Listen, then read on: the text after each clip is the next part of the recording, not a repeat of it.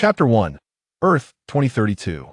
After an interminable wait, the first generation of biological augmentation chips, which has brought immense joy to all of humanity, has finally emerged. This so-called biological augmentation chip, utilizing embedded genes as its means, seamlessly integrates into the host body, fully mobilizing its existing capabilities and optimizing their allocation to assist the host in work, study, and recreation. Of course, to prevent the chip from becoming overly intelligent and overshadowing the host, this first generation of chips does not feature complete artificial intelligence, but rather possesses only basic data storage and analysis functions, enabling it to aid the human brain in tasks that require extensive and laborious data calculations, thereby alleviating the mental burden of the host. As one of the fortunate 50,000 winners in the global lottery, Lee Sun was fortunate enough to be among the first to sample the eagerly anticipated biological augmentation chip. At home, Lee Sun opened the outer packaging and retrieved the coveted biological augmentation chip that all his friends envied. To be honest, the advancements in high technology have been nothing short of revolutionary. This so-called biological augmentation chip is far from the antiquated implanted crystals of old, but rather a milky white sphere the size of a capsule. After ingesting the sphere, Lee Sun followed the instructions in the manual, lying flat on his bed and patiently awaiting the final outcome. The white sphere disintegrated into smaller biological cells within Lee Sun's body, gradually permeating his life system and embedding itself into the genetic fragments of Lee Sun, thus merging completely with him. Soon, the biological augmentation chip took over and replaced certain sensory functions of Lee Sun, becoming an indispensable part of his existence. However, while the other users around the world reveled in the refreshing sensations of their enhanced experiences, Lee Sun, a data enthusiast, was preoccupied with connecting the chip to the internet. Yet, just as he was brimming with confidence and poised to experience the exhilarating rush of data streaming, the moment the biological augmentation chip encountered the vast network of the new age, a tumultuous wave of data engulfed Lee Sun's fragile consciousness. This is a chilling and foreboding magical swamp. The thick fog hangs heavily in the air. Even during the day, the brilliant sunlight is unable to penetrate the low-hanging clouds and oppressive mist, leaving this place devoid of any warmth associated with the human realm. Murky and foul, stagnant pools are scattered throughout, with little water, yet teeming with bizarre creatures. Whenever a stranger trespasses, this silent and desolate wasteland metamorphoses into a paradise for carrion-feeding, bloodthirsty beasts. Blood-sucking vines, carrion crows, swamp giants, and grotesque hags resembling drowned corpses, each one a terrifying creature that traders of old would avoid at all costs. Nevertheless, at the center of this uninhabitable swamp stands an eerie tower soaring 100 meters high. This is a stone tower. Its base is constructed entirely of thick, dense green stone, and as night falls, the entire tower emits a faint, cold luminescence that is particularly favored by vengeful spirits. Perhaps due to a lack of necessary maintenance, the tower's lower sections are entwined with wildly growing magical vines, adorned with gleaming wooden spikes. Should an ordinary person become ensnared by these magical vines, they would be drained of their blood within moments, becoming yet another addition to the thick, white bones at the roots of the vines. As darkness descends, candlelight ignites within the tower. The dim glow from the narrow windows fails to provide even a modicum of warmth, instead instilling a chilling sensation deep within. Recently turned 15, Glim sat at a rickety wooden table, a hefty tome of spells spread open before him, diligently transcribing its contents. Although he had been in this new world for 2 years, the discomfort in his soul still manifested as intermittent headaches. In moments of mental disarray, vivid scenes from his past life on Earth flickered before his eyes, causing him to falter, leaving a large blot of ink on the coarse parchment. Damn it, another failure. Glim furrowed his brow tightly, unable to suppress his desire to shout in frustration. Yet after enduring for a considerable time, he ultimately subdued the anger within. This was no longer the familiar Earth this body once belonged to a wizard's apprentice named Glim. To be precise, he was merely an interloper who had seized a moment of Glim's untimely demise. Traversing from a low magic Earth to a high magic world rife with monstrous creatures and dominated by wizards was an arduous adjustment that left Li Sun in despair. Fortunately, the remnants of memories from this body allowed Li Sun to acquire basic language and writing skills upon merging otherwise. The bizarre grammar and completely alien script of this world would have tormented him to no end. Yet even so, the occasional headache continued to plague him deeply. In this realm, he dared not reveal his true identity and could only struggle to survive under the guise of Glim's name within the wizard's tower. Though being a wizard's apprentice under Master Anderson was an esteemed position that many envied, only those who lived within this tower understood that it was not a mark of honor, but rather the most dreadful form of torment and torture. As apprentices, their primary duties revolved around diligently attending to the daily needs of the illustrious Master Anderson, cleaning magical experiment equipment, maintaining the tower's cleanliness, caring for the magical flora and fauna outside, and serving as subject for Master Anderson's experiments. While such occurrences were rare, when the supply of slaves or condemned prisoners was delayed, the irritable Master Anderson would occasionally command an apprentice to act as his temporary test subject. It was said that Mary from Ant County had luckily become a collaborator in one of Master Anderson's magical experiments just last month. Although she did not perish in the experiment, her body was severely contaminated, leading to some terrifying mutations. Ever since she emerged from the laboratory, she had donned a heavy cloak and remained hidden in her room, refusing to come out. Many apprentices whispered in private that Mary might have already perished in her chamber. But Glim knew that Mary was still alive. For every night, during the stillness, he could hear the muffled sounds of her pain and despair from the adjacent room, alongside the horrifying sounds of claws scraping against the stone walls. Consequently, whenever the night grew quiet, he would secretly throw the food he had smuggled back into her room. Although Glim's own existence was fraught with uncertainty, a flicker of compassion within him compelled him to perform small acts of kindness within his limited means. Today, this unwelcome migraine chose the most inopportune moment to strike, interrupting his transcription. To make matters worse, it wasted a sheet of parchment. Do not underestimate this crumpled scrap of parchment. Its base value is 2 silver coins. In this magical world, the most commonly used currency is the wizard's gold coin. A single wizard's gold coin can be exchanged for 10 silver coins, while 1 silver coin can be exchanged for 10 copper coins, and 5 copper coins can provide a commoner with a day's worth of sustenance. Thus, by this calculation, a seemingly ordinary piece of parchment is a small fortune for the lower classes. Yet here, it is merely discarded rubbish that a wizard's apprentice might casually toss aside. In the wizard's tower, nothing is ever free.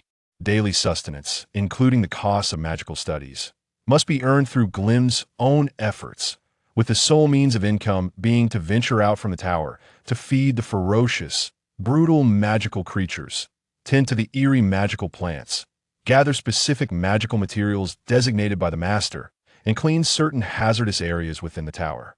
While they wear magical amulets crafted by the master during these tasks, which help them avoid triggering the magical arrays surrounding the tower, in this enigmatic world, no task is ever entirely safe.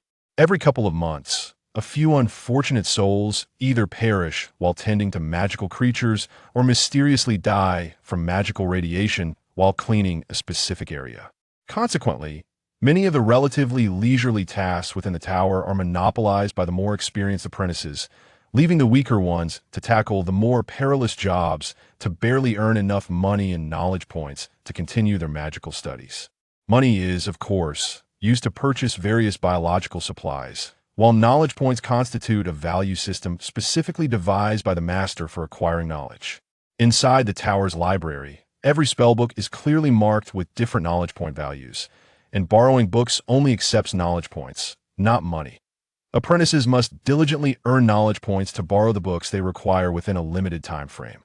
However, this brief period is utterly insufficient for them to fully grasp all the knowledge contained within the tomes, leading the majority of apprentices to cultivate the habit of transcribing the texts. Every tome of sorcery borrowed is fervently transcribed by the apprentices, who strive to extract the knowledge they need as swiftly as possible, preparing for their future studies. This transcription process necessitates ink and parchment, which are not without cost, requiring monetary expenditure for procurement. Of course, should a particular wizard apprentice hail from a wealthy background, they may exchange substantial sums of gold for knowledge points, with the conversion rate standing at 1 knowledge point equating to 100 gold coins. For instance, the volume on enchanted creatures that Grylam borrowed today demands 3 knowledge points, while the borrowing period is a mere half-day. Given Grylam's transcription speed, it is estimated that he would need to borrow the book at least 3 times to fully transcribe it. In total, this amounts to 9 knowledge points, necessitating Grylam to venture out of the tower for 2 consecutive weeks to amass such points. Thus, while the occurrence of a mild headache renders the loss of a single parchment regrettable, it is the 2 hours of wasted transcription time that truly incites his ire. As Grylam endeavored to suppress this surge of anger, striving not to let it affect his subsequent transcription efforts, a familiar ding suddenly resonated in his mind. Ding! Biological energy levels have reached the threshold. Biological auxiliary chip number ZXJ9521 is commencing activation. Grylam gasped in astonishment. The biological auxiliary chip. Once upon a time, during the arduous early days of his journey, Grylam had envisioned himself wielding a powerful artifact, traversing realms as a formidable deity. He imagined striking down foes with ease, leaving none unscathed. Regrettably, this wretched chip, now integrated with his very being, had only bestowed upon him intermittent headaches until today, when it finally stirred to life. As the cacophony of calibration subsided, a melodious, somewhat neutral female voice echoed in Grylam's consciousness. Host detected data modeling in progress. Please wait. Ah, it can even quantify his current form? This is indeed an exciting prospect. After all, he finds himself in a high magic world where a mysterious substance known as elemental particles pervades the dimensional space. These elemental particles are categorized into fundamental particles such as earth, fire, water, wind, light, and darkness, based on the basic elements of the realm.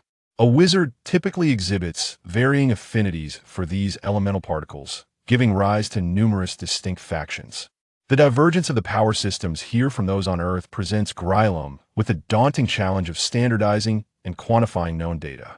After a protracted wait, the biological auxiliary chip finally completed its initial self-diagnosis. Soon, Grylam's fundamental attributes were projected within his mind. Name, Grylam. Race, human. Attributes, strength 4, agility 4, constitution 3, mental power 8. Alignment, lawful neutral. Profession, wizard apprentice beginner. Health points, 1111. Experience points, 614-1000. Status, healthy. Professional skills, scroll transcription, spell reading. Personal skill, burning hand. In their world, every normal human is born with certain basic physical attributes. Through the explorations and compilations of generations of wizards, these attributes have gradually been categorized into strength, constitution, agility, and mental power. The progression of all wizards essentially revolves around these 4 fundamental attributes. Strength quantifies a person's muscularity and physical robustness, proving particularly vital for melee-oriented wizards.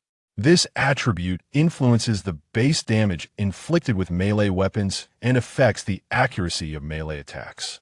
For an average individual, possessing 35 points of strength is considered normal, while 5 points indicates a robust adult.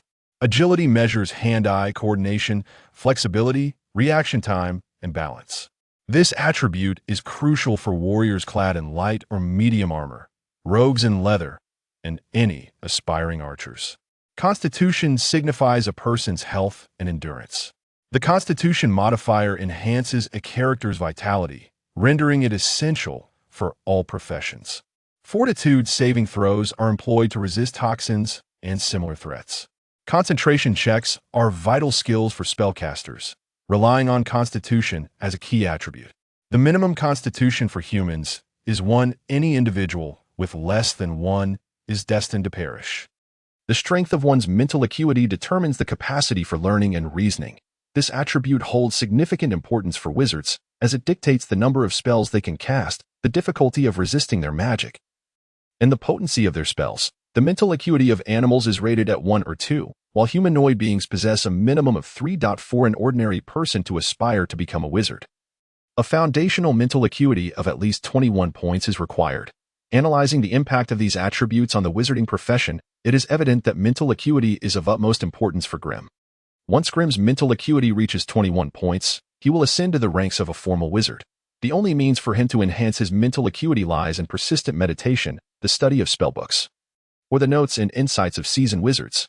Yet, these pursuits remain eternally elusive. In this frigid and merciless world of wizards, knowledge equates to power, and acquiring such power demands a steep price. Why do so many wizard apprentices, fully aware of the perils within the wizard's tower, choose to remain here despite the dangers? It is because all knowledge and resources are accessible solely within these walls. Stepping outside the tower, even with immense wealth, one would struggle to find a structured repository of magical knowledge and experiential wisdom. In this daunting realm of wizards, all extraordinary magical techniques and invaluable knowledge are monopolized by the wizarding community, leaving ordinary mortals with no opportunity to access them. Thus, knowledge and resources become the two essential wings that the wizarding community must pursue in their quest for dreams. Only by firmly grasping these two elements can a wizard's future shine brightly. Having reviewed the fundamental attributes, Grimm then focused his attention on the skill set. Among Grimm's professional skills are the transcription of scrolls and spell reading, the most basic skills for a wizard apprentice. One enables apprentices to accurately transcribe the magical knowledge they require, while the other serves as a foundation for reading spellbooks. Without the skill of spell reading, ordinary individuals, when confronted with spellbooks, would find themselves ensnared by the mesmerizing words imbued with extraordinary power, leading them to commit bewildering acts. Only those apprentices who have undergone rigorous mental training can overcome this hallucinatory effect and genuinely comprehend the magical knowledge contained within the spellbooks. The only personal skill listed is the Burning Hand, which signifies Grimm's sole method of magical attack acquired during his 6 years as a wizard apprentice. The Burning Hand allows him to envelop his palm in elemental fire, incinerating anyone foolish enough to approach. Alas, Grimm remains merely a wizard apprentice, incapable of wielding any spell in its entirety. He can only select suitable basic particles according to his elemental affinity to execute visually impressive yet fundamentally ordinary elemental manipulations. Naturally, Grimm's highest affinity lies with the fire element. Such talent is not particularly advantageous within the Swamp Tower, as it is well known that Master Anderson possesses affinities for dark particles and wind particles. Representing the dark and wind elements, Grimm's path diverges from that of his mentor, making it significantly more challenging to seek guidance from him, often leaving Grimm to navigate this journey alone. This dilemma has indeed troubled Grimm for some time. However, with the activation of the biological chip, he believes he will soon discover a path to wizardry that suits him. Regarding the experience section, Grimm has gained a preliminary understanding from the chip-related information he reviewed. The biological chip, through the organization of Grimm's past memories and knowledge, has extracted 2 fundamental prerequisites for advancing in wizardry. First, the wizard's inherent attribute, mental acuity, must meet the required standard. For instance, with Grimm's current mental acuity at 8 points, he is undoubtedly far more intelligent than the average person. Yet he still falls short of the 21 points necessary for advancement by a gap of 13 points. However, this can be improved through extensive reading of spellbooks, though haste will yield no rewards. Second, his personal knowledge system must also meet the required standards. This implies that even after elevating his mental acuity to 21 points, Grimm must also fully accumulate his current professional experience to have a chance at formal advancement. Both are indispensable. Fortunately, there are myriad ways to gain experience. For instance, transcription of scrolls, spell reading, practicing spellcasting, crafting wands, and analyzing magical items. All knowledge accumulation related to the realm of mysticism can contribute to Grimm's professional experience. This may sound straightforward, yet it is far from easy. Only through successful endeavors can one gain experience. A spellbook will only provide genuine feedback from the world once Grimm comprehends and internalizes its contents. Merely skimming through it will yield no benefit. Thus, while knowledge may be easily acquired, the execution of that knowledge is far more challenging. Even with the assistance of the biological chip, Grimm must exert immense effort to succeed. As Grimm indulged in these reflections, footsteps echoed from the corridor outside. Grimm, hurry up. It's time for us to undertake our mission. With the harsh voice resonating, heavy knocks sounded upon the wooden door. It was Tony, a fellow wizard apprentice of similar standing to Grimm. Apprentices like them are required to patrol the surroundings of the Swamp Tower every 7 days and appropriately gather magical materials. This task is one of the daily responsibilities assigned by the tower's master to the apprentices. Grimm acknowledged Tony's call, swiftly tidied his room, donned a black cloak from the wall, and stepped outside. Tony, broad-shouldered and robust, bore an intimidating visage with disheveled long hair, resembling a barbarian more than a wizard. It is said that he hails from a certain realm in the Green Highlands, a place rumored to possess a trace of barbarian lineage. Upon meeting, the two exchanged no superfluous words, merely nodding to one another before turning to navigate the dimly lit corridor toward the staircase. Though the sun shone brightly outside, the passage they traversed was eerily devoid of apprentices.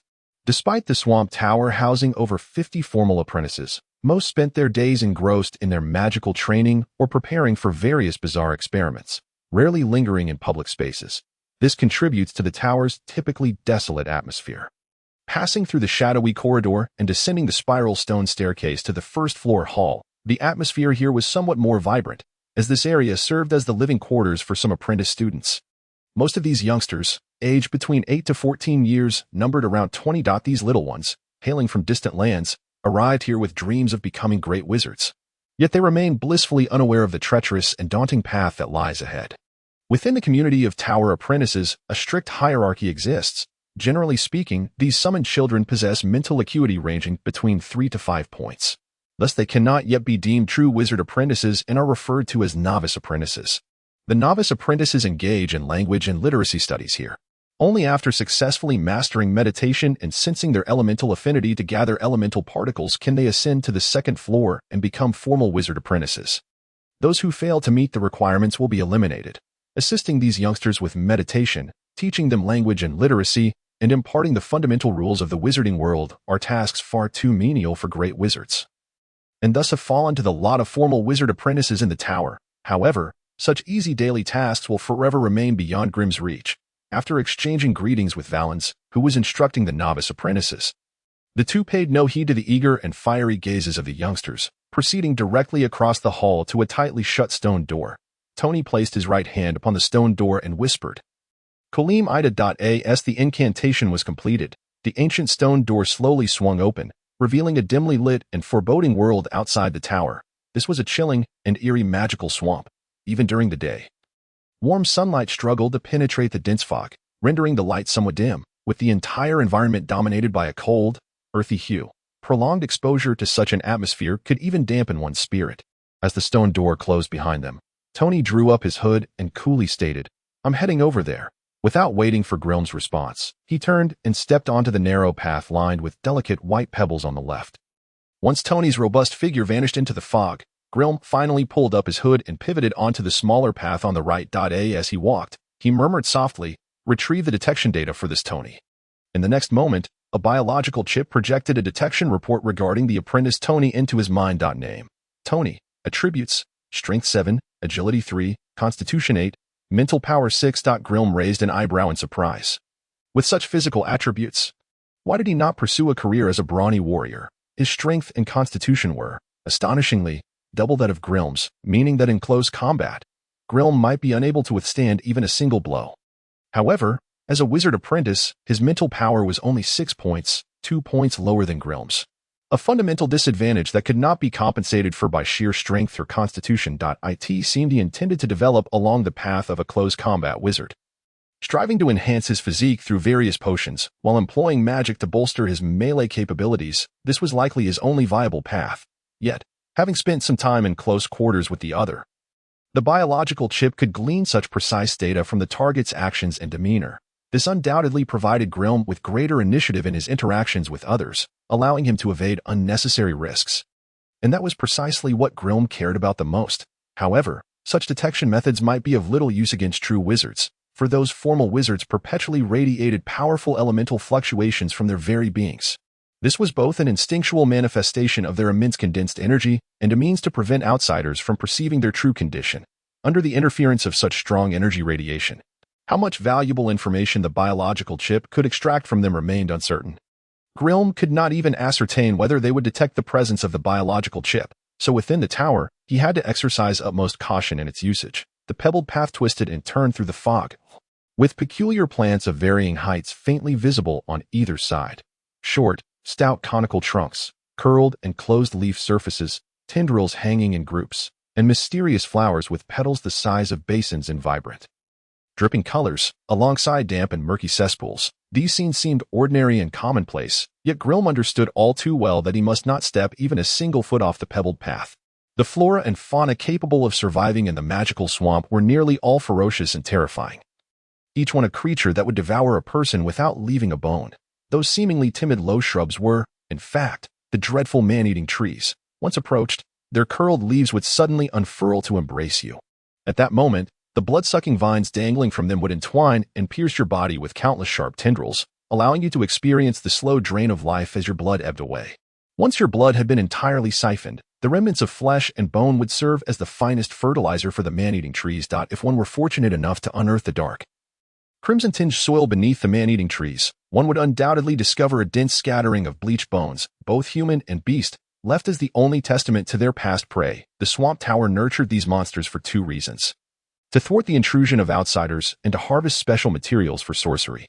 The roots and blood sacs of the man-eating trees and the blood-sucking vines were excellent nutritional supplements, beneficial even to wizards with generally poor constitutions. Periodically, wizard apprentices would risk being attacked by these magical plants to gather materials, making it a perilous task with a high mortality rate. Perhaps sensing the scent of flesh and blood emanating from Grilm, the previously lethargic swamp jungle suddenly became alive. Creatures lurking just beyond Grilm's perception began to stir, their bodies and branches inching closer to the pebbled path. Yet, whenever Grilm's gaze swept over them, they would freeze once more, as if they had never moved at all. Grilm paid no heed to these subtle actions of the magical plants. Regardless of their frenzy and brutality, they dared not overstep the bounds of the humble pebbled path beneath his feet, as if something there instilled fear within them. Query the database. Archive the magical plants before me. Task initiation failed. The main database is corrupted, unable to perform species matching. Activate elemental vision. Remodeling in progress. As a series of chip alerts rang out, the images projected onto his retina wavered momentarily, followed by a deluge of data cascading down like a waterfall, rendering each object within his field of vision in vibrant hues. Elemental vision. This was a special capability integrated with his current physical abilities through the chip. The green base indicated the plant's botanical essence, while the red, yellow, blue, and purple clusters denoted their energy concentration points. Additionally, the constantly fluctuating environmental factors, humidity, temperature, wind speed, concentration of toxic particles, and distribution and flow of elemental particles, were all presented in dynamic color charts before his eyes. Grilm furrowed his brow. Such a kaleidoscopic and overly complex visual projection was severely impairing his normal sight. How was he to see anything henceforth? Remove ineffective spectrums, eliminate diffuse fluorescence. Focus elemental vision solely on commonly encountered energy spectrums. With each step of Grilm's command transmitted, the blindingly radiant colors gradually dimmed, restoring all substances in his field of vision to their original forms. However, under the powerful elemental vision of the biological chip, the edges of all objects displayed a translucent quality. Even the elemental particles drifting through the air became vaguely visible. The once starkly white fog now appeared to Grilm as slow-moving clusters and wisps of water element particles. Bound by a mysterious force, they could not disperse, remaining perpetually enshrouded in this magical swamp. Grilm halted, his eyes gleaming with an otherworldly light beneath the shadow of his hood, fixating intently on the magical plants at the roadside. Under this new visual perception, the concealed aspects of the plants were revealed in minute detail. Beneath the withered, wrinkled bark, clusters of ominous, ghostly faces were tightly bound, souls forcibly trapped by the man-eating trees. On the grayish-white trunk of the man-eating tree, along the curled leaf edges and the pointed wooden thorns, Grilm also discerned a bluish-green energy fluorescence. This was likely the energy spectral radiation of the man-eating tree's paralyzing venom. The blood-sucking vine parasitizing the man-eating tree appeared as a horrific creature under Grilm's elemental vision, its entire form a terrifying shade of red. Beneath its twisted, writhing greenish skin flowed pure blood.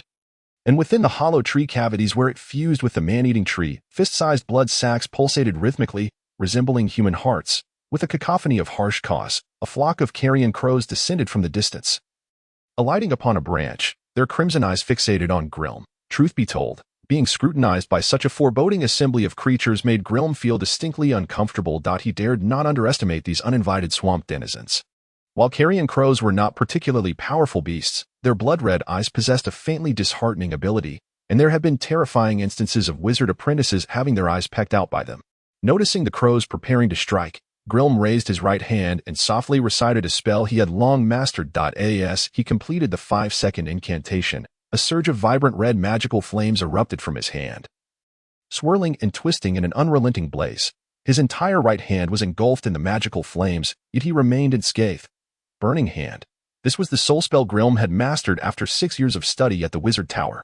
With his current capabilities, he could extend the magical fire ignited by the Burning Hand only 5 paces beyond which he would be powerless. Thus, it remained a close combat spell. The magical flames illuminated the surrounding fog, and the intense elemental fluctuations finally made the creatures of the swamp jungle aware that this human was not an easy target to capture. The magical creatures that had slowly gathered around Grimm appeared to be greatly frightened, each one hastily retreating from the sides of the path. The cacophony of ravenous scavenger crows erupted as they soared into the sky, vanishing into the depths of the mist after a brief circling. Grimm, exhaling a long breath, felt a slight sense of relief wash over him. These fiends would never dare to tread upon this stony path. However, that did not hinder them from luring or intimidating the apprentice sorcerers away in their own nefarious ways. Should Grimm succumb to the fright of their terrifying assembly and flee the path in a panic, even the presence of a magical talisman would scarcely ensure his safety. The essence and flesh of an apprentice sorcerer were undoubtedly far more delectable than that of ordinary humans or beasts. And moreover, such an act would not contravene the pact between the creatures and the tower's sorcerers. Thus, every patrol beyond the tower became a profound test of mental fortitude. Any chink in his resolve could spell disaster for the apprentice. Document all these creatures, Grimm stated calmly. Recording complete. Please provide a name for the subject. Killer tree, blood-sucking vine, scavenger crows. Naming complete.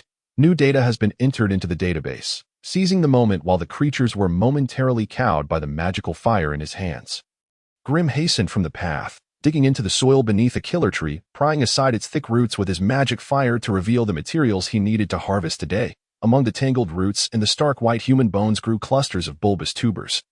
Some white, some red, and some purple, each the size of a thumb.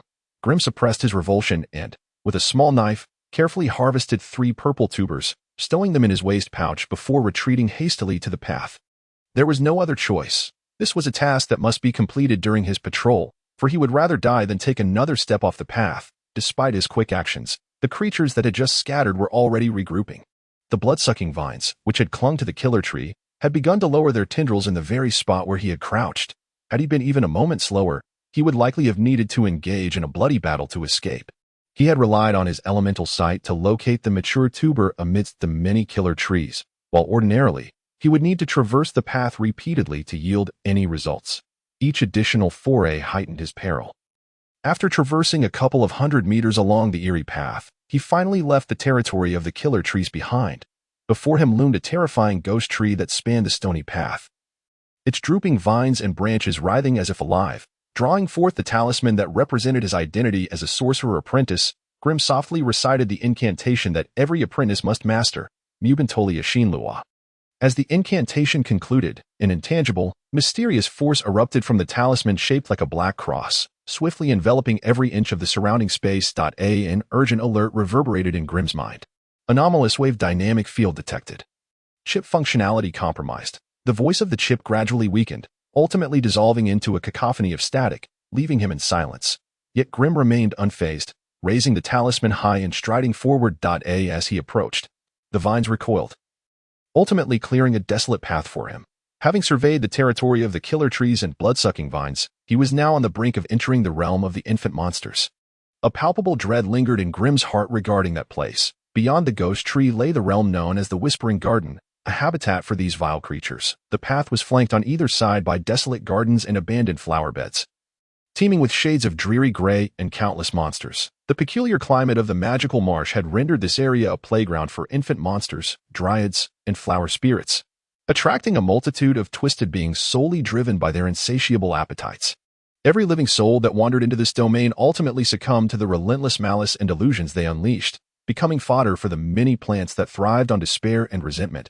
Clusters of face mushrooms, hand in hand, flanked the path, singing cheerful songs and eagerly inviting Grimm to join their ranks. These diminutive beings, resembling mushrooms with limbs, were renowned for the patterns on their caps that strikingly resembled human faces. Though these face mushrooms stood no taller than a human calf, when they congregated, dancing and laughing, Grimm felt an unsettling chill enveloping him. Warning! Warning! Anomalous force field fluctuations detected. Please vacate the area promptly. Grim retreated hastily. And only when he had distanced himself from the face mushrooms did the chill begin to dissipate. Despite their seemingly adorable appearance, these face mushrooms were undeniably carnivorous creatures, mercilessly devouring even the souls of their prey. Their true forms were tainted by dark elements, and while each individual possessed only a faint ability to induce hallucinations, insufficient to ensnare a creature as large as a human, their strength lay in their numbers. Hundreds of face mushrooms clustered together could create a mirage-like illusion, luring unsuspecting victims into a trance. Thus, when a horde of face mushrooms descended upon their prey, the victim remained blissfully unaware, entranced within a fantastical realm. For a full-fledged sorcerer, these deceptively simple face mushrooms were valuable ingredients for potions. However, for an apprentice like Grim, every patrol through here posed the risk of being lured to his demise by these diminutive monsters. Should Grim falter under the face mushroom's illusionary domain and be ensnared within the flower beds, the face mushrooms could indulge freely without breaching their pact. Faced with this insidious cluster of mirthful creatures closing in on him, Grim grinned maliciously and extracted a stone the size of an egg from his pouch, tossing it into their midst. And the next moment, a faint blue lightning bolt flashed, and 5 clustered face mushrooms fell silent. Collapsing to the ground, the remaining face mushrooms, startled, scattered in all directions, seeking refuge in the distant grass, bushes, and behind trees. Grim swiftly approached the fallen face mushrooms, collecting them into his pouch before retrieving the stone and hastily retreating to the stony path. This was a lightning stone he had purchased at a high price from his fellow apprentice, Rex, capable of emitting a 5-point energy discharge upon activation, perfectly suited for dealing with the feeble face mushrooms. After all, his own mastery of the Burning Hand spell was ill-suited for capture, compelling him to seek alternative methods. The face mushrooms, frightened, dared not show themselves again. Yet, countless cold gazes and the incessant whispers of their scheming voices trailed Grim, sending shivers down his spine. These face mushrooms were also essential materials to harvest during each patrol, prompting Grim to complete his task and continue swiftly along the narrow path, unwilling to linger any longer. In truth, this was one of the most perilous areas for apprentice sorcerers, where the mortality rate was alarmingly high. Leaving the flower beds inhabited by the face mushrooms behind, Grim soon found himself in the territory of the infant monsters.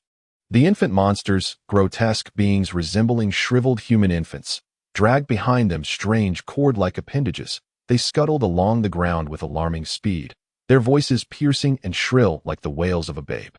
These were not true infants, but rather far more terrifying entities, innately endowed with a form of spell-like instinct. In other words, their utterances could resonate with powerful will, manifesting into reality. This was akin to an unrestricted wish spell.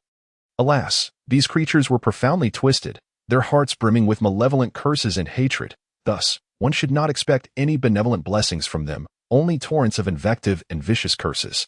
When dozens of infant monsters united to unleash their most venomous curses upon a single target, even a mighty earth bear would succumb to the layers of accumulated malice, rendered powerless and at their mercy. Navigating through such a horde of lunatics demanded an exceptionally strong and resolute heart and will. Otherwise, one would be flayed and dismembered in an instant, their soul condemned to join the ranks of the bewildered spirits in this whispering garden. Each of these peculiar monsters possessed their own territory and would not easily overstep their bounds. Otherwise, instigating a conflict between creatures would not be out of the question. Thus, as Grim hastened along the narrow path, he was acutely aware of the eerie rustling and strange sounds emanating from the desolate gardens and overgrown thickets surrounding him. He dared not linger in this place, gripping the amulet at his chest tightly with his hand, his head bowed as he hurriedly pressed forward. At long last, just before the shrill, piercing cries of infants filled his ears, Glim had burst forth from the whispering garden, veering onto another path. As a routine task for a patrolling apprentice, he was to ascertain the movements of magical creatures near the tower every 7 days and to harvest a few witchcraft materials as needed. This was nearly all that comprised Glim's current undertaking. The area he was patrolling still belonged to the inner perimeter of the magical swamp, a realm where few outsiders dared to tread. After all, the magical creatures nurtured by the wizards possessed an exceedingly high degree of danger. Even the apprentices adorned with witchcraft amulets could not guarantee their safety. Those ordinary humans who sought to infiltrate and pilfer the wizard's resources were quite literally gambling with their lives. To be frank, such mortals would struggle to even navigate the outskirts of the swamp. However, Glim was aware that at times, the wizard's tower would intentionally lift some restrictions from the periphery, even luring a few mortals deeper into the swamp. It was during such moments that the inner magical creatures could indulge in a feast, The Wizard's Tower was a colossal, circular structure with a base surrounded by an exceedingly complex geographical environment, where the distribution of magical creatures was both diverse and intricate. Thus, each patrol required at least 2 wizard apprentices, one moving clockwise and the other counterclockwise, traversing a fixed route through most of the creatures' habitats. Starting from the tower's main entrance and converging at the back door, completing such a closed loop marked the basic completion of their patrol task. Each patrol could yield them 4 knowledge points and a number of gold coins. Compared to other tasks within the tower, the reward of knowledge points was considered exceptionally generous. Yet even so, numerous apprentices yearning for knowledge points remained daunted by the patrol tasks, steering clear of them. The reason was simple. The mortality rate for patrol tasks was undeniably the highest among all tower assignments. Without exception. On this occasion, Glim was traversing the counterclockwise route, passing through the Murdering Woods, the human-faced mushroom cultivation grounds, and the Whispering Garden, while another apprentice, Tony, was on the clockwise route, which was hardly safer. After all, the swamp's giant crocodiles, old hags, and parasitic mothers were not to be trifled with.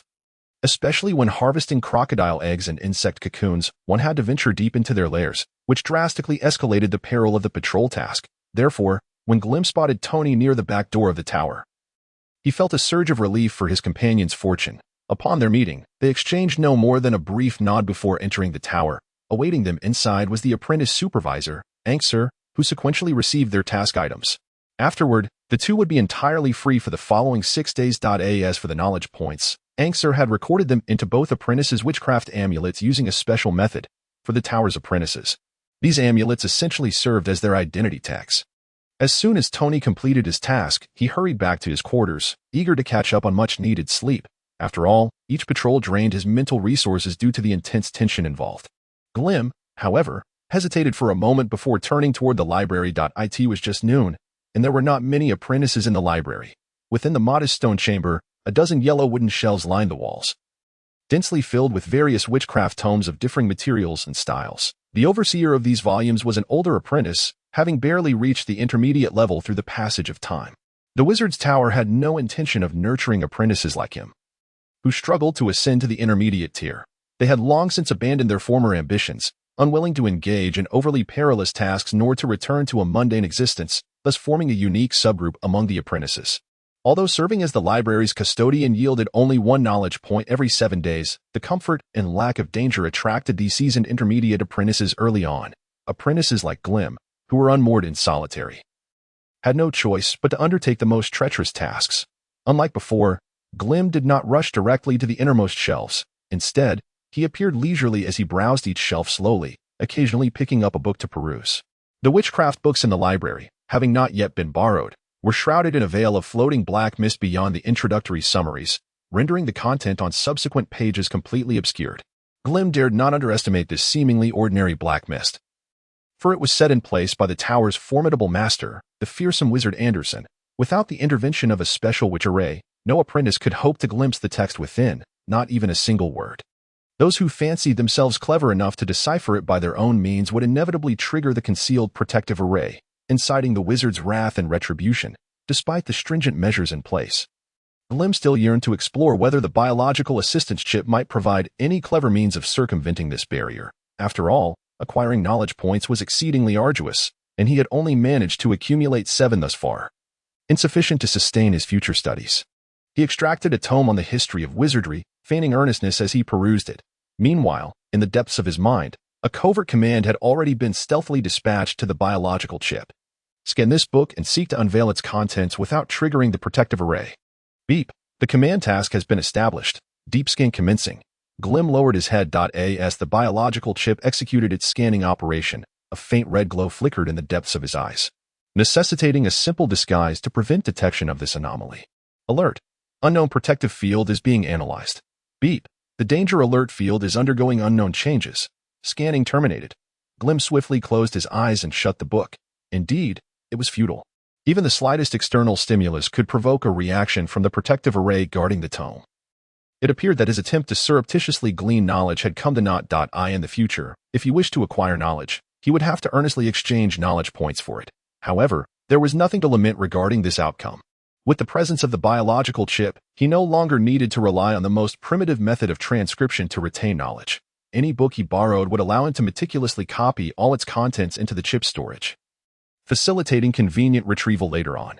Even if he struggled to grasp something immediately, he could store it first and let the chip assist in organizing and summarizing it, taking his time to comprehend the material. For this reason alone, the advent of the chip had already proven immensely beneficial. With a sigh, he set down the history of wizardry and strolled to a nearby shelf. The books stored here predominantly pertained to the manipulation of fire elements, perfectly aligned with his elemental affinity, making it a frequent haunt for him. Treatises on the properties of fire elemental particles, techniques for controlling fire elements, the hand of incendiary flames, how to conjure a great fireball within these volumes. Some merely discussed theoretical aspects of witchcraft, others offered simple casting insights, while still others presented formal models and techniques for elemental spells. Among them, the spellcasting text could enhance his combat capabilities by imparting essential witchcraft, though they did little to expand his knowledge base. Only those theoretical tomes held the potential to foster growth in his mental acuity.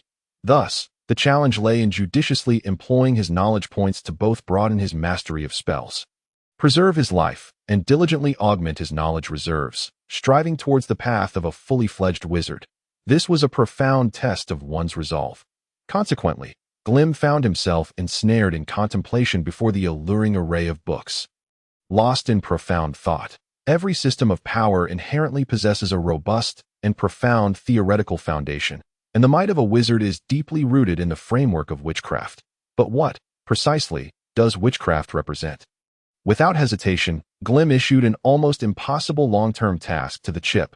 Chip, gather all foundational information regarding witchcraft, trace its origins, and seek the most suitable advancement path for my future development. Beep. The primary task has been accepted. Establishing a long-term observational project. Origins of witchcraft. Currently lacking sufficient data to construct a complete model. Establishing a short-term evaluation project. Path of the Wizard. Currently lacking sufficient data to construct a complete model. A series of beeping alarms overwhelmed Glim with frustration. Alas, the biological chip had just awakened, and its database was nearly devoid of information, if one does not take the initiative to gather some foundational texts on sorcery. Relying solely on fanciful thoughts will yield no tangible results. Fortunately, over the past 6 years, I have diligently transcribed some materials, and I intend to upload them into the chip upon my return, thus alleviating the constant frustration of being inadequately prepared and accomplishing nothing. After leaving the library, Grim ventured to the public dining hall to satiate his hunger before returning to his abode. Upon entering, his gaze instinctively fell to the floor beneath him. There, at the threshold, lay an exceedingly faint fluctuation of fire elemental energy. This was a subtle arrangement of fire elemental particles that he had deliberately placed at the entrance, serving little purpose beyond subtly altering their arrangement when anyone passed through. Thus, Grim could ascertain whether anyone had intruded into his quarters. In a world rife with deceit, one must possess a modicum of self-preservation to survive.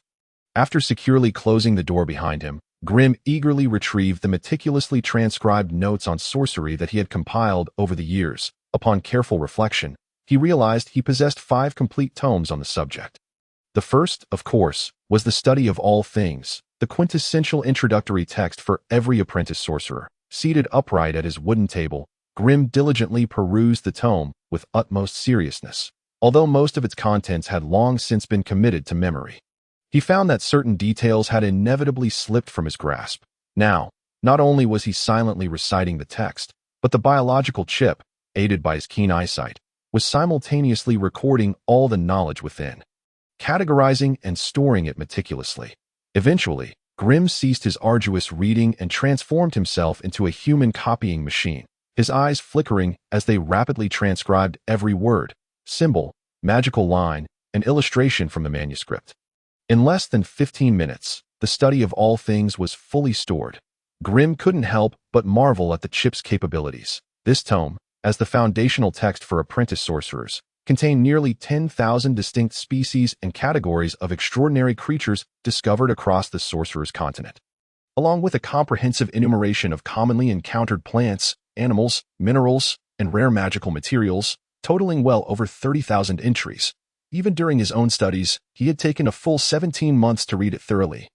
Yet now it had been stored in less than a quarter of an hour. Reflecting on the chip's prowess, Grimm closed the book and began to slowly recall the information he had just absorbed. For any species or plant, as soon as Grimm entertained a thought, the chip would automatically retrieve the relevant data and project it into his mind. This indeed saved him a great deal of time and reference. Excellent. This method proved effective. He would no longer suffer from the perplexities of arcane knowledge. In his excitement, Grimm momentarily disregarded the dull ache in his head and hastily produced the second book. Commencing the copying process once more. Origins of Mental Power, a serious theoretical text on sorcery, primarily discussed the essence and principles of the mental power most commonly employed by sorcerers, along with some basic techniques for mental training. After completing the recording of the second book, Grimm gently rubbed his throbbing temples, feeling a wave of nausea and dizziness wash over him, as if he might retch. This seemed to be a sign of mental exhaustion. As an apprentice sorcerer, he was all too familiar with this sensation. During the early days of mastering the Burning Hand spell, Grimm often found himself exhausting his limited mental energy due to an inability to regulate the flow of sorcerer's power. It was only after achieving a degree of proficiency with the spell that he intuitively grasped certain methods of utilizing mental power. As a practitioner of sorcery, one's mental power was directly proportional to the strength of their soul. The more formidable the soul, the greater the total mental energy, and consequently, the more spells one could cast. Take Grimm, for instance. His mental power attribute was 8 points, translating to a magical energy of 80 points.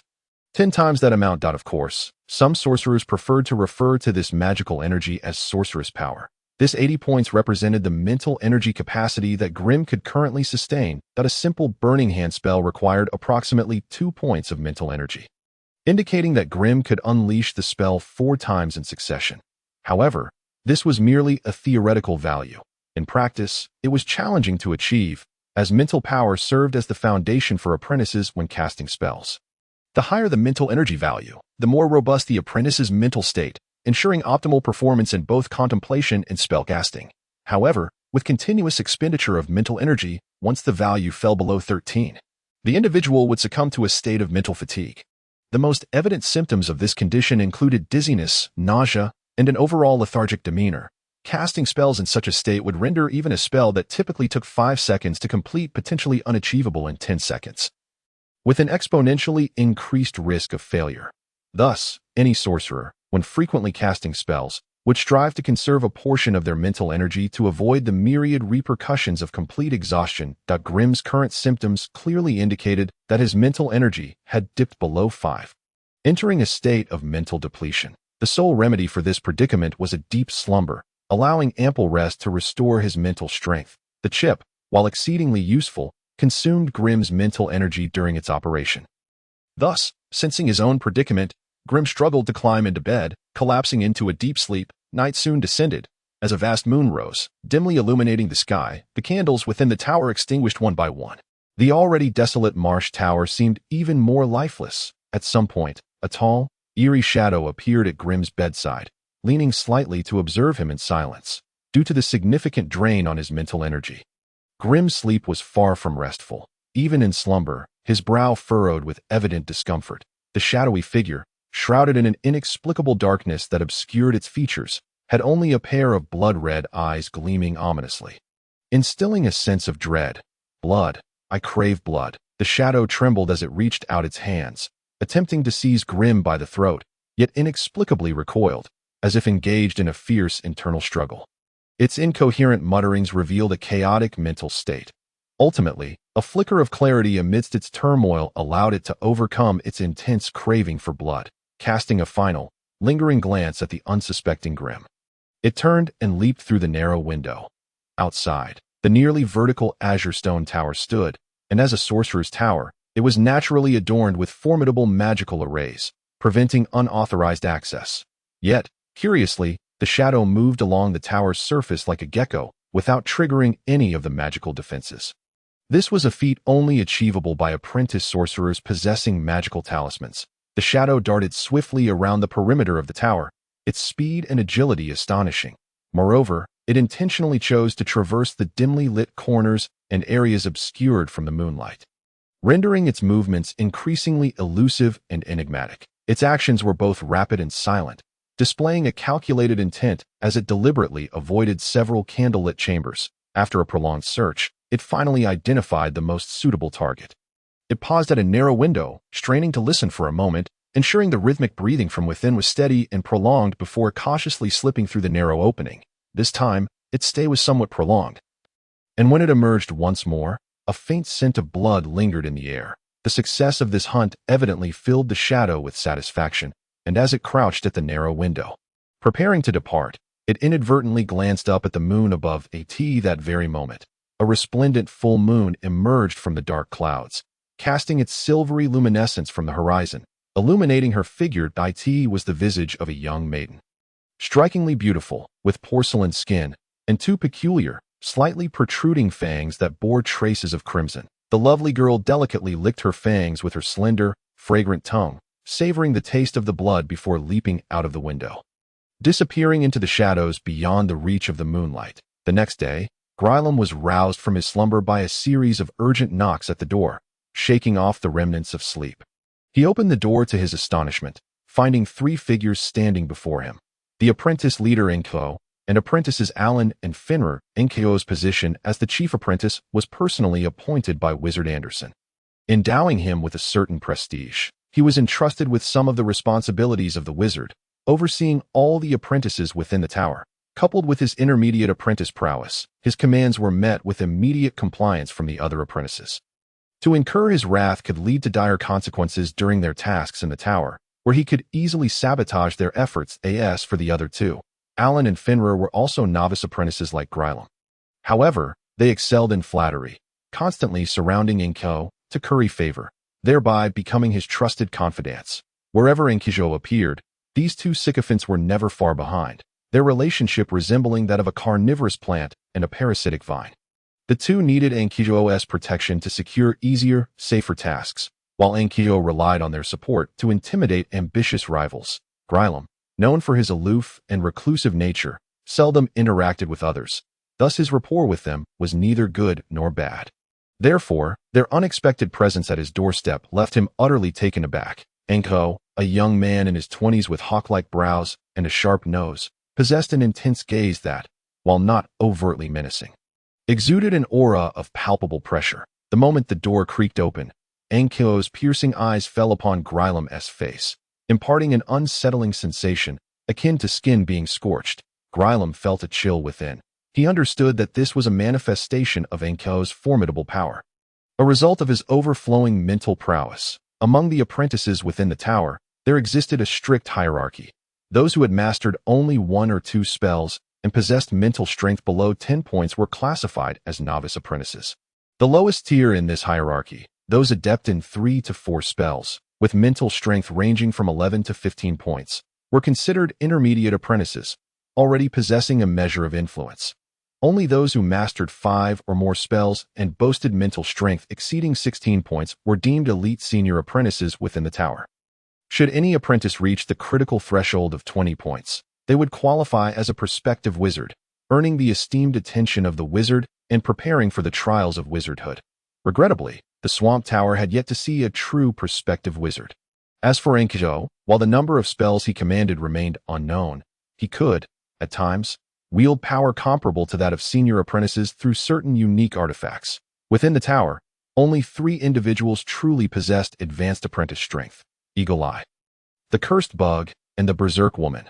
These were not their true names, but rather monikers that spoke to their prowess.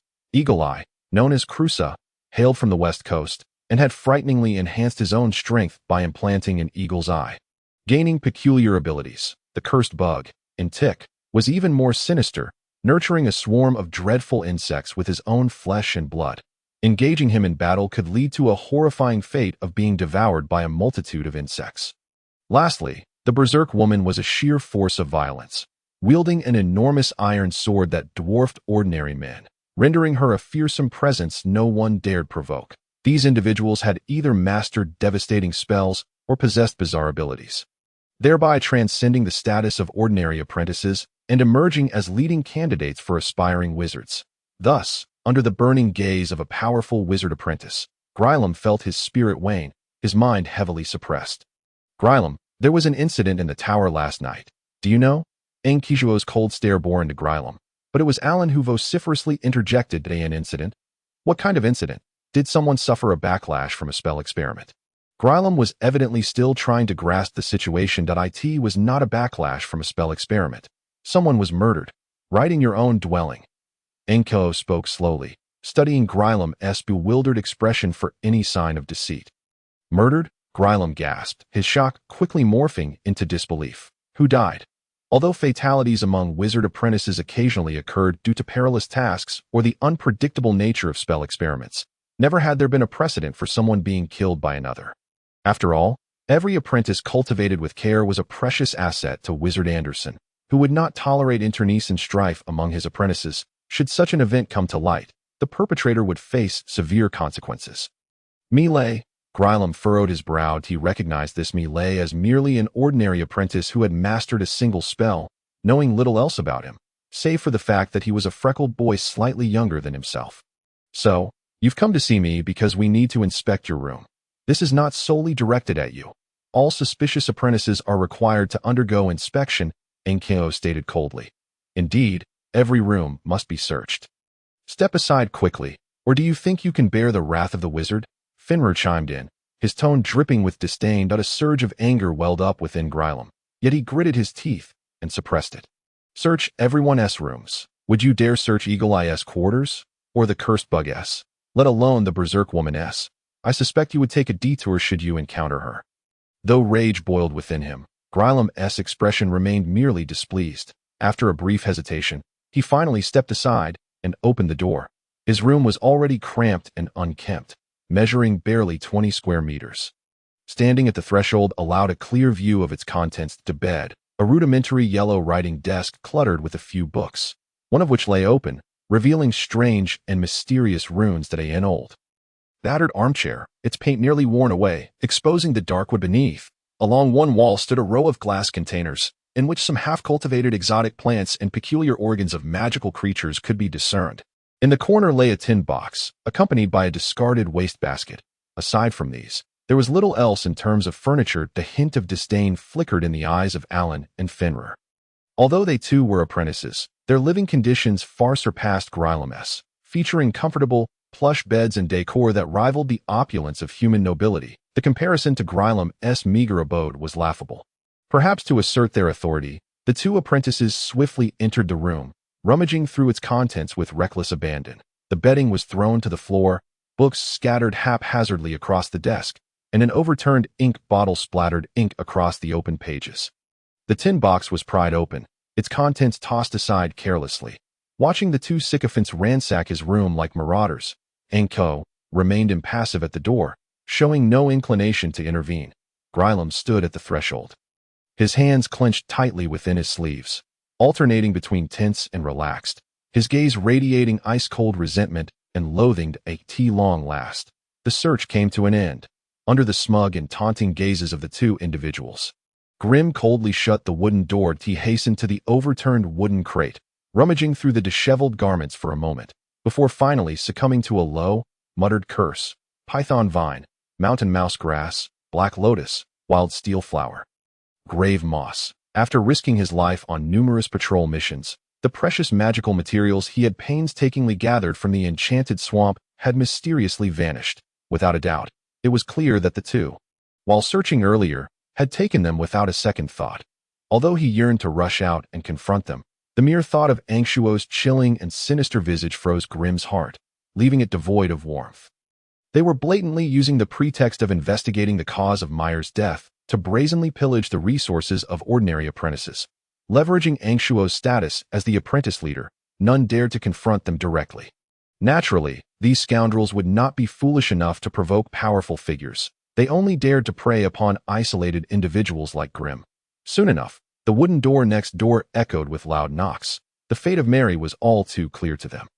Having yet to see her, the apprentice leader Anshuo sought to ascertain her well-being through this opportunity. Just as Alan impatiently pounded on the door, ready to force his way in, the door creaked open, revealing a girl clad in a flowing red dress. It was none other than Senior Anshuo. The girl's dulcet voice was as enchanting as it was captivating, but it could scarcely rival her beauty. She was a striking young woman with long limbs and an exquisite visage. Her skin as flawless as white jade, and her small, crimson lips perpetually adorned with a subtle smile. Yet, what drew the most attention were her sparkling crimson eyes, akin to two translucent, pure rubies embedded in her delicate face, radiating an alluring charm. She wore a vibrant red dress that accentuated her perfect figure, the exposed skin gleaming white and dizzying to behold. In the dim, somber tower of the swamp, where most apprentice wizards donned gray robes and black cloaks, the dark tones dominated the atmosphere. Thus, encountering such a stunningly radiant beauty left the others momentarily speechless, unsure of how to respond. Ever since laying eyes on this enchanting girl, an indescribable, burning desire surged within the hearts of the three, igniting an insatiable thirst. Anxio, distinguished as the apprentice leader chosen by the wizards, exhibited a level of self-control far superior to the other two. While Alan and Finrod displayed their lustful expressions, Anxio suddenly broke free from his pink reverie. Who are you? State your name at once. Or else. Anxio's expression shifted drastically, and he retreated 2 steps, hands poised over his waist pouched, eyeing the vast wizard tower. Every apprentice wizard was familiar with one another, as their numbers barely exceeded 50. Living together for years, it was difficult not to know each other well. Even a solitary figure like Grimm had a few acquaintances, let alone Anxio, who interacted daily with various apprentices. It would not be an exaggeration to say that Anxio could recite the basic details of every apprentice in the 13 floors of the tower, even with his eyes closed. Yet, despite his efforts to recall, he could not find any apprentice that matched the striking girl before him. Wait, she emerged from Mary's room. Regarding Mary, who hailed from a distant, obscure town, Anxio remembered her as headstrong and obstinate. However, in terms of beauty, Mary, from a noble family, was indeed a rarity among witch apprentices. Unfortunately, her lack of awareness had led her to repeatedly ignore Anxio's invitations to visit his room at night. Consequently, when Wizard Anderson urgently required an apprentice's assistance, Anxio had enthusiastically recommended her. Could it be? Anxio's thoughts raced, and the timid, frail image of the freckled beauty began to merge with that of the assertive girl in red, causing his mouth to fall agape in astonishment. You are Mary. Perhaps the name Mary inadvertently pricked the girl's sensibilities, for her previously alluring visage twisted into a grotesque snarl, her cherry-red lips splitting into a terrifying, gaping maw. The girl in red lunged forward, viciously sinking her teeth into Anxio's exposed neck. In a single bite, a significant portion of his neck vanished, revealing the crimson flesh and shattered trachea within. Blood gushed forth like a torrent, staining the floor, walls, and the girl in red. The pungent scent of blood quickly pervaded the corridor.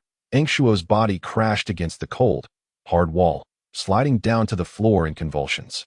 His hands fished out a scorpion-shaped wand from his waist pouch, unleashing a sharp, fiery red beam that pierced through the girl's chest and abdomen. This scorching ray was a formidable fire spell, unleashing extreme heat that burned a hole the size of an egg in the girl's delicate body. The fiery beam exited her body, even creating a hole in the wall behind her. After executing this spell, Anxio discarded the wand, trembling as he pulled out a fist-sized vial of green liquid, nervously attempting to pour it over the gaping wound in his neck. Anxio's vitality proved remarkably resilient. Despite such horrific injuries, he did not perish immediately. Instead, the severed portion of his neck began to show signs of decay, the exposed skin rapidly dehydrating, and the once gushing blood ceased its flow, partial zombification. This was likely his hidden trump card. After studying aspects of biology, anatomy, and necromancy, apprentice wizards could use magic to implant a substance known as a zombie decay pouch within their bodies. Thus, when faced with severe injuries, they could activate the pouch to induce partial zombification, preventing fatal injuries from causing death. However, this method of survival was merely a temporary fix once life was restored. The challenge of expelling the intense negative energy that erupted within became a new dilemma. Yet, when confronted with the choice between life and death, most apprentice wizards would rather preserve their existence first. As for the negative energy, it could be dealt with later. However, in the next moment, a vast shadow loomed over him. Anxio, one hand supporting his nearly severed neck and the other clutching the vial, suddenly looked up to find the girl in red baring her fangs once more. The blood hole in her body was oozing thick. Purple blood. Purple blood. Was she even human? This thought quickly became the final notion lingering in Anxio's mind. The girl lunged at him again, pressing against his body, ravenously drinking the blood that gushed from his neck. The sound of her gulping was unmistakable. The 2 apprentice wizards, who had been rendered helpless, clutched their rudimentary wands filled with spells. Yet, Faced with such a gruesome and terrifying scene, they trembled uncontrollably, too afraid to activate their wands. Even Angshuo's powerful spells had failed to harm this creature, so their wands were unlikely to kill her either. If they inadvertently provoked her wrath, they might become her next meal, their flesh devoured. Blood drained, and bones crushed, the two cowered against the wall, trembling. The girl in red paused her feeding. She half sat, her back turned to the apprentices, pulling out a snow-white handkerchief and a small mirror from her bosom to daintily wipe her lips. Looking utterly satisfied. Miraculously, the horrific wound in her abdomen was healing rapidly under some mysterious force. In the blink of an eye, her skin returned to its smooth, white perfection, with scarcely a trace of a scar to be found. What a terrifying ability for regeneration. Could she truly be the feared dark noble vampire of legend? Through the narrow crack of the door, Grim witnessed the entire horrifying scene unfold before his eyes. Regarding the neighbor next door, who has been tainted by witchcraft and transformed from a mere girl into a vampire, he remains utterly oblivious. However, he feels a genuine sense of satisfaction at the unexpected demise of the apprentice. As the battle reached this pivotal moment, culminating in the apprentice's death, even the slow-witted wizard from the tower must have sensed something amiss. Peering through the crack of a wooden door, Grim couldn't help but speculate about how today's events would ultimately unfold. After cleaning the blood from her face, when the crimson-clad maiden turned around, her delicate and enchanting visage once again graced the eyes of the two wizard apprentices, unable to withstand such an overwhelming visual assault. Fenrir finally fainted in a spectacular manner. The horrific visage that Mary had donned moments ago was completely obscured, reverting her to the tall, graceful beauty she once was. Yet, the piercing crimson of her eyes and the sharp fangs protruding from her lips unmistakably revealed her true identity. Despite half her body being drenched in blood, she retained a visage of pristine allure, creating a striking visual contrast that left even Grim, watching from behind the door, trembling in fear that a newborn vampire harbors no fear of physical harm. As long as their attacks result in the shedding of blood, they can draw boundless vitality from the fresh essence. This ancient race, once chronicled in the dusty tomes of the wizarding continent, has become nearly extinct due to the rampant hunting by wizards.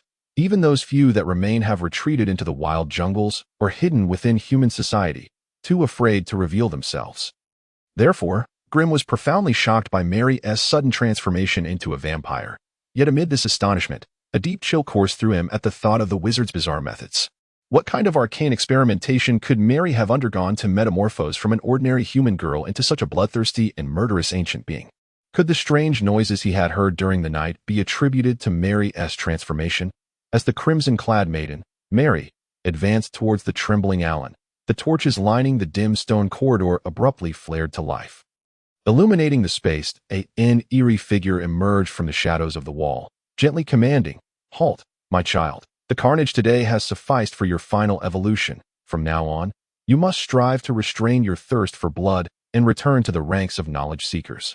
The newcomer, a stooped figure with a face lined with deep wrinkles, donned a pure black wizard's robe and a pointed hat in his hand. He wielded a gnarled staff, the tip adorned with a massive green crystal from which flickering motes of light spilled forth, casting a shimmering glow around him. This venerable elder was none other than the sole master of the Wizard's Tower, the illustrious Wizard Anderson. As for his rank among wizards, Grim was regrettably unable to discern. Though he had anticipated that today's events would attract the attention of the tower's master, Grim prudently withdrew his elemental sight. However, when Wizard Anderson suddenly materialized, the overwhelming aura of magical energy radiating from him brought tears to Grim's eyes. Quietly, Grim closed the wooden door and retreated to the safety of his room, no longer daring to sneak peeks outside. The thought of unwittingly witnessing some secret that Wizard Anderson wished to keep hidden sent shivers down his spine. These official wizards were merciless killers, often using living beings for various perilous and malevolent magical experiments, and no matter how cautious he was, he could never evade Anderson's mental perception. Nevertheless, this behavior signified his intent to refrain from prying into the wizard's secrets. At least, until something truly alarming occurred, he remained safe. Outside the door, a mere wall apart, an uncomfortable confrontation persisted. At this moment, Mary had once again assumed her fearsome form, her blood-red eyes glinting with a feral light. Her nails began to grow uncontrollably, transforming into sharp claws that gleamed ominously. The vampire Mary, evidently driven into a frenzy by the overwhelming scent of blood, crawled upon the ground, moving with the agility of a gecko as she scaled the vertical stone walls with astonishing speed. Her target was none other than the master of the tower, Wizard Anderson. As she raced along the stone walls, drawing near to the wizard, Mary unleashed a powerful thrust with her hind legs. Propelling her slender form like lightning towards her opponent. Mid-flight, she extended her claws, viciously aiming for the wizard's heart. Faced with a frenzied newborn vampire, Anderson's expression bore only a sinister grin and delight. Devoid of any panic, with a mere flourish of his staff, a swirling gust of wind materialized, intercepting Mary's attack with ease. The transformed Mary, having succumbed to her bloodthirsty instincts, had unfortunately lost her autonomy and intellect. What a pity! Despite her light frame categorizing her as a smaller humanoid, her focus on speed and agility posed no real threat to a wizard. Consequently, as her claws pierced the wind vortex, they became ensnared, rendering her unable to escape. Eventually, as the vortex's suction intensified, Mary cried out in surprise, her entire body being pulled into its depths, where she was spun around in a dizzying blur. Under Anderson's control, the vortex expelled Mary, sending her crashing against the stone wall. Although the impact was not overwhelming, it completely robbed her of her fighting capabilities, and even Grimm, watching through the door, heard the sickening crack of her bones. A mindless newborn vampire is of no use to me. Die. Anderson cackled wickedly, raising his withered right hand, a pale ball of necromantic flame flickering in his palm. With a swift motion, he pressed it against Mary's forehead, who, perhaps sensing the proximity of death, felt her previously overwhelming bloodthirst wane. Suddenly, the crimson-clad Mary emitted a piercing scream, desperately attempting to retreat, her emerald eyes reflecting profound fear of the necromantic flame. Anderson paused. Intrigued by her reaction, the flame, devoid of warmth, burned coldly yet emitted no crackling sounds typical of fire. The pale flames cast an eerie pallor over Mary's face, making her appear even more ghostly. As though coated in a thick layer of chalk. The fear of death can restore your intellect? How fascinating. A phenomenon I have never encountered before, worthy of further investigation, Anderson mused aloud, extinguishing the necromantic flame with a flick of his wrist. With a snap of his fingers, numerous small wind vortices appeared around Mary's neck, limbs, and all her movable joints, binding her tightly. Casting a glance at the remains of Enko, which had rapidly decayed due to Mary's brutal feeding, his once smooth and supple skin now cracked and wrinkled like that of a corpse buried for years, Anderson commanded. The former apprentice is no more. You shall take his place. Ensure that you manage these apprentices well. With a slight frown, he pointed at the barely standing Alan, issuing his cold command as soon as these words were spoken. The torches within the corridor dimmed abruptly. When they regained their usual brightness, the figures of the wizard and the crimson-clad Mary had vanished without a trace, having just witnessed a bloody spectacle. And unexpectedly elevated to the rank of head apprentice after narrowly escaping death, Alan trembled uncontrollably, his trousers damp, his face a mixture of surprise and disbelief. Suddenly, a thought struck him, and he stumbled towards Enko's remains, frantically searching through his waist pouch for any possessions.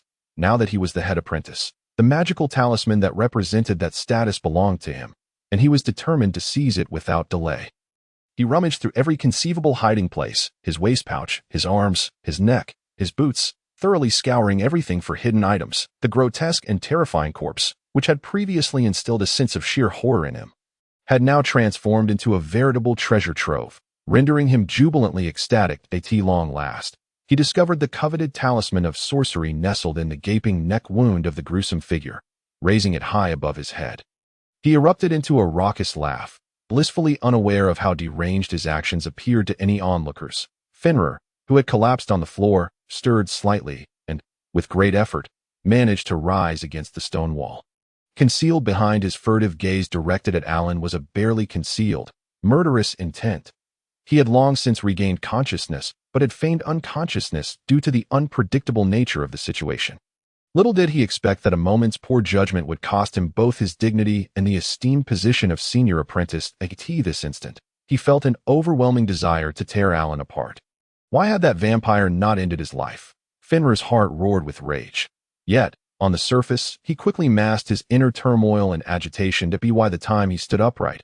A sycophantic smile had returned to his face. Alan, do rise. The floor here is quite filthy.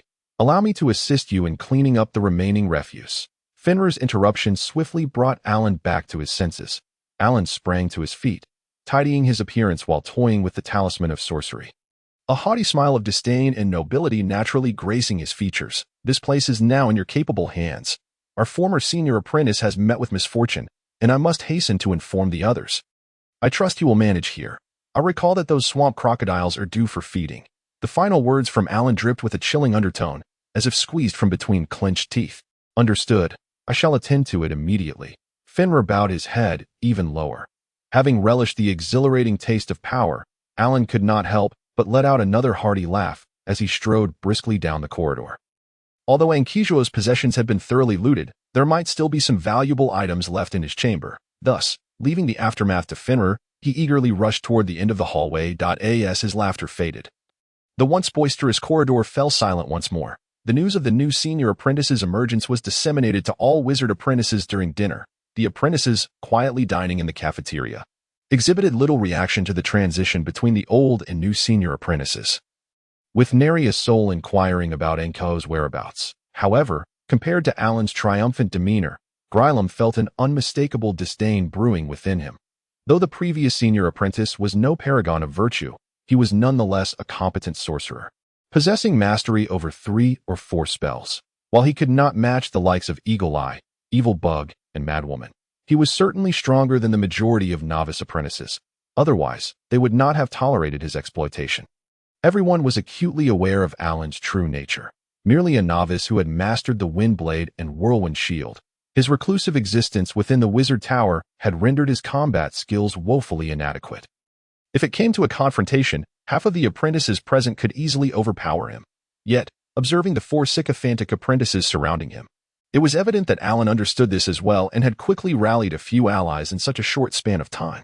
Just as Alan was fervently delivering his inaugural speech, the wooden door of the cafeteria was suddenly kicked open with a resounding crash. Slamming against the stone wall, that in stepped a young man with a cold demeanor, his left eye obscured by a pirate-like eye patch. The speech of Alan, the senior apprentice, abruptly halted, and a hushed gasp rippled through the corners of the cafeteria as the apprentices recognized the newcomer, Eagle Eye.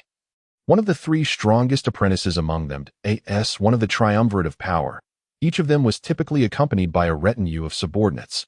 Thus, the 3 never dined in the cafeteria, preferring to have their meals delivered directly to their chambers, leading lives of leisurely indulgence. Consequently, the apprentices were taken aback by Eagle Eye's unexpected appearance in the cafeteria. Eagle Eye had not come to eat. He had come to seek someone. His penetrating gaze, imbued with formidable mental strength, swept across the room. Any apprentice who met his eyes instinctively lowered their heads. The intensity of his gaze was simply too overwhelming. As he approached, Grylem's heart raced, prompting him to bow his head even lower. Alas, Eagle Eye's feet came to a halt directly before him. "Are you Grylem? Step forward and accompany me." Eagle Eye's words were few but carried an undeniable authority. Having spoken, he turned and strode away, seemingly indifferent to the reactions of those present. With a wry smile, Grylem pushed aside his plate, rose, and quickly followed Eagle Eye out of the cafeteria, even without glancing back. He could feel the icy gaze of the new senior apprentice, Alan, directed at him. Grylem had an inkling of Eagle Eye's intentions. Therefore, as he trailed behind Eagle Eye's slender form, navigating through dimly lit corridors, he became increasingly convinced of his suspicions. They arrived at a wooden door, which Grylem recognized as belonging to the Madwoman. Awaiting them inside were none other than the other 2 formidable figures of the triumvirate, Evil Bug and Madwoman. The room was as austere as Grylem's own, sparsely furnished with only a sturdy wooden bed, a writing desk, and a chair. In the corner stood a metallic humanoid target, its surface marred by countless scars and blade marks, evident signs of frequent use. The Madwoman's signature steel greatsword hung on the wall nearby. Although the relationship among Eagle Eye, Evil Bug, and Madwoman was hardly cordial, they could evidently unite for matters that pertained to their mutual interests. This was Madwoman's domain, and she was the sole authority here. Grylem stood awkwardly in the center of the room. His attention was immediately drawn to the Madwoman, who stood with her arms crossed, her physique as robust and formidable as that of a barbarian. Unlike ordinary apprentices clad in lightweight robes, she wore a simple, unadorned leather armor over her linen top. The armor strained against her bulging muscles, each sinewy contour resembling iron ingots, eliciting a sense of envy from Grylem. Word has it that you witnessed the events of this afternoon. Speak of all that you know, should your information prove valuable. We may reward you accordingly. The madwoman's voice was as powerful as her presence. Evil Bug, shrouded in a heavy cloak, merely nodded in agreement, while Eagle Eye, who had brought Grylem, offered no objections. Half an hour later, Grylem returned to his quarters without incident. As he closed the door behind him, he leaned against the cold ironwood, silently contemplating. Did the reconnaissance yield any results? Quickly, retrieve the data for me. Beep. Biological individual detection complete. Specific results are as follows. As streams of information flowed through his mind, fragments of intelligence concerning the three formidable apprentices began to take shape. Since the activation of the biological chip, the lack of first-hand concrete data had stymied progress in organizing and synthesizing the sorcery framework. Grylem's mind was awash with a plethora of sorcerous terminologies and conceptual descriptions, yet he lacked the tangible phenomena observed with his own eyes, making it difficult to extrapolate further developments based on existing knowledge. This was indeed a lamentable situation. However, today, through close observation of the three strongest apprentices, Grylem undoubtedly acquired a wealth of invaluable first-hand information, which would greatly benefit his future endeavors. Of course, experiencing the methods of a full-fledged sorcerer firsthand would yield even greater insights. However, fearing that his rudimentary detection methods might be perceived by his opponents, Grimm could only resort to the most conservative passive perception abilities when confronted by the sudden appearance of the Anderson wizard yesterday. Today, however, the most formidable of the three wizard apprentices stood before him, and they evidently lacked such advanced mental prowess. This allowed Grimm to freely perceive their leaked information, leading to new insights regarding the essence of magical power. To name: Crusa, Hawkeye. Identity: Wizard Apprentice Race, Human. Attributes: Strength 9, Agility 7, Constitution 11, Mental Power 18. These figures were nothing short of astounding. Had he not harbored an innate premonition, Grimm would have been unable to suppress a gasp of astonishment. Truly, it was no surprise that he was one of the three strongest, as these fundamental physical attributes utterly overshadowed his OWN.INA confrontation with Hawkeye, lacking in strength, speed, and physical resilience compared to him. Even if both wielded but a single spell, Hawkeye could employ countless means to ensure Grimm's demise, let alone the fact that Hawkeye's magical prowess far surpassed his own. Yet what left Grimm most in awe was Hawkeye's mental power. With a mental power of 18, he could transform into a superhuman, perceiving the faintest heartbeat within a radius of 50 meters.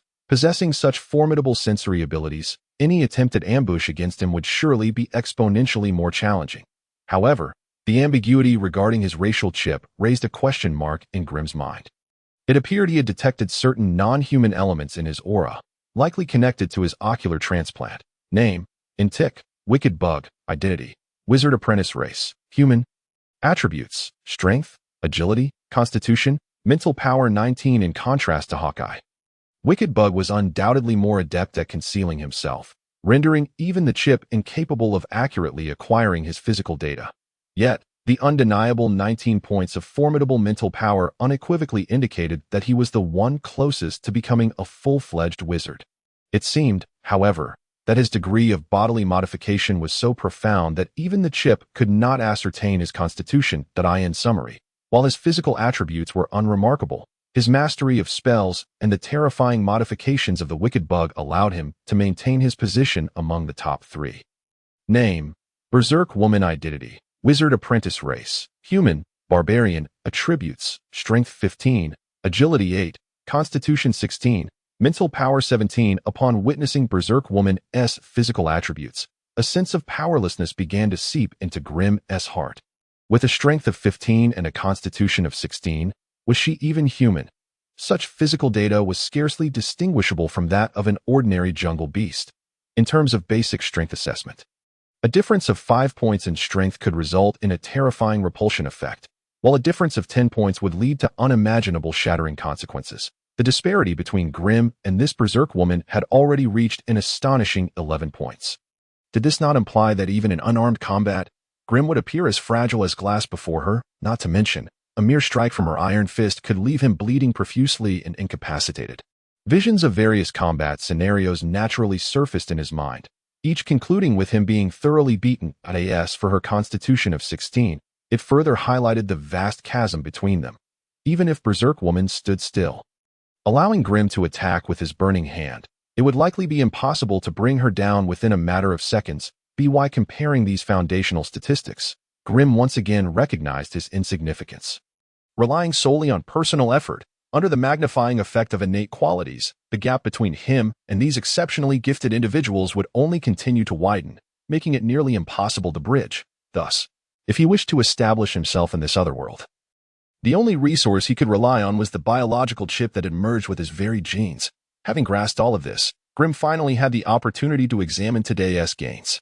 With a flick of his wrist, a hefty tome suitable for bludgeoning emerged in his hands. Drawing upon his eloquence and the vivid impressions from first-hand observation, Grimm accurately described every detail of the red-clad Mary's actions, undoubtedly earning the favor of the three, which led him to acquire this peculiar tome of spells. According to the regulations of the Wizard Tower, the knowledge contained within was strictly prohibited from being traded among apprentices.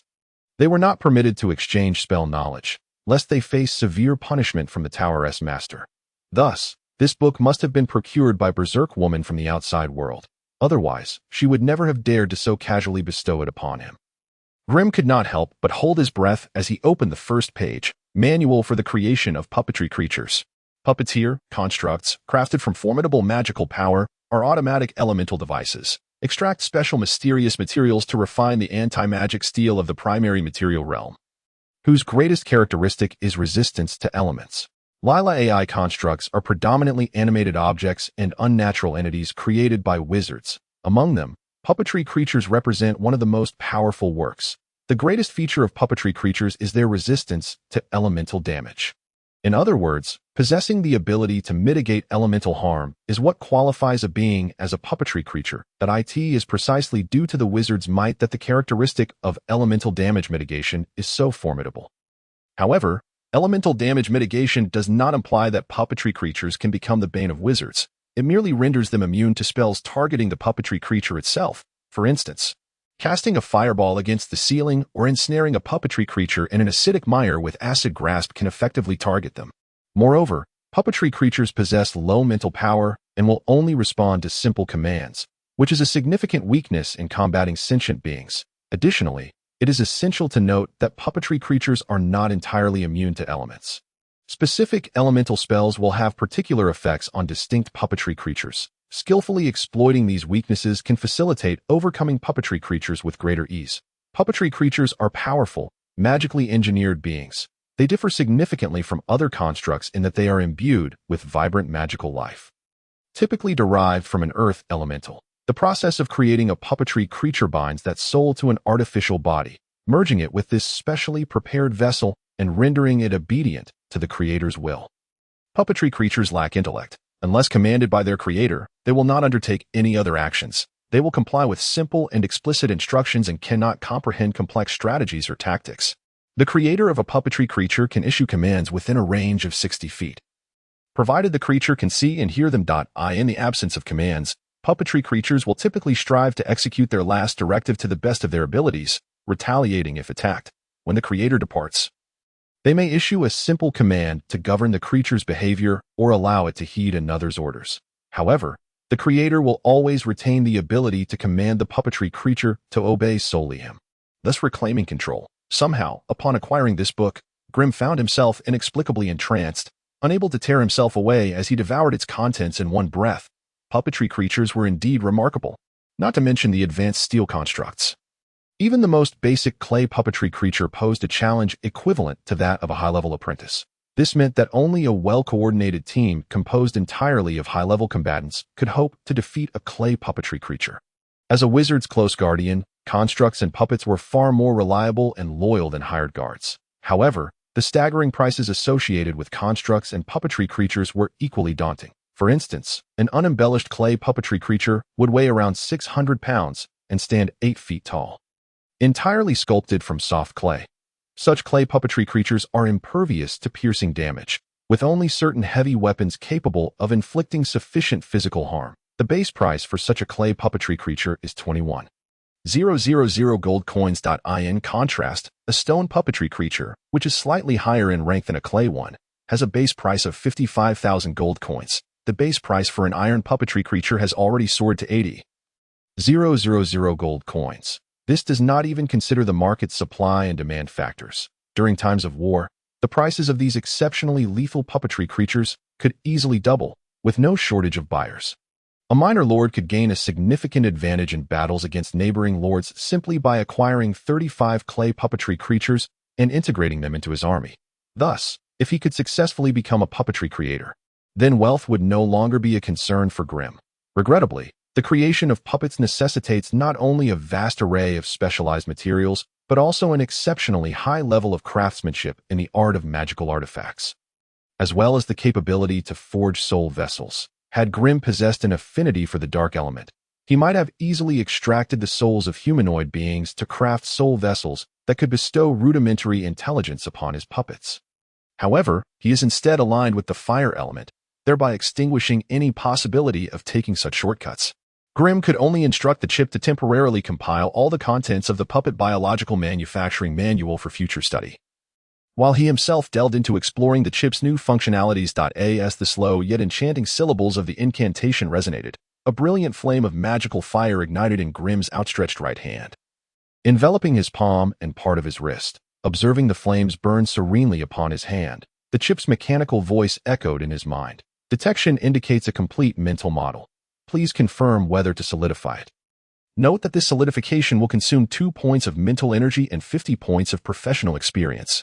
A similar prompt had appeared during his last inspection outside the tower. At that time, he had refrained from reckless experimentation due to the perilous circumstances, choosing to disregard it. Yet today, he was inclined to test the nature of this so-called solidification. Confirm, Grimm declared. Beep. Solidification task commencing. Estimated completion time, 12 hours.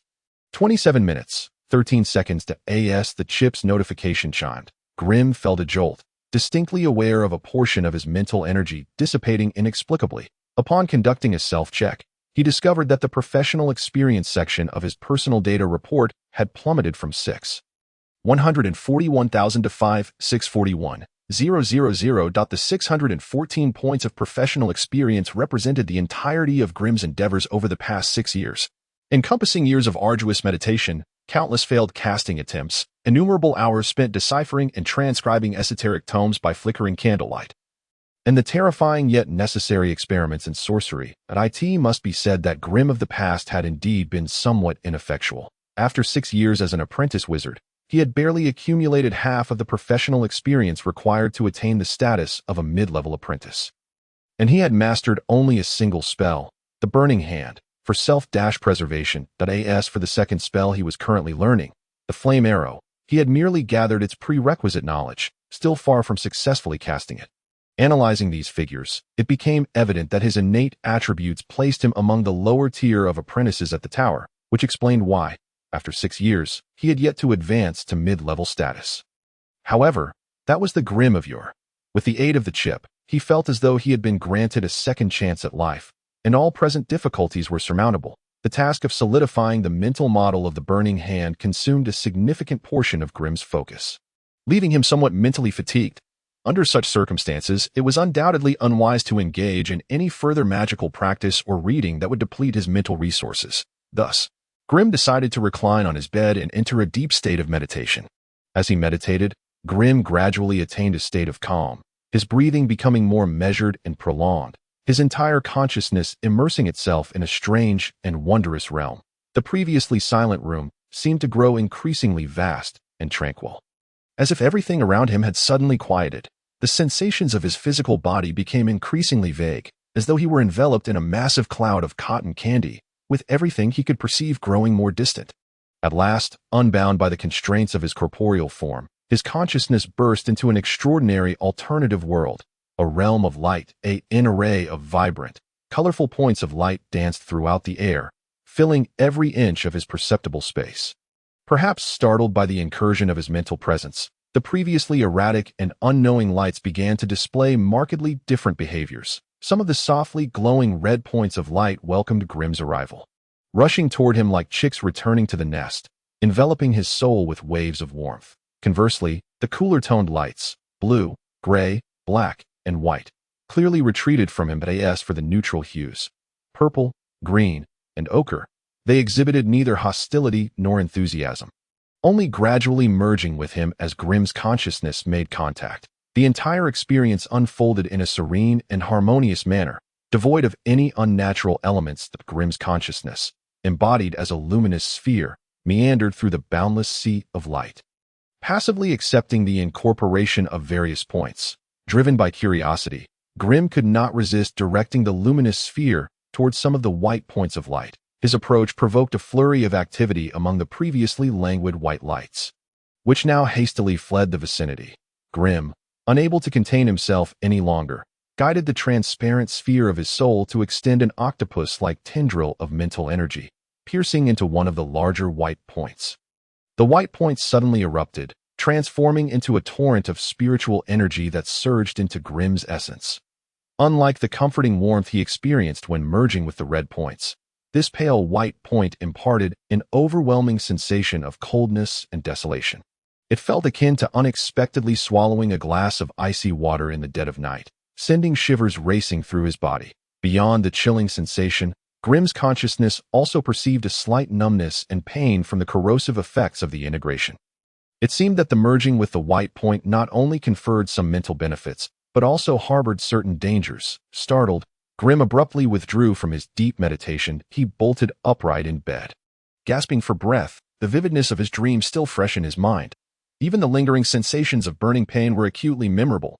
Was it an illusion, a dream, or something else entirely? Grimm began to feel a twinge of uncertainty.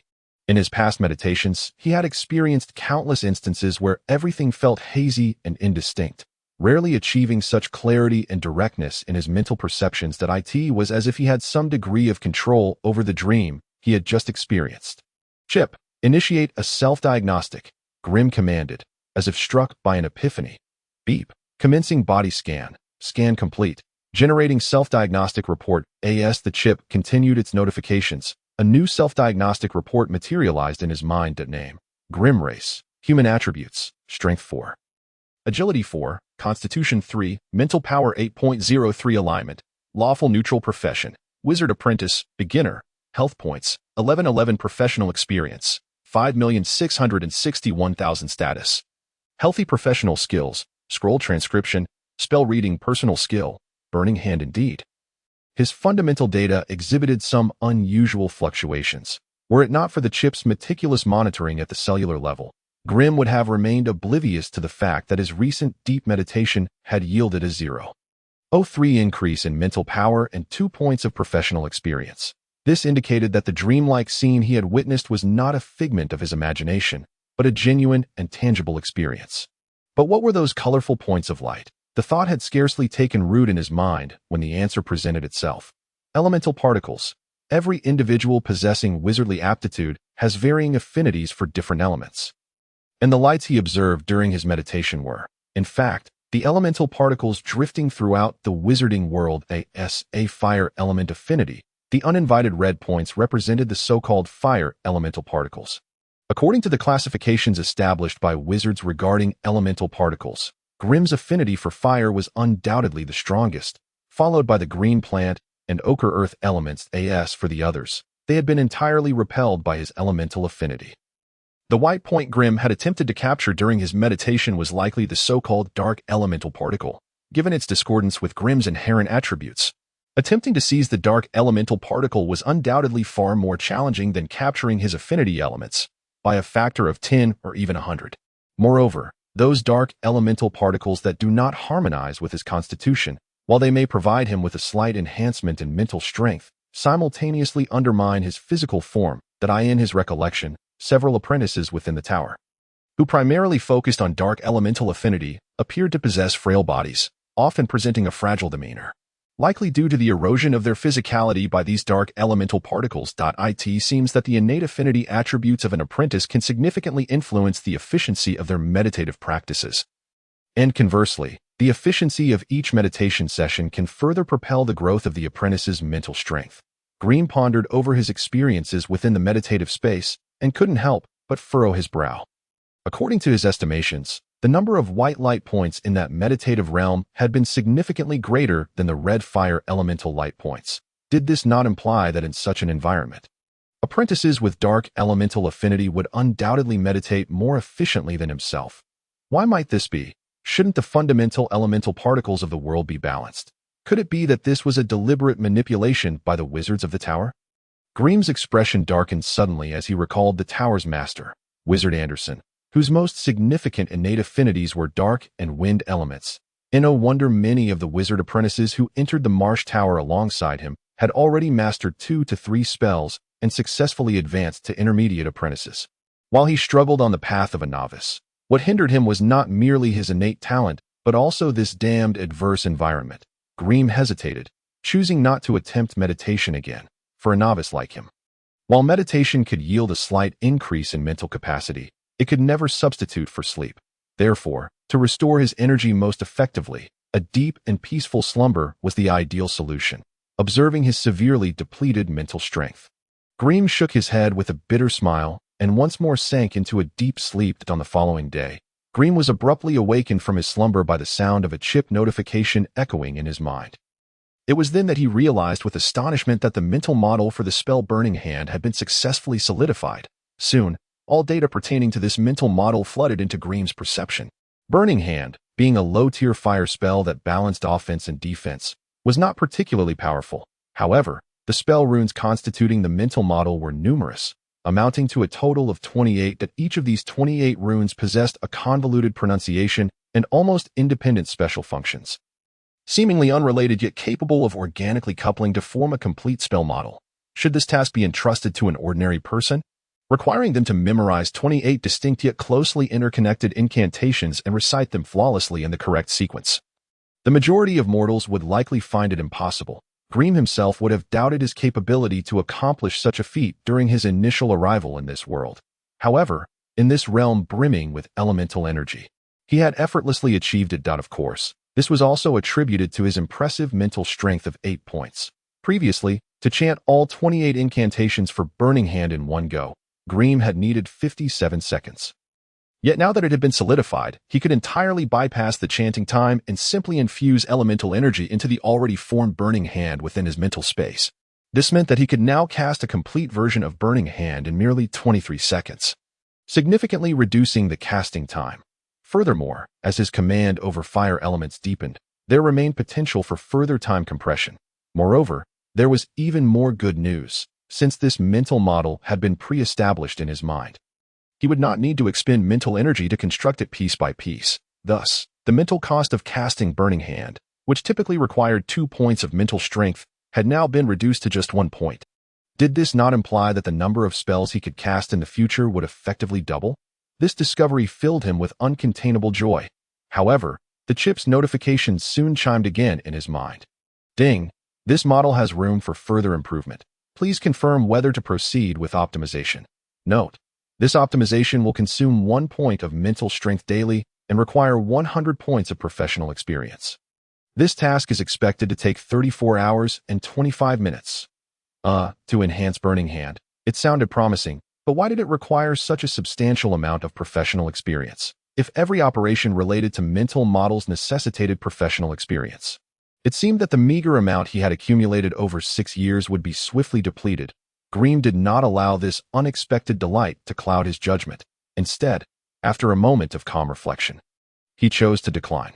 Firstly, Burning Hand was merely a close-range spell, and the combat value it offered was insufficient to satisfy him. It would inevitably be supplanted by more valuable long-range attack or defense spells, rendering further investment in it rather pointless. Secondly, given his current mental strength, the number of solidified models his mental space could accommodate was limited to just 3. In such a scenario of scarcity, dedicating precious mental space to Burning Hand, which held little value, was clearly not conducive to future optimal development.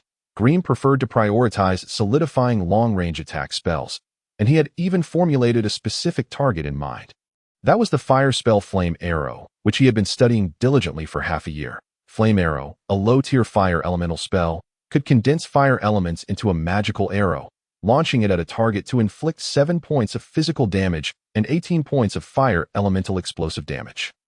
With Grimm's meager constitution of 3 points and life of 11, a single flame arrow could easily obliterate him. Thus, he had long yearned to acquire a long-range attack spell. Unfortunately, even a low-tier spell like Flame Arrow contained no fewer than 34 runes. This had led him to toil for half a year, without successfully grasping the construction of its mental model. Throughout this extended period, Greem had invested no less than 20 knowledge points and an immense amount of time into Flame Arrow, causing delays in his other magical studies. Yet, he remained on the threshold of success, unable to become an elite apprentice adept at multiple spells. However, with the assistance of the chip, he believed the previous barriers would be considerably lowered. Excitedly, neglecting that it was currently breakfast time, Greem hurriedly washed his face and took a seat at the wooden table, opening his spell notes. All the models, incantations, mental resonance frequencies, and casting materials associated with Flame Arrow had been meticulously documented by Greem. The act of casting spells was far from the simplistic notion that ordinary people might envision. Reciting 34 incantations in one breath was not sufficient to complete the spell.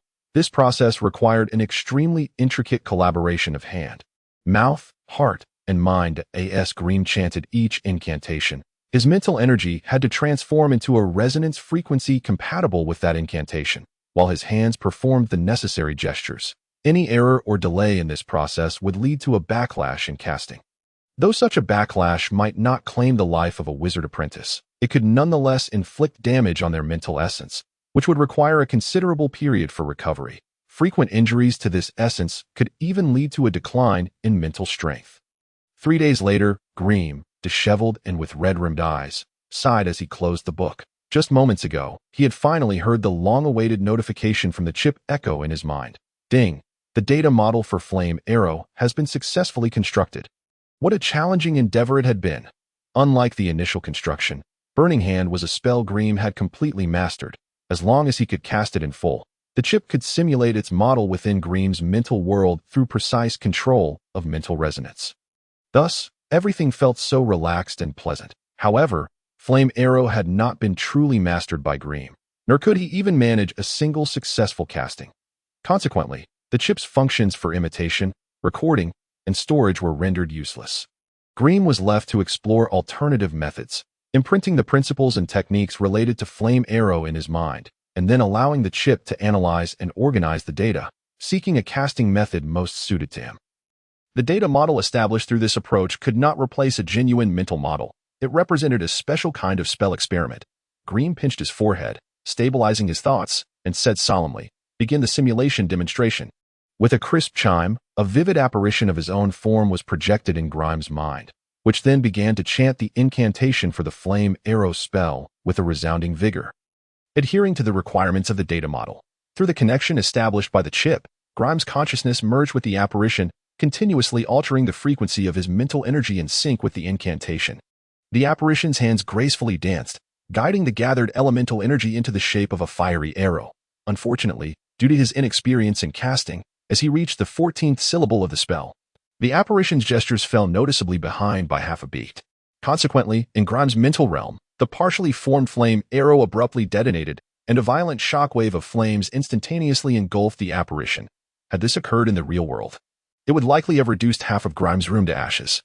Yet, in this simulated realm of mental energy, the scene swiftly reverted to its original state following a tumultuous flicker of light and shadow, although he was already aware that all that transpired here was illusory. Grime could not help but wipe away non-existent beads of cold sweat. Witnessing a massive fireball erupt before him and obliterate his own form caused even Grimes' resilient heart to skip a beat. In his endeavor to truly experience the entirety of the spellcasting process, Grime had fully immersed his consciousness into the apparition. Thus, one could assert that everything that had just occurred was both a fabrication and a semblance of a fabricated reality. Grime refrained from hastily attempting a second casting practice. Instead, he closed his eyes, mentally retracing the previous process to ascertain the true cause of his error. Only after this contemplation did he abruptly open his eyes and commence the second simulation of the spell. Regrettably, failure struck once more. This time, the failure lay in the coordination of mental energy at the 17th syllable. Failing to adjust the frequency of the mental energy oscillation in time, the partially constructed mental model erupted again. Consequently, a surge of elemental flames once more consumed Grimes' form. The light and shadow flickered, and the scene reverted once again. Soon, the mental realm returned to its initial state. Grime let out a resigned chuckle. Took a moment to center his thoughts, and soon the empty mental realm echoed once more with the powerful cadence of his incantation.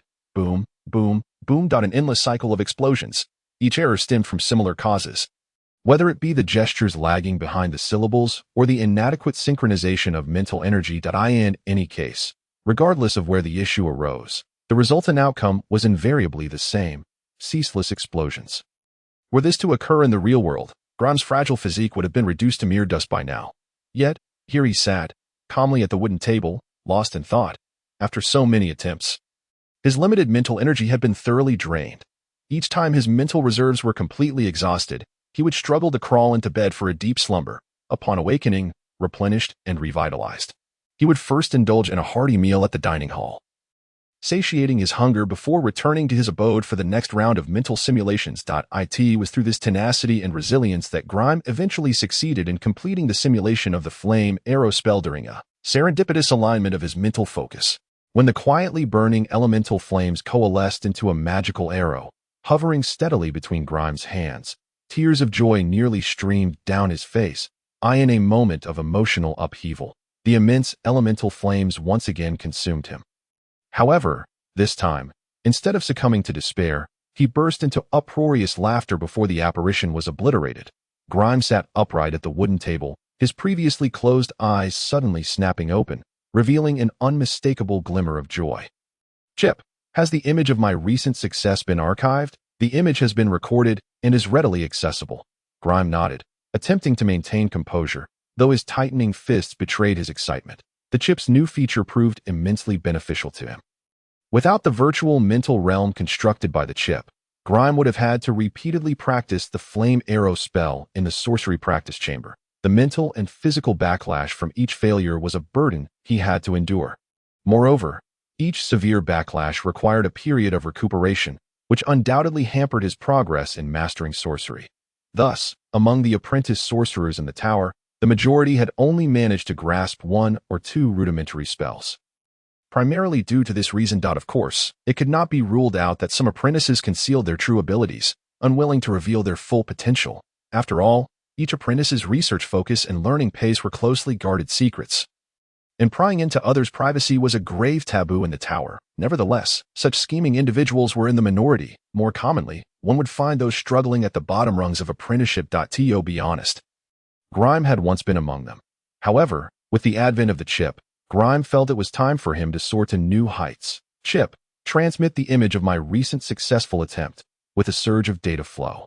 The image of Grime diligently casting the spell was once again reflected in his mind. Immersed in the apparition, Grime meticulously experienced the entire process of spell casting again and again. Every minute detail, including the subtle shifts in mental energy, was encapsulated without omission. Though it was merely a mental simulation at the time, Grimes' consciousness had adhered to the proper casting procedure, making it nearly indistinguishable from an actual spell-casting experience. Save for the absence of real elemental infusion, the significance of this successful casting image for Grimes' mastery of the spell was immeasurable. It could potentially save him 6 months to a year of arduous toil, while also sparing him the inevitable cycle of injury and recovery, since he had succeeded once or twice amidst hundreds of attempts. It indicated that Grimes' knowledge and innate abilities were sufficient to support the foundational requirements of casting the flame arrow. Thus, the only remaining barrier to mastering the spell was his proficiency in casting, which was precisely the chip's forte. After thoroughly reviewing the process multiple times and confirming that he had grasped all obstacles, Grime hurriedly departed his dwelling, making his way to the sorcery practice chamber. This was one of the inconveniences faced by apprentice sorcerers. Their limited mastery of sorcery meant that practicing unfamiliar spells in their own lodgings could yield dire consequences, compelling them to rent the tower's practice rooms to experiment with their new spells. Therefore, each new spell's mastery was underpinned by a wealth of knowledge and substantial financial investment. The sorcery practice chamber was located on the 3rd floor, a designated special area. Although Grime was a member of the tower, the activities accessible to him and other apprentice sorcerers were limited to 13 floors. The 1st floor primarily served as the activity area for newly joined apprentice sorcerers, while the 2nd floor was designated for the living and recreation areas of official apprentice sorcerers. The 3rd floor was reserved for their experiments and practice. In contrast to the officially accessible facilities, such as the library, potion brewing room, summoning chamber, alchemical laboratory, sorcery practice chamber, sealing room, curse altar, voodoo altar, and potion cultivation room, Grime, as a solitary wolf, frequented only the library and the sorcery practice chamber.as for other areas. He lacked the financial means to access them. At present, it was dinner time, and thus, few apprentices remained in the chamber. Grime hurriedly paid 10 gold coins to AM, the manager of the sorcery practice chamber, receiving in return a special card. This card granted him 1 hour of practice time in a designated practice room. For an apprentice sorcerer, an hour was a significant duration, as their meager mental energy could hardly sustain even half an hour of relentless casting. If one were to indulge in unrestrained extravagance, Grim could deplete his mental energy within a mere quarter of an hour. Upon arriving at a stone door corresponding to the symbols on his card, Grim lifted the card and gave it a gentle shake, causing the heavy stone door to open silently. The so-called sorcery practice room was, in fact, a rudimentary stone chamber spanning over 40 square meters.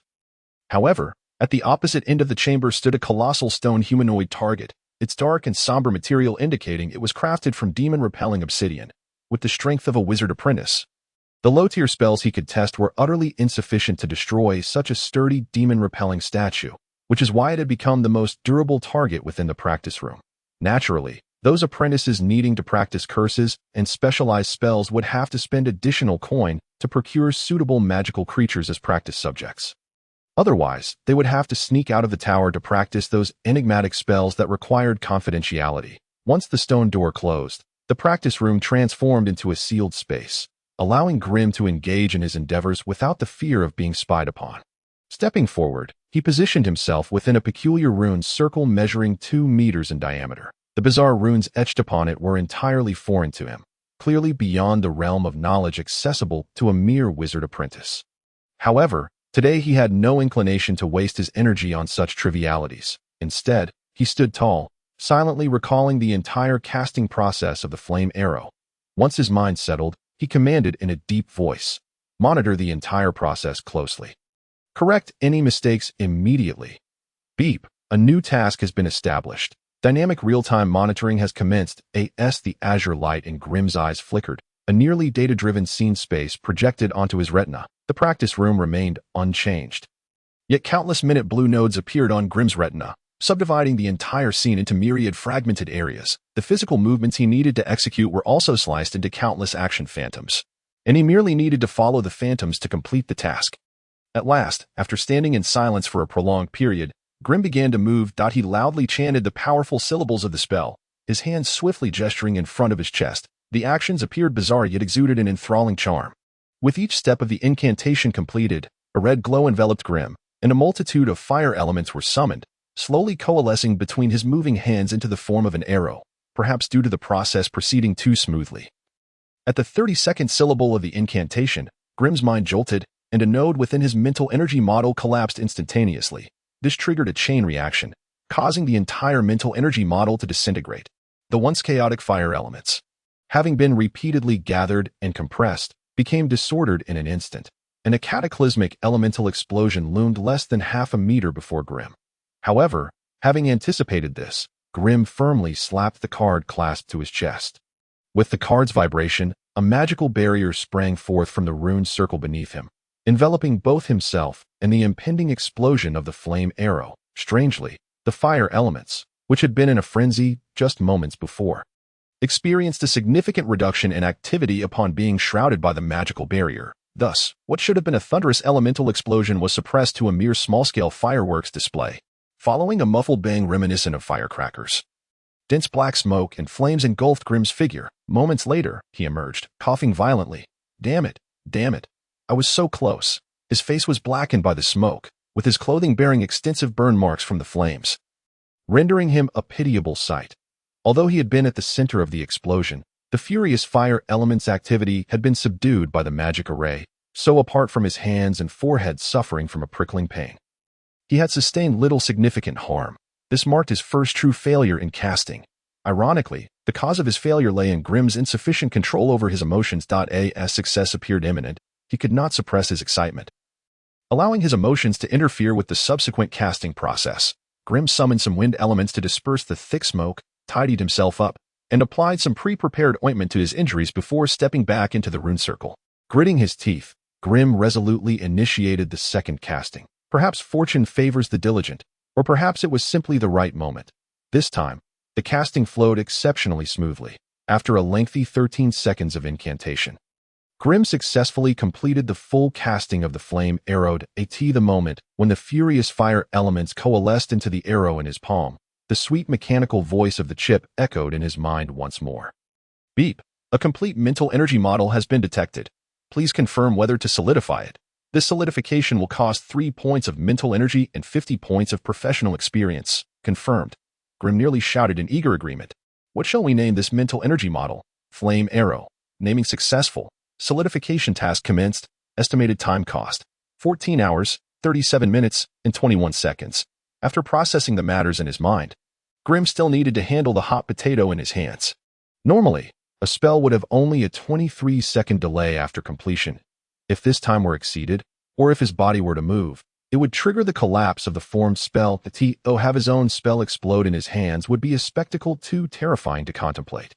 Thus, as soon as Grimm processed the chip's prompt, he gently pushed with both hands, sending the formed flame arrow shooting towards the stone humanoid target at the opposite end of the chamber.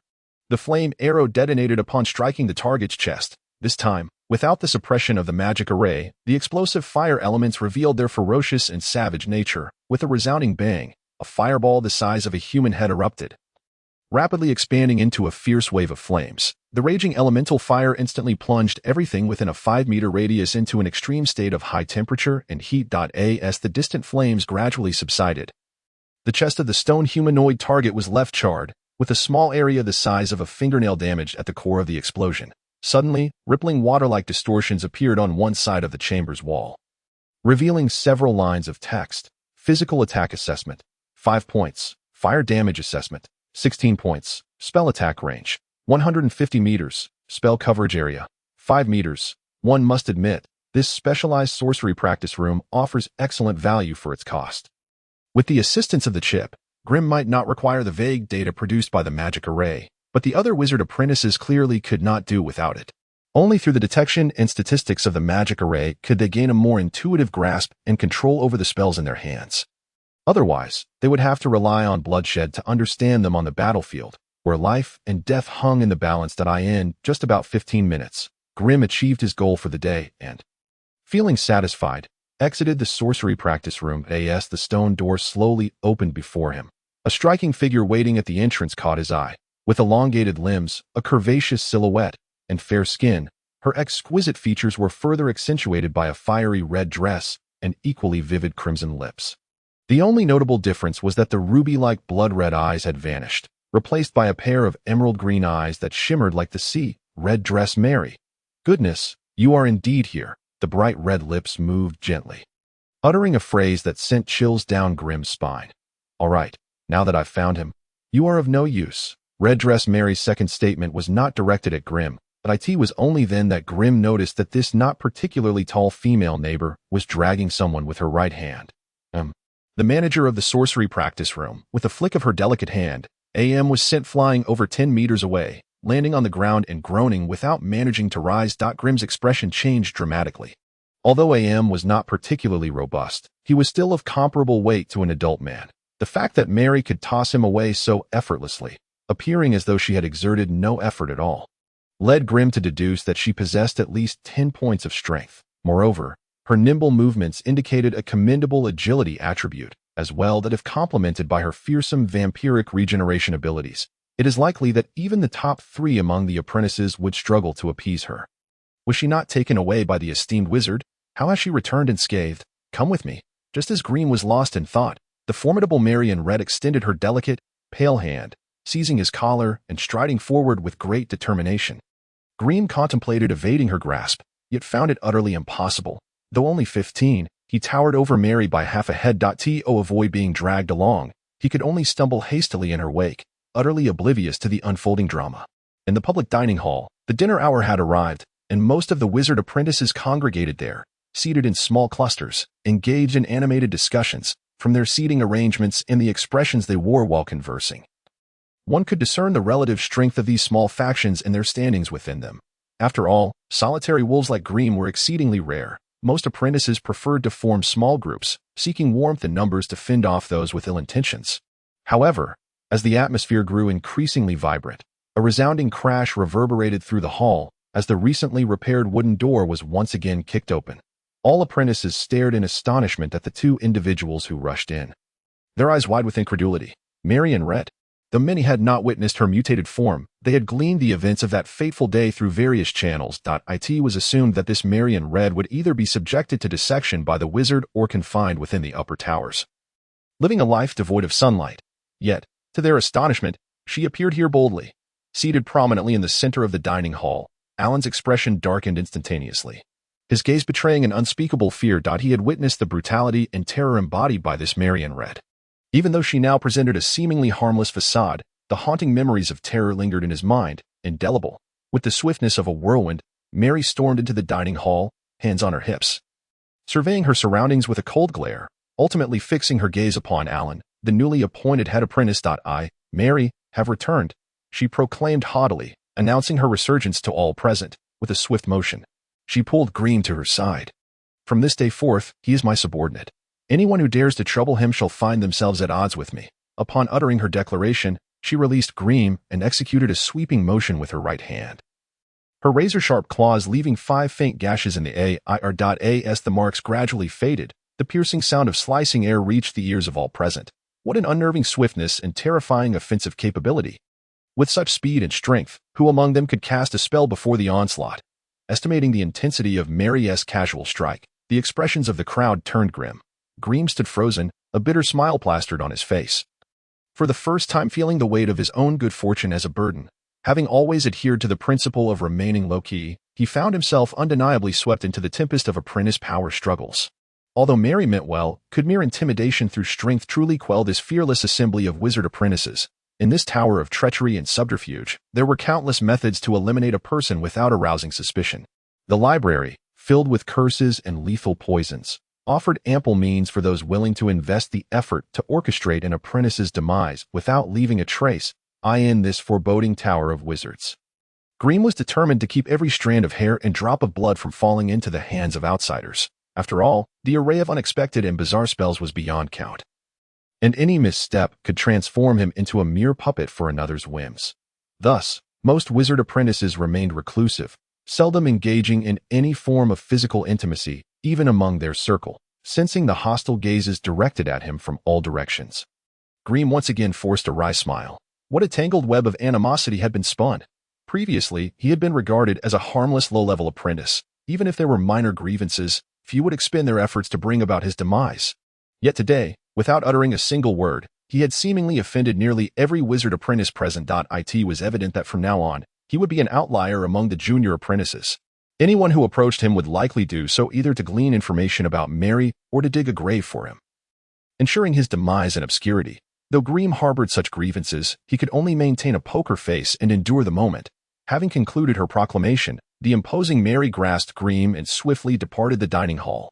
Moments later, the proud and chilling Mary reappeared before the still tense AM. Give me the arena cards. Reborn, Mary displayed an unprecedented level of dominance and intimidation, slamming her small hand on the table, causing the items atop it to teeter precariously. An ugly, slimy frog leaped forth from the pile of books, landing on AM's shoulder, glaring at Mary, the instigator, with furious eyes. The frog, though small, possessed an oddly oversized head. Its slick back was covered in lumpy growths and blisters, revealing greenish fluid within. Its enormous head paired with a cavernous mouth, and its eyes were perched upon 2 protruding fleshy stalks, creating a rather bizarre appearance. AM, frightened, gently patted the frog's peculiar head and whispered a few words, after which the frog reluctantly opened its mouth, producing a special card that shimmered with golden hues. Mary scoffed, snatched the golden card, and pulled Green away. Just before their departure, Green couldn't help but cast a complex glance at the frog. A familiar beast, this frog must be AM's familiar, right? Apprentices like them, struggling at the tower's base, were all striving to enhance their abilities, seeking ways to bolster their survival. The elevation of mental prowess was undoubtedly the most arduous task.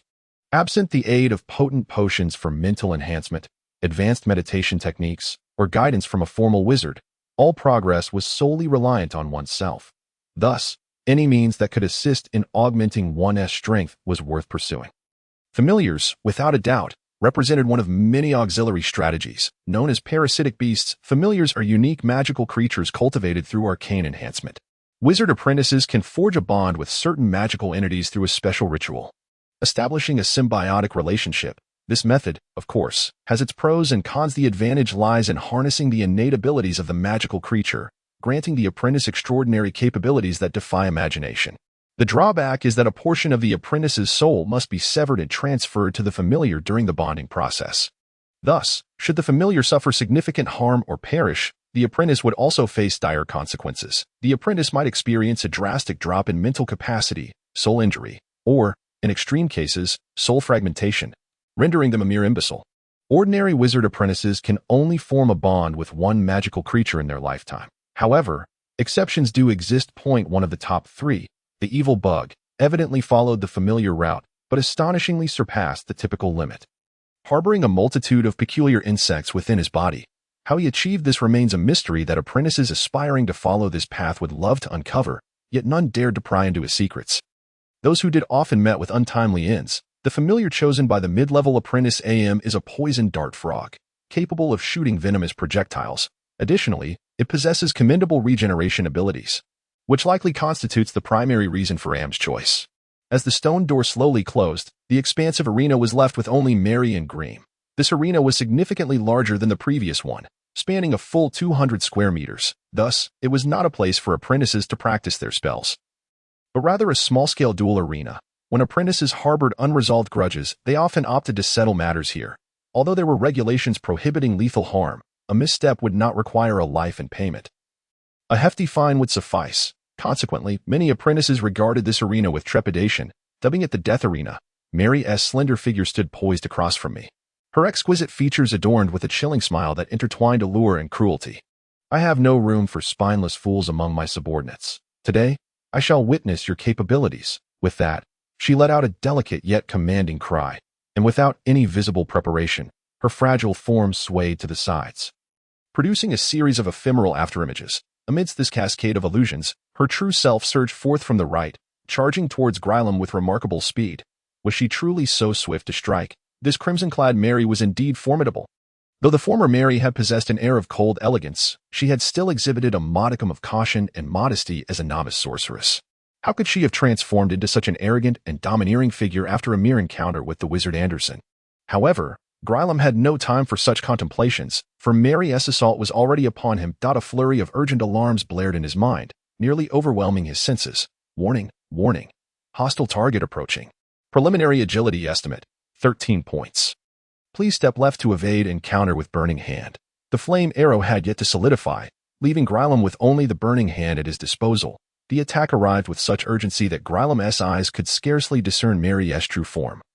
Leaving him to rely solely on the guidance of the chip. He stepped aside as instructed and began hastily preparing his burning hand.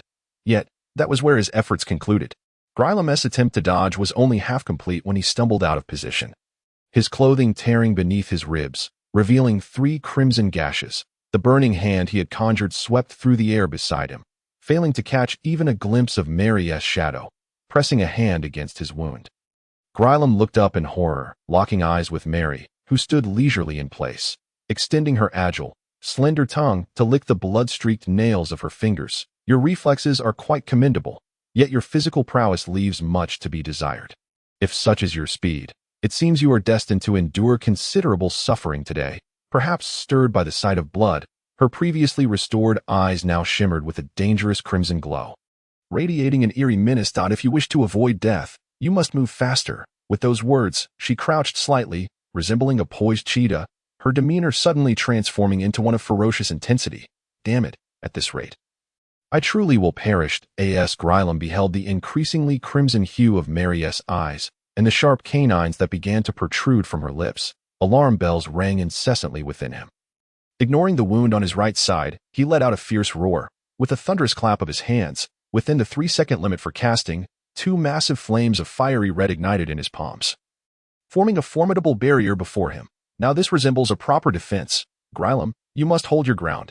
Mary let out a series of mocking laughs as she lunged forward with lightning speed. To Grylem's dynamic vision, he could barely track the fleeting afterimages left in her wake, wholly unable to pinpoint her true form. To prevent a repeat of his previous misstep, Grylem shifted his position in small increments while adjusting his stance, fervently swirling his hands to unleash torrents of searing flames that would seal off all potential avenues of attack. The flames swirled like a tempest around him, casting a searing heat that should have deterred her. Yet it felt akin to a clumsy solo dance, for no matter how vigorously he attempted to block her advances, he could not touch even a fragment of her shadow. Instead, he found himself enduring sudden bursts of pain, each jolt only fueling his rage. Through the course of this battle, Grylem had come to realize his own limitations. His abysmally low physical condition was his greatest hindrance, even with the powerful assistance of the chip. He struggled to unleash the strength he envisioned. With merely 4 points of agility, he was constrained in his reflexes, movement speed, and overall bodily control, though the chip's dynamic vision provided timely feedback on Mary's movements. His sluggish physique was ill-equipped to translate those commands into necessary actions. Thus, on numerous occasions, Grylem would predict the direction and angle of her attacks, yet his defensive maneuvers would always lag behind. Often, when her sharp claws would graze his form, the sweeping flames would arrive just moments too late, failing to even graze the hem of her attire. Thus, in the expansive arena, one could witness 2 blazing torrents of fire encircling Grylem, as he continued to groan and wince in agony. Meanwhile, the red-clad Mary flitted around him like an elusive specter, her form weaving through the air. Time and again, the searing flames would brush against her slender figure as she danced through the chaos. Yet they could not hinder her agile movements. Fortunately, Mary seemed to be merely toying with Grylem's combat abilities, each strike inflicting only superficial wounds. Otherwise, he would have surely been reduced to mere fragments beneath her prowess. Nevertheless, even these minor injuries left him adorned with claw marks, blood flowing freely. Though the injuries were not life-threatening, they filled Grylem with a profound sense of humiliation and indignation. Just a month prior, this Mary had been a novice apprentice, scarcely stronger than he. Yet, due to that cursed magical mutation, she now wielded the power to toy with him as if he were her plaything. This surging anger simmered within Grylem, who, despite knowing he was outmatched, pressed on valiantly, urging the flames to pursue the elusive red shadow. Meanwhile, Grylem's mind remained as cold as ice, silently communicating with the chip. If dynamic vision could not capture her, then he would have to employ an unexpected tactic. Grylem swung his hands vigorously, his mental energy rapidly depleting, causing the terrifying flames to swell and surge even more.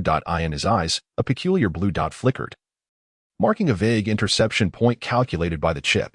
When Grylem sensed Mary reappearing before him, he suddenly split his hands, the crackling flames sealing off her routes of approach on either side, leaving a scant half-meter gap in front of him. The red-clad Mary, intending to sidestep to Grylem's left, let out a disdainful snort, halting her advance. With a slight shift, she narrowly evaded the searing flames, instead slipping through the minuscule gap toward his exposed torso. Humph, the careless fool. Should I leave a mark on your face or a bruise upon your chest? Pondering this, Mary found herself momentarily hesitant. Suddenly, her expression shifted, and she retreated at an even swifter pace, her urgency preventing her from delivering a parting strike. Yet even so, her timely withdrawal did not allow her to completely evade the 2 flames that suddenly altered their trajectory. The twin torrents of fire converged before Grylem, erupting into a shower of sparks that created a miniature inferno in their wake. Mary gasped, retreating 10 meters, feeling the sting of pain across her body. Upon glancing down, she discovered her once vibrant crimson gown now riddled with holes, the sparks having scorched through, revealing much beneath. "You bastard! How dare you ruin my attire?" Mary's cold, elegant visage froze in shock. Her icy gaze fixated on Grylem, who was reveling in his momentary triumph. At long last, he had discerned a flaw in her combat style. Against such an agile, assassin-like foe, highly concentrated spells, though deadly, were easily dodged. Instead, area effect spells proved far more effective in restricting her evasion. He basked in his victory. An overwhelming aura of murderous intent washed over him. Grylem looked up in shock, only to find a frenzied Mary. Her demeanor twisted into a fearsome snarl. Realizing he was in danger, Grylem barely managed to speak. But before he could articulate a word, Mary had already pinned him against the stone wall, her hand pressing firmly on his head. The violent impact sent tremors through Grylem's entire body, and even the pain was eclipsed by a sudden darkness as he succumbed to unconsciousness. In that fleeting moment before oblivion, the last thought that lingered in his mind was, what incredible speed! When Grylem regained consciousness, every inch of his body throbbed with pain. Yet, what troubled him more was the sensation of being dragged along the ground. A small, icy hand grasped his ankle, and he was being pulled back toward his dwelling. His unprotected visage had been left bloodied and bruised by the rough ground. Grim did not dare to struggle recklessly, for his previous actions seemed to have provoked the capricious Red Mary. Thus, he could only keep his eyes shut and endure the agony emanating from various parts of his body. At least he still felt pain. That was far better than being dispatched while unconscious. Stealthily, Grim conducted a self-assessment, and the glaring red warning on the report projection was indeed alarming. Vitality, 311. His life limit was merely 11, and now his vitality had plummeted to 3. He was teetering on the brink of death. A moment longer, and he would likely enter a critical state of severe injury. The accursed Red Mary had not struck at his vital points. Instead, she had merely used a game-like scratching technique to diminish his life force to such a precarious state. This stark contrast in their power was all too evident. Moments later, Red Mary pushed open the wooden door of Grim's abode and unceremoniously hurled him into the darkness within. Immediately, a chilling voice echoed. "Prepare well tonight. In 17 hours, we continue." It appeared that Mary had already sensed his awakening. Grim, taken aback, raised his head to find only a half-open wooden door in the silhouette of a petite, curvaceous young woman illuminated by the flickering candlelight in the corridor. 17 hours. Was that not the bare minimum time required for his recovery? Grim opened his mouth to protest, but the door slammed shut, leaving him alone in the profound shadows. Half an hour later, Grim, fueled by sheer willpower, finally managed to rise from the ground and light the candle. Stripping off his tattered apprentice robe, his frail body was marred with crisscrossing claw marks and wounds. Though shallow, they were unexpectedly dense. Using the dim candlelight, he began to cautiously tend to his battered body. He was certain he had basic healing ointment on hand, as healing salves and antidotes were essential items for living in the tower. Gritting his teeth against the pain, he applied the ointment to his wounds, the maddening itch from the ointment making him nearly frantic. However, after the itch subsided, a soothing coolness washed over him, accompanied by the delightful sensation of rapidly regenerating flesh. Thus, Grim gradually completed the arduous task of treating his injuries amidst a cycle of tears and laughter. Once his wounds were tended to, Grim finally directed his attention to another aspect of the self-assessment report. Attributes: Strength 4.01, Agility 4.04, Constitution 3.02, Mental Power 8.07. Occupational Experience 5, 281, 000. Personal Skills: Burning Hand, Solidified, Flame Arrow, in the process of solidification. The recent brutal trampling had resulted in a comprehensive enhancement of his physical attributes, even yielding a slight increase of 12 points in occupational experience. This revelation prompted Grim to sigh deeply. Was this the tragic existence that awaited him? Overwhelmed by a mix of indignation and despair, Grim lay down on his bed and commenced his daily, uninterrupted meditation. He once again found himself in the mental realm composed of countless specks of light. The orb housing his consciousness suddenly morphed into a grotesque beast, extruding numerous tendril-like strands of mental energy. Under Grim's conscious control, these strands surged forth, deftly maneuvering and sweeping through the air at a speed tenfold that of his previous attempts, actively absorbing the floating fire elements. In countless prior meditations, Grim had merely passively absorbed the particles of fire elements, rendering his efficiency far inferior to the current proactive approach. At this rate, a single meditation session would yield results exceeding tenfold his past efforts. Today felt interminably long, filled with an overwhelming flurry of events, and he finally had a moment to catch his breath. Thus, as soon as the meditation concluded, he scarcely had time to assess his results before plunging into slumber. At dawn the following day, Grim was once again jolted awake by a heavy knocking at the door. "Who is it?" "It's Tony." "Time to go." Grim's mouth curled into a grin as he realized that 6 days had elapsed since their last patrol outside the tower, and it was time for another round. A quick glance at last night's achievements revealed a mental power of 8.15, which filled him with elation. An entire night of meditation had increased it by 0.08 points. Did this not imply that even without delving into any spellbooks, he could elevate his mental power to near that of an advanced apprentice within 3 months through basic meditation alone? And that was not the only good news. The flame arrow, currently in the process of solidification, would be completed in just 1 hour. Soon, he would become a junior apprentice proficient in multiple spells. No longer a mere novice to be easily bullied.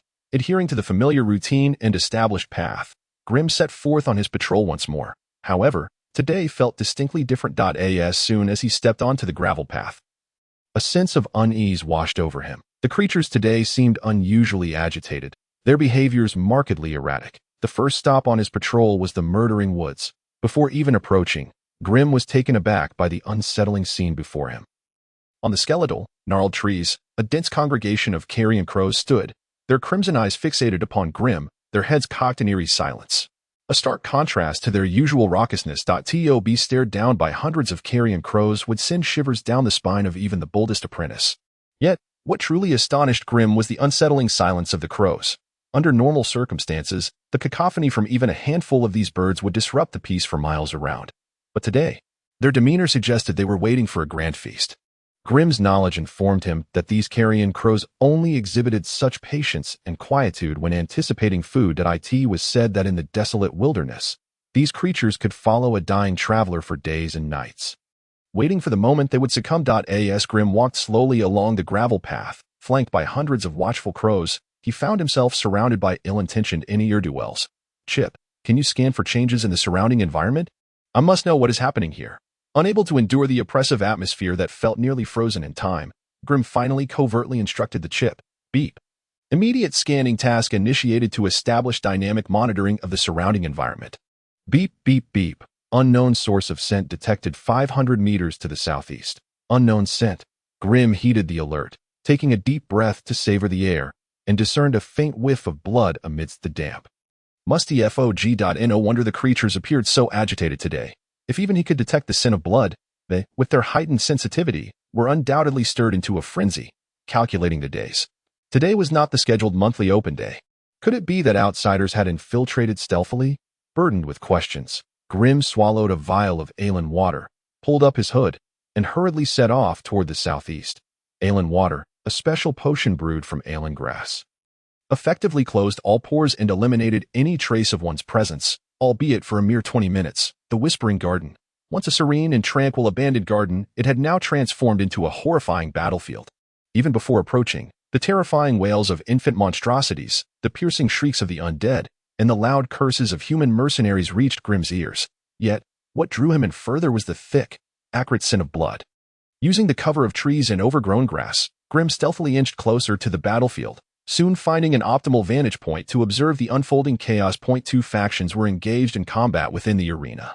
The attacking force comprised the terrifying infant monstrosities and the undead, while the defenders were a mercenary group numbering 17 strong. This was a well-trained and formidable band of mercenaries, each member fit and robust. Their equipment was also commendable, boasting sturdy wooden shields, small arm shields, and round shields, complemented by bows and arrows in nearly every hand, making them more than capable of hunting ordinary magical creatures. Alas, today they found themselves encircled by the most fearsome of the garden's inhabitants, the infant monstrosities. These infant monstrosities lacked legs and crawled upon the ground using their sharp claws, dragging behind them long, cord-like appendages reminiscent of umbilical cords. They are malevolent and twisted, though their forms closely resemble those of human infants. Their faces are marred by layers of withered, dead skin, with features grotesquely squashed together, resulting in an utterly hideous appearance. Amidst the overgrown grass and shrubs that tower above their knees, these diminutive monstrosities incessantly wriggle and squirm, their shrill curses and cries echoing in a cacophony. Each wail of an infant incites a wave of terror among the human mercenaries. Despite their small stature, each of these infantile fiends possesses a strength of no less than 5 points, equivalent to that of a fully grown man. Their sharp claws are particularly fearsome. Every time they leap through the air only to be thwarted by shields, they leave behind deep gashes on the surface. However, the most deadly weapon in their arsenal is their cursed cries. When Grim arrived, the infant fiends were attempting to breach the mercenaries' shielded defenses. Each creature darted across the grass with remarkable speed, leveraging their momentum to launch themselves into the formation of shields, only to be repelled by the vigilant mercenaries. One unfortunate fiend was even pinned to the ground by a volley of arrows from the archers. Despite being skewered through the chest and anchored to the earth, this relentless infant fiend clawed desperately at the soil while half raising its body to emit a piercing wail directed at the nearest human mercenary. The shrill sound, jarring to the ears of those nearby, became a cacophony of discord to the mercenary wielding the great shield, plunging him into a state of horrifying dread. This robust mercenary abruptly discarded his shield, clasping his hands tightly over his ears, and cried out in panic, "Someone help me! I can't see anything!" As he screamed, his tightly shut eyes suddenly streamed with blood tears, a sight that sent shivers down the spines of onlookers. A rustling in the underbrush heralded the emergence of two more infant fiends, their grotesque, fleshy faces twisted into malevolent grins, as they too began to wail towards the blind mercenary. Blindness, madness, and confusion. Even a formally trained apprentice wizard would struggle to withstand the curses of these infant fiends. Let alone these mere mortal mercenaries. Before his comrades could render him unconscious, he had already begun to mindlessly overturn everything in front of him, stumbling away from the shield wall. "Bazaar, come back," shouted a middle-aged man, dressed like a mercenary captain, but it was already too late. From a vantage point above, one could witness the grass surrounding the mercenary squad quaking violently, with swift, fallen blades of grass pointing ominously towards the fleeing mercenary. "Bazaar!" A burly man cast aside his great shield and seized his battle axe, intent on rushing to the rescue, only to be forcibly restrained by the captain. "Don't go, Tark." "It's too late." The captain gripped the muscular man's arm. His gaze distant, fixed on Bazaar's retreating silhouette, his face etched with sorrow and helplessness. Without needing to be reminded, it soon became evident that the frantically fleeing Bazaar was overwhelmed by the oncoming infant fiends. His shrieks of agony were abruptly silenced after mere moments, leaving only the horrifying sounds of the fiends ravenously tearing into flesh. Though obscured by the wild grass, the mercenaries could not witness the gruesome scene of the fiends feasting.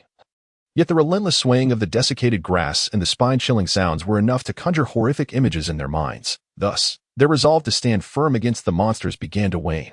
Suddenly, a fireball the size of a human head shot forth from the heart of the mercenary ranks, trailing a long plume of black smoke, and crashed into the area where the infant fiends were devouring their prey. In the next instant, a deafening explosion erupted, and a torrent of elemental flames engulfed a radius of approximately 10 meters, drowning everything in a surging wave of fire. In that singular strike, the unsuspecting infant fiends suffered losses of nearly 20. 14 of them, caught at the center of the explosion, were instantly reduced to ashes, while those at the periphery were left singed. In that moment, the air was filled with the piercing wails of the remaining fiends. Fire magic? Grim, who had been observing in the shadows, was momentarily taken aback, his gaze sweeping quickly, soon alighting on three suspicious figures in the midst of the mercenary ranks that bore a striking resemblance to himself. Cloaked in black, their forms were thoroughly obscured, with not a sliver of skin visible. However, judging by their body structures, they appeared to be two males and one female. Were these three wandering apprentice wizards? Unable to see their faces, Grim hesitated to act rashly, stealthily retrieving his magical talisman to report the situation to the wizard's tower. In that brief moment, the beleaguered infant fiends summoned forth their accompanying undead. The undead that cohabited with such monsters were not lowly corpses or skeletons, but entities formed from intense resentment and malevolent intent. Retaining a humanoid shape, they lacked a tangible body, possessing the innate ability to shift between the ethereal and the corporeal, rendering them largely immune to most physical attacks and defenses. To the eye, they appeared as indistinct shadows, their heads somewhat clearer, revealing the contours of a human face. Their arms bore sharp, ghostly claws, seemingly substantial, while their lower halves faded into indistinctness, as if their legs had merged with the void. As these creatures erupted from the underbrush, the air was filled with their soul-chilling wails, and the temperature of the battlefield plummeted ominously. With the emergence of these dozens of terrifying undead, which nearly blotted out the sky, the previously tenable defensive circle collapsed in an instant. The incorporeal undead surged into the crowd, disregarding the weapons of the mercenaries, their chilling claws rending horrific gashes into their flesh. Some of the more fearsome undead directly possessed the bodies of the mercenaries, turning on their comrades with savage ferocity, with the breaches they created. The wicked infant fiends relentlessly invaded the fray, employing their dreadful curses to shatter the mercenaries' resolve, dragging them one by one into the underbrush to feast. The scene grew increasingly chaotic and bloody. Perhaps realizing that these hired mercenaries could no longer withstand the onslaught of the encroaching monsters and undead, the three concealed apprentice wizards finally cast off their cloaks, revealing their true identities. At the forefront was a robust, muscular young man, his tousled golden hair cascading over his shoulders, a mysterious circlet on his forehead that was clearly no ordinary ornament. He was clad in finely crafted leather armor, a massive sword strapped to his back. Its sheer size suggested that without extraordinary strength, it would be nearly impossible to wield. To his side stood another man, dressed in noble attire, his lavish garments leaving a striking impression. Yet, even more remarkable was his head, with skin of deep green, a long, narrow snout, and flickering serpentine tongues. He possessed the visage of a serpent. Between the two stood a petite girl in a pale yellow gown, her cherubic face alight with curiosity as she cradled a golden birdcage. Unfazed by the carnage around her, her expression one of innocent wonder, Grimm's pupils constricted sharply. Through the lens of elemental vision, he discerned waves of elemental luminescence and nearly tidal psychic fluctuations emanating from the three apprentice wizards. In terms of strength assessment, these three were undoubtedly formidable, either as advanced apprentices or even nearing true wizardry. Regardless of the outcome, they were far beyond the capabilities of Grimm, a lowly apprentice. What could such powerful beings possibly seek in this swamp tower? This was the private wizard tower of Lord Anderson, one of the many resource points under the Cerubo family's jurisdiction, which almost entirely barred external visitors save for the annual resource exchange. Hence, Grimm was left with an insatiable curiosity regarding the intentions of these three outsiders. However, as the three apprentice wizards made their move, Grimm's curiosity was swiftly extinguished, replaced by a profound sense of dread. These human mercenaries, while competent in dealing with beasts, became as helpless as sheep when faced with infant fiends and undead. Once the simple shield formation was breached, the inundating monsters commenced their brutal slaughter. The infant fiends, darting like the wind, cursed and weakened the mercenaries' combat prowess, using the cover of the foliage to take them down one by one. And the battlefield was rife with scenes of human mercenaries struggling in agony. As the terrifying undead hovered ominously in the air, they would suddenly seize human mercenaries, dragging them aloft before mercilessly tearing them asunder into gory fragments. Amidst the chaos of the battlefield, a grotesquely contorted undead creature dove down, its sights set squarely on three peculiar individuals who appeared rather leisurely, before the burly man and the young girl could make a move. An apprentice with a serpentine visage acted first. With a swift motion, a vile, virulent arrow of toxic green pierced the undead's form, detonating within its very being. The corrosive properties of the venomous projectile swiftly eroded the core of resentment within the undead's essence, reducing it to a cloud of soul ashes amidst its agonizing wails. Grimm noticed that this toxic arrow was not a result of the apprentice's conventional spellcasting, but rather spewed forth directly from the serpent's head. That initial strike was merely the beginning. The serpent-headed apprentice, undeterred, opened its mouth wide and unleashed a barrage of 7 or 8 venom arrows in rapid succession, each one striking true and annihilating a terrifying undead creature of intermediate apprentice strength. Bloodline Sorcerer. This was undoubtedly the Bloodline Sorcerer mentioned in the tomes. Within the vast and convoluted hierarchy of the Sorcerer's world, the most illustrious factions include Bloodline Sorcerers, Body Refinement Sorcerers, Rule Sorcerers, and Arcane Sorcerers. It can be posited that the majority of the Sorcerer system evolves around these 4 primary directions. Bloodline Sorcerers are zealots who pursue the purity of their bloodlines, enhancing their power through the strength of their lineage. They often select formidable otherworldly beings as their bloodline sources, continuously refining and purifying their bloodline's essence to reclaim the formidable and terrifying powers of ancient creatures. Their ultimate aspiration is to replicate the grandeur of primordial entities. Conversely, body refinement sorcerers are those who obsessively augment their physical forms. In their eyes, every resource is merely a medium, a consumable to bolster their corporeal strength. To achieve this, they might immerse themselves in toxic vats year after year, embed themselves with highly radioactive meteoric fragments, or endure the most abominable natural environments, all in the pursuit of fortifying their bodies to such an extent that no external force could ever shake them. To be precise, rule sorcerers represent the mainstream system within the sorcerer community. Whether they are elemental sorcerers striving for the utmost elemental power, cursed sorcerers who wield death through unseen maledictions, or dark sorcerers who revel in the thrill of slaughter through the manipulation of soul and emotion, all fall under the domain of rule sorcerers. Their actions may appear vastly different, yet ultimately, they all strive to integrate themselves into certain planar laws or cosmic rules. They belong to the faction that manipulates rules to leverage elemental conservation. Arcane sorcerers, on the other hand, are the purest of sorcerers. They refuse to taint their bloodlines for the sake of power, shun the shackles of planar laws, and reject the worship of physical prowess.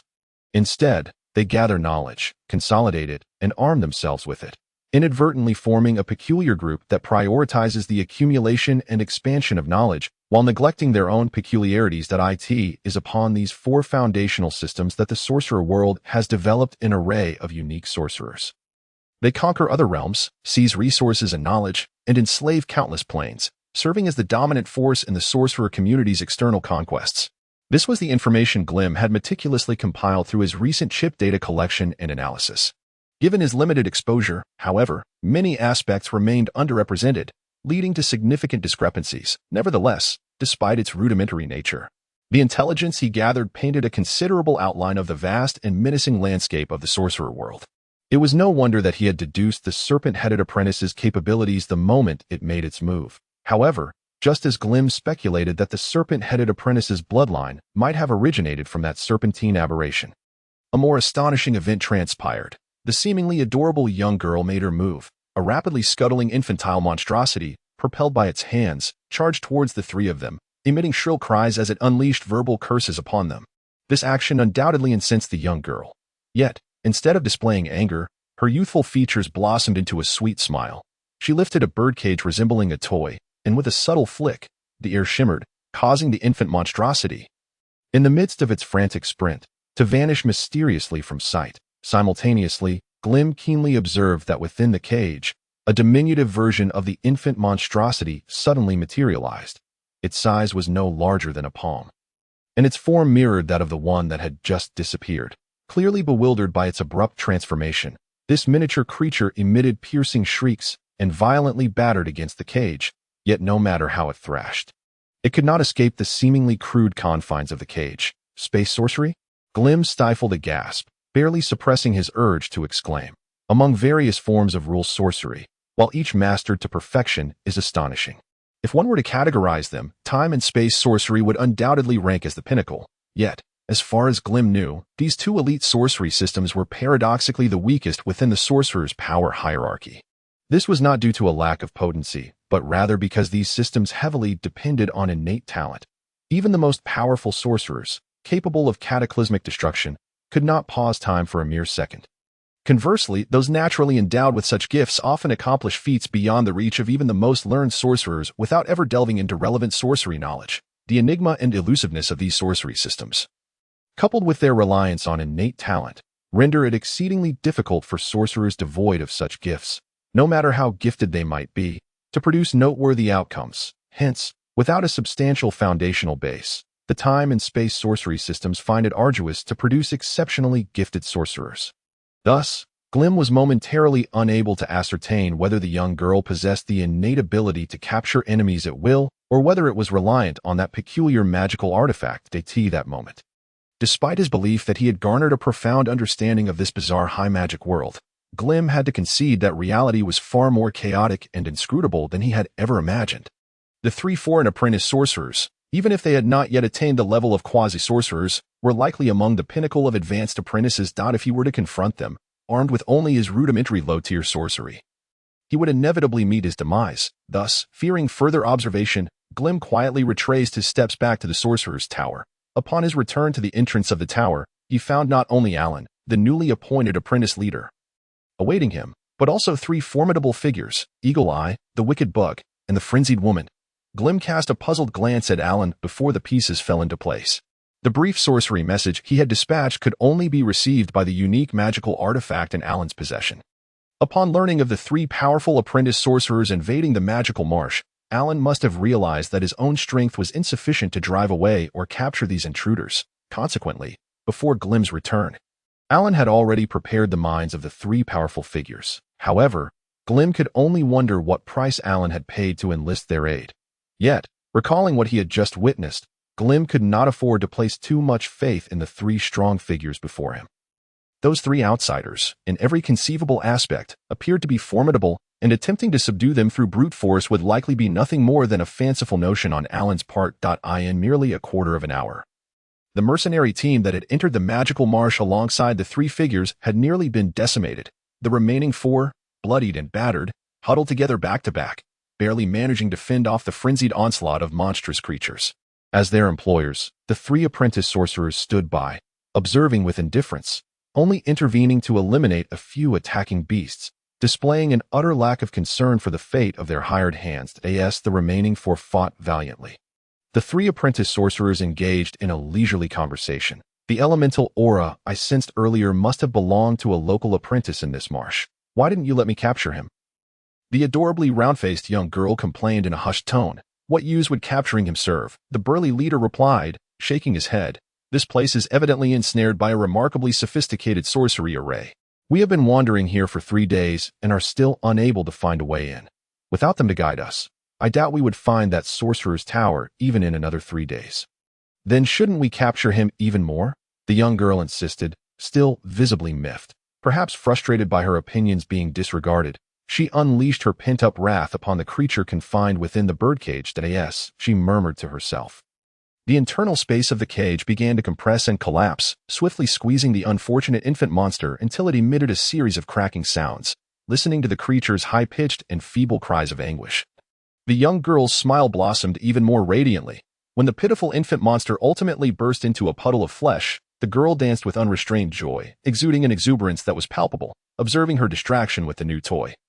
The other 2 apprentices finally exhaled in relief. Unable to contain his curiosity, the serpent-headed apprentice leaned closer to the burly swordsman and inquired, "Are you truly certain it is wise to release that observer? He will undoubtedly attract more guardians." "Guardians?" the swordsman scoffed. "This is merely an ordinary resource point. Do you really believe the Sarubo family would allocate formal wizard-level guardians here, aside from that Anderson wizard? The rest are likely just apprentice wizards. Are we truly afraid of apprentice wizards?" The serpent-headed apprentice grinned menacingly, his forked tongue flicking out as he hissed ominously. "There are still plenty of rare materials I require here. Besides, those guardians will take a while to arrive. I shall venture around the vicinity." With that, the serpent-headed apprentice nonchalantly strode towards a distant marshland. Strangely, despite a nearby gravel path being clearly visible, he seemed oblivious as he passed right through. This was, in fact, one of the defensive mechanisms of the marsh tower. The gravel path that traversed the magical marsh was only visible to internal apprentices wearing wizardly amulets, while outsiders merely perceived it as an ordinary marshy wasteland. Watching his companion vanish into the thick fog, the burly swordsman hesitated briefly before turning to follow a different path. Having traveled so far to a wizard family's private resource point, it would be a disservice to himself not to seize some advantage before attending to business. Meanwhile, the peculiar little girl was intentionally or unintentionally forgotten amidst the cacophony of bloodthirsty monsters. As for whether she would incur injury, such a question did not even register in the minds of the 2 male apprentices. In truth, at that moment, the most formidable and ruthless creature in the marsh was this very little girl. Thus, when Glim led Alan and the others to this location, they were greeted by the sight of an adorable girl standing alone amidst a throng of monsters. Clutching a golden birdcage. At that moment, the human mercenary group had already been reduced to a scattered mass of flesh and blood, their broken bodies being fiercely torn apart by the infant monsters in a scene of utter carnage. The little girl stood in the center of these terrifying creatures, yet curiously, none dared to approach within 10 steps of her. As she frolicked about, the infant monsters that had been interrupted from their feeding let out fierce cries but ultimately yielded a path for her to pass. A mercenary, half of whose body had been devoured and who was still clinging to life, raised his mangled, bloodied hand in a desperate plea for help. "Save me, please." The little girl, her face alight with a sweet smile, crouched before him and softly asked, "I can rescue your soul from these monsters. Will you allow me to save your soul?"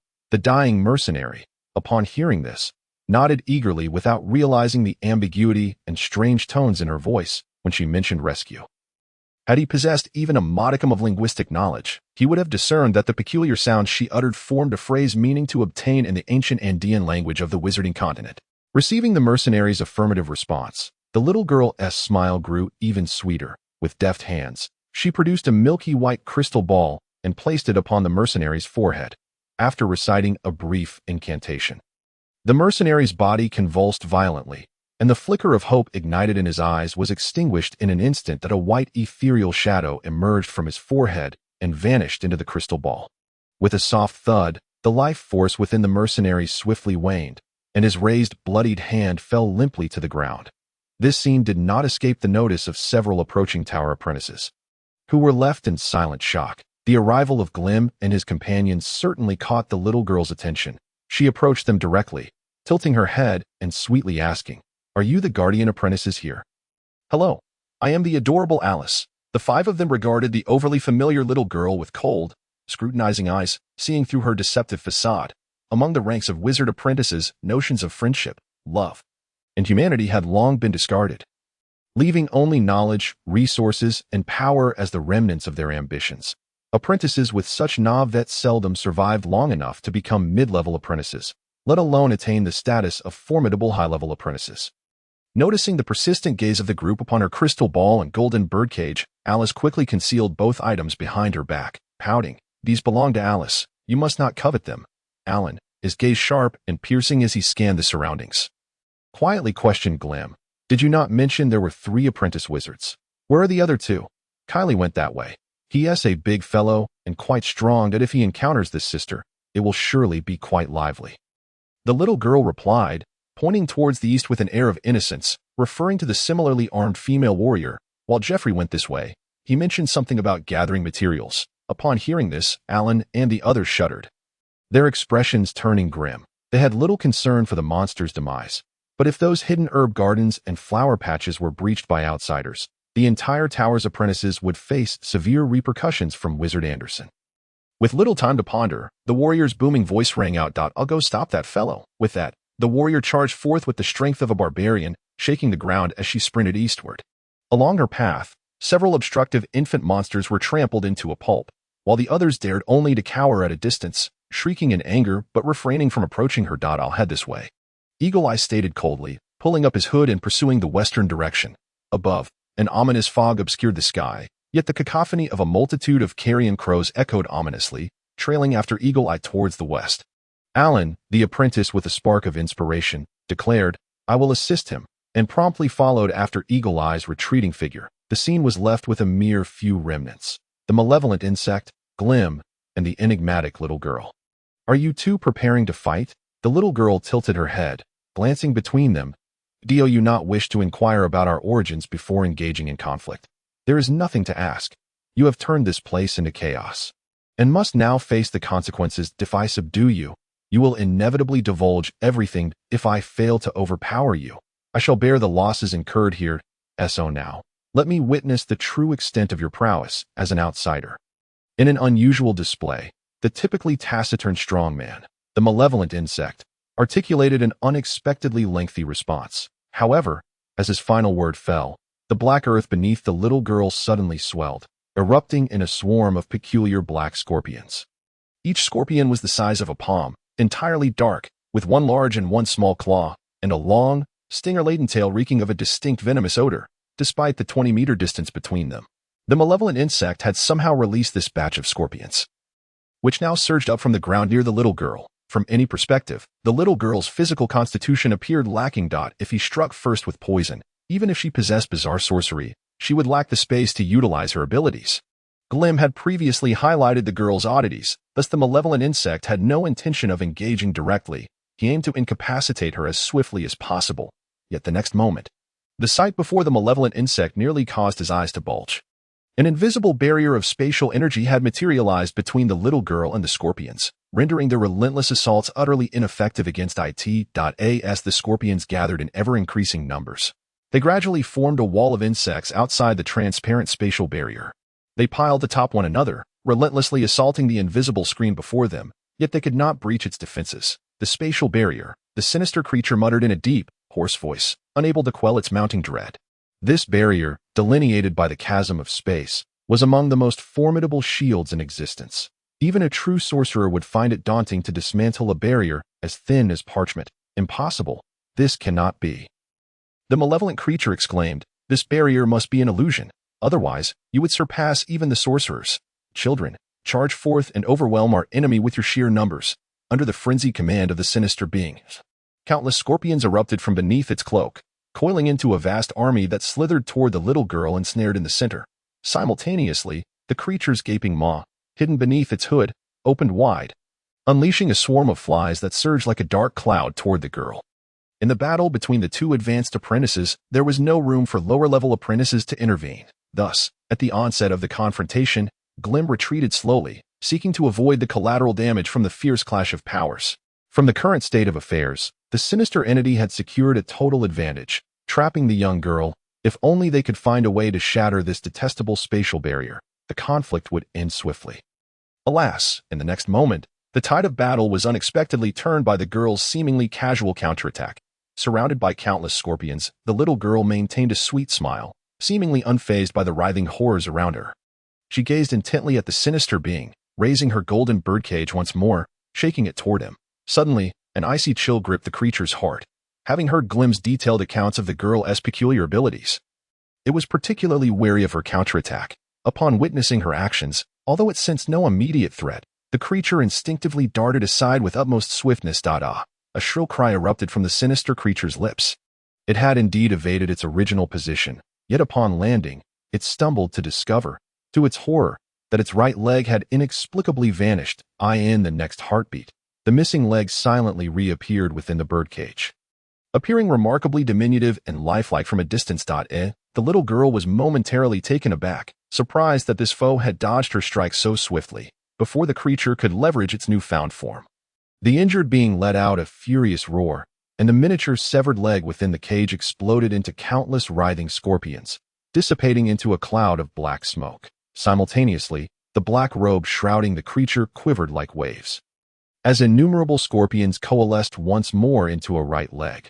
Biological transformation. The girl, for the first time, lost her smile, her taut face revealing a hint of an unsettling chill. I didn't expect you to have forsaken your human form entirely. Transforming yourself into a bug. Do not think this will render you invincible. Today, I, Alice, shall show you what true terror is. With that, the girl, named Alice, extended her delicate white hand toward the sinister being, grasping at the air. In the next moment, the creature emitted a thunderous roar, staggering back a few steps as if nearly toppling. To her astonishment, a heart began to swell in Alice's grasp, seemingly materializing from thin air. Had it been anyone else, such a blow might have proven fatal. However, the creature had evidently undergone extensive modifications, rendering it devoid of any human vulnerabilities. Seeing its heart being extracted through sorcery, it let out another furious bellow. With a low, piercing roar, Alice's heart, like the severed leg, shattered into countless smaller scorpions. Turning to ash, "You've indeed transformed thoroughly," Alice exclaimed with fervor, her high-pitched voice ringing sharp and clear. "I refuse to believe you can replace all your organs. I will find the core that sustains your insect body." After her fierce declaration, Alice unleashed a flurry of strikes, her hands clawing at the sinister being in rapid succession. Although some attacks were deftly evaded, a few struck true amidst her relentless onslaught, each successful strike yielding grotesque and bloody remnants of various organs, slick and indistinguishable in nature. Yet, regardless of the body parts she extracted, their fate was invariably to dissolve into insects. While Alice reveled in her success, the sinister being seethed with mounting fury as it deftly maneuvered to evade her mysterious ranged attacks. It simultaneously urged the scorpions to continue their assault on the girl. Yet, no matter how cautious it was, avoiding the unpredictable, untraceable magic proved challenging. Its once formidable swarm found itself powerless against the impenetrable spatial barrier, struggling to identify an opportunity to strike at the true form of its adversary. If this trajectory continued, even with its unwavering confidence in its own transformations, the creature would face inevitable defeat against the terrifying Alice. However, just as a flicker of retreat began to surface in the creature's mind, Glim's voice suddenly pierced the air from a distance. "Lord Sinister, attack her at the back of her head." The idea of attacking her at the back of her head filled the sinister creature with loathing. It had already commanded the scorpions to assault the wretched girl from every conceivable angle, even attempting from beneath the ground. Yet, the delicate spatial barrier had nullified all assaults, rendering it impossible to identify any weak points. To its surprise, when Glim's words reached Alice's ears, her expression stiffened involuntarily. Her large purple eyes narrowed menacingly as they fixed on Glim, radiating palpable animosity, though Alice's tense visage betrayed no overt change in emotion. The creature discerned a flicker of panic in her gaze. Could that truly be her vulnerability? Despite lingering doubts, the sinister being, fueled by pent-up rage from the girl's relentless probing, wasted no time in executing a direct assault. Silently, the creature's form collapsed. The black cloak cascaded to the ground, revealing not a trace of flesh or blood within. At that moment, a shadowy figure rose behind Alice, a humanoid form composed of countless scorpions, its limbs and head undulating, faintly resembling the sinister creature. As soon as it stood, the scorpion-formed figure lunged, its entire body pressing against the impenetrable transparent barrier. The scorpions instantly transformed into a dark torrent, crashing against the area at the back of Alice's head with fervor. Unexpectedly, the previously still spatial barrier rippled, creating a fist-sized disturbance within the impact zone. This area was not a spatial barrier, but rather a small air barrier perfectly fused with the spatial one. The sinister creature's eyes widened in disbelief, overwhelmed by an indescribable ecstasy. The opponent's defense indeed harbored a flaw. and that flaw lay within the air barrier. Although the distinction between a spatial barrier and an air barrier was merely a word apart, their magical properties were worlds apart. The spatial barrier commanded the highest tier of spatial magic, renowned as the strongest defense within the realms. In contrast, the air barrier was merely a mutated application of wind element particles, woefully inferior in protective capacity. Had the flaw not been pointed out by an outsider, it would have been nearly impossible to detect the hidden weak point nestled within the all-encompassing spatial barrier. Yet, as the sinister creature exerted every ounce of strength to exploit this opening, the singular unstable factor within the spatial barrier was detonated. With a heart-stopping crack, like shattering glass, the black tide of scorpions breached the barrier. Surging inward, Alice's petite, adorable form was instantly engulfed by the writhing mass of insects. A piercing shriek erupted from the swarm, swelling into a terrifying force that emanated from the mass of writhing bodies, shattering the very fabric of space within a 50-meter radius. The remnants of black scorpions exploded outward, while horrific spatial fractures spread like a web in all directions. All scorpions swept by the rifts would silently sever their limbs, rendering even the thickest of exoskeletons utterly futile. The cutting force of the spatial fractures is unparalleled in the world, a testament to their might. The ferocious sonic waves violently propelled the previously clustered black scorpions away from their bodies, only to be shredded into a sky of blood and debris by the indiscriminate onslaught of the spatial rifts, ultimately revealing Alice, ensnared in the center, in the heart of the suddenly ruptured space. Alice's long hair billowed as her form hovered aloft, neck arched back, unleashing a scream of unfathomable fury. Utilizing space as her weapon, to shatter the realm of her enemies was tantamount to dismantling their very beings. This young girl, endowed with extraordinary spatial talents, displayed a terrifying offensive capability when enraged, causing Grim to feel a wave of trepidation from 100 meters away. Had the chasm between advanced and novice apprentices widened to such an extent? Despite repeatedly reminding himself that Alice, even among advanced apprentices, likely belonged to the upper echelon, he could not quell the rising dread and astonishment within him. These beings were truly monstrous. After all, they were not yet formal wizards. They weren't even quasi-wizards, yet they wielded such formidable power. Just considering Alice's recent terrifying strike, which encompassed a massive radius of 50 meters, was akin to a 360-degree bombardment with no blind spots. Within this expanse, fragments of space shattered, and the horrific rifts nearly engulfed every inch of the area. Under such a keen assault of spatial shards, the so-called elemental resistances of the past became mere jokes.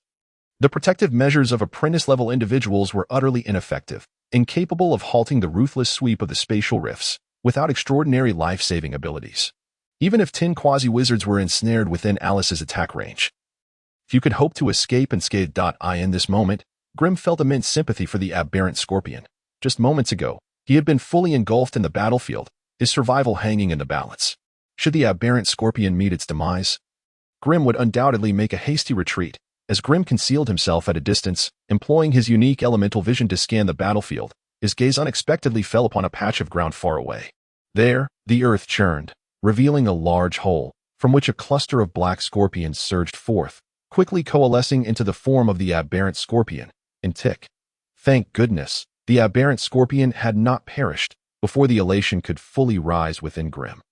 He quickly suppressed it. No, Intik appeared to have suffered greatly. Indeed, at this moment, the aberrant scorpion had lost the arrogance and vigor it possessed at the outset.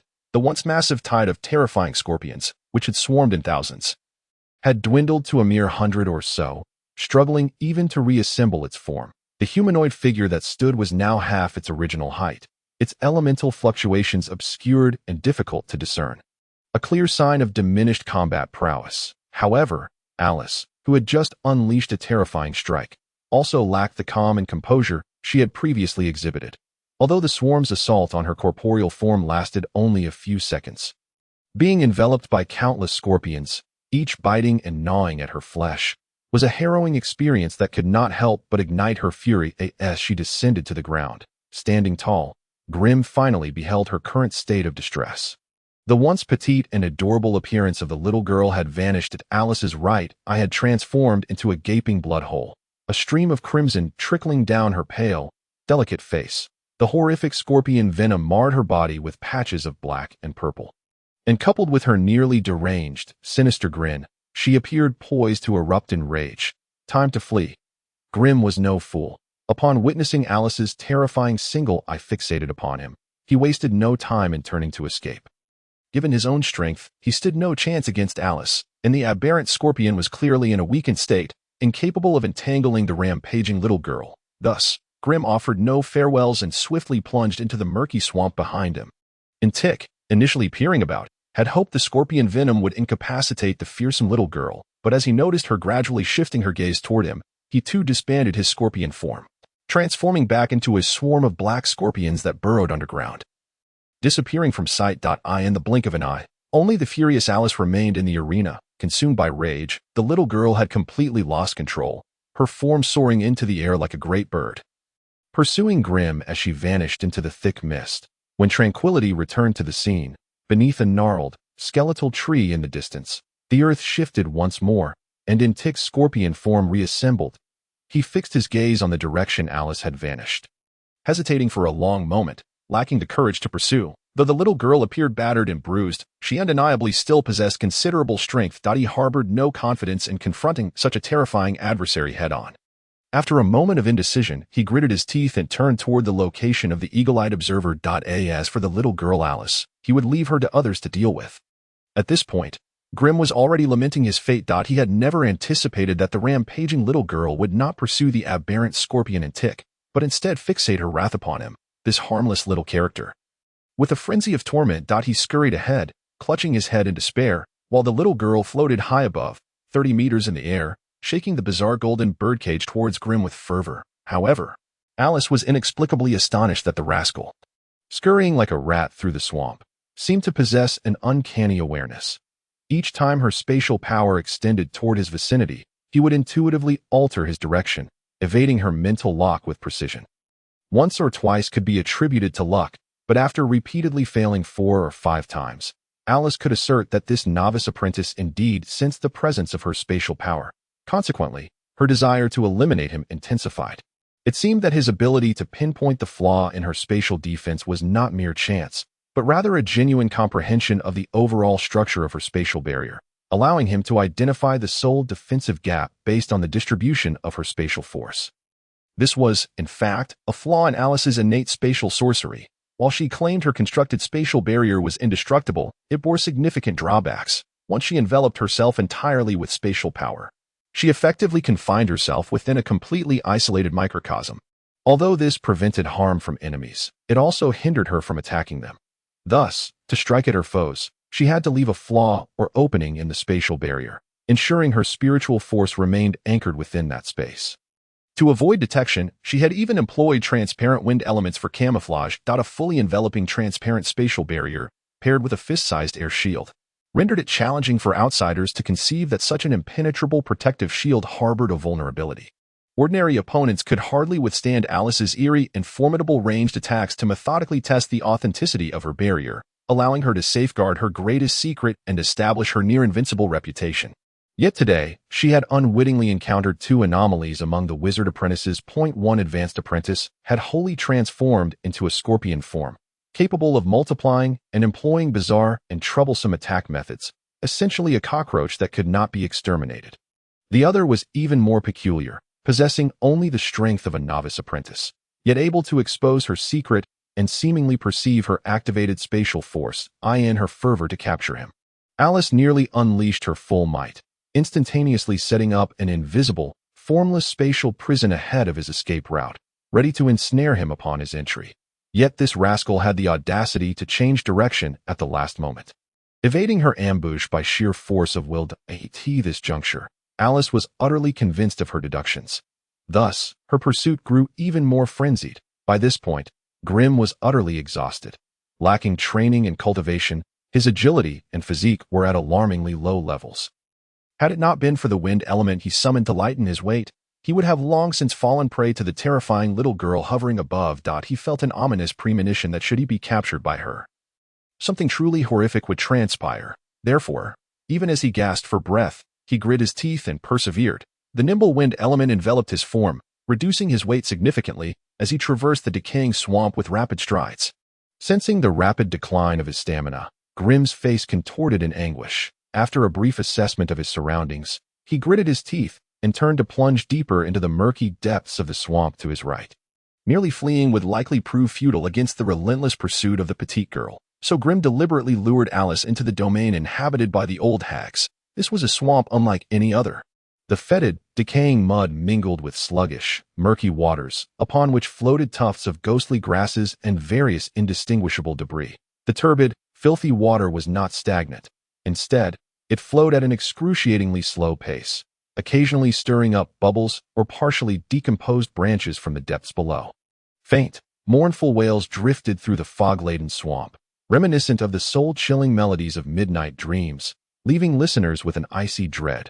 Though paths existed within this mire, the treacherous black mud and capriciously flowing waters intertwined, making it exceedingly difficult for non-natives to navigate the treacherous terrain. Within this expanse of muck spanning several tens of acres resided clusters of hags, large and small. The smaller groups comprised merely 7 or 8 members, typically dwelling at the swamp's periphery, while the larger clans, often numbering close to 100, occupied the central region of the largest water body. As aberrations, the hags possessed only rudimentary intelligence, often transformed from those who had perished within the swamp. Despite their human origins, once ensnared by the allure of magical forces and metamorphosed into hags, they harbored profound hatred and resentment towards humanity. They lay in wait at the swamp's edges for years. Upon detecting the presence of the living, they would leap forth without hesitation, devouring flesh and blood before dragging their victims into the depths to drown. This method allowed their numbers to continuously swell. Physically, hags resembled emaciated, desiccated human females. Most of their flesh had decayed. Their skin, bleached by the murky waters, clung tightly to their bones, presenting the visage of animated corpses. Those that fared somewhat better donned tattered garments, the colors and textures of which were indistinguishable, while the majority remained completely nude. Their disheveled, filthy hair, sharp, black claws, and jagged yet remarkably sharp fangs were all quintessential traits of the hags that on solid ground. Their combat prowess might pale in comparison to that of ghouls, but within the swamp, their strength doubled, allowing them to rival even the fearsome swamp crocodiles. In ancient hag clans, there might even exist individuals who wield elemental powers, and these particular hags possessed intelligence rivaling that of apprentice wizards. Perhaps one could even suggest that should human wizards deign to grant these hag leaders appropriate status, the emergence of 1 or 2 hag sorceresses would not be beyond the realm of possibility. Alas, in a world dominated by human wizards, the evolution and development of other beings face significant suppression. Thus, no matter how clever or wise the hags might be, they were merely experimental subjects and valuable materials for the lofty wizards. Today, the tranquility of the hag swamp was shattered by the intrusion of 2 outsiders, a man and a woman, who entered the swamp in succession. The man, evidently a wizard apprentice from the swamp tower, was easily identifiable by his distinctive apprentice robe and the discernible magical fluctuations emanating from the protective amulets of the tower's members. This despicable individual, who typically served as a lackey to wizards, had now become an unfortunate victim of pursuit. Relying on the buoyancy granted by the wind element, he staggered through the mire, his feet sinking deep into the muck while he shouted with reckless abandon, "Sinba, you pitiful creature hiding in the mud, come out quickly. Sinba, you are nothing but a snot-nosed slime monster." It could be said that the entire swamp was thrown into disarray by this insufferable wretch, who raced about, pursued by his assailants. Ordinary hags lacked the keen insight to comprehend the gravity of the situation. Upon sensing the presence of the living, they would emerge from the muck, half their bodies protruding from the foul, murky waters, attempting to seize Grim's fleeting form and drag him into the mire. Consequently, as Grim splashed through the water, a multitude of arms, resembling thickets of bushes, erupted from the depths, waving frantically. The hags, lured from the depths, stumbled clumsily in pursuit of him. However, Grim's intention was not to confront them, and no matter how many of these foolish, primitive beings he drew forth, they posed no threat to the terrifying girl pursuing him. Within the entire swamp, the only entity that could instill a modicum of apprehension in Alice was likely Sinba. Alice, buoyed by her innate talents, hovered 20 meters above the ground, surveying the roiling mud and splashing foul water below, her expression growing increasingly irate. "Listen here, you little rascal down there, stop running about. As long as you obediently lead me to that swamp tower, I promise not to harm a single hair on your head." Grim, without bothering to look back, shouted in response, "Indeed, you won't harm a single hair on me. You merely wish to dismember me into pieces. Spare me your childish tricks. If you possess the ability, catch me first." With that, he bellowed Simba's name in a cacophony of cries. "You are courting death, you insolent brat. Don't make me catch you. If you fall into my grasp, what will I do with you? Steam you? Braise you? Or simply devour you whole? After all, you wicked sorceresses are all monsters. Just yesterday, I was tormented by that witch Mary, and today, I find myself pursued by you, a childish little girl. What a stroke of bad luck." Before Grim could finish his rapid-fire diatribe, he felt a sudden constriction around his legs as a vine-like whip emerged from the water, ensnaring him and causing him to lose the wind element's buoyancy. Plunging him headlong into the foul waters, Grim struggled desperately in the stinking pool. A particularly robust hag, mounted atop an even larger, bizarre crocodilian creature, rose majestically from the center of the swamp. With disheveled, filthy hair, gleaming black claws, tattered rags for clothing, and skin as pale and tough as leather, this formidable hag leader grasped a rudimentary whip woven from vines, her fearsome presence further enhanced by the monstrous creature beneath her. "Simba, Simba, come out quickly and take me away. From this moment on, I am yours." Grim, barely managing to float amidst the repugnant, murky waters, beamed with delight upon seeing the grotesque hag leader, eagerly rushing towards her as though encountering an old acquaintance. This unexpected display from the human boy, who frequently abducted members of his clan, took the hag leader Simba by surprise. Furious and ready to drive away the wizard apprentice, she was momentarily taken aback. While ordinary hags might not grasp the significance of the apprentices, this hag leader was acutely aware of their status, ever since the tower had been erected in the swamp's heart. Their domain had transformed from that of indigenous inhabitants to mere watchdogs for the human wizards, tasked with chasing away unwelcome intruders. Despite their dissatisfaction with this new role, they understood the terror that human wizards inspired, compelling them to silently endure the frequent presence of wizard apprentices in their territory. Even when a few hags were occasionally abducted for experimentation, they turned a blind eye. However, today, this insufferable wizard apprentice had overstepped, brazenly intruding into the very core of the hag's dwelling. An affront that ignited her fury as she gazed at the delicate, tender form of the human boy who had rushed towards her. The hag leader Simba could no longer suppress her loathing for the living and her ravenous hunger for flesh. Her dark, sharp claws poised to extract the boy's heart for a taste. Yet, just as she was about to act, Simba suddenly sensed an overwhelming and terrifying aura of murder emanating from above.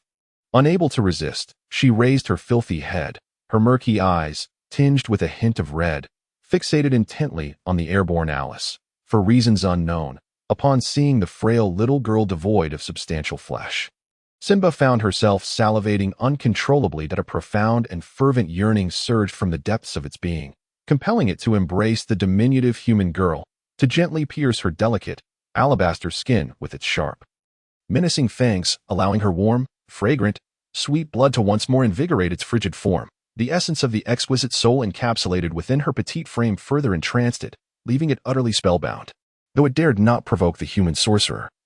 The presence of such a powerful sorcerer's apprentice before it stirred a tumult of conflicting emotions within. A mere apprentice, a diminutive sorcerer's apprentice. Surely, indulging in a taste of her would not incite the wrath of the human sorcerer. Would it? If she truly did become incensed, it could easily deflect the blame onto those ineffectual minions lurking in the periphery. As long as it could savor the delicacy of this apprentice, it would willingly sacrifice 5, 10, or even 20 of its subordinates. In stark contrast to Alice, who floated gracefully in the air, Grim had already succumbed to the grasp of control, becoming as unremarkable as a hard cheese placed beside a cream cake. Failing to elicit any interest from Simba, Simba raised a hand and struck the back of the massive lizard beneath him with considerable force. The swamp beast, tamed by its will, bellowed, its gaping maw wide open, unleashing a gray beam from its earthy yellow eyes that struck Grim squarely. The petrification ray. This was a natural talent of the swamp lizard, capable of transforming an unwitting mortal into a silent, motionless statue. Though Grim, as a sorcerer's apprentice, possessed some elemental resistances, he was inevitably turned to stone when faced with the magical steed of the witch leader. He sensed his body growing increasingly numb and rigid. Grim hastily shoved a small vial of potion into his mouth, summoning the last vestiges of his strength to wave at Alice, who had just soared above him. Then, his entire form became engulfed by a terrifying gray hue. Slowly sinking into the mire like a lifeless statue, 4 witches plunged into the murky waters, dragging this fortuitous prize directly to the depths of their lair. Suspended in midair, Alice's exquisite, flowing gown billowed gracefully as she helplessly watched the detestable boy wave at her before vanishing beneath the filthy water. Her spatial abilities were indeed formidable. However, they could only unleash their devastating power when her mental focus was locked onto a specific space, with the scoundrel now lost in the murky depths. She found herself utterly unable to pinpoint his location. The thought of having to wade through the foul, putrid swamp, risking her gown becoming soiled, ignited an uncontainable fury within her. This rogue preferred to fall into the hands of monsters rather than be captured by her.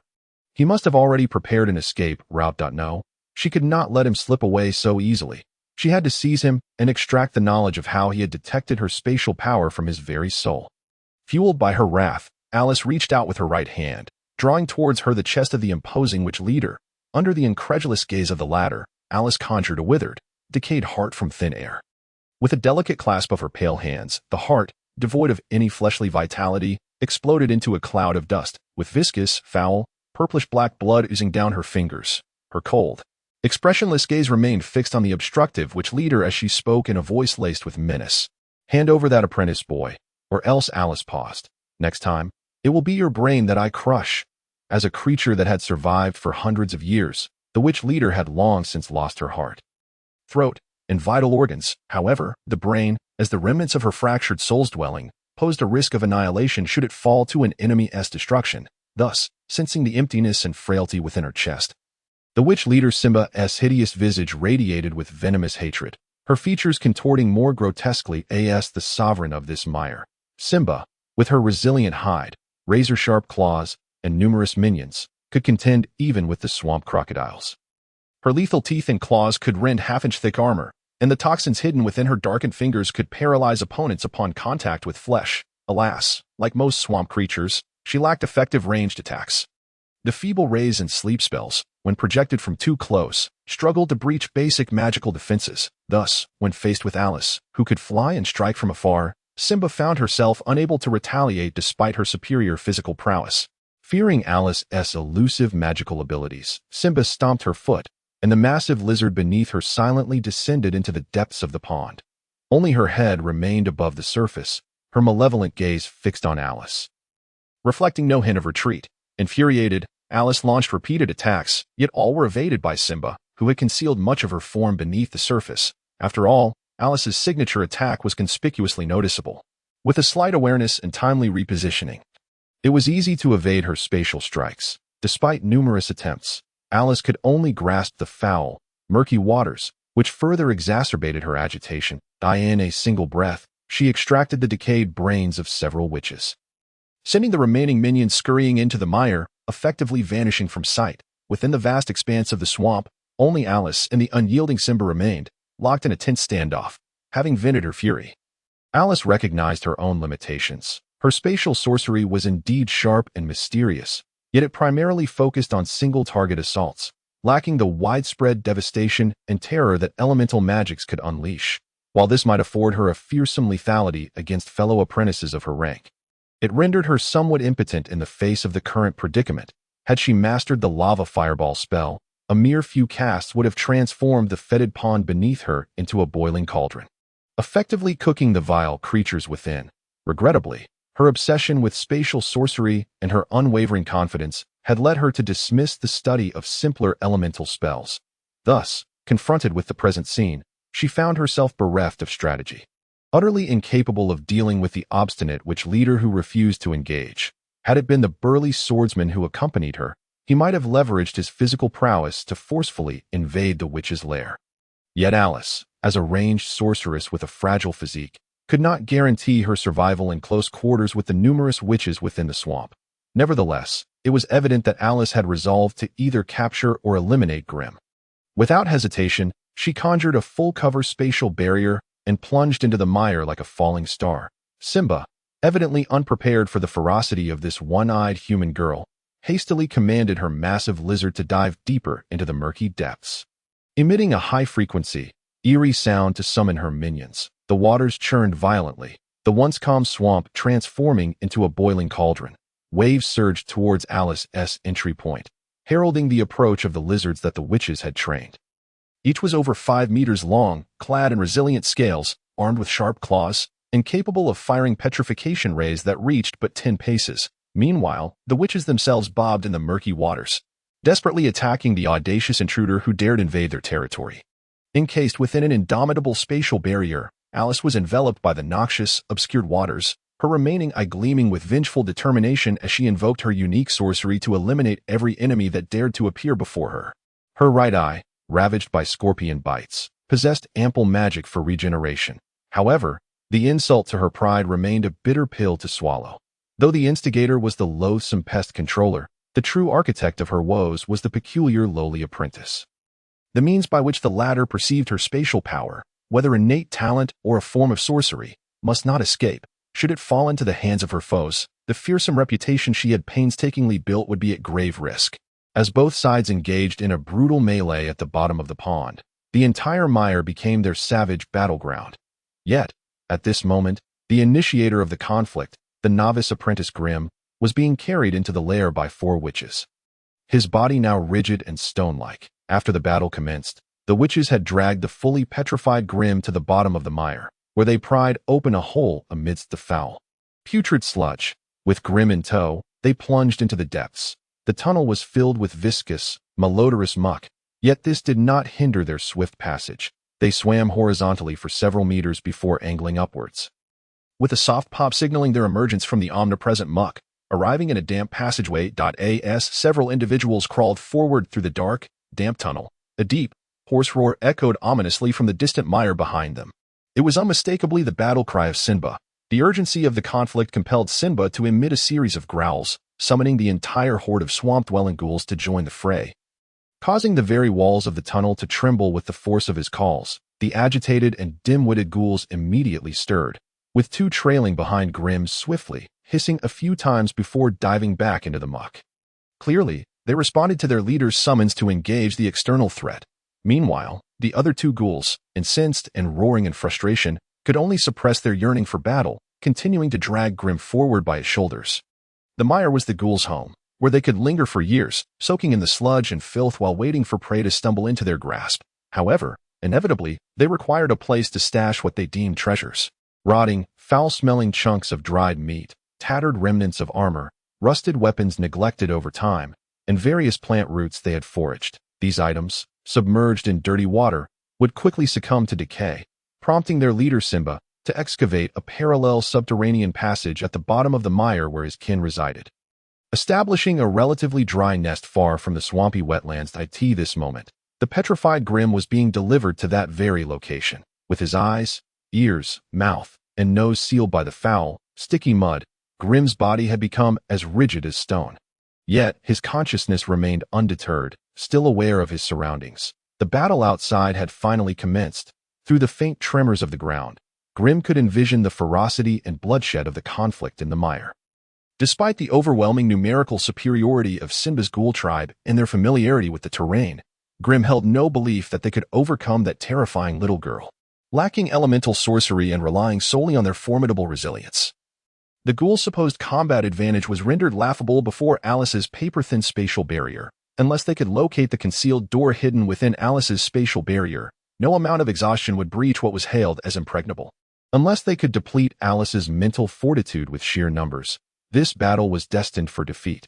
Seizing the moment while she was preoccupied, Grim recognized this as his prime opportunity to escape, despite his petrified form being utterly immobile. His mental energy flowed unimpeded.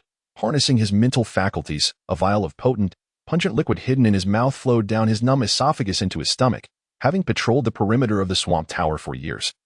Grim was well acquainted with the innate abilities of the surrounding creatures, and he certainly had prepared himself with means of counteraction.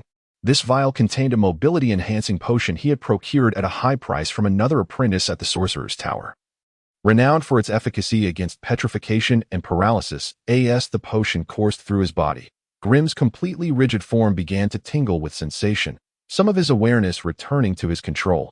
After traversing 100 meters, he finally arrived at a relatively flat and dry cavern, a narrow space of less than 20 meters filled with a musty odor. The foul air nearly suffocating point. Two ghouls tossed Grim into the center of the cavern atop a pile of debris, then began to roar at each other, seemingly debating whether to join the battle or stay behind to guard the food.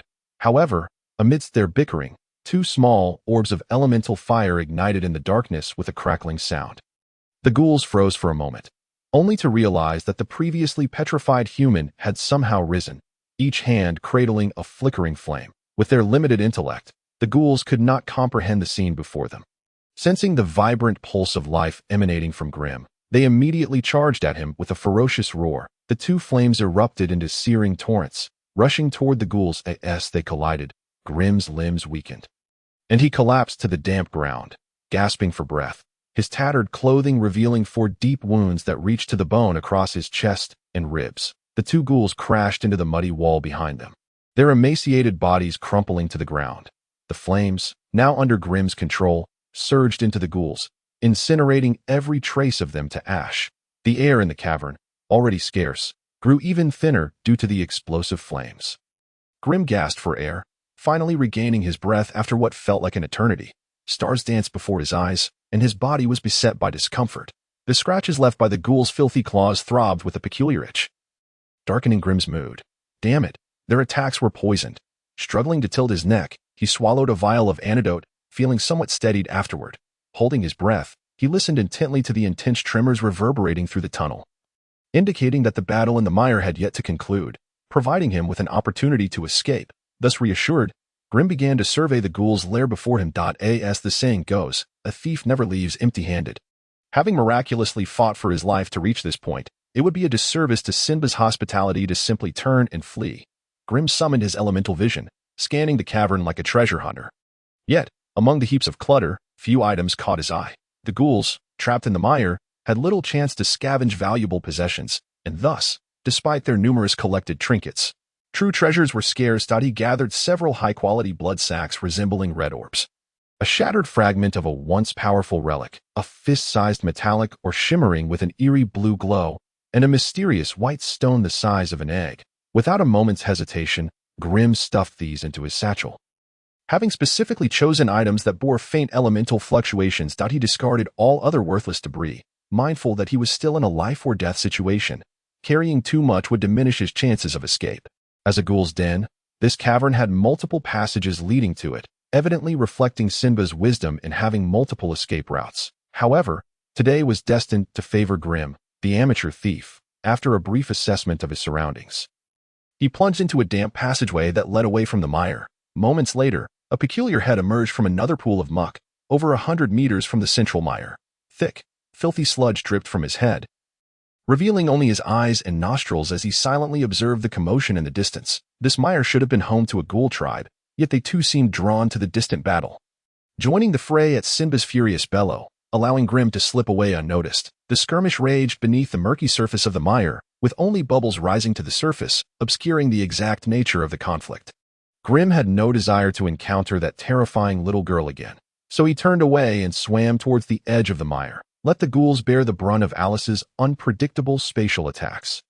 However, just as he reached the mire's edge and prepared to crawl ashore, a massive form erupted from the mud behind him, a colossal swamp crocodile snapping its jaws menacingly at him. The sudden assault, coupled with the treacherous natural surroundings, provided the perfect cover for the beast.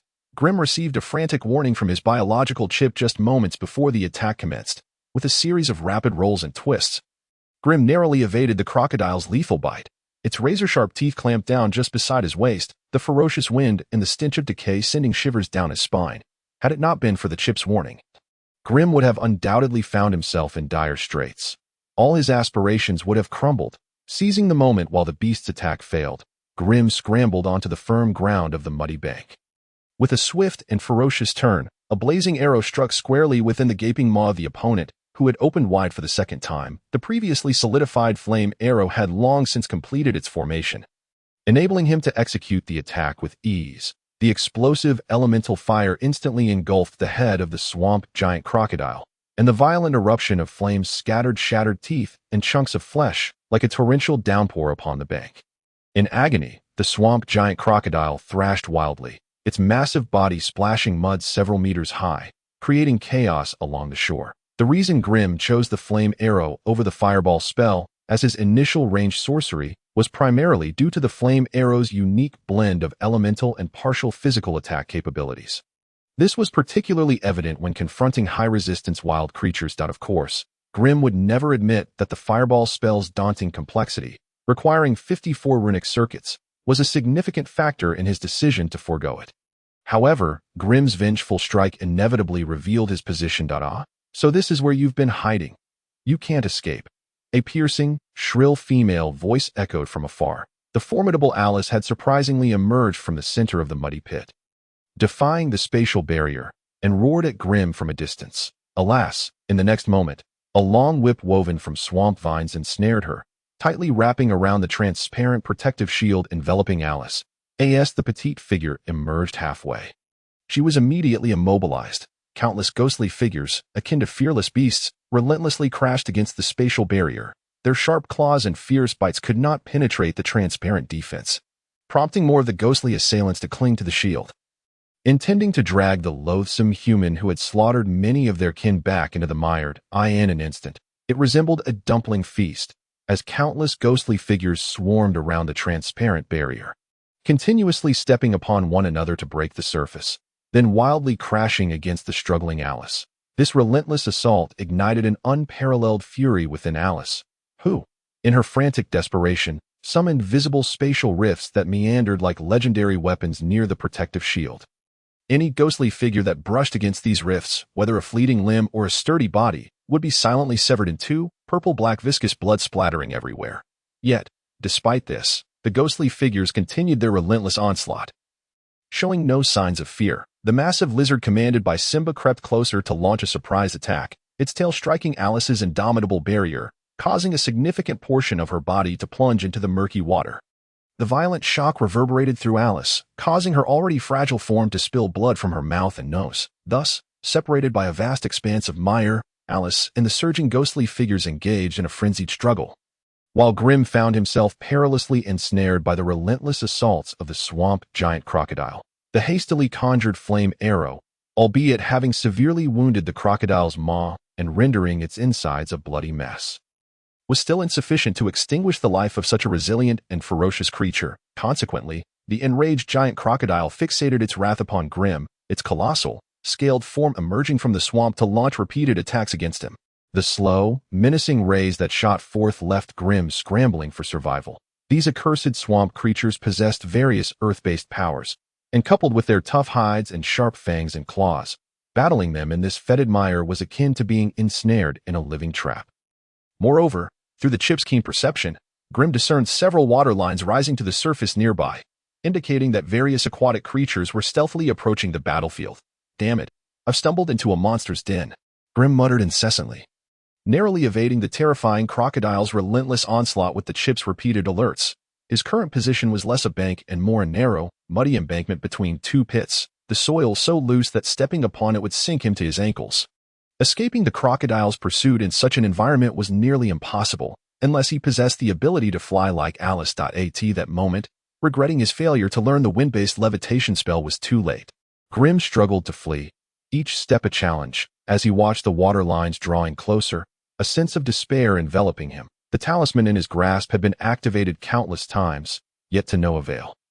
Under normal circumstances, swamp creatures feared sorcery, yet today, driven by bloodlust, they proved impervious to intimidation. That a foul wind rushed toward him, and the murky waters erupted as two colossal swamp giant crocodiles burst forth, their terrifying jaws wide enough to swallow Grimm whole, closing in from both directions, gazing into the gaping, foul maw, at the glimmering, chaotic fangs, and the unfathomable depths of their throats. Grimm's mind was flooded with the chip's alarm signals.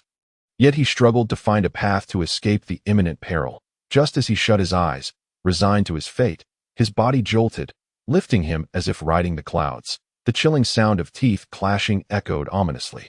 Yet Grimm narrowly escaped their bloodthirsty jaws, skimming the water's surface at tremendous speed. What on earth is happening? Grimm opened his eyes in shock to see the murky waters rushing beneath him, while the sound of flapping wings reverberated above his head. Looking up, he was astonished to find a gigantic humanoid bat straining to carry him aloft. Indeed, it was a struggle. The bat's fiery red wings spread wide, reaching 4 to 5 meters, yet its form appeared slender and frail. While it could easily fly on its own, carrying a hefty human-like Grim proved daunting. A new swamp creature? Certainly not.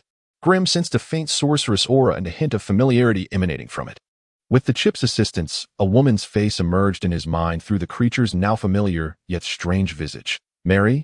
Is that you, Mary?" Grim exclaimed, realization dawning upon him. The colossal humanoid bat revealed its teeth, then swooped down to deposit Grim onto the ground. He tumbled several times upon the damp, soft earth before finally regaining his footing. At that moment, the immense bat circled and landed beside him. Strangely, as the bat drew near the ground, its uniquely shaped body began to contort and transform. The fiery red fur receded, morphing into a delicate and vibrant red silk gown. Its pointed, protruding face continuously retracted, reshaping into the enchanting visage of a woman. As it gracefully approached Grim, the familiar figure of Mary in her red attire reappeared. This transformation of the bat demon seemed akin to a vampire's secondary metamorphosis ability. The innate power of a newborn vampire was the ability to absorb blood for regeneration, which was already a fearsome racial trait.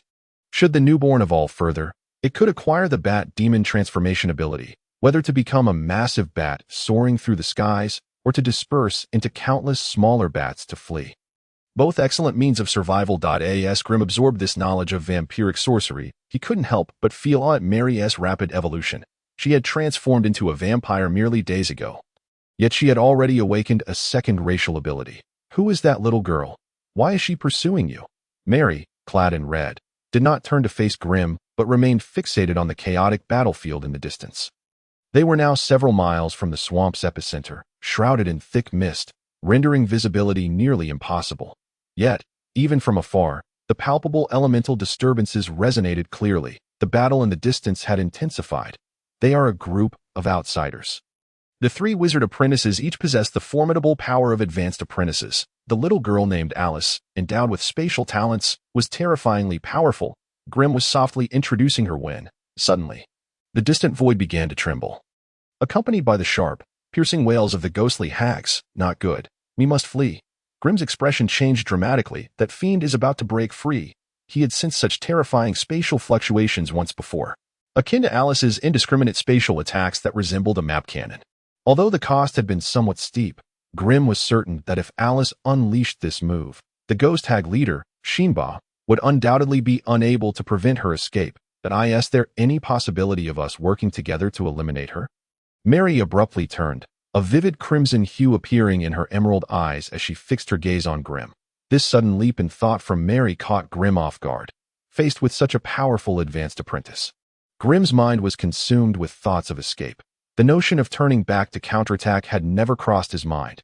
After all, with his strength, even if Alice were gravely wounded and on the brink of death, she could easily snuff out his life. Maintaining a distance of over 50 meters from Alice, Grim felt he had an 80% chance of evading her spatial attack with the aid of his chip. However, if he were to venture within 30 meters, that chance diminished to only 40%. Within 20 meters, Alice could obliterate Grim in an instant. After all, the information relayed by the chip required a certain amount of time to process. Without any time buffer, Grim would be as fragile as glass before Alice. He did not possess the bizarre insect body of the evil bug and tick, which could survive the extraction of its heart. Once Alice locked onto him mentally, his fate would be sealed. Thus, Grim instinctively wished to reject Mary's proposal. Yet, before Mary, it seemed he had no choice in the matter. Her body twisted and morphed, and she transformed into a palm-sized pocket bat, flapping her wings as she burrowed into Grim's embrace. As she climbed into his garments, she did not forget to threaten him. "You better perform well in your act. That fool's blood is something I must acquire." Watching the fluffy little face of Mary, filled with menace after her transformation, Grim could only nod numbly. "Rest assured, if she truly wishes to kill you, I will find a way to protect you." Listening to Mary's faint whispers from within his arms, Grim managed to relax slightly, turning his thoughts to how he could discreetly locate Alice. However, as he turned, his pupils involuntarily contracted, his face a mask of astonishment. A hazy, ethereal figure was slowly coalescing 10 meters behind him, and the shape, tall, slender, and terrifying, was none other than the dreadful little lowly Alice. Alice. At that moment, Grim felt parched, as if he could scarcely breathe. This Alice was relentless. Despite his attempts to escape, she had pursued him mercilessly. Just moments ago, He had been forced to unleash his second large-scale spatial spell due to the pressure from the ghost hags, and yet here she was, boldly pursuing him without even taking a moment to recover. Did she not know the meaning of death? After the shock wore off, Grim immediately realized he needed to flee. Yet, before he could even lift his foot, a chilling, childish voice rang out in the vicinity. If you dare to move, I guarantee I will stuff your heart into your intestines. If you don't believe me, feel free to try. Grim looked up at the now clearly discernible figure of Alice. Yet he lacked the courage to take that step. Damn it, I'm too close to her. However, he was soon startled by Alice's current appearance. In her previous battle with the evil bug, Alice had already lost an eye, and her body bore multiple injuries. But now, the little lowly appeared even more wretched. The gaping hole of her right eye remained empty, and from the bottom of the right eye socket to the left corner of her mouth, there were 3 horrific claw marks. The skin around the wounds was dark and rolled, with exposed flesh clearly decaying. Each time Alice spoke through gritted teeth, blackened blood would slowly trickle down from the wounds. Moreover, her injuries had multiplied, with visible marks on the partially exposed skin, clearly indicating the bites of the ghost hags. The once petite and adorable lowly had been transformed into a midnight nightmare, akin to a voodoo doll, evoking deep sympathy. A faint spatial fluctuation enveloped the area, and after considerable effort, Alice finally broke free from the constraints of space, pulling her body from some alternate dimension. Typically, such a simple spatial leap would be effortless for her, but now it required every ounce of her strength to accomplish. Upon emerging from the spatial confines, Alice's blazing, singular eye glared fiercely at the dumbfounded Grim. Although her stature barely reached his chest, the fierce and domineering aura she radiated left him gasping for air. Yet, what truly sent chills down Grim's spine was the human head dangling from Alice's waist. With its menacing grin, it was undoubtedly the head of that wretched ex-enemy. It appeared even the ghost hag leader had not escaped Alice's deadly grip. You very well, Alice muttered through gritted teeth, her words laced with boundless hatred and deep-seated resentment. How spirited and ambitious she had felt upon entering the magical swamp. In her eyes, aside from the lofty wizards, everyone else was a mundane, unremarkable being unworthy of even carrying her shoes. With her impenetrable spatial defenses and enigmatic spatial cutting abilities, she felt entitled to maintain her pride even before those quasi-wizards. Yet who would have thought that in this inconspicuous magical swamp, at a mere resource point of a third-rate wizarding family, she would suffer such a heavy blow? At this moment, her pent-up frustration and fury were incomprehensible to outsiders. She resembled an ancient beast, eager to tear apart the scoundrel before her, skinning him alive, shattering every bone, grinding his flesh into a bloody paste, and swallowing him whole. Perhaps only then could the fire of rage in her heart be quelled. If only slightly. Speak honestly, how did you discover the flaws in my spatial barrier? A sinister smile crept onto Alice's face as she tightened her grip, a serpentine spatial rift appearing between her tiny hands. If you tell the truth, I guarantee I will not harm you today. My word, Alice, is always kept. Rest assured, that's nonsense. Grim thought frantically, yet looking at the docile spatial rift in Alice's delicate hands, he dared not utter a single additional word. Although he appeared calm on the surface, internally, he was in turmoil. Good heavens, a genius is indeed a genius, playing with a spatial rift like it's a toy. That is a spatial rift, comparable to the most formidable weapon capable of breaching defenses. Whether it's a shield forged from steel or a structure tempered through countless trials, without magical protection, it would be no sturdier than a sheet of paper before a spatial rift. Yet, this perilous spatial rift is effortlessly manipulated by a little lowly, underscoring the significance of innate abilities for a wizard apprentice that cannot perceive the spatial forces beside you. Grim hesitated before finally speaking the truth. You lie. Alice nearly exploded. If you cannot see it, then how did you discover the flaws in my defenses? You must understand, spatial forces do not possess specific elemental attributes. They are more akin to a part of the laws of dimensions. Without innate talent, it is exceedingly difficult for one to observe them with the naked eye. However, do not forget, elemental particles have immense exclusivity, and your mastery of spatial forces is exceedingly domineering. So, you deduce the shape and location of the spatial barrier from the elemental voids left by the spatial forces? Alice connected the dots swiftly, quickly identifying the source of the flaw. Damn it, I should not have used wind elements to fill the gaps. I should have employed an equally non-elemental force field technique. Alice truly lived up to her status as an advanced wizard apprentice. With just a simple hint from Grim, she was able to extrapolate further. her spatial talent remained unmatched, at least among her peers of the same rank. As long as one did not possess the ability to breach space, that thin layer of spatial barriers surrounding her would perpetually stand as an indomitable fortress. No matter how many adversaries besiege her, they shall never penetrate the ethereal yet tangible shield that protects her. Meanwhile, she effortlessly employs her unique spatial slicing and absorption techniques to counter her opponents. However, even the most formidable of barriers must possess a chink in its armor. And Alice's spatial defenses are no exception. In order to maintain a connection with the surrounding space, she cannot entirely isolate herself. Thus, her spatial barrier must include a vent for external communication. This very vent becomes the prime avenue through which her enemies can assail her. To offset this vulnerability, she diligently studies the intricacies of wind elemental magic, crafting an equally intangible and substantial wind barrier to seal the breach. The transparent spatial barrier, coupled with the translucent wind barrier, successfully deceives all challengers into believing her defenses are flawless, without a single crack. Yet, she is taken aback today in this remote locale by a most peculiar group. Point 1 is a loathsome pest exterminator who has undergone biological transformation, becoming a creature of insectoid form, while the other is a novice apprentice capable of perceiving elemental particle distributions with the naked eye. The collision of such bizarre occurrences foretells her impending misfortune. Had it been another advanced apprentice in place of the pest exterminator, they likely would have succumbed to her unpredictable spatial absorption in a single move, never daring to repeatedly seek flaws in her defenses. Without this unconventional novice, how could her spatial protection have been so thoroughly breached, subjecting her to the torment of countless insects gnawing at her form? The more she contemplates, the more enraged she becomes. Alice yearns to flay the instigator before her, dismembering him with ruthless precision.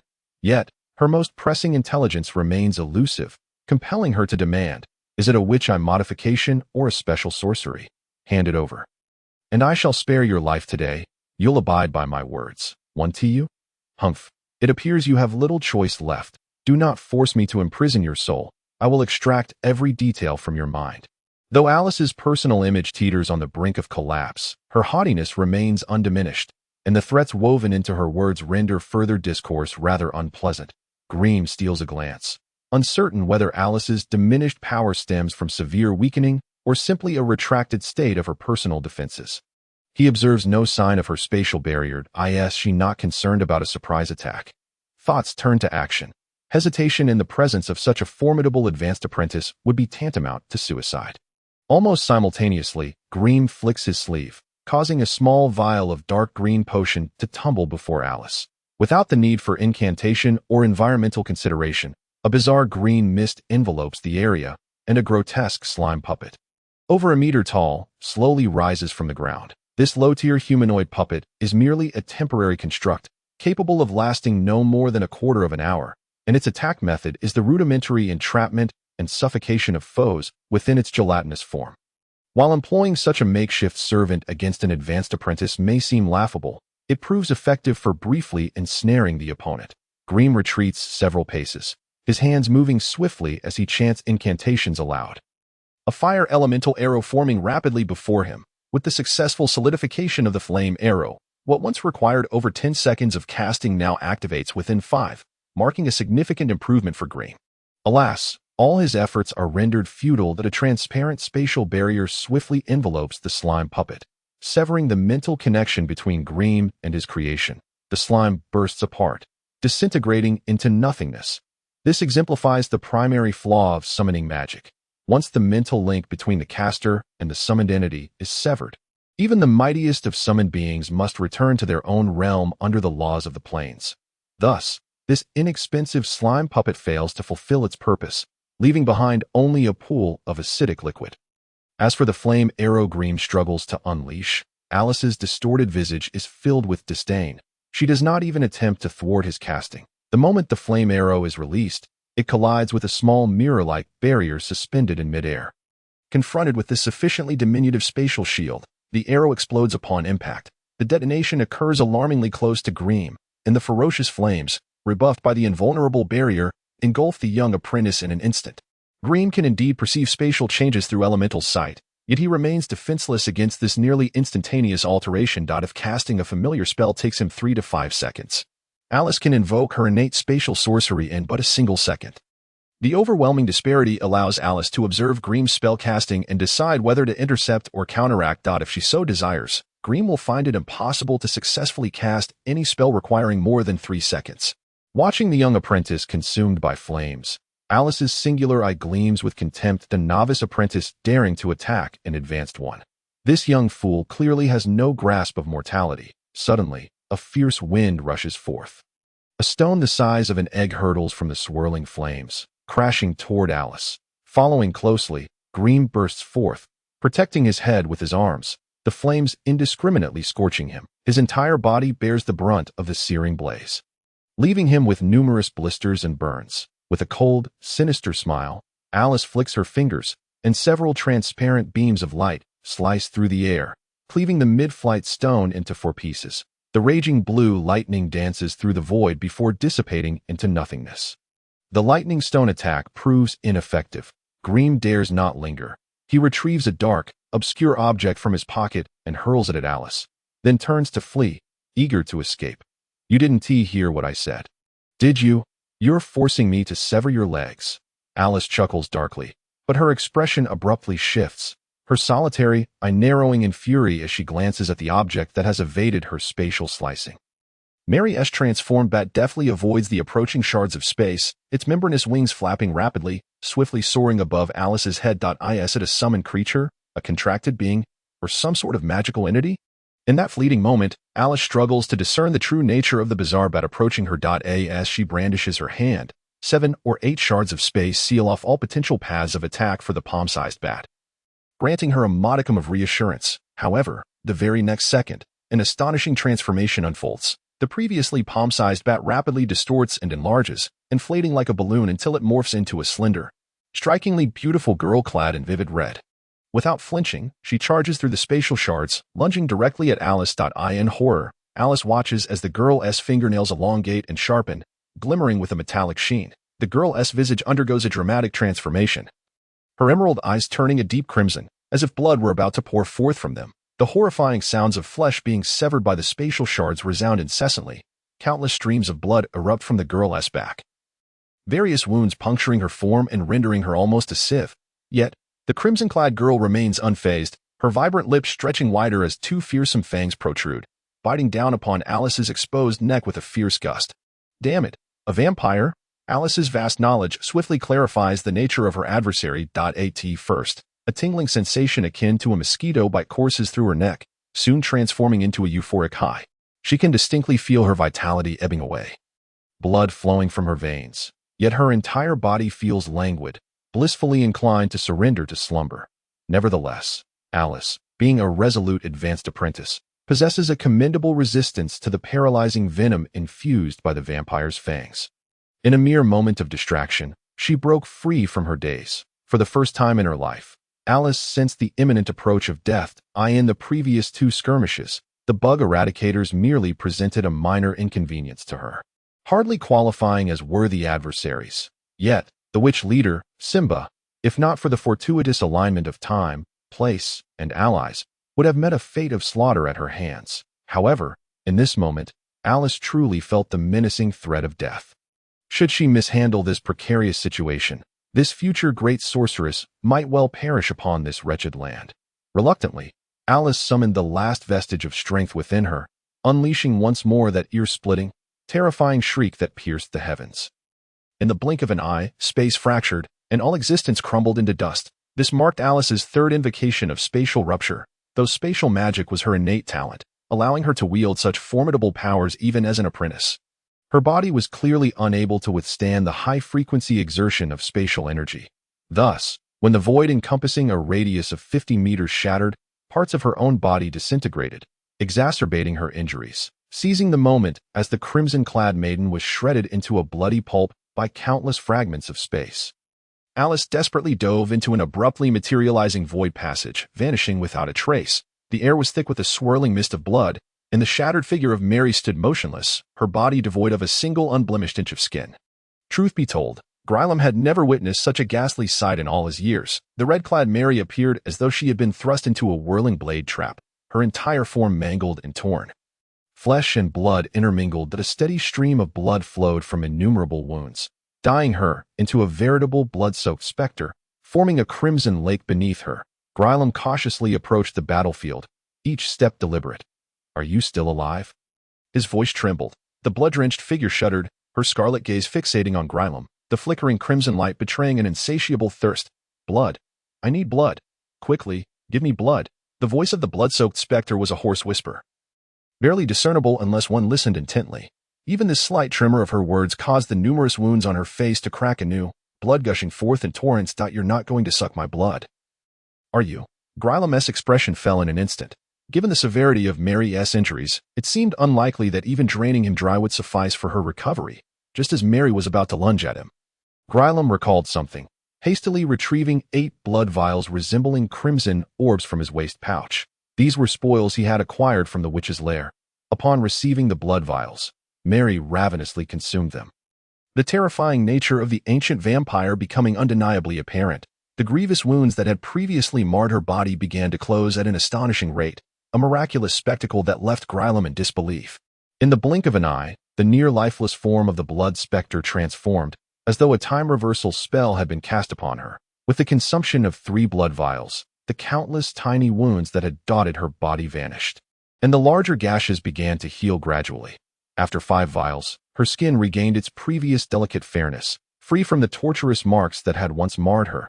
Upon consuming 7 vials, a radiant crimson sheen emerged upon her now flawless skin, revitalizing her appearance. With the last blood vial poised at her lips, Mary hesitated for a moment before tossing it back to Grylam. Having fully restored herself, she deemed it unnecessary to waste another vial. Observing Grylam's pained expression, it seemed these vials were indeed treasures within his collection. However, as Mary made a sweeping motion, a series of soft, crackling sounds erupted from her body. The hardened scabs formed by the coagulated blood that had encased her entire form finally began to shatter, cascading down from her delicate, enchanting figure and revealing her alluring curves before Grylam. Even after 2 lifetimes, a flush crept upon Grylam's cheeks in that moment, despite his efforts to avert his gaze and suppress his coughs. The image of her breathtaking beauty was indelibly etched into his mind. An accident, purely an accident. Grylam swore it was an unintended occurrence. His mind involuntarily conducted a deep scan, and though he had merely caught a glimpse, all detailed data pertaining to Mary's form was now stored within his brain, complete with a 100 accurate model of her figure. Mary, Advanced Sorceress Apprentice, Strength 9, Agility 17, Constitution 10, Spirit 17, Innate Abilities, Blood Rebirth, Bat Demon Transformation. Gazing at the impressive array of statistics, Grylam felt his heart nearly cease. From the data, it was clear that Mary had attained a level of power rivaling that of the 3 strongest apprentices. Her agility of 17 endowed her with unparalleled swiftness. No wonder she could produce numerous afterimages even without consciously accelerating. In contrast, her strength attribute was indeed the lowest, but that was merely relative. With a strength score of 9, she could effortlessly wield a massive sword weighing 30 to 40 pounds and could easily knock an adult man off his feet with a single punch.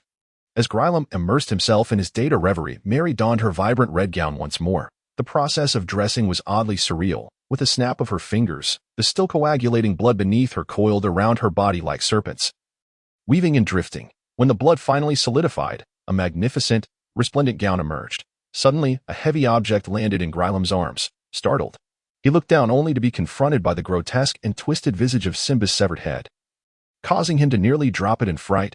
Realizing what it was, he understood that the girl had escaped but had left this behind. "Consider it compensation for the blood vials you lost," Mary remarked nonchalantly.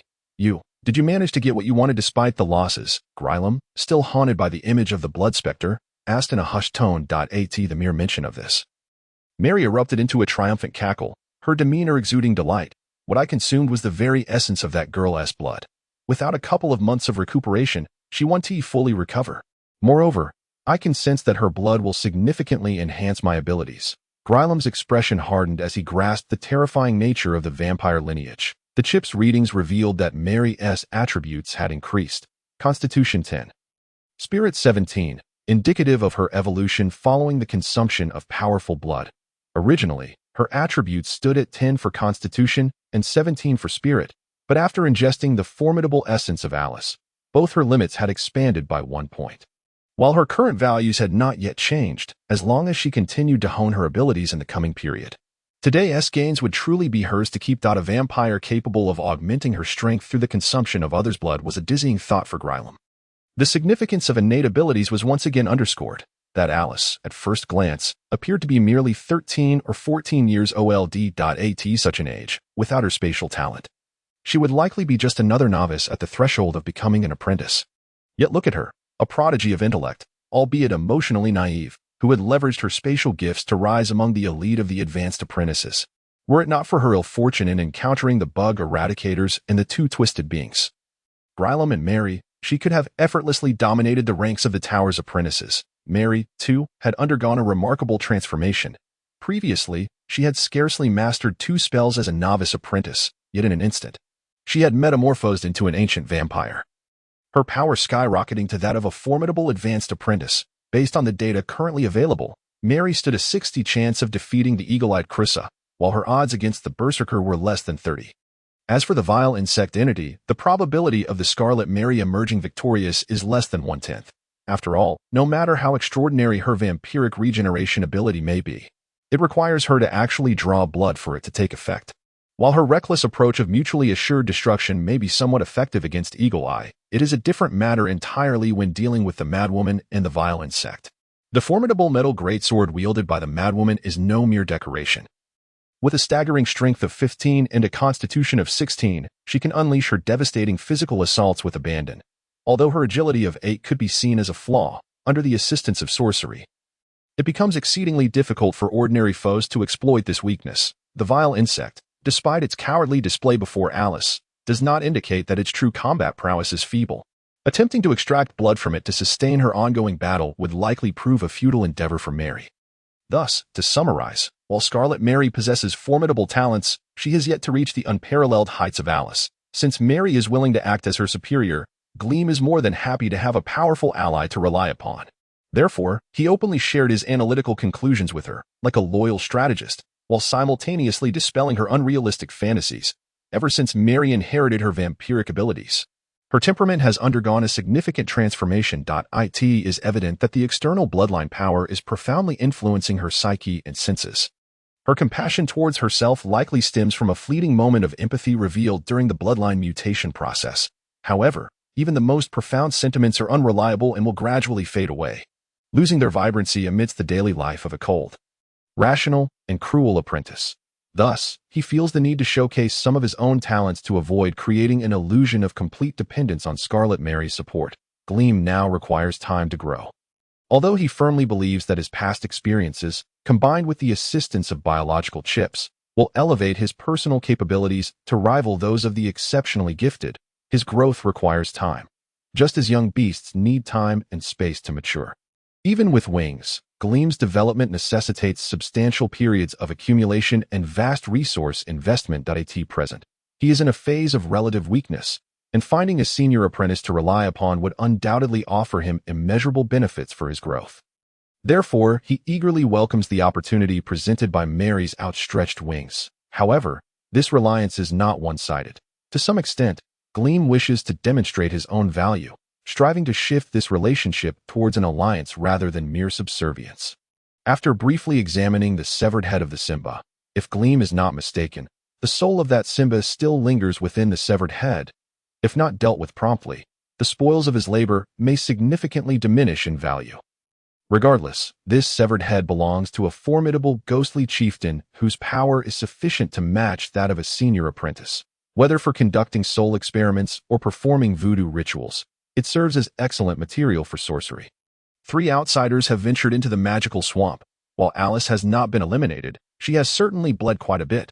That arrogant individual is likely to emerge from this encounter severely weakened, if not dead. As for the other 2, they're already being dealt with by the Madwoman and Eagle Eye, leaving Gleam free from concern. Mary, on the other hand, evidently has a greater interest in the blood of the other 2 outsiders, transforming into a blood-sucking bat without so much as a word to Gleam before plunging into the fog. Gleam, laden with abundant spoils and overwhelming trepidation, can only sneak back to the wizard's tower. Countless shimmering lights dance before her eyes, and the intense spatial disorientation makes it difficult for her to discern her bearings. However, leveraging her innate spatial perception, Alice struggles against the tempest of the void. Tearing open a rift in space to return to her original world. In the void, a winding spatial rift opens, and Alice tumbles out headfirst. Thud. Oh no. Nearly drained of all her strength, Alice crashes onto the cold, hard stone floor, a sharp pain causing her to involuntarily cry out in distress. Damn those bastards. Damn those vampires. You better not let me regain my strength that I will heal. I swear. In the midst of her frantic curses and complaints, Alice suddenly freezes, her single eye wide with terror as she gazes upon the horrifying figure before her. A profound fear grips her heart, rendering her unable to act rashly. Glancing around in confusion, Alice realizes she is confined within a dark, enclosed stone chamber. This is not the escape point she had previously established, nor does the figure before her resemble any familiar wizard apprentice. Observing the gaunt, withered form, the signature gray wizard's robe, and the tall hat, as well as the sinister, enigmatic smile, Alice can no longer contain herself and exclaims, "Wizard Anderson." The emaciated elder standing within is none other than the master of the Swamp Tower. The first-tier wizard, Anderson. He undoubtedly holds the highest authority over the Swamp Tower. Thus, it is no surprise that the spatial teleportation Alice employed during her last escape has been redirected to bring this unfortunate little girl directly before him. The true horror of a wizard is far beyond what an ordinary person can imagine. Speak candidly. From the apprentice stage onward, many wizard apprentices begin to undergo profound modifications of their bodies. In their eyes, the aesthetics of their physique and appearance pale in comparison to the strength of their power. If someone were to compile statistics, they would find that among the over 50 wizard apprentices currently within the Swamp Tower, fewer than half retain the form of pure humans. Bloodline alterations, biological enhancements, and sorcerous mutations are the most direct consequences of their relentless pursuit of power. The boundary between human and non-human is not as pronounced within the wizarding realm. If apprentices undergo such transformations, then the official wizards, who have significantly transcended the essence of life, have pushed the modifications of their physical forms to the extreme. Those who can endure the brutal and painful process of transformation, withstand the long and lonely pursuit of knowledge, and utilize every means available to grow stronger. How could such wizards possess hearts of pure kindness? When people think of wizards in the wizarding world, their most immediate impression is one of power, treachery, evil, and coldness. Though they claim to be servants of knowledge, eternally traversing the path of knowledge acquisition, the means by which they obtain that knowledge are anything but gentle and peaceful. The wizarding world, as one of the rare large dimensions within the multiverse, inevitably enslaves countless smaller dimensions. They ravenously extract resources and knowledge from the defeated dimensions to arm and bolster their own strength. A wizarding family without its own private dimension would scarcely be considered anything but a lowly entity in the wizarding continent. At the forefront of the dimensional conflicts in the wizarding world are the wizards armed to the teeth. In this vast battlefield of dimensional warfare, a first-tier wizard like Anderson is merely the most expendable cannon fodder. Indeed, the lowest combat unit in the army of the wizarding world's dimensional crusade is the first-tier wizard. As for the wizard apprentices, these novices who cannot even adapt to the dimensional laws lack even the qualifications to become cannon fodder. Thus, the more wizards Alice encounters and witnesses, the more filled with awe she becomes.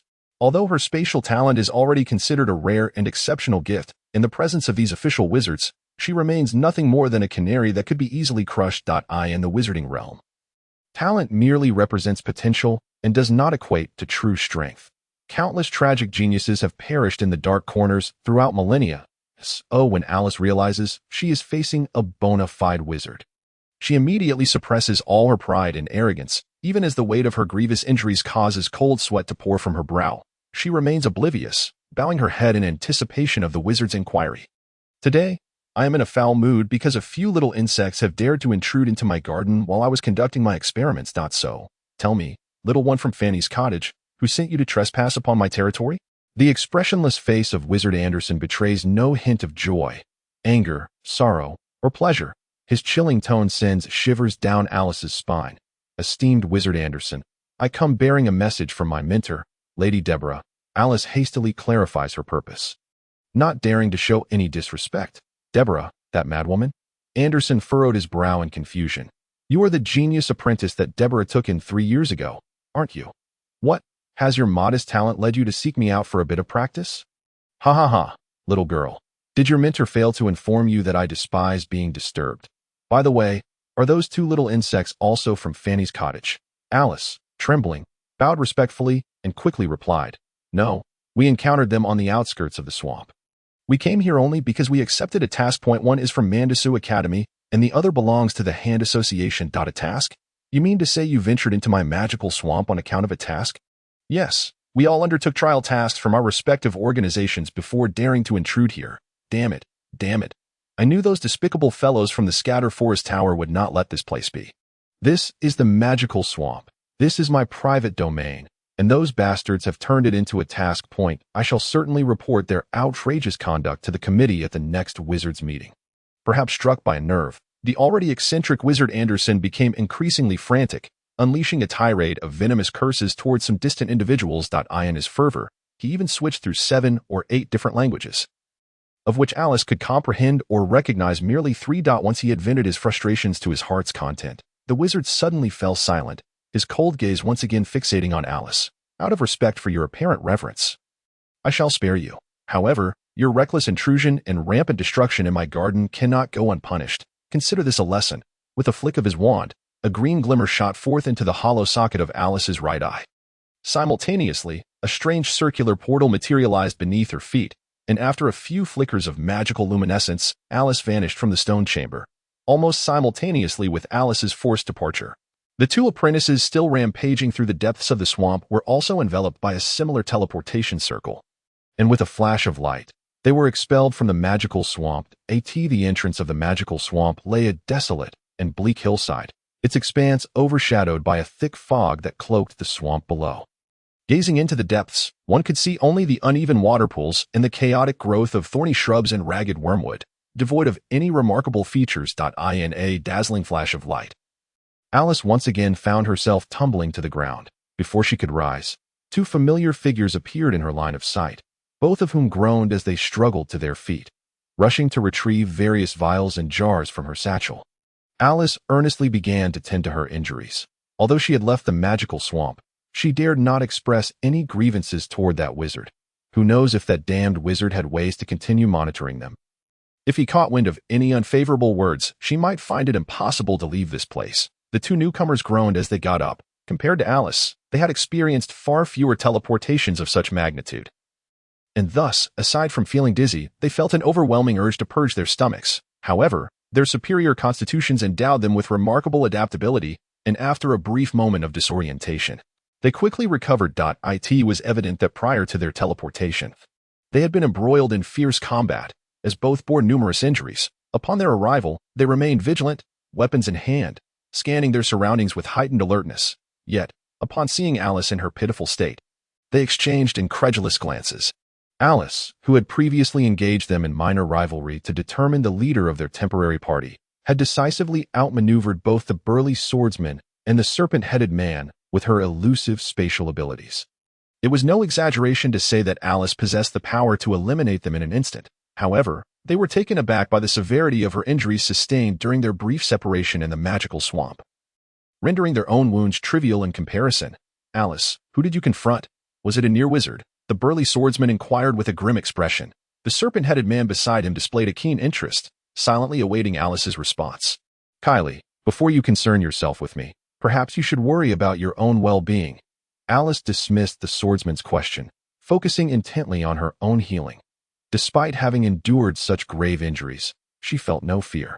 Yet, the eerie green light cast upon her by Wizard Anderson lingered in her mind with trepidation. However, no matter how she examined herself, she could not detect any abnormalities within, compelling her to tend to her other wounds first. As she consumed various potions, her nearly shattered body finally stabilized. Only then did she begin applying a foul-smelling, purplish-black salve to her wounds. Strangely enough, despite its unappealing appearance, reminiscent of sludge from a foul drain, this ointment proved remarkably effective. Regardless of how severe the injury, once covered, it would reveal smooth, fair skin upon removal. After addressing the myriad of injuries on her body, Alice finally attempted to restore her right eye. Such a loss would be an irretrievable lifetime regret for a mere mortal. Yet for apprentices of wizardry who had begun to delve into the arcane and extraordinary, it was no longer beyond the realm of healing. Alice delicately extracted a peculiar, snake-like creature from a black ceramic jar, gingerly gripping its tail and placing it into her hollow eye socket. This creature was alive, about the size of a finger. With its tail held firmly by Alice, preventing escape, the front end of its bulbous head split open like a flower, revealing a mouthful of jagged, tiny teeth, writhing and emitting a high-pitched, piercing shriek. Snake Primrose, the burly swordsman, recognized the creature, unable to suppress a soft exclamation. "What is that?" the serpent-headed man inquired. Clearly unfamiliar with the entity, it's a premium healing agent capable of replacing a crucial missing organ within the body. Despite its grotesque appearance, it is a specially cultivated aberrant plant, valued at a base price of 70 magic crystals, the swordsman briefly explained, his face adorned with envy. 70 magic crystals, the serpent-headed man gasped. Immediately grasping the item's worth. In their world of wizards, numerous large organizations and institutions existed, each enforcing their own system of knowledge points or exchange points, often incompatible with one another. Thus, to facilitate equitable trade across different organizations and systems, the special item known as the magic crystal emerged. This was a high magic, boundless plane of existence, suffused with omnipresent magical energy, typically evenly distributed. This energy could become concentrated in specific locations under certain circumstances or environments. Consequently, in such special conditions, overly dense magical energy could infect certain minerals, transforming them into unique crystals. These crystals served as a means for wizards to swiftly replenish elemental losses, earning them universal acclaim and recognition among spellcasters across the planes. Thus, magic crystals became an essential strategic resource for the wizarding world, forming the foundational currency of their value system. The serpent-headed man could not help but swallow hard for a trial task like the one he undertook for the Hand Association. Upon successful return, he would only receive 15 knowledge points and 30 magic crystals. 70 magic crystals were sufficient for him to complete 2 dangerous level tasks, 7 difficult tasks, or 35 ordinary tasks. Therefore, witnessing Alice nonchalantly consume the snake primrose, valued at 70 magic crystals, made the muscles in his face twitch involuntarily. Though the snake primrose appeared menacing and strange, it was merely a unique, aberrant plant. As Alice placed it into her hollow eye socket, it immediately began to squirm, its previously slimy, wet form breaking apart to reveal strands resembling miniature snakes. Countless delicate filaments intertwined with one another, swiftly coalescing into the semblance of a human eyeball. Yet, just as the serpent primrose's ocular form was on the verge of solidification, a bizarre green radiance flickered momentarily from within the eye. In the next instant, the serpent primrose, which had been undergoing a methodical process of division and proliferation, spiraled into chaos. Numerous tendril-like appendages emerged from Alice's eye socket, thrashing and expanding uncontrollably. Before long, several of these appendages had swollen to a girth surpassing that of Alice's own arms, and they continued to stretch outward without restraint. After enduring an extensive period of treatment, the majority of Alice's injuries had been mended, restoring her irresistibly charming lowly appearance. However, in this moment, such a diminutive and adorable figure was now giving rise to a massive and terrifying living octopus from her eye socket, evoking a chilling dread in anyone who beheld it. The erratic growth of the serpent primrose was fueled by Alice's very flesh and blood. Under the influence of a mysterious curse, Alice's recently restored form began to wither rapidly, her blood and flesh almost entirely devoured by the burgeoning serpent primrose. Without hesitation, Alice summoned every ounce of strength within her to forcibly extract the serpent primrose that had taken residence in her right eye socket. Raising the writhing octopus-like creature high above her head, neglecting the gaping wound from which blood gushed forth, Alice let out a low, hoarse roar, crying out to the heavens, "I curse you, you wretched bastards. I want you to die." The strange occurrences surrounding Alice left the 2 male wizard apprentices in a state of alarm, though they were unaware of the tribulations this young girl had faced in the magical swamp. They could sense the profound resentment and malice emanating from her roar. Such a display of power could only imply that a master wizard was personally involved. The wizard Anderson, who resided within the depths of the magical swamp, would never spare the face of Deborah, Alice's backing wizard. So how could he possibly let them go? Hadn't he just been sent out by that very wizard? Who could say if he had not tampered with him as well? As they grappled with their uncertainty, an enchanting, soul-stirring moan from a beautiful woman echoed in their ears. Moments later, 2 ethereal, illusory spirits emerged from the soil beneath their feet, transforming into 2 alluring beauties that perfectly aligned with their aesthetic sensibilities. Pressing closely against their bodies, if they were merely 2 ghostly apparitions, it would have been manageable. However, as the 2 seductive women entwined themselves around them, their mental energy began to flow uncontrollably from their beings. Succubi, The serpent-headed man recognized the true nature of these possessing spirits first, his voice laden with uncontainable terror. These terrifying entities were indeed sucking away their genuine mental energy acquired through diligent meditation. Currently, their mental strength was still sufficient to withstand the dreadful succubi's drain. Yet, once their mental energy was depleted, what would be siphoned away next would be their very life force. The serpent-headed man was the first to succumb to frenzy.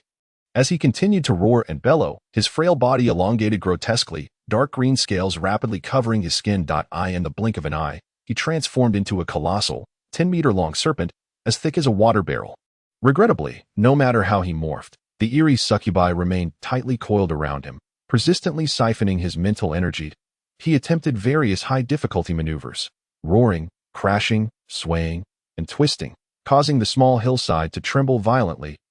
He even turned his serpent head to spray venomous projectiles onto his own body. Yet he could not rid himself of the relentless specter that clung to him like a parasite. Magic proved ineffective against this foe, and physical assaults yielded no results either. The succubi seemed to exist merely as phantoms, while his mental energy was dissipating in a tangible, relentless manner. Moreover, as the giant serpent thrashed about violently, the depletion of his mental energy accelerated. The burly swordsman remained composed and refrained from recklessly attempting to expel the succubi. His superior physical constitution ensured his baseline magical resistance far surpassed that of the serpent-headed man. Thus, by minimizing unnecessary actions, the loss of mental energy slowed somewhat.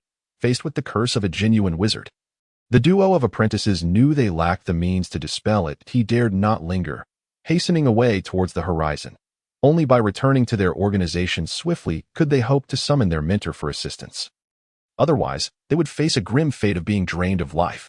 After the serpent-headed man's futile attempts, he reverted from his serpentine form back to human shape, the rapidly accelerating loss of mental energy finally stabilizing. He cursed under his breath in frustration, retrieving a magic crystal to absorb its energy while sprinting away like the burly swordsman. Relying solely on his physical strength, he soon realized that by refraining from using magic, the succubi's rate of energy absorption would diminish, and with the aid of the magic crystal, he could endure for a longer duration. As the two male apprentices fled in disarray, Alice had just utilized her spatial powers to shatter the grotesque creature in her grasp. A sudden, sharp pain pierced her eye socket, and a new tendril reached out once more. In that fleeting moment, Alice had perhaps been consumed by resentment and fury, but now, an indescribable dread began to swell deep within her heart. With a resounding crack, Alice vanished from her original spot, her form appearing instantaneously on the distant horizon. As soon as her figure materialized, it flickered out of existence once more. Time was of the essence. If she allowed this dreadful curse to cling to her, there would not be enough of her flesh and blood to satiate its hunger. Only by returning to her mentor could this torment be brought to an end. Thus, even if it meant exhausting every last ounce of her mental energy, Alice was determined to hasten back to her haven, the Fanny Cottage. Before long, the small hillside adjacent to one of the entrances to the magical swamp regained its tranquility. Oblivious to the hidden secrets surrounding him, Glim was caught in a state of blissful ignorance. He was now experiencing the quintessential blend of pain and pleasure. He had believed that time was ample for his silent development. But today's events served as a stark reminder that the world may not unfold as he had anticipated. The previous tranquility of his life had lulled him into a false sense of security, leading him to think that his apprenticeship could continue on such a smooth trajectory indefinitely. Yet, today's harrowing encounter had early on illuminated the profound chasm separating him, a novice apprentice, from his advanced peers. Observing the remarkable talents and abilities of the higher apprentices combined with their mastery of spellcraft, Glim felt increasingly aware of his own stagnation and inadequacy.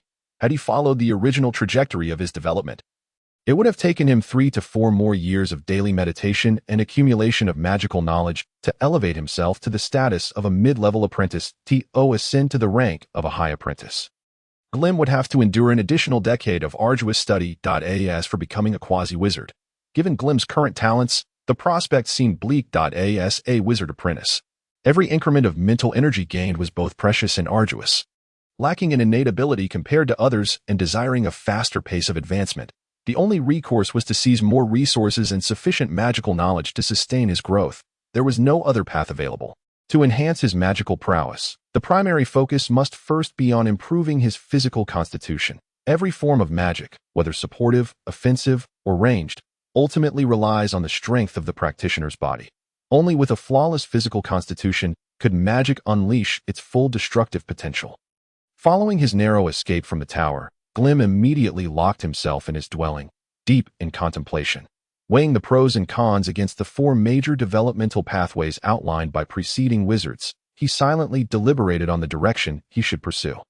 A body-refining wizard. To become a body-refining wizard, one must possess an indomitable will, forged from iron and steel. For the sake of honing and fortifying their physical forms, such wizards would stop at nothing.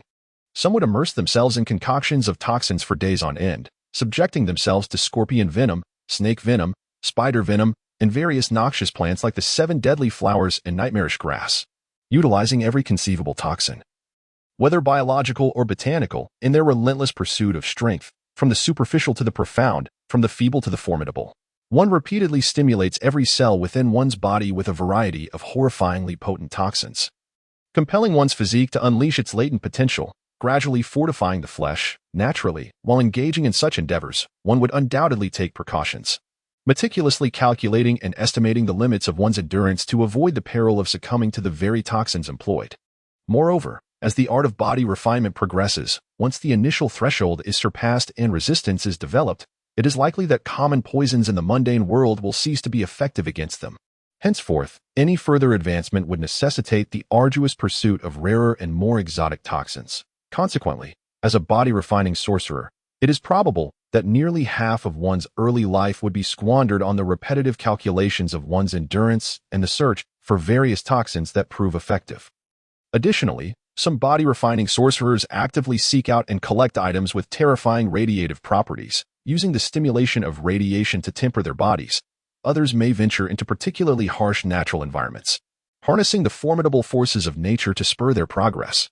In summary, there exists a multitude of methods, and as a body-refining sorcerer, one must endure various agonies. Only through such suffering can one attain a physique that far surpasses that of ordinary beings. Should one aspire to become a body-refining sorcerer, the first step is to acquire a comprehensive set of body-tempering methods, followed by the relentless collection of toxins to endure a prolonged period of trials. Furthermore, throughout the process of body refinement, one will inevitably become exceedingly weak, necessitating superior and more refined sustenance to nurture the frail body. Additionally, as one reaches a minor achievement in body refinement, it becomes imperative to seek suitable martial techniques for cultivation, thereby enhancing the burgeoning physique and strength with greater offensive capabilities and means. Analyzing these fundamental aspects, it is evident that Glim harbors a certain aversion to the path of becoming a body-refining sorcerer. Not to mention the challenges in obtaining the secret arts of body refinement, even acquiring the rare ingredients that complement body refinement would pose a significant hurdle for him. Thus, it is no surprise that he has decisively dismissed the path of body refinement. Bloodline sorcerers, on the other hand, represent a seemingly more accessible option within the sorceress community for acquiring short-term combat prowess. When discussing the path of bloodline sorcerers, one must mention the most popular form of biological modification among sorceress apprentices. With merely a simple sorceress ritual, one can implant a powerful magical creature's high-energy organ, thereby granting oneself peculiar abilities. It can be said that the majority of sorceress apprentices find it difficult to resist such an effortless means of enhancement. Provided the conditions allow, they will undertake some degree of modification.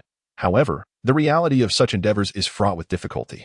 Depleting one's vital energy and risking bloodline contamination for the sake of a largely ineffective and inferior organ is undoubtedly a venture that yields more losses than gains. For apprentices like Glim, dwelling within the magical marshes, acquiring sufficiently powerful magical creatures is an insurmountable challenge. Given their strength and status, they cannot possibly come into contact with truly fearsome magical beings. Hence, managing to implant even an organ from a magical creature of the advanced apprentice tier would be considered an extraordinary achievement.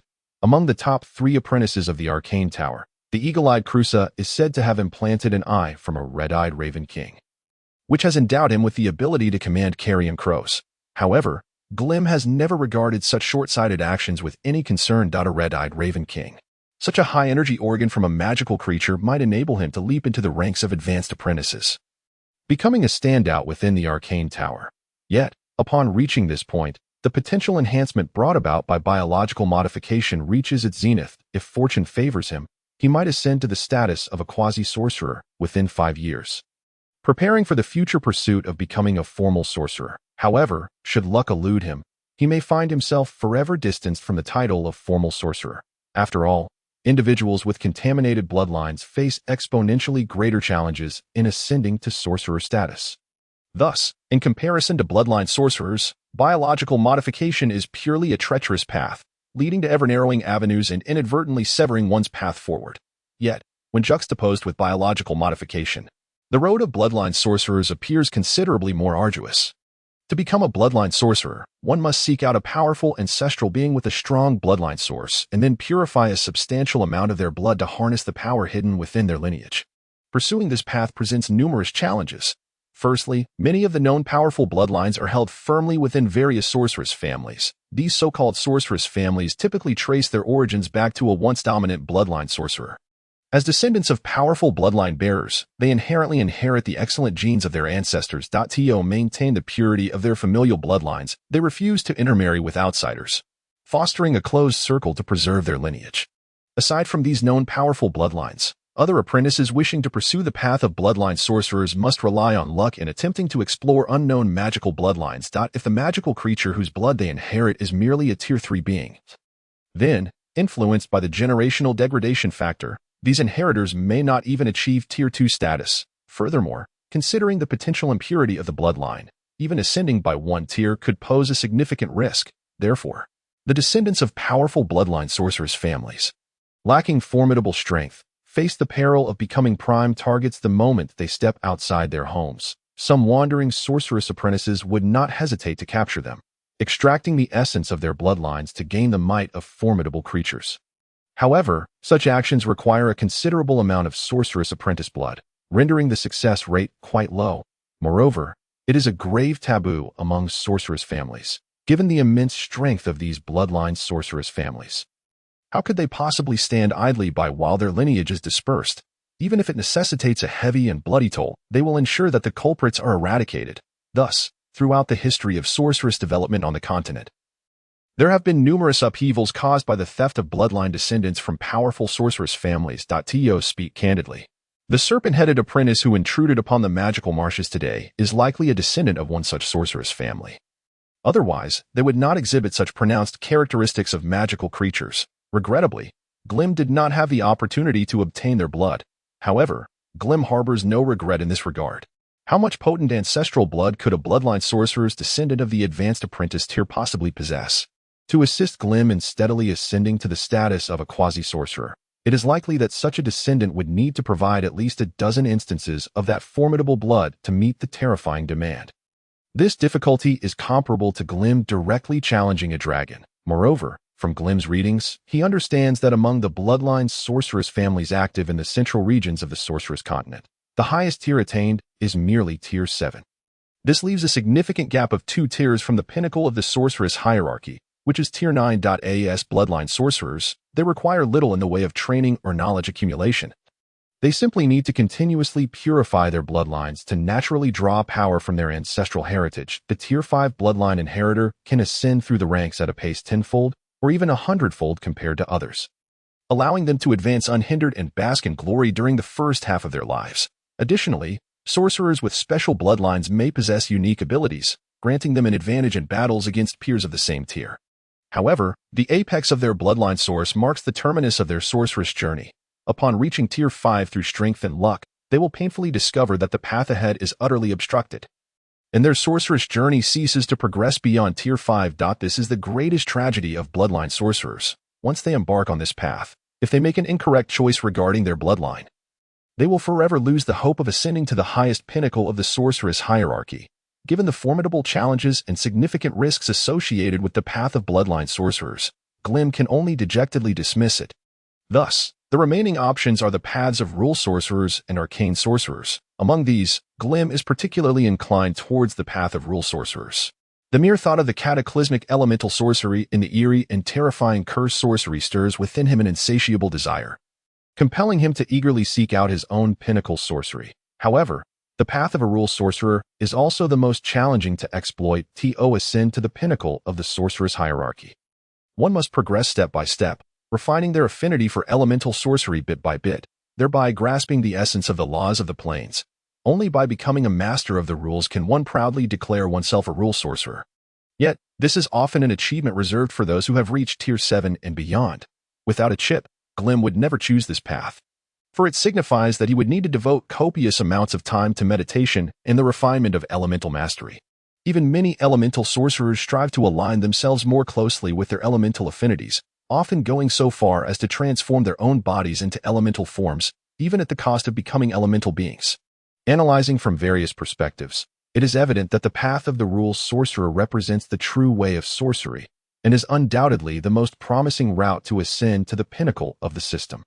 Thus, with the guidance of the chip, Greem is without question determined to pursue this path. However, before he can fortify his own strength, he must find ways to compensate for the gap in his early capabilities.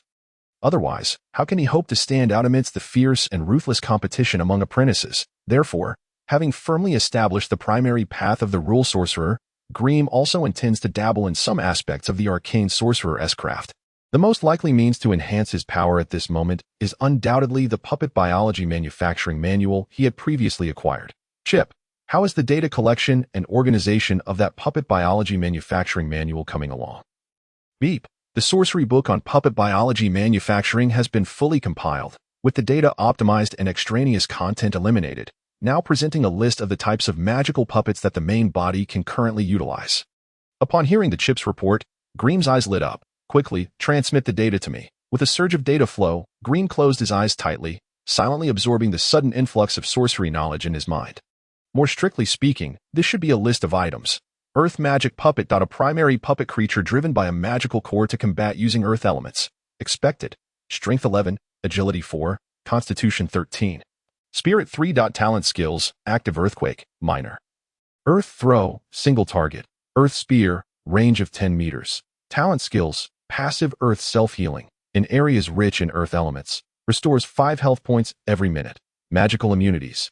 Curse immunity, Piercing and Slashing immunity. Strong Acid immunity, Earth immunity. Required materials, Earth-type magical creature core, Advanced apprentice level. Required knowledge, Basic puppet manufacturing techniques. Basic rune engraving technology, Node circuit energy conduction systems, Elemental life bestowal, Will imprint control systems, Acid magic puppet. A primary puppet creature driven by a magical core to combat using water elements. Expected. Strength 8, Agility 7, Constitution 10, Spirit 5. Talent skills, Active Acid Splash, Single Target, Acid Marsh. Range of 20 meters. Talent skills, Passive Water Element Self-Healing. In areas rich in water elements. Restores 5 health points every minute. Water walking. Magical immunities. Curse immunity, Piercing and Slashing immunity. Strong Acid immunity, Water immunity. Required materials, Water-type magical creature core, Advanced apprentice level. Required knowledge, Basic puppet manufacturing techniques. Basic rune engraving technology. Node circuit energy conduction systems. Elemental life bestowal. Will imprint control systems. The list presented by the chip is extensive, yet after eliminating the irrelevant content exceeding Greem's current capabilities. What stands before him are these 2 primary magical puppets, optimized through multiple data adjustments. Indeed, the chip recommends magical puppets rather than golems. In terms of overall combat power, fixed-form golems undoubtedly surpass magically summoned puppets. However, given Greem's current lack of resources, it is unrealistic to expect him to gather enough materials to construct a golem. Take, for instance, the simplest clay golem. A clay golem standing 8 feet tall and weighing 600 pounds is entirely sculpted from soft clay. Without considering the costs associated with the golem making process, just the raw material, soft clay, would require 9,000 gold coins. To purchase a completed clay golem, the base price is 21,000 gold coins. However, the magical puppet data transmitted to Greem's mind is considerably more economical. The required material is merely an advanced apprentice-level magical creature core. Even though the subsequent production demands substantial sorcery knowledge, the overall cost can be kept below 7,000 gold coins. The savings from this calculation will undoubtedly ease Greem's burden significantly. While he currently cannot produce the acid magic puppet due to a lack of an appropriate water-type magical creature core, the earth magic puppet is perfectly suited for him, as Greem has just acquired the head of an earth-type magical creature, making it an ideal heart core for the earth magic puppet. With this thought in mind, Greem swiftly approached a wooden rack in the corner of the room that on a wooden tray rests a large glass vessel covered with a black cloth. Obscuring its contents, Greem gently lifted the black cloth, leaning down to silently gaze at the head of Simba, floating within the pale yellow solution of the glass container. Perhaps sensing Greem's scrutiny, the muscles of Simba's head twitched slightly, and a faint soul consciousness repeatedly pleaded for mercy. A strong scent reminiscent of formaldehyde permeated the room. The creature known as the ghostly witch is indeed an unusual being, not quite classified as undead. So its organs must be properly processed and preserved after removal, otherwise, their utility would rapidly diminish. This head of Simba was not extracted by Greem himself, but it is apparent that Alice is also an experienced advanced apprentice, having preserved the head remarkably well and, notably, managed to bind Simba's soul within it. Of course, Greem cannot ascertain whether Alice intended to torture Simba later for her own satisfaction or had some other scheme in mind. But it clearly benefits him at present. As for the absence of a heart, there is little to complain about. To maximize the benefits of this head, Greem even borrowed a complete set of cranial dissection tools from apprentices skilled in anatomy. To safeguard his secrets, Greem had no choice but to conduct his experiments within his own residence. A quarter of an hour later, Greem finally completed all the surgical preparations. Standing before the operating table in a specially made white coat, he placed the head of Simba, now extracted from the solution, which lay there glaring with fury, cursing the killer before it. Having already resolved to become a sorcerer, Greem was mentally prepared for such vivisections. So despite this being his first biological experiment, he remained exceptionally calm and meticulous. Ignoring Simba's curses, Greem instructed, Chip, conduct a deep scan of Simba's head. Beep, the task has been established. Scanning commenced. As a bright blue light gradually illuminated his vision. A unique mental wave began to pulse against Simba's head, meticulously revealing the hidden secrets within. Inch by inch, wild magical creatures, due to their potent life energy and strange innate abilities, create an energy field akin to individual protection, making it challenging for Greem's elemental vision and mental perception to penetrate their bodies and uncover their secrets. In contrast, Simba's head had lost all capacity for resistance, its life energy nearly depleted. Thus, the power to obstruct Greem's perception was non-existent. Through various detection methods and mental scanning, Greem soon sketched a three-dimensional perspective of Simba's head in his mind, the hardened skull encasing the withered brain. The brain, cerebellum, brainstem, and other organs nestled within the cranial cavity were all laid bare before Greem's eyes. Within the shriveled brain matter, a yellow crystal the size of a fingertip prominently emerged in Greem's perception. As expected, as the leader of the ghostly witches, Simba possessed elemental abilities, and indeed, a special core had developed in its central region. For Simba, the heart, brain, throat, and lower abdomen were no longer indispensable components, as long as the magical organ known as the heart core and its soul consciousness existed. Any other bodily deficiencies could be repaired. Without further hesitation, Greem plunged a sharp scalpel into the top of Simba's skull. As the skull cracked open, a foul, purplish-black ichor erupted, splattering across Greem's robe. Yet he remained utterly indifferent to the task at hand, continuously adjusting the angle and direction of the scalpel in his hand. With the aid of a hammer and chisel, he meticulously dismantled Simba's skull. A dozen large tallow candles illuminated the room. As Greem, drenched in sweat, stood resolutely before the operating table, accompanied by the rhythmic sounds of hammers striking chisel, he slowly began to pry open Simba's cranium. Finally, amidst the flickering shadows cast by the candlelight, Greem delicately pinched a translucent crystal of pale yellow, faintly imbued with the scent of earth, and scrutinized it under the light. In his mind, the chip's alert tone resonated at the opportune moment. Ding! High-energy magical creature core detected. Type: Earth-based entity. A knowing smile finally graced Greem's blood-smeared face. He had acquired the core necessary for crafting a mud golem. However, creating the summoning artifact for the mud golem could not be accomplished in his abode. Thus, leaving his residence, Greem hurried to the alchemical laboratory on the 3rd floor. Having spent 3 knowledge points and 30 gold coins, Greem secured a 3-hour usage of the most precise alchemical platform. This expenditure nearly depleted half of his capital reserves. Had it not been for the necessity to ensure the success rate of his first puppet creature, he would have been loath to part with such a sum.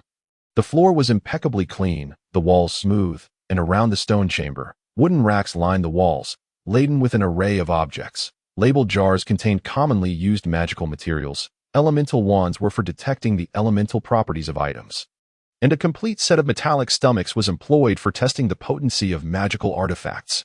Additionally, there were numerous peculiar items whose specific purposes even Grimm could not elucidate. However, these were not Grimm's primary concern. His focus was on the magical alchemical platform that shimmered with elemental radiance, positioned centrally within the chamber. Metal chains dangled from the ceiling, each ending in a luminous stone, forming a ring around the alchemical platform. This arrangement ensured that when the operator was engrossed in the crafting of magical items, they would not be disturbed by shadows. It was akin to a shadowless lamp from another realm. In truth, this magical alchemical platform was a parallel to an industrial mother machine of this world.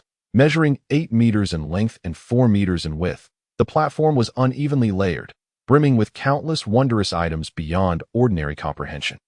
To be precise, the surface could be divided into 16 work areas, each designated for a specific alchemical activity. A seasoned alchemist, familiar with the operational procedures, could execute an envisioned alchemical experiment with fluid grace.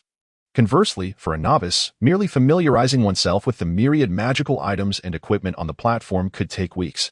Yet, such challenges posed no obstacle for Grimm, aided by his chip. Commence scanning the alchemical platform and formulate the experimental workflow. Ding. Task established. Scanning operation initiated. The azure glow flickered in Grimm's eyes. The vessels, items, and apparatus positioned on the platform, as well as the concealed magical mechanisms and runic arrays within, were meticulously scanned into his mind. Drawing upon his accumulated knowledge and the ongoing scanning, a vast majority of the equipment and items on the magical alchemical platform were swiftly recorded into the chip's database, and then projected onto Grimm's retina as annotated data. Now, as Grimm's gaze traversed the alchemical platform, each time a peculiar or mysterious item entered his line of sight, a clear and concise annotation would appear beside it on his retina. This was indeed a masterwork of alchemical synthesis. A machine amalgamating all alchemical techniques. The high-powered magnifying glass, affixed to a movable robotic arm, was not fashioned from the laboriously ground lenses of Earth, but rather a lens etched with unique magical arrays. Selecting the premium model for his alchemical laboratory, Grimm's magnification ranged from 5 to 300 times. In a standard alchemical laboratory, the magnification would scarcely reach 150. This detail was particularly noteworthy, as the majority of magical artifacts necessitated microcarving. This involved etching several or even dozens of interlinked yet distinct magical arrays onto a specific area of the artifact being crafted. Some master alchemists could etch hundreds of magical arrays onto a gem the size of a fist. However, as a novice, Grimm was not yet capable of such feats. He merely needed to inscribe 7 magical arrays onto a core the size of a fingertip. The summoning rune was essential, serving as the foundational rune for conjuring the mud golem.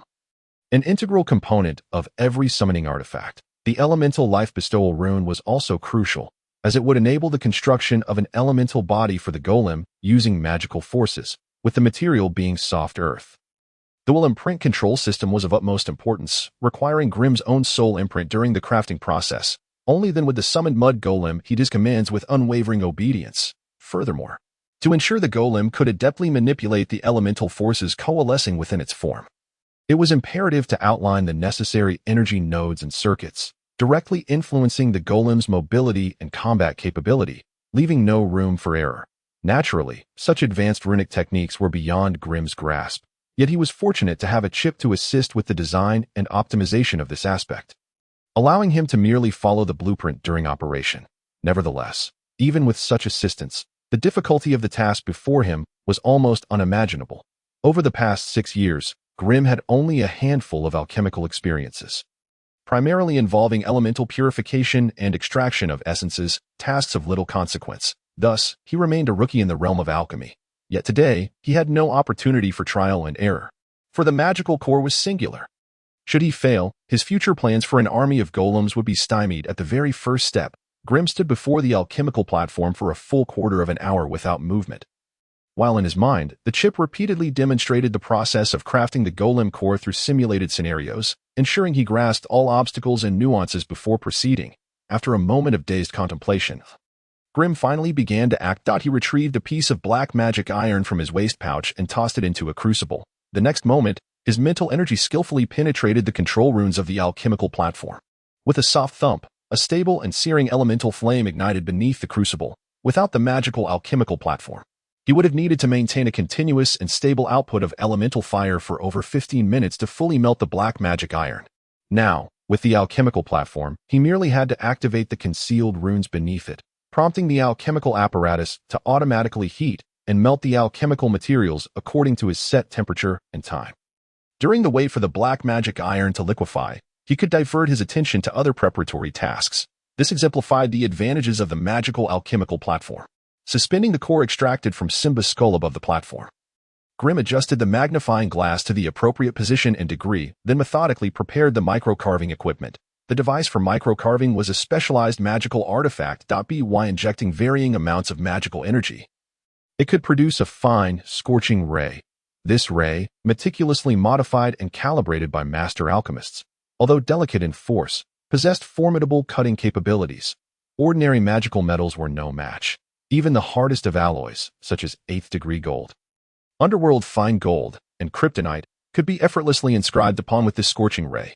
Now, Grim needed to utilize this equipment to micro-carve 7 runic arrays onto the fingertip-sized core. 1 summoning rune array, 1 will imprint control array, 1 elemental life bestowal array for energy nodes, and several energy circuits. While the theory may seem simple, the execution was daunting. Grim steadied his nerves, positioning his eyes beneath the magnifying glass, and finally commenced the long-awaited task.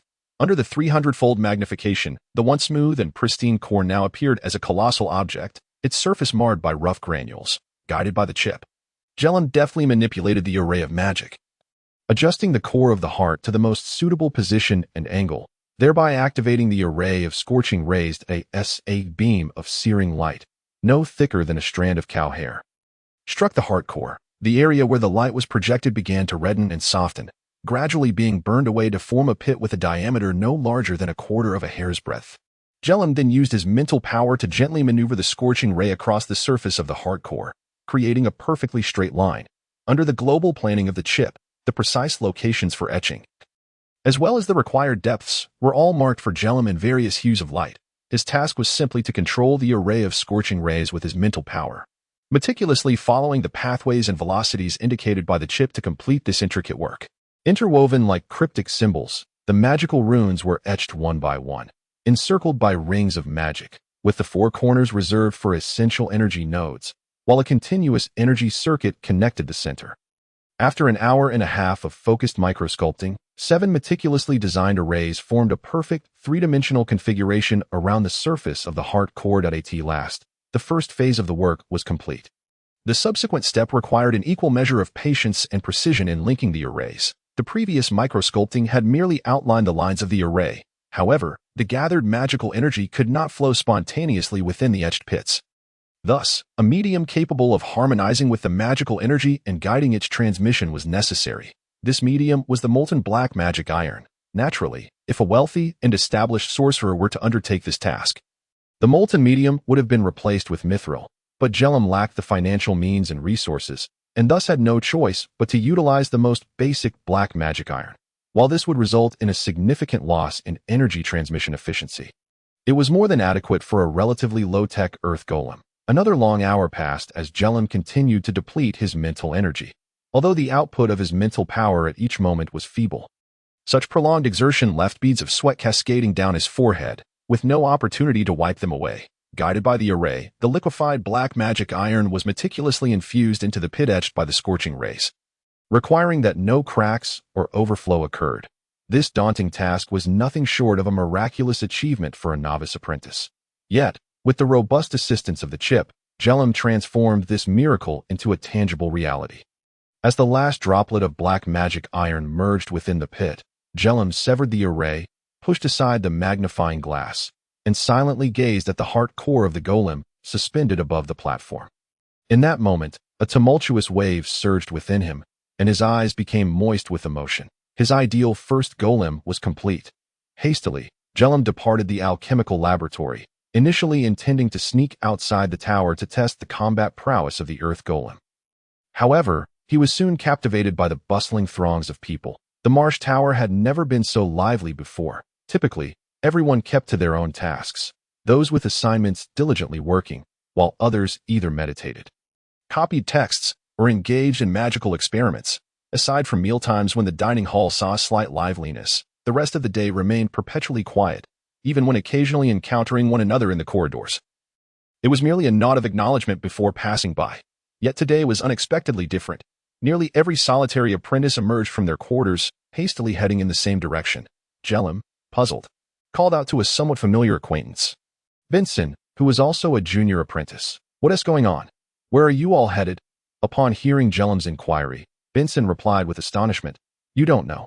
Have you not checked your magic talisman? Lord Anderson has summoned all formal apprentices to the lecture hall for a meeting.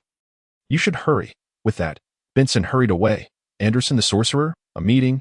Jellum was momentarily taken aback, stunned by this rare occurrence. As the resident sorcerer of the Marsh Tower, Anderson was mandated by the unified initiative of the Sorcerer Association of the Central Forest Tower to provide free magical instruction to apprentices every 3 months. Typically, when apprentices faced difficulties in magic, they had to pay knowledge points or magic crystals to consult Anderson individually. Regrettably, within the almost isolated confines of the Marsh Tower, Anderson wielded absolute authority, often disregarding the numerous regulations set forth by the Sorcerer Association. In the 6 years Jellum had lived in the Marsh Tower, the number of public lectures conducted by Anderson could be counted on one hand, only 4 times, during the rest of the time. Anderson secluded himself in the upper levels of the tower, scarcely interacting with the apprentices. Therefore, hearing this news was utterly shocking for Jellum. In haste, he retrieved his magic talisman from around his neck, only to discover that it glimmered with a faint red hue and felt slightly warm to the touch. During the alchemical experiment, he had temporarily disabled the talisman's communication ability to avoid distractions. Now, upon reactivating it, a deep, hoarse voice emanated from within. All apprentices who hear this message are to gather in the lecture hall immediately. Failure to do so within 15 minutes will result in the revocation of your apprentice status. Jellum felt a chill run down his spine, hurriedly stowing away the talisman and joining the throng moving towards the lecture hall. The lecture hall bore a striking resemblance to a tiered classroom. Though the circular platform at the front was replaced by a raised dais, this design ensured that even apprentices standing in any corner of the hall could only gaze upwards at the lecturing sorcerer. Clearly, the architect of this hall intended to prevent any apprentice from ever assuming a position above the sorcerers, even in terms of mere appearance or spatial arrangement. The spacious hall could accommodate over 200 individuals. Yet the tower housed only about 50 apprentices, resulting in a scattered seating arrangement. The 3 strongest apprentices formed 3 distinct circles, while the remaining apprentices mostly sat apart, showcasing their lone wolf identities. Had it been in the past, Jellum would have been one of those solitary wolves. As he surveyed the scene, his gaze fell upon a particularly striking figure, dressed in a dazzling red gown. With a cold yet alluringly beautiful visage, the owner of this enchanting face was beckoning to him from afar. The solitary red-clad Mary was already the object of many prying eyes, and her gesture undoubtedly placed Jellum in opposition to the throngs of male apprentices. Countless inscrutable gazes shifted towards Jellum, causing his complexion to change subtly. Mary truly had a knack for attracting hostility. However, there was no room for hesitation at that moment. So he swiftly approached Mary and sat down obediently beside her. Remember, you are now my little subordinate. Make sure to arrive earlier next time. As Mary leaned closer to whisper this charming threat into his ear, Jellum sensed an intensified aura of menace directed towards him. Mary seemed pleased with this effect, wearing a triumphant expression as she straightened her posture. Her emerald green eyes swept across the room, and every male apprentice who met her gaze could not help but display enchanted expressions, only to shiver and quickly avert their eyes. At that moment, Jellum felt a powerful gaze fixated upon him, sending a shiver down his spine. Astonished, he looked up to find it was one of the 3 strongest apprentices. The sinister Intik. From beneath the shadow of his hood, 2 eerie green lights glimmered, coldly scrutinizing him. Though no words were spoken, an invisible pressure began to envelop Jellum's body. Faced with Intik's formidable mental power, Jellum was clearly the weaker party in this mental contest. In the midst of their confrontation, Green found himself grappling with an overwhelming sense of mental pressure that left him uncertain whether he could successfully cast spells under such duress. Yet, the moment he recalled the sight of the malevolent Intik, the cursed insect, fleeing in a pitiful manner from the terrifying Alice during yesterday's skirmish, the flicker of fear that had briefly ignited within him evaporated. You were driven to despair by Alice, yet it was she who found herself in dire straits at my hands. Perhaps you have yet to fully recover from your wounds, hiding beneath that hood so thoroughly. Are you attempting to conceal your battered physique? Quietly bolstering his own courage, Green felt a surge of pride as he envisioned Intik's disfigured visage lurking beneath the hood. He resolutely countered the pressure emanating from his opponent. Intik's gaze grew increasingly frigid. Though no words were exchanged, the silent exchange of glances and the mental clash allowed even the subtlest shifts in Intik's demeanor to be perceived with clarity. Intik could even discern, through Greem's feigned stern expression, the mocking smile that lay beneath. Suddenly, too cold, green flames ignited in the depths of Intik's shadowed eyes, a powerful surge of psychic energy swelling within him, threatening to burst forth. However, in the next instant, Greem vanished, replaced by a breathtakingly beautiful visage. Mary, clad in red, glared fiercely at Intik, her lips moving without uttering a sound, despite the distance of several meters. Intik could read her lips with ease. "He is mine. Should you dare to harm him, I will end you." Though brief, her words carried an unmistakable air of fierce dominance. Intik's eyes darkened with malevolence. Analyzing the situation from every angle, he concluded that this brash Mary posed no threat to him, as most of her abilities were countered by his own. Yet, he could not deny that he too was not operating at peak performance. To speak frankly, he found himself at a nadir of strength. With a significant portion of his scorpion-like minions diminished, it would take several days to restore their numbers. Engaging Mary in battle at this juncture could lead to a hollow victory, leaving him severely weakened. Known for his patience and stealth, Intik finally turned his head away, avoiding Mary's challenging gaze, and fell into silence. "You certainly have a knack for stirring up trouble. You dare provoke the cursed insect." Intik. With the opposing force momentarily pushed back, Mary finally turned her teasing attention to Greem. He could only manage a bitter smile within. "Most of this enmity is due to your actions on my behalf. You know." Yet, in the face of Mary's domineering presence, he harbored no resentment or complaints, for inexplicably, he felt a profound sense of trust and reliance emanating from her. Reliance. Greem shook his head, chuckling at his own absurd thoughts. Surely, it was the extensive toll on his mental faculties from the recent alchemical experiment that had led to such ridiculous musings. The subtle interplay between Intik and themselves evidently piqued the interest of the other two senior apprentices. As their gazes flitted back and forth between Mary and Greem, Mary resembled a fierce she-cat defending her territory, continually posturing and threatening, unwilling to yield an inch, just as the atmosphere grew increasingly tense. The figure of the lanky, stooped wizard Anderson emerged upon the elevated platform. His cold gaze swept across the assembly, and after a moment of silence, he finally spoke. "I have both good news and bad news to share with you today."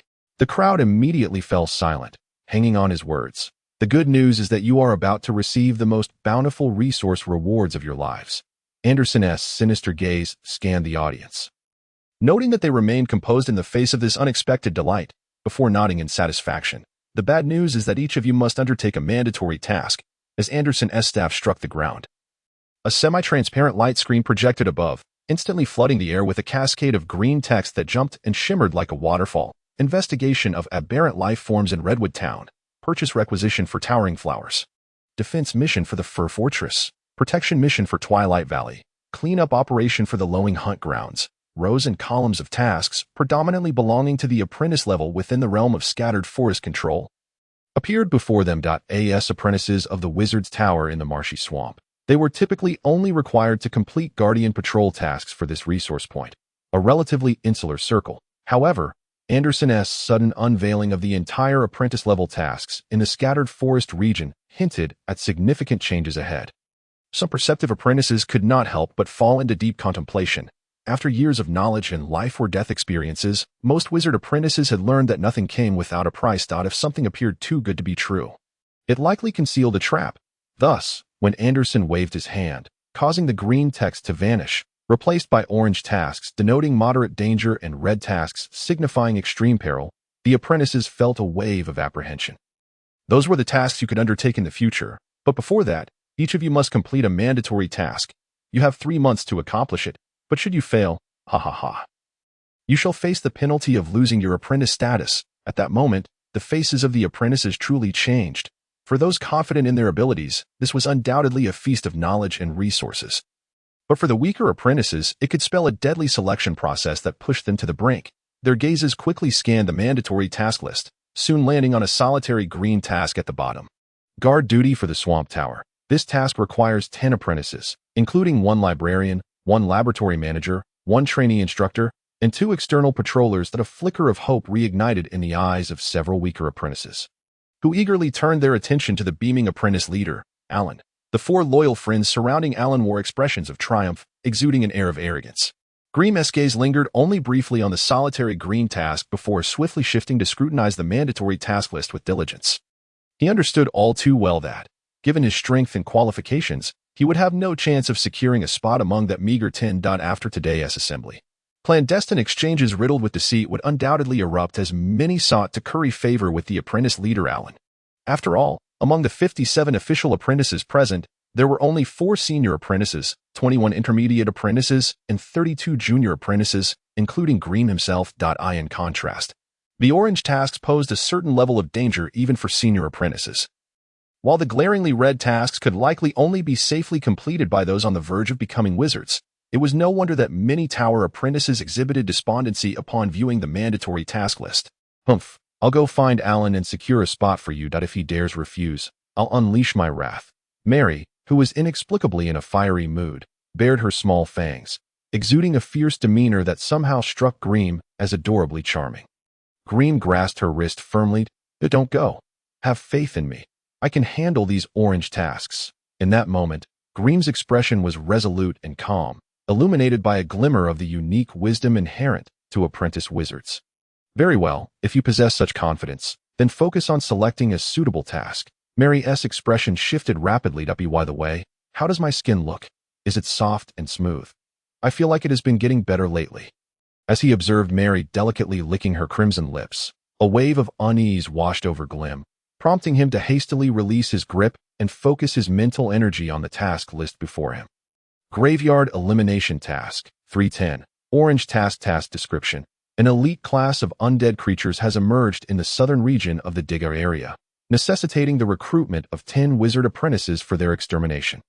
A select guard of 200 elite soldiers, dispatched by the local Viscount Gary, will assist in this endeavor. Upon completion, a task certificate will be issued by Viscount Gary. Task rewards: 30 knowledge points, 3 magic crystals, 10 contribution points to the Scatterwood Tailing Association. Giant Willow Region Abnormal Creature Investigation 23. Orange Task Description. Signs of anomalous creatures have been detected at the southern edge of the Titalian Forest. With 11 local villagers reported missing. 3 wizard apprentices are urgently needed to venture into the mountains and ascertain the source of these creatures, but a certificate will be issued by the local association post-investigation. Task rewards: 20 knowledge points, 1 magic crystal, 5 contribution points to the Scatterwood Tailing Association. Rewards may be increased based on the evidence submitted if the apprentices resolve the source of the calamity. Griffin Cliff Taming Task 03. Red Task Description. The Griffin Cliff in the Rossiya region urgently requires 3 wizard apprentices to assist the beast tamer Hank in capturing and taming 10 griffins. Certification of task completion will be provided by Hank. Task rewards: 50 knowledge points, 10 magic crystals, 30 contribution points to the Scatterwood Tailing Association. Upon completion, additional private rewards from the Hamilton Trading Company will be granted. Dark Cavern Exploration Task 410. Red Task Description.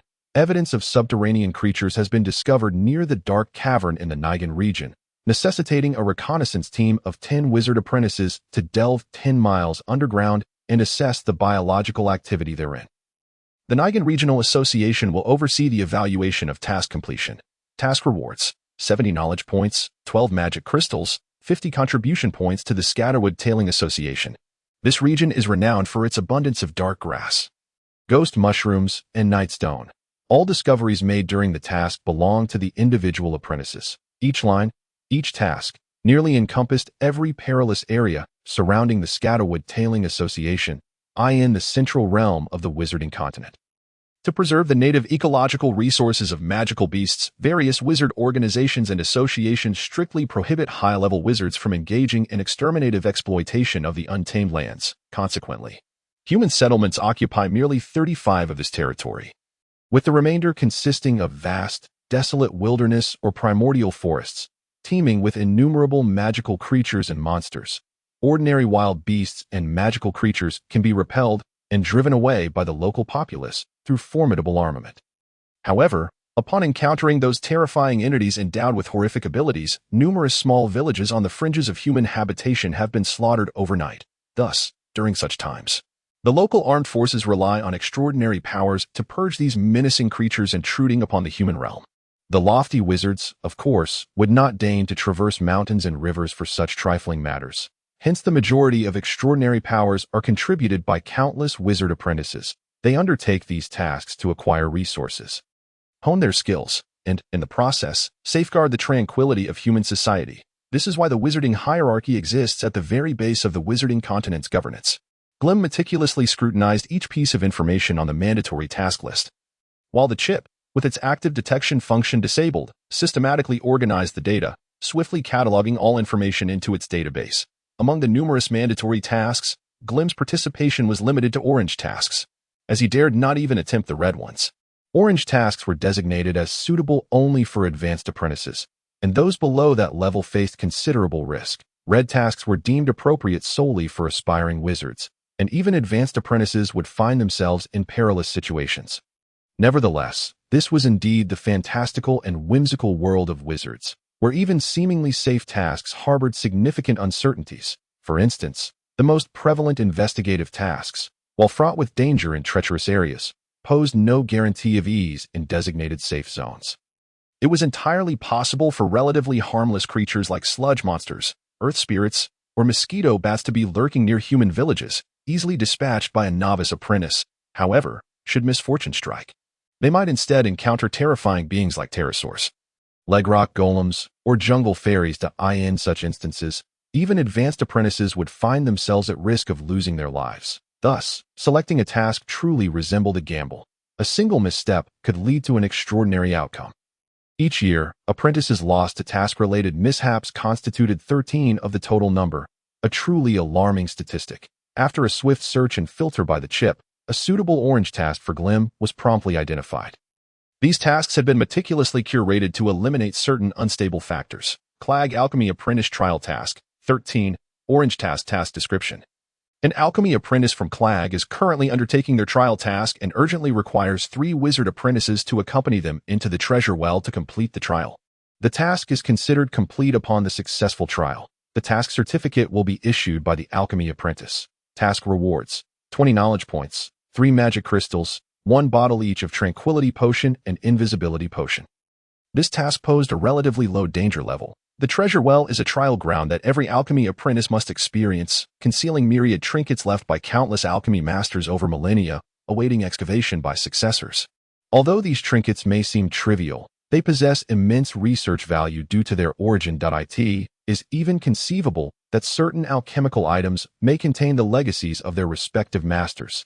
Hence, the treasure well has long been a site for alchemy apprentices seeking treasure in their trials. However, entry is restricted to any alchemy apprentice only once. Within, one may take one alchemical creation but must leave behind another. This is the true essence of the treasure well, given the diverse and potentially hazardous nature of the alchemical items within. Apprentices wishing to take home a golem must first defeat it.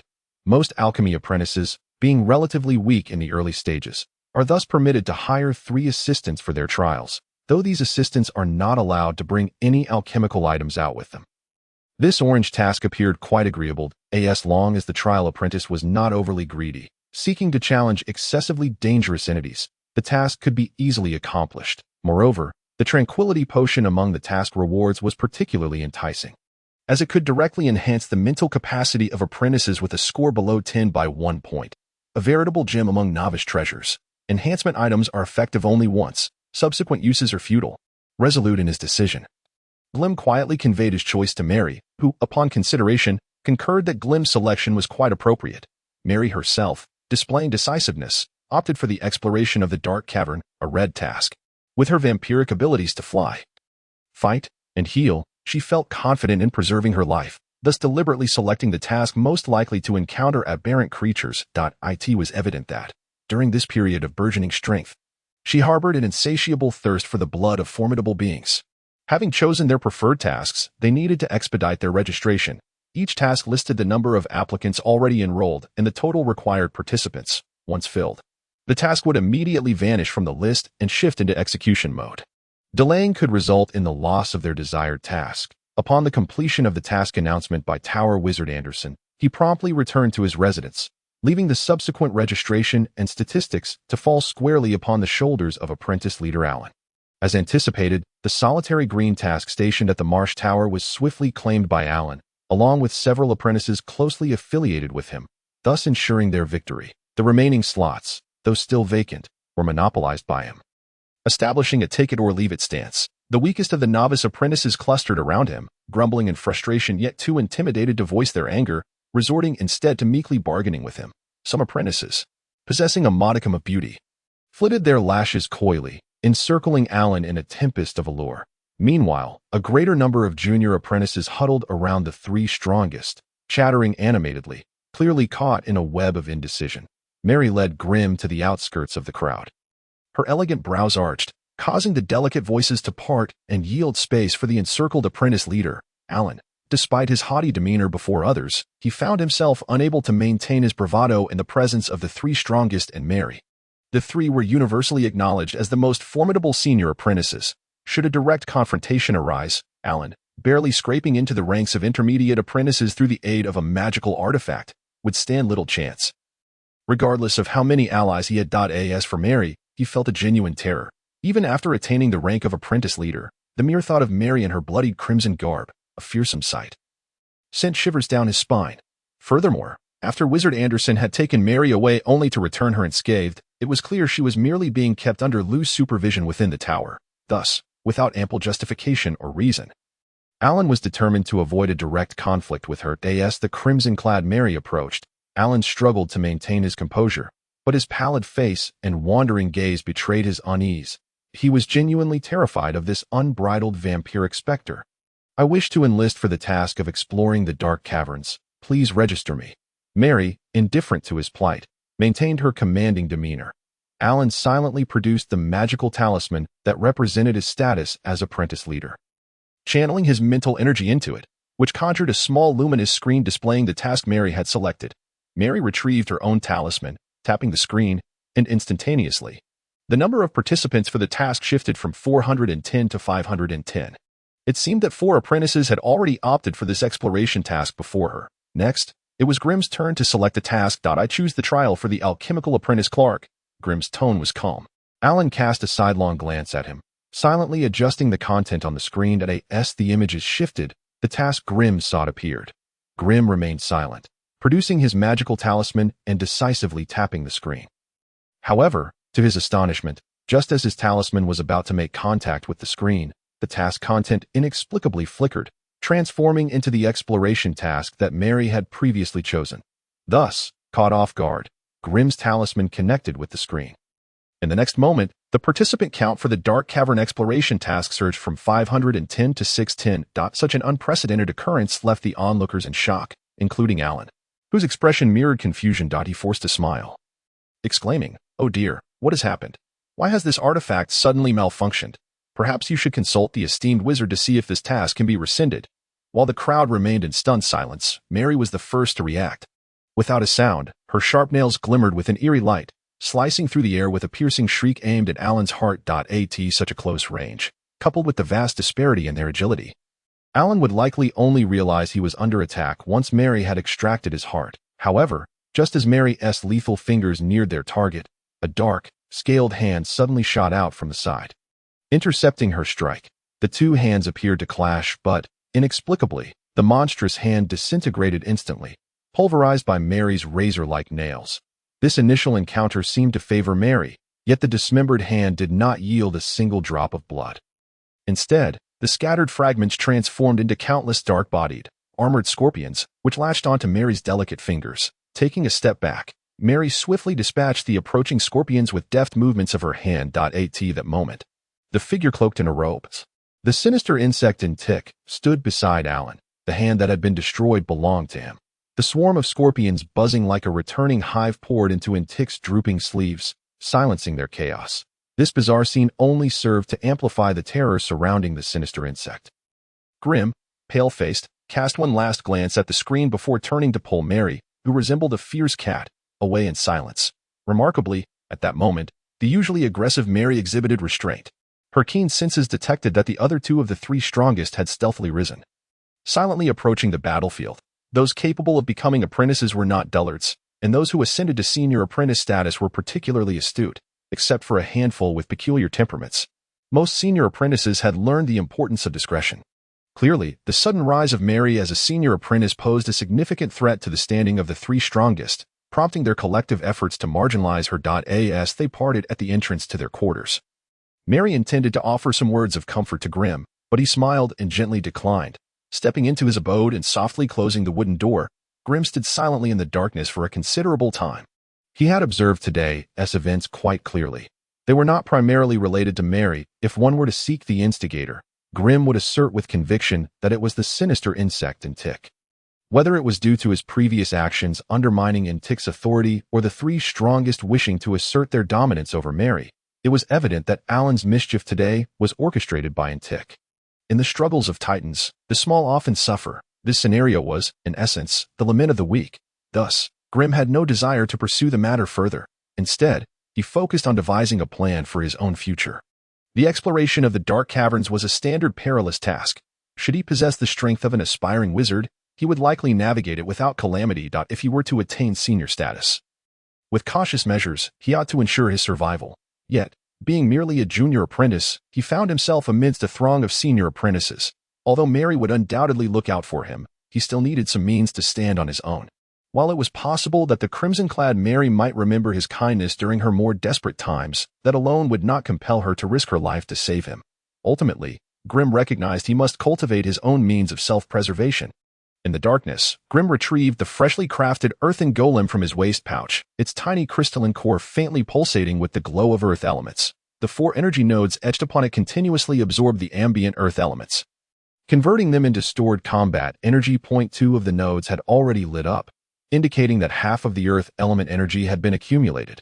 It was time to test its capabilities. Grimm listened intently to the sounds outside, gently opened the wooden door, and slipped away from his quarters to at this hour. The majority of apprentices were likely still congregated in the lecture hall, fretting over the mandatory tasks, allowing Grimm to traverse the path without encountering a single apprentice.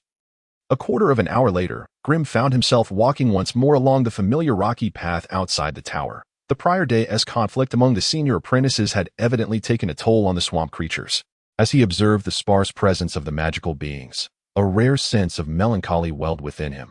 These creatures, typically appearing sufficiently terrifying and malevolent, transformed into quivering lambs awaiting slaughter when confronted with more powerful wizard apprentices. Left with no choice but to futilely seek refuge, perhaps in the eyes of those creatures, the apprentices themselves were the more wicked, more callous monsters. Continuing along the rocky path, Grimm arrived at the testing grounds he had selected. The muddy swamp. With Simba gone, transformed into the earthen golem in his possession, it was the perfect moment to practice on the currently leaderless specters. Standing at the edge of the swamp, he noted a foul-smelling waterhole just 5 steps ahead, where he could faintly sense the weak spiritual fluctuations of 3 specters. Casually, Grimm tossed the golem's summoning core into the murky waters. Upon contact with the earth and moisture, a strange disturbance rippled from the crystal. Under the influence of Grimm's mental waves, without the need for any incantation, a substantial amount of earthy dust began to coalesce around the crystal. The soil beneath began to rise and twist under the influence of an enigmatic force, eventually morphing into a humanoid clay puppet. Grimm closed his eyes to sense the essence of the crystal core he had forged, which nestled at the chest of this earthen automaton. Upon opening his eyes, he surveyed the creature from head to toe. This was the sole entity capable of altering his fate. Standing at a height of 1.7 meters and weighing 200 pounds, this humanoid clay puppet was a remarkable creation. Its coarse, granular, earthy yellow body was composed of loose, damp soil, exhibiting a distinct torso, limbs, and a head, though the surface appeared quite rough, lacking the intricate joints of a human form. The puppet's lower limbs resembled 2 stout pillars of clay, showing signs of fusion at the points of contact with the ground. Its arms could bend and twist with ease, while its large hands, reminiscent of fans, could grasp with dexterity. The features of its head were indistinct. Had Grimm not communicated mentally to sketch a semblance of its eyes and brows, the puppet would have inevitably coalesced into a mere clod of earth. From a distance, the clay puppet resembled a bald, burly man clad in yellow leather armor, and if draped in a cloak, could easily deceive an enemy. Grimm commanded the clay puppet to approach him. True to its earthbound nature, the puppet moved silently across the soft, moist ground, its heavy form lighter than that of an agile mountain leopard, leaving no trace of its passage. However, the residual earth elements in the air became palpably denser during the capture of the Simba core. The soul of Simba had inadvertently been absorbed as well. The consequence of possessing such a high-quality magical core was that the clay puppet now exhibited intermediate intelligence, no longer resembling the dull-witted constructs of ordinary magic. Through his consciousness runes, Grimm needed only to issue vague commands for it to execute them proficiently. Observing the clay puppet before him, Grimm reached out to touch its surface, which was rough and solid. Proving its defensive capabilities were not diminished by its earthly composition, he drew a dagger and thrust it into the puppet's waist several times. Each strike glided past, leaving only faint white marks. Yet, these marks quickly faded in the yellowish luminescence emanating from the puppet. Indeed, it possessed a foundational level of defense, effectively mitigating damage from small weapons and piercing attacks, along with a degree of self-repair capability. Overall, the clay puppet's basic defense was comparable to that of a human warrior clad in full leather armor. While it could not rival the defenses of stone or iron beings, its ability to self-heal was its sole advantage. Grimm circled around the clay puppet, feeling that its 1.7-meter stature lacked the imposing presence needed to instill fear in adversaries, compelling him to attempt to enlarge it. Upon issuing his command, the clay puppet began to slowly grow taller and sturdier. Yet, to Grimm's astonishment, the originally solid body transformed into a soft, misty form. When it reached a height of over 4 meters, its entire figure became shrouded in a grayish haze, the once firm body dissolving into a vaporous state of earth element. What was happening? After conferring with the chip, Grimm learned that the clay puppet was crafted by a mere advanced apprentice, thus limiting the total amount of earth elements it could manipulate to 200 pounds. Exceeding this weight surpassed its capabilities. The height of 1.7 meters was determined through extensive calculations by the chip, as it allowed for the most optimal density of earth elements, maximizing its defensive efficacy. However, stretching its height while maintaining the same total mass would result in a drastic decline in its defensive power. Although its stature increased, its solidity diminished, jeopardizing the safety of the crystal core hidden within. Reluctantly, Grimm commanded the clay puppet to revert to its basic form. Next, it was time to validate the foundational skills possessed by the clay puppet. The weakened version of the earthquake spell was an active skill.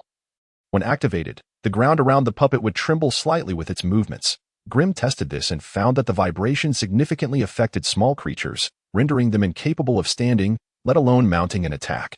Medium-sized creatures also experienced a notable impact, while large beings remained unaffected. The second active skill tested was earth throwing. Grimm commanded the clay puppet to extract 3 lurking ghostly women from a nearby mud pit. Thus, a battle unfolded before Grimm, pitting the clay puppet against the 3 ghostly figures. To speak candidly, this semi-summoned elemental creature was inherently superior to the ghostly women, who were weak and lacked both offensive and defensive capabilities.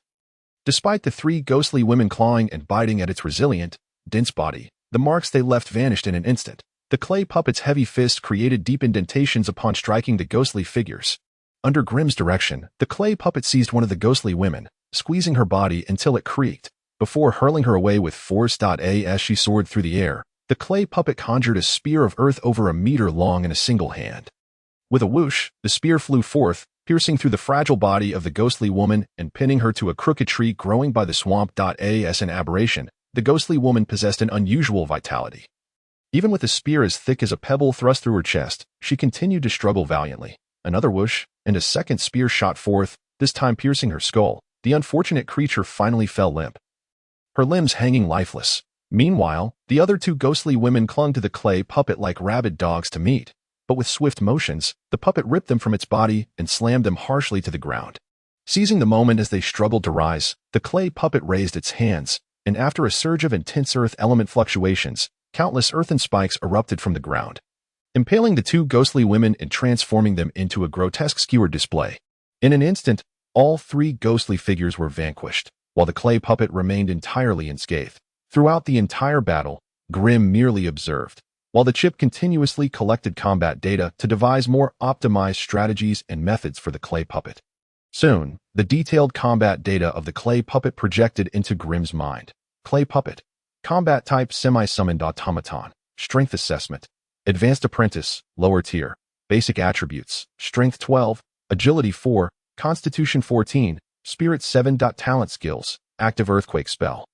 Effective range of 5 meters, noticeable effects on small creatures, moderate effects on medium creatures, and ineffective against large beings. Cooldown, none. Earth throw, single target. Earth attribute piercing single target spell, physical damage 12 points, affected by strength.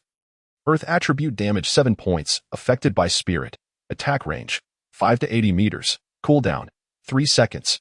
Earth spike, area, Earth attribute piercing area spell, physical damage 7 points, Earth attribute damage 5 points. Spell effect range, 10 by 8 meters.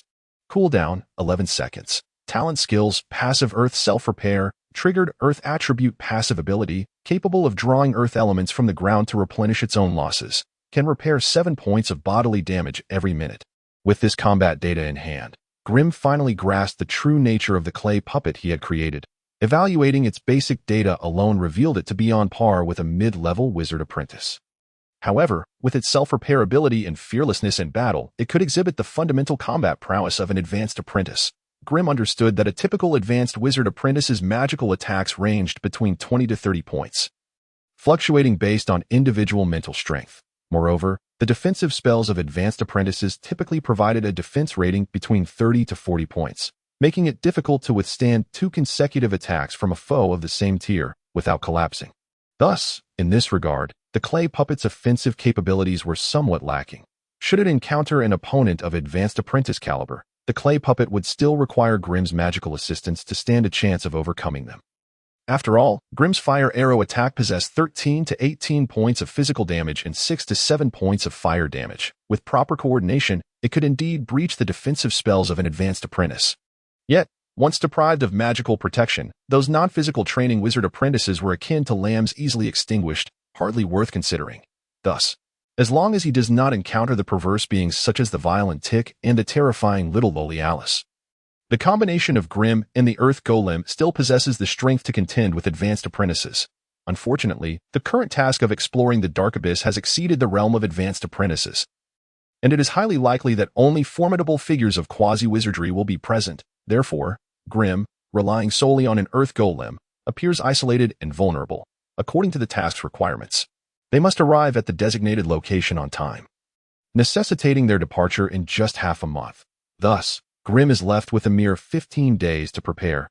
In such a fleeting span of time, enhancing his sorceress abilities seems impractical.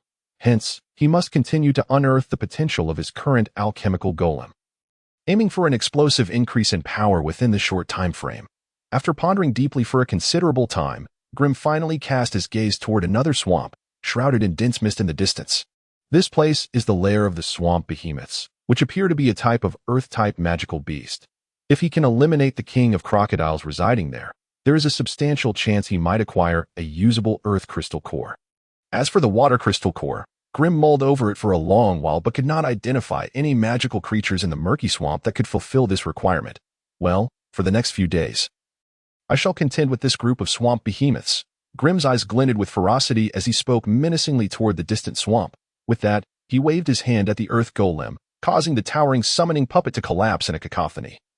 Losing its elemental restraint as a mound of soil cascaded down to form a small heap, Grim extracted the summoning crystal core from within, raising it to observe. One of the previously illuminated energy nodes had dimmed. Judging by the rate of energy depletion, the golem, with all 4 nodes activated, could engage in high-intensity combat for approximately 15 minutes. Conversely, if the intensity of battle were lower, its duration would extend further. The energy reserves of the Earth Golem were not plentiful, and today was not suitable for hunting the Crocodile King. Thus, Grim stowed the summoning crystal core away, igniting the twisted, ruined forms of 3 wretched witches with his burning hand before pulling up his hood and quietly melting into the swamp's mist. As tranquility returned to the scene, only 3 charred remains and an inconspicuous mound of earth were left behind. Not far away, atop a crooked ghostly tree, a carrion crow with crimson eyes let out a faint caw, preparing to take flight. However, at that moment, a delicate hand, as pale and smooth as frost, suddenly reached out and grasped the crow poised to soar. Without allowing the creature to struggle, the slender hand tightened, and the swamp scavenger was crushed in an instant. Only when the splattered foul blood rained down did the alluring silhouette of Mary in her crimson attire emerge upon the gnarled branches of the ghost tree. She stood gracefully on the skeletal limbs, silently gazing in the direction Grim had vanished, a cryptic smile gracing her lips before she vanished in a flicker. Though Grim prided himself on his intelligence, he underestimated the capricious and unpredictable nature of sorcery at this moment. The magical swamp had long ceased to be a sanctuary of safety and secrecy. The carrion crows scattered throughout the swamp served as the vigilant eyes and ears of the eagle-eyed Crusa, covertly monitoring the actions of all apprentices. As night fell, while wizard apprentices secluded themselves within their abodes, conducting various peculiar sorcerous experiments, they would never suspect that a pair of crimson, fervent eyes watched them from the dark sky outside the tower. Only those with keen mental perception could detect the anomalies posed by these aerial sentinels. Until this scout was eliminated, Grimm's remaining trump cards would be laid bare to Crusa within half an hour. Therefore, among the three powerful figures, although Crusa's combat prowess was the weakest, his ability to gather intelligence was undoubtedly the most formidable. Thus, any apprentice wishing to keep their secrets must undertake the task of blinding these ubiquitous eyes and ears of Crusa. Unaware of the events transpiring behind him, Grimm's elemental vision, while capable of detecting the presence of the carrion crows, could not connect it to the eagle-eyed Crusa. Upon stealthily returning to his dwelling, Grimm could not resist the urge to organize his personal belongings. The spoils from the witch's lair amounted to more than just the Simba Heart core, previously eager to convert resources into personal power. Grimm had focused all his attention on the Simba Heart core, neglecting the proper handling of the remaining items. The Simba Heart core was the most valuable, now transformed into the summoning crystal core for the Earth Golem. But that was a matter for another time. Among the spoils, 8 quality blood sacks had been consumed by Mary, leaving only 1. Such exquisite treasures had previously been reserved solely for the esteemed wizard Anderson. It is well known that, aside from body-refining wizards and bloodline wizards, the vast majority of wizards possess exceedingly poor physical attributes, years of elemental energy erosion, and the seclusion of their lives within sorcery laboratories, coupled with the relentless study of arcane texts and scrolls, inevitably lead to a frail physique. Most wizards, even if not delicate, are physically weak. The overemphasis on mental application and enhancement, while neglecting physical training, has compelled these formal wizards to resort to dietary and medicinal supplements to compensate for their bodily shortcomings. Harvesting blood sacs from the parasitic blood vines of the killer trees, even without special concoction, can significantly replenish one's vitality. If one could procure some alchemical master to concoct the Scarlet Demonis elixir, it could even directly enhance the constitution of physically weak wizards by 2 points. Of course, this Scarlet Demonis elixir is only effective for those with a constitution below 10 points and has a single-use efficacy. However, Grimm currently lacked the capacity to seek an alchemical master to brew the Scarlet Demonis. Thus, even aware that he would lose a significant portion of its essence, Grimm had no choice but to resort to simple oral consumption. As the soft sack burst in his mouth, a rich, sweet, metallic taste spread across his palate. As the viscous blood essence flowed down his throat and into his stomach, a warmth began to swell within Grimm. Ding. Unknown energy detected invading the host. Anticipated that this energy will induce unknown changes in the host's life system. Please indicate whether to eliminate it. If no instructions are given, the elimination process will commence in 5 seconds. Countdown begins. 5, 4, 3. Abandon elimination. Received host instruction. Elimination process terminated. Does the host require real-time monitoring of internal bodily data? Yes. Received host instruction. Real-time internal bodily data scanning commencing now. As a series of beeping sounds resonated, a projection of Grimm's body data, dynamically changing in real time, appeared in his mind. Name: Grimm Race. Human attributes: Strength 4.03, Agility 4.06, Constitution 3.05, Changing, Spirit 8.20, Alignment, Lawful Neutral Occupation, Wizard Apprentice, Beginner, Health Points, 1112, Changing, Experience Points, 650, 1000, Status, Healthy Professional Skills, Scroll Transcription, Spell Reading, Personal Skills, Burning Hand, Solidified, Flame Arrow, Solidified. Observing the data list feedback from his body, Grimm noted that aside from the gradual increase in his constitution and health points, there seemed to be some changes in his experience points. If his memory served him correctly, during the last self-check, his experience points were merely 530, yet now they had risen to 650, a discrepancy of 120 points. How did this come about? Grimm, unable to focus on the transformation the blood sac was imparting on his body, immersed himself in reviewing his past records. Soon, he identified a chip prompt he had previously overlooked. Ding. Host successfully crafted the first Earth Golem, gaining 120 experience points. It was the crafting of the Earth Golem that yielded this reward. It seems that selecting a suitable auxiliary profession in the future would be the most expedient way to gain experience points. Previously, He had always worried that each time he learned sorcery, it would consume a considerable amount of experience points. Now, with an influx, future sorcery learning would undoubtedly become much easier. To be fair, Grimm was only 15 years old, and his body had yet to reach the peak for his age, still possessing significant room for improvement. This could be evidenced by the gradual increase in several of his basic attributes. Alas, in such a grim and oppressive environment, a shadow of darkness had inevitably crept into his character. With utilitarianism and pragmatism nearly consuming his entirety, that he no longer dared to indulge in the so-called beautiful emotions of the past. Prior to acquiring any real strength, he tread cautiously to safeguard himself. Yet, despite his best efforts, he found himself inexorably entangled in the treacherous intrigues among ambitious apprentices.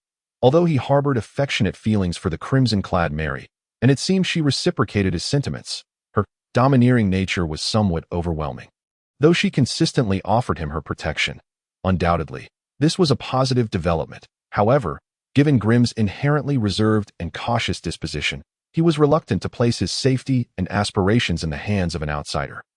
Thus, during this fleeting period of refuge, it was imperative for him to focus on rapid self-improvement. As for his future, Grimm remained in a state of confusion. He was unsure how he had arrived in this place or why he was here.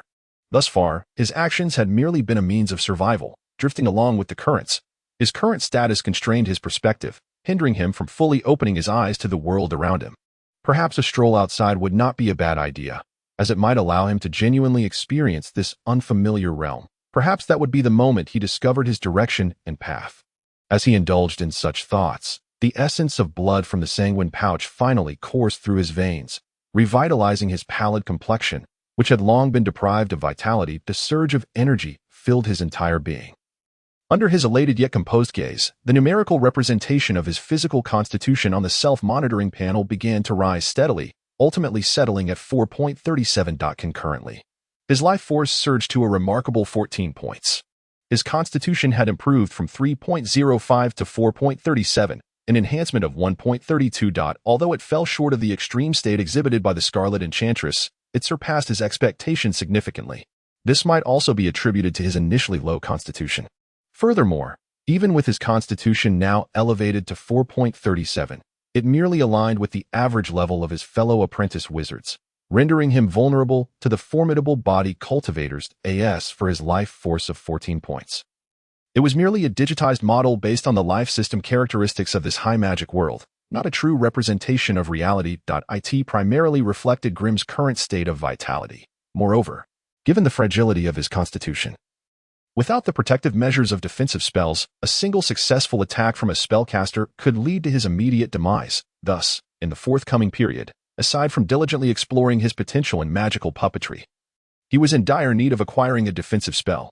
Otherwise, in the impending battles, he would be unable to withstand even the aftershocks of the powerful combatants.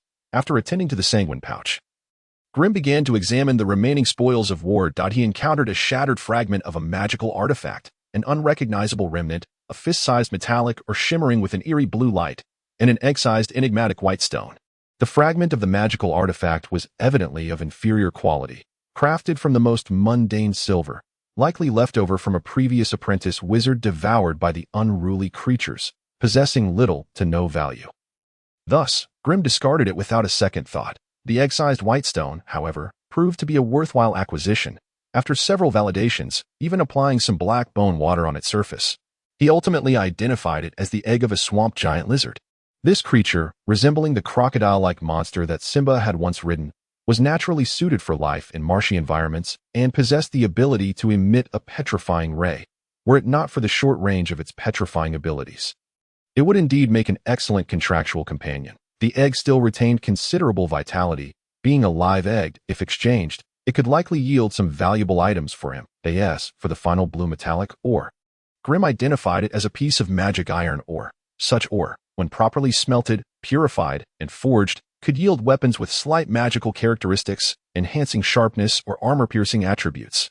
While it might be a treasure in the realm of mortals, it paled in comparison among a cadre of extraordinary apprentice wizards. After briefly organizing his belongings, Grimm casually pulled out a tome of spells to peruse. This moment, he found it difficult to immerse himself in the atmosphere of spell research. Nevertheless, as long as his mental energy remained intact, he endeavored to utilize every moment productively. When his mental energy was ample, he practiced spells. Although the assistance of the chip solidified many spells that significantly benefited him. Daily diligent practice remained essential. After all, during his apprenticeship, he had a specialization in spellcasting awaiting him. Whether mastering spell weaving, moving spells, or crafting strange artifacts, each presented a commendable choice. Only by purposefully strengthening a particular aspect of himself could he potentially receive feedback from the wizarding world through diligent practice. Acquiring these immensely beneficial spell specializations, mastering spell weaving would enable apprentice wizards to execute incantations swiftly. The lengthy and complex incantations could be triggered merely by completing 80 of the requirements. Allowing the spell to activate automatically. One should not underestimate the significance of this specialization, as it serves as a prerequisite for subsequent instant cast spells. The practicality of instant casting for an elemental wizard is, of course, self-evident. Moving spells, however, was the specialization Grimm yearned for most fervently. That it would allow apprentice wizards to maintain their incantations even while running at high speed. Otherwise, they would be rendered immobile, unable to cast spells for offense or defense. Thus, this specialization was essential for all combat wizards. As for the specialization of artifact crafting, it was equally indispensable for those aspiring to concoct potions, magical artifacts, and enchanted gear. Mastering this specialization would enable them to create wands, magical items, and enchantments for various objects. However, most tomes on this subject provided scant details regarding the process of acquiring these specialties, frequently alluding to the concept of the will of the wizarding world. Grimm had always been skeptical of this notion. Any knowledge or skill, through diligent practice and daily contemplation, would inevitably be ingrained into one's instincts. Yet, relying on the feedback from the will of the wizarding world to attain some mysterious power seemed somewhat beyond Grimm's comprehension. Could it be that the vast world in which he resided possessed its own consciousness? Might it watch over and attend to each individual dwelling within its confines, rewarding them appropriately for commendable behavior? If such a will truly existed, in what form would it manifest? Where might it be concealed? Moreover, what extraordinary abilities would it possess to govern the very fabric of this realm? Nevertheless, Grimm did not dare to assert that such enigmatic phenomena did not exist. After all, the wizarding world he inhabited was a vast dimension enveloped by an ocean of magical energy, where extraordinary occurrences were hardly surprising. Thus, until he could unveil the veil of these arcane mysteries, it was prudent to maintain a sense of reverence and respect towards all things, a fitting attitude for an apprentice wizard in pursuit of knowledge and truth, continuing to absorb the knowledge contained in the tome until his mental energy dwindled to a mere flicker.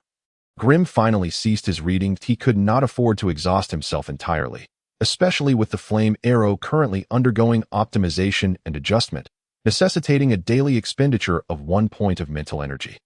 As he gazed out at the deepening night, it was already late. Grimm wearily closed the book, rose, and stretched, his body cracking with emotion before he groggily climbed into his wooden bed. However, it was still not the time for a restful sleep. He had yet to complete his routine meditation. Thus, in the silence of the dark, his breathing gradually steadied, and his entire being sank into the realm of elemental light points within his mental landscape. This, indeed, was the lamentable plight of the apprentice wizard. From the moment they opened their eyes each day, their schedules were filled to the brim. Even when they finally collapsed into bed, what awaited them was not sweet dreams, but rather the routine obligation of meditation. Only through the daily practice of meditation can their mental fortitude gradually strengthen. Yet, just as the lights of the entire swamp tower flickered out, plunging it into complete darkness, a mysterious figure suddenly emerged atop the tower. The nearly vertical structure, adorned with hidden and dormant arcane sigils, posed no hindrance to its swift movements, allowing it to traverse the surface with an agility far surpassing that of ordinary mortals. It was evident that its actions were driven by a strong sense of purpose. As it passed by several open narrow windows, it did not pause, darting swiftly between shadows with remarkable speed. Indeed, she was not a shadow creature capable of bounding freely between the darkness, but her extraordinary agility granted her an unparalleled capacity for movement. What was insurmountable for an ordinary person became as easy as walking on solid ground for her. And her silent approach rendered her akin to a ghostly assassin dwelling within the shadows. At last, the target lay before her. With a leap, the agile figure hung just outside the narrow window, her entire form sinking into the shadow where light could not penetrate, silently listening for any sound. Within the chamber, silence reigned, save for a steady, elongated breath. Evidently, the apprentice inside was deeply engrossed in meditation. At such moments, a wizard's apprentice was typically caught off guard. Any thief or similar profession could infiltrate and, with a sharp dagger, extinguish the ambitions of one destined to become a powerful sorcerer. However, this figure outside the window was clearly no novice. She did not rush into the room, but instead opened her eyes within the shadows, surveying her surroundings with a hint of suspicion. Silence, stillness, and eerie calmness enveloped the air. Everything around her appeared normal, yet an inexplicable sense of dread began to intensify within her. This was not a genuine perception of danger, but rather a distant warning echoing from the depths of her unfamiliar bloodline. As though something perilous awaited her ahead, though she loathed the accursed bloodline that rendered her neither fully human nor ghostly, as one who had undergone the awakening of her bloodline into a transformed vampire. She held unwavering faith in the signals it transmitted. In the light of day, that scoundrel had just subjected her to a humiliating display of power, and now, come nightfall, he dared to meditate without any semblance of caution. Such a wizard's apprentice possessed remarkable audacity. Beneath the shadows of the windowsill, bright eyes glowed with a mischievous gleam. Red-clad Mary delicately raised her hand, tossing a fist-sized sphere into the narrow window. While her own form transformed into a black bat that melded seamlessly with the moonlit night, fluttering away into the darkness. As the sphere passed through the narrow window, a concealed arcane sigil inside the room was triggered. A crackling, azure lightning surged forth, enveloping the space where the sphere had landed. With the swiftness of lightning, even if Mary were to double her speed, she could not entirely evade its grasp, and from the shadows of the otherwise empty room, 4 or 5 beams of multicolored, bizarre magic suddenly shot forth, striking the sphere that had narrowly traversed the paralyzing lightning trap. The sphere, merely a hardened shell of ordinary mud, stood no chance against such a barrage of magical attacks, and shattered upon impact. As the shell fractured, it revealed a gelatinous mass of putrid sludge trapped within. This mass was, astonishingly, a living being. Its ghastly green form, composed of mud, filth, and foul water, bore a faint semblance to a humanoid visage. This was bad. It was a sludge creature. Curse be it, a sludge creature. Everyone, quickly hide. How could the well-versed apprentices not recognize this notoriously dreadful entity known throughout the magical swamp? Every apprentice who had encountered it felt a deep-seated terror. In the magical swamp, all apprentices would instinctively steer clear of it, even the strongest among them, for it was the most loathed creature of the swamp, the sludge beast, without exception. The sludge beast was an exceedingly repulsive, soft-bodied creature, appearing as a mass of soft, slimy organic matter with asymmetrical teeth and eyes, its ghastly green body as malleable as mud yet resilient like jelly. Its offensive capability was almost negligible. But it possessed the most nightmarish skill, acid vomit. This peculiar creature harbored a certain proportion of elemental matter within, yet it had been tainted by chaotic forces. Any object or being ensnared by its acidic vomit would suffer the corrosive effects and the unbearable stench that could not be dispelled by magic. Anyone splashed by the sludge beast's acidic bile could expect to endure the torment of the foul odor for days on end. During this period, anything they touched would inexplicably carry that putrid scent. Imagine a wizard's apprentice beset by such a stench. When they attempted to eat, even the most delectable fare would taste as if it had been steeped in a cesspool for a millennium. The torment and the derision from others would drive the afflicted apprentice to madness. And now, this sludge creature, sealed within its muddy shell, had been burst open by their collective efforts. The ensuing scene was nothing short of excruciatingly delightful. As the noxious green acid splattered across the room, a cacophony of retching erupted. Red-clad Mary, I shall retch with you endlessly. A profoundly tragic and furious roar was rendered by Apprentice Allen with such deranged fervor. Before he could finish his exclamation, his voice was drowned out by the overwhelming sound of vomiting. The next day, Grillum fortuitously encountered 2 green gnomes within the tower, both reeking of foulness. These were evidently 2 unfortunate souls who had suffered an attack by the sludge beast. And even more unfortunate, they had triggered a shrinking curse, thus transforming into their current state. However, before Grillum could cautiously inquire about the circumstances, the 2 green gnomes spotted him, standing at a distance, baring their teeth and glaring at him. Faced with their hostile stares, Grillum was utterly bewildered and could only hastily submit his item trading information to Danny before turning to leave. Danny was, after all, the most personable among the apprentices. Having established an underground market by trading information based on demand. Grillum's purpose for coming was to disseminate the sale information of swamp giant lizard eggs and magical iron ore, and if any interested apprentices were to seek him out for barter. He would also take the opportunity to purchase a few practical items from Danny. Today, the Swamp Tower was undoubtedly more lively and boisterous than ever before. Most apprentices had abandoned their secluded quarters, opting instead to mingle with familiar friends, exchanging the latest news. The mandatory tasks promoted with great fanfare by Master Wizard Anderson had detonated like a bomb, completely upheaving the lives of the tower's apprentices. All apprentices were compelled to interrupt their research projects, anxiously and eagerly monitoring the unfolding situation. Those who had been fortunate enough to secure their tasks promptly yesterday were few. Many apprentices remained hesitant and observant.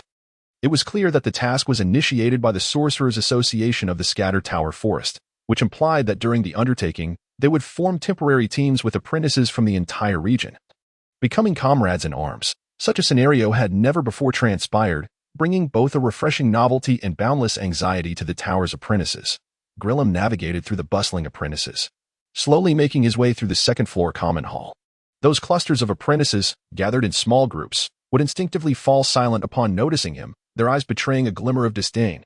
Even a few lone apprentices, with whom he could typically converse, kept their distance, their expressions complex. Grillem felt like a lone wolf shunned by its pack, wandering through the grasslands in search of acceptance that he pulled up his hood to obscure his visage, turning to exit the hall. The only ones who could command such aversion from everyone were the three strongest, and Alan was far from deserving that status. Grillem had no desire to delve into why the three strongest displayed hostility towards him. It was likely connected to Red-Clad Mary. His sole concern now was how to enhance his strength in the short term, enabling him to survive the daunting exploratory mission ahead, taking advantage of the moment when others were distracted. Grillem slipped out of the wizard tower once again. Upon reappearing near the sludge swamp, he finally sensed the desolation that enveloped this place. No matter how foul or desolate, he could always perceive ghostly figures lurking at the swamp's edge, biding their time for prey. However, standing once more at the edge of the murky pond today, Gleam surveyed the area countless times, yet he could not detect even a few of the red dots that represented the ghostly matriarchs. Within his field of vision, there lay 4 or 5 expansive, fetid pools of water. According to past experience, each pond would typically host a thriving community of ghostly matriarchs. The numbers could range from 2 or 3 dozen to merely 7 or 8, always exuding an air of prosperity and vitality. Regrettably, following a great battle, the principal bog, the largest community of ghostly matriarchs, suffered devastating losses, leading to near annihilation of the surrounding groups, leaving a scene of utter desolation. However, this turned out to be advantageous, as it spared him the trouble of exerting further effort. Today, Gleam had ventured out specifically to vanquish monsters. Thus he was in dire need of a vast battlefield. Even if those ghostly matriarchs had not perished at the hands of Alice, they would not escape his wrath today. After conducting another round of inspections and thoroughly traversing the surrounding terrain, he finally retrieved the Earth Golem. After more than 10 hours of recuperation, the 4 energy nodes on the summoning crystal had fully charged with Earth elemental energy, marking the optimal moment to summon the Earth Golem. Gleam cast the summoning crystal onto the edge of the muddy pond, and the instant it made contact with the soil and moisture, great clouds of yellowish dust erupted. This was not true gas, but rather dense particles of Earth element. The Earth elements quickly coalesced, driven by an inexplicable force, and the damp soil began to rise and twist, soon forming a humanoid golem of Earth that matched Gleam's height. Alas, this was neither a stone golem nor an iron golem. Otherwise, its defensive capabilities would have been tenfold, perhaps even allowing it to stand against the scheming Crocodile King. You get what you pay for. The Earth Golem was indeed cost-effective, yet its defensive strength was merely comparable to that of a human warrior clad in full leather armor, hardly sufficient to withstand the crocodile's formidable fangs and powerful tail whips. Nevertheless, the crocodile was not without its weaknesses. Otherwise, with its prowess rivaling that of a high apprentice, it would be madness for Gleam to seek trouble with it. It was a tranquil morning, and the muddy swamp remained eerily silent. Less than half a mile away from the fetid pools inhabited by the ghostly matriarchs lay the vast marsh that served as the domain of the Crocodile King. Here, a few terrifying giant crocodiles lounged among the grass by the water's edge, blissfully asleep. Yet, just as they reveled in their leisurely existence, a loud splash echoed as a crooked figure plunged into the very waters they depended upon for sustenance, with disheveled, moss-covered hair, filthy black claws, and a gaunt yet sinewy body. It was none other than their neighbor, a ghostly matriarch, native creatures of the magical swamp. All powerful magical beasts possessed their own territories, clearly demarcated and respected, with no interference among them. Yet today, this foul and putrid ghostly matriarch dared to invade the territory of the giant crocodiles, inciting the anger of those who were jolted from their sweet dreams. Without uttering a sound, 7 or 8 giant crocodiles surged from the grass, vanishing into the murky waters, only to leave behind a series of rippling water lines that raced towards the matriarch's point of entry. The fallen matriarch, for reasons unknown, found her limbs broken, possessing a robust physique yet unable to save herself. Soon, a monstrous maw erupted from the depths, viciously clamping down on her upper body, dragging her back beneath the surface.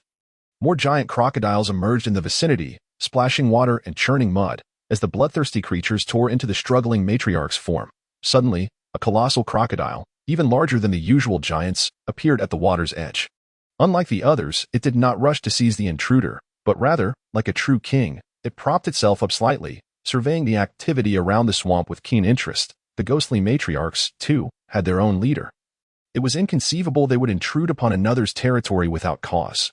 Could it be that Simba sought to incite a war among magical beasts? As a uniquely evolved magical beast leader, this crocodile king evidently possessed a nascent intelligence, capable of rational thought regarding simple matters. Yet, just as it pondered this perplexity, another ghostly matriarch, propelled by a fierce wind, arced into the depths of the swamp, freshly invigorated from tearing apart an intruder.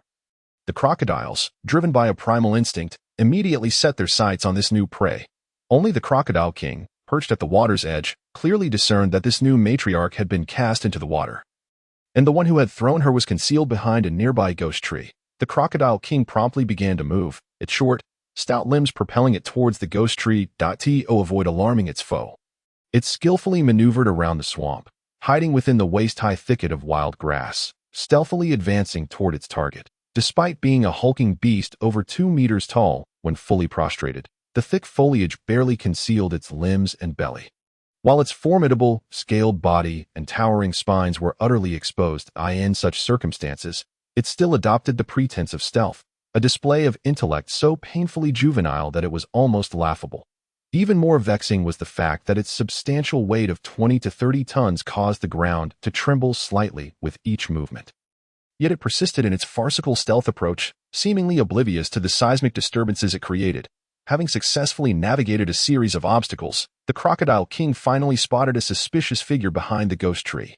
It was a loathsome human clad in an apprentice's robe, flanked by 2 or 3 incapacitated ghostly matriarchs, whom he was tossing into the distant waters. Under his taunting manipulation, the once tranquil swamp had transformed into a cacophonous marketplace, with the surface of the water teeming with the terrifying silhouettes of crocodiles engaged in a frenzied feeding frenzy. The crocodile king glared in fury at the detestable apprentice, determined to prevent any chance of escape. It continued to approach the human with measured patience. 100 meters, 70 meters, 50 meters, 20 meters. Today was indeed a fortuitous day. It was almost upon the back of the loathsome apprentice, who remained blissfully unaware of the impending doom. The crocodile king reveled in its own cleverness as it crouched low, preparing for a cataclysmic strike. Die, human. Today, I shall savor the taste of a sorcerer's apprentice. With a ferocious rush, the crocodile king lunged forward. The beast's cavernous maw, gaping wide enough to rival a human's height, revealed rows of terrifying fangs resembling daggers poised to strike. With its staggering biting force and raw physical might, the unsuspecting apprentice would likely be torn asunder in an instant. Yet, in a twist of fate, the human apprentice hurled the ghostly matriarch he held into the gaping jaws, twisting his body in an uncanny maneuver to evade the crocodile king's lethal bite.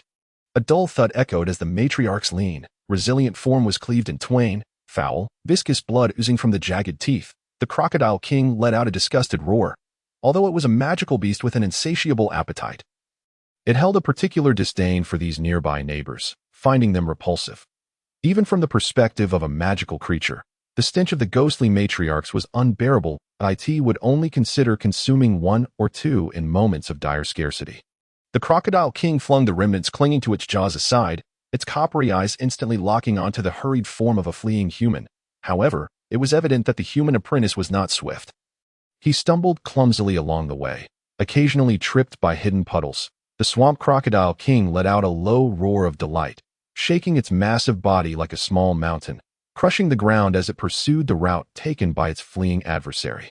Considering the terrain, the swamp beast's speed was surprisingly slightly superior to that of the human apprentice, and it soon lunged behind him, in its relentless attempts to bite.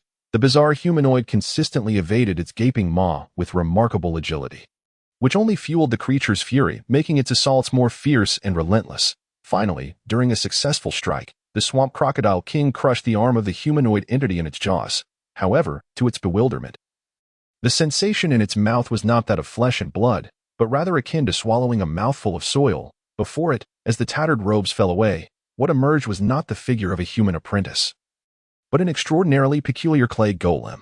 Hissing in realization, the Swamp Crocodile King instantly understood it had been deceived, furiously lunging at the detestable bait that had led it into this predicament. Determined to rend it to pieces, with its cover blown, the clay golem ceased to disguise itself, tearing off the hindering robe and finally unleashing its full power, deftly engaging the clumsy Swamp Crocodile King in combat. Being an aquatic beast, the Swamp Crocodile King was at ease in the murky waters of the swamp, moving with the grace of a fish. Yet, on solid ground, its massive form appeared excessively unwieldy. Its body, covered in hard scales, resembled a rampaging war machine, scattering debris and snapping dried branches, leaving deep gouges in the soft earth. However, its attacks were overly focused at either end. The majority of its offensive capabilities were concentrated in the fan-shaped area in front of its head. Within this range, its ferocious bites and charges could instill terror in any foe. Even its long, scaled tail could inflict devastating damage with a single swipe. Yet, there existed a blind spot between its fore and hind limbs, an area it could not effectively defend. If an enemy were to hide there, it would need to move its cumbersome body slowly, struggling to bring the opponent into its attack range. The cursed clay golem evidently recognized this weakness. Darting directly into the area near its ribs, where it unleashed a frenzied assault on the beast's body, the clay golem relentlessly hammered the Swamp Crocodile King's hardened rib scales with heavy, muddy fists, supplementing its physical strikes with piercing mud spears. But all efforts proved futile. The thick scales covering the giant crocodile rendered it indifferent to such minor damage, as it spun in circles, its gaping maw twisting to one side in an attempt to shake off this audacious foe. Yet, the clay golem maintained its pace, evading capture, while the thick armor provided the Swamp Crocodile King with protection. It also severely restricted the range of its attacks. The enemy was within arm's reach, yet it felt as though it was trying to grasp a stone mill with its hooves. Although the clay golem had gained the upper hand, Grim, commanding from a distance, felt no joy. This could not continue. Without breaking through the creature's scales, the golem would struggle to inflict significant damage, resulting in a stalemate that would lead to a dismal conclusion for both. Currently, the Swamp Crocodile King was blinded by rage, relentlessly tearing at the clay golem. Once it regained its wits, it would not hesitate to return to the familiar waters of the swamp, where the clay golem lacked the ability to intercept it. Fortunately, Grim had thoroughly analyzed the strengths and weaknesses of the swamp crocodile before arriving, and thus was well aware of its vulnerabilities. Under his guidance, the clay golem ceased its futile attempts to attack the creature's body and instead began to unleash earth spears beneath it. Most of the swamp crocodile's bulk was covered in thick scales, granting it exceptional physical resistance. However, there remained unprotected areas on its body, particularly its abdomen. The ever-springing earth spears not only dealt physical damage but also inflicted earth-type damage.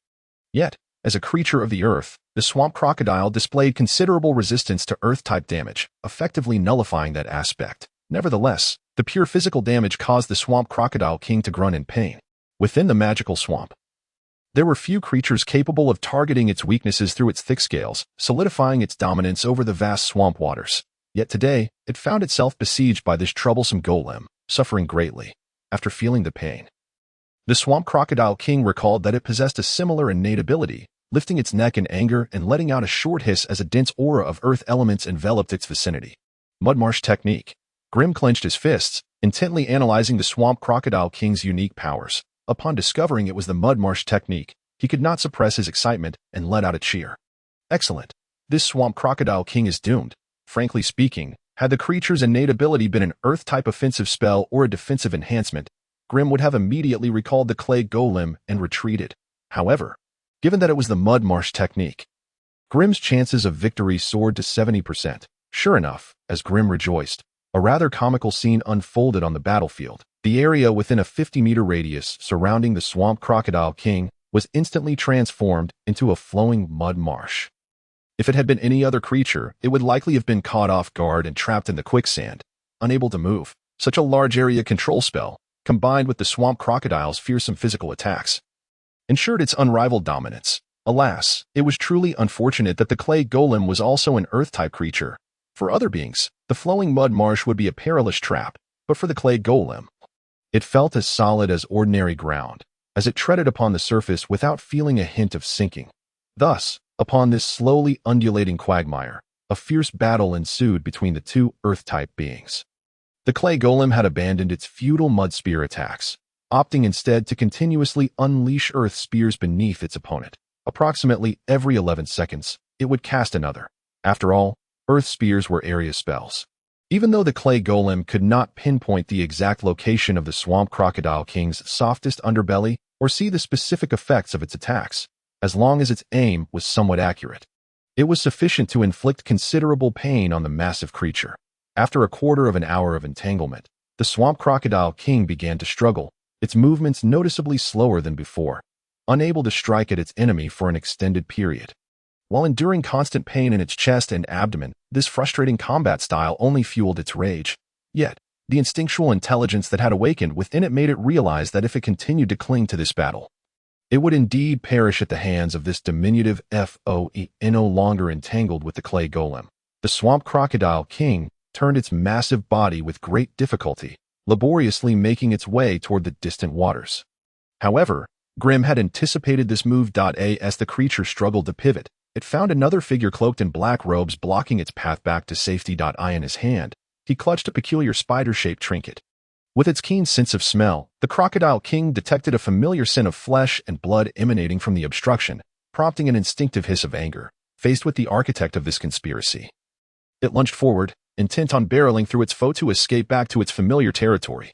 Yet, in the next instant, a vast expanse of white spider silk descended upon it, ensnaring its short, stout forelimbs. Simultaneously, a blazing, fiery arrow shot forth, piercing the tip of its elongated snout, the very location of its head, and the closest point to its eyes. The swamp crocodile king abruptly shut its eyes, its thick eyelids covered in fine scales, and then felt a sharp pain in its forehead as raging flames engulfed its head. With its forelimbs ensnared and its eyes seared with intense pain, it found itself unable to see, causing its movements to slow. Thus, the accompanying clay golem intensified its attacks. For this battle, Grim had truly spared no expense. These disposable spider web devices were not cheap, and with each use, he felt a pang of loss in his heart. Nevertheless, to maximize the restriction on the Crocodile King's escape, he had no choice but to continuously activate them to ensnare its limbs. The sheer power of the Swamp Crocodile King was immense. Initially estimated at over 14 points, such strength allowed each web to restrain it for no more than 6 or 7 seconds. Had it not been for the relentless barrage of fire arrows from Jellum targeting its eyes, the Swamp Crocodile King might have indeed charged through and fled back to its lair. Thus, with such meticulous coordination, after a grueling quarter of an hour, the chest and abdomen of the Swamp Crocodile King, concealed beneath its form, were finally pierced by the earth grass. The Swamp Crocodile King lay dead, vanquished by the hands of two seemingly inconspicuous diminutive figures.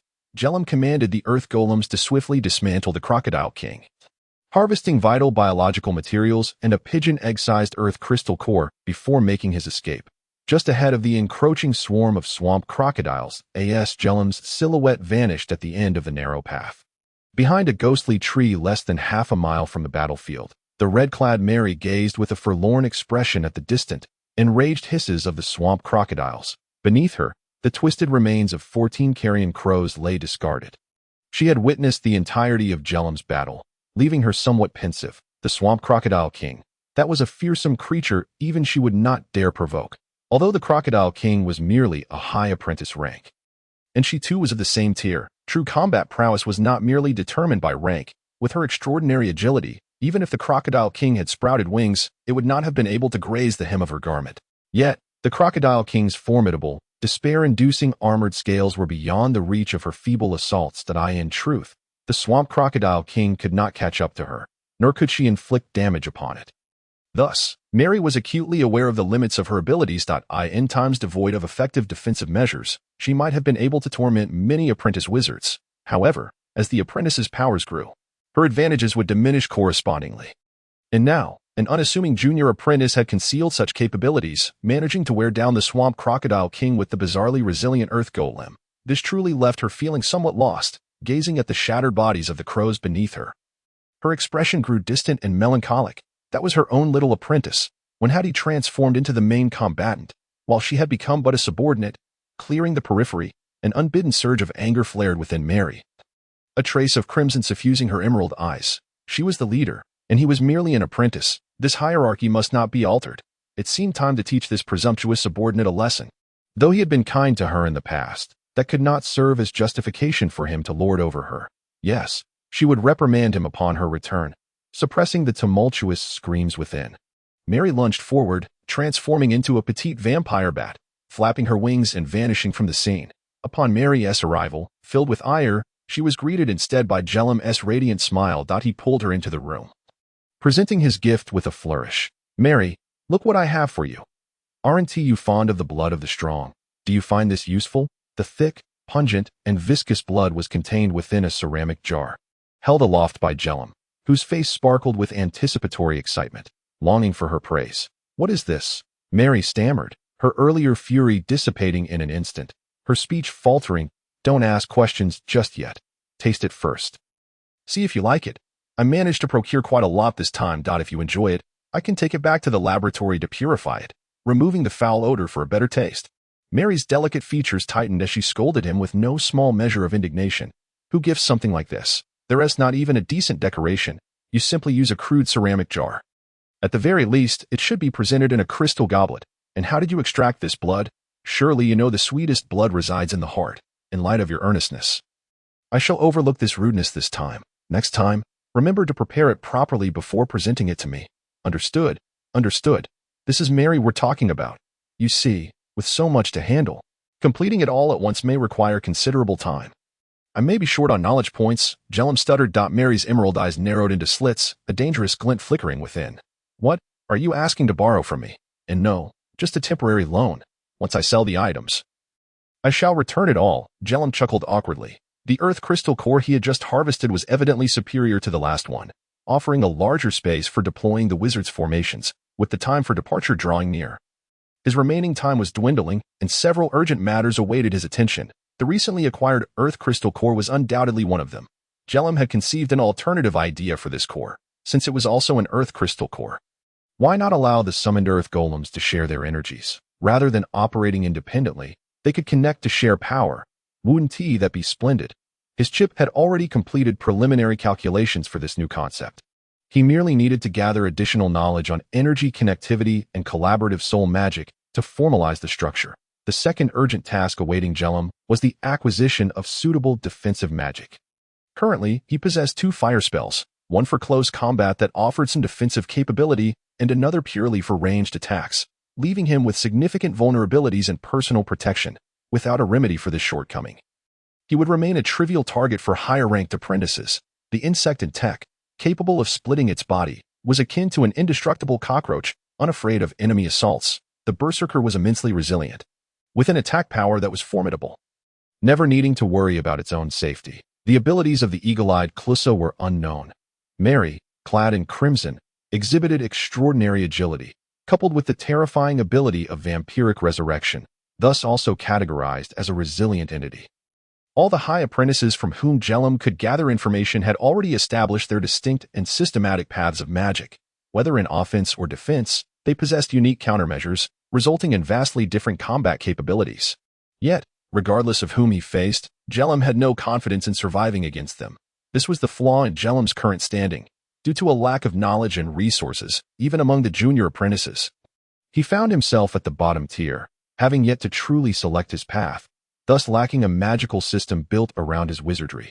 Previously, he had aspired to become a rules wizard while incorporating some arcane wizard methods.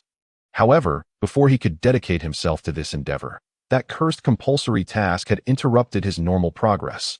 Had he followed his original plan, he would have invested the majority of his resources into the foundational knowledge and theory of fire magic, striving to enhance his mental acuity to keep pace with the larger group and become a mid-level apprentice that BY's estimation. This process would require at least 3 months to bear fruit. Yet now, a nightmarish compulsory task loomed overhead. When the time arrived, should he lack a viable response, he would likely perish in that abominable dark cave, leaving no chance for regret. Consequently, Jellum was compelled to readjust his resource allocation plan. Placing all his chips on summoning puppets, the direct consequence of this decision was that Jellum was on the brink of bankruptcy. He lacked sufficient knowledge points for the alchemical laboratory, insufficient for gathering defensive spells, and had too little gold to purchase suitable tools. Other matters could be set aside, but lacking enough knowledge points to support the refinement of the new crystal core was genuinely jeopardizing Jellum's existence. Otherwise, he would not have shamelessly sought to exploit Mary. Mary's dazzling eyes scrutinized Jellum for an extended moment before she finally nodded in silence. Receiving an investment from Mary, Jellum immediately rushed to the alchemical laboratory. Extravagantly selecting a generous 7-hour session, this earth crystal core, left to him by the Swamp Crocodile King, was indeed as large as a pigeon-'s egg, according to the chip's design, in addition to several basic control formations. It could afford more space for energy nodes. Consequently, the previous summoning core for the magical puppet contained merely 4 energy nodes, whereas this new iteration will boast as many as 9. An increase in energy nodes signifies a more intricate design of the magical array, accompanied by a multitude of structural modifications. Thus, from the moment the core was in hand, the chip has been tirelessly engaged in calculations and tests pertaining to these aspects. It was only after Grimm had meticulously prepared the various magical materials that the chip could be deemed to have completed its task. Ding! The latest structure design for the magical puppet summoning core has been finalized. Shall we proceed with data transmission? Transmit. With the influx of a data stream, Grimm, with closed eyes, finally beheld the intricately tailored 3-dimensional magical array. Upon closer inspection, he counted a staggering total of 15 variously sized magical arrays that needed to be etched onto the pigeon egg-sized surface of the summoning core, and they also required interconnection to form a more refined and grandiose perfect magical array. Such a task could only be executed with the swiftness afforded by the chip, while Grimm found himself unable to decipher most of the runic structures within. After several attempts, Grimm resigned himself to this torturous and futile competition and shifted his focus to the considerations necessary during the etching process. The chip acted as an exceptionally powerful auxiliary tool, enabling Grimm to bypass his deficiencies in knowledge and skill by directly breaking down the overall task into countless simple and straightforward localized operations. Through these fragmented local operations, Grimm, a novice alchemist, was able to accomplish complex runic structures typically reserved for seasoned masters. Therefore, at this moment, Grimm's greater concern was not whether he could fulfill this task, but rather whether his mental fortitude could endure the immense and intricate workload. However, it seemed he had little choice left. He needed to swiftly assemble the magical puppet army, optimize offensive strategies, and carve out time to master a defensive spell, thereby ensuring he was well-rounded in both offense and defense. This was the key to surviving this mission. Grimm took a deep breath, once more standing before the alchemical platform, clearing his mind of distractions, and fully immersing himself in the crafting of the new summoning core. 7 hours later, when Grimm hurriedly returned to his dwelling, he found an apprentice wizard awaiting him. To his surprise, the first visitor after posting the sale information was none other than AMU, the manager of the magical practice chamber. Although Grimm tended to be solitary, he had heard that AMU had not made it onto the list of 10 who remained in the Marsh Tower. This also implied that as a mid-level apprentice, AMU was now obligated to confront the risks posed by mandatory tasks. I hear you have live eggs from the marsh giant lizard. Upon meeting, AMU did not conceal his intentions. Time was of the essence. All apprentices of moderate and lower ranks were racing against the clock to enhance their abilities. The prices of items, magical implements, potions, and scrolls that could assist in minor conflicts among apprentices had surged to exorbitant levels, causing everyone to feel a pang in their wallets. Otherwise, Grimm would not have come perilously close to financial ruin after acquiring some disposable webbing trinkets. However, this was not entirely a misfortune. In the inventory listed for sale by Danny, Grimm had spotted numerous rare materials he would normally never encounter. These items were undoubtedly treasured possessions hoarded by tower apprentices, many of which were set aside for their future advancement. Regrettably, when faced with the imminent threat of mandatory tasks that could determine their fates, they had no choice but to relinquish their future in exchange for items that could immediately bolster their combat prowess. Grimm politely ushered MU into the room. Upon entering, MU was greeted by a strong scent of blood and a sharp odor of preservative solutions. In one corner of the room, an array of glass containers was piled high, each filled with a pale green solution that submerged various magical creature organs: hearts, stomachs, brains, and eyeballs. Many of these organs oozed fresh blood, indicating they had been recently harvested. Quack quack. An excited croaking erupted as AMU's companion creature, a venomous arrow frog, suddenly appeared on his shoulder, frantically calling out to the materials. Once AMU managed to calm it down, it nestled close to his ear and began murmuring softly. It seems you've acquired some fresh materials again.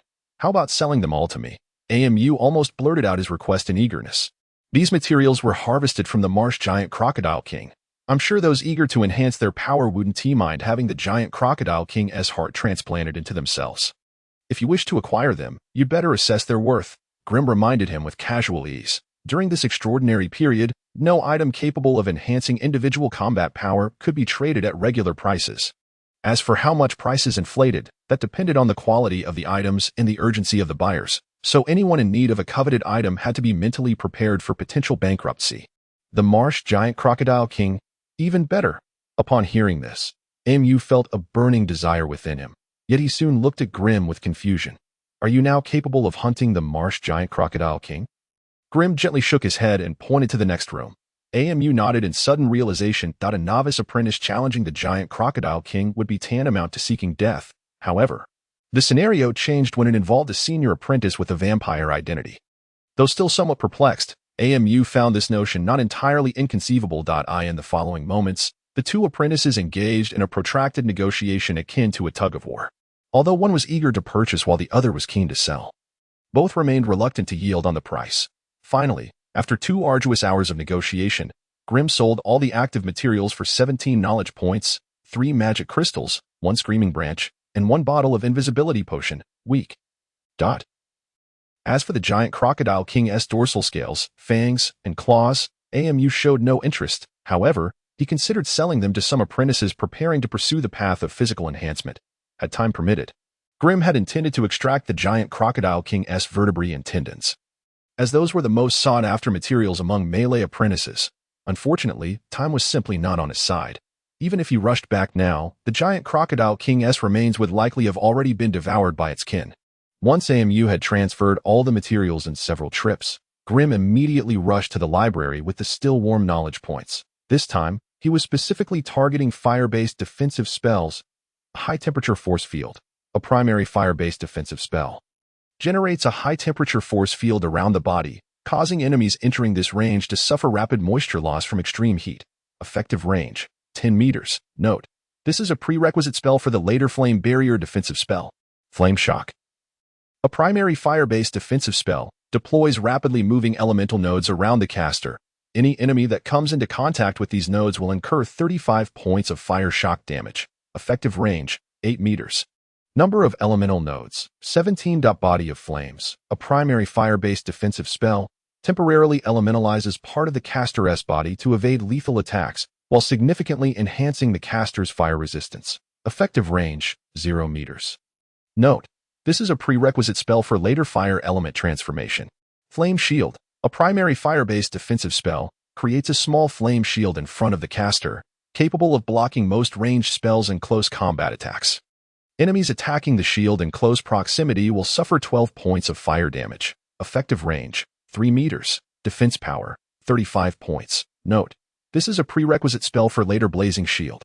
Blazing Shield, a mid-level fire-based defensive spell, forms 3 continuously rotating blazing shields at the caster's side, capable of blocking all ranged and close combat attacks until the shields shatter.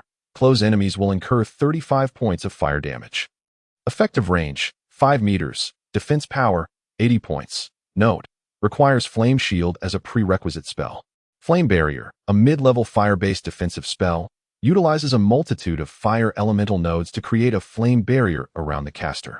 Any enemy entering the barrier will suffer 37 points of fire damage per second. Effective range, 15 meters. Note, requires high-temperature force field as a prerequisite spell. The plethora of fire-based defensive spells left Grim facing a challenging dilemma. Each of these spells possessed its own merits and drawbacks. Thus, selecting one suitable for him required careful discernment of their differences. Moreover, most defensive spells appeared in a systematized manner, and some intermediate and advanced defensive spells necessitated certain primary defensive spells as prerequisites for further study.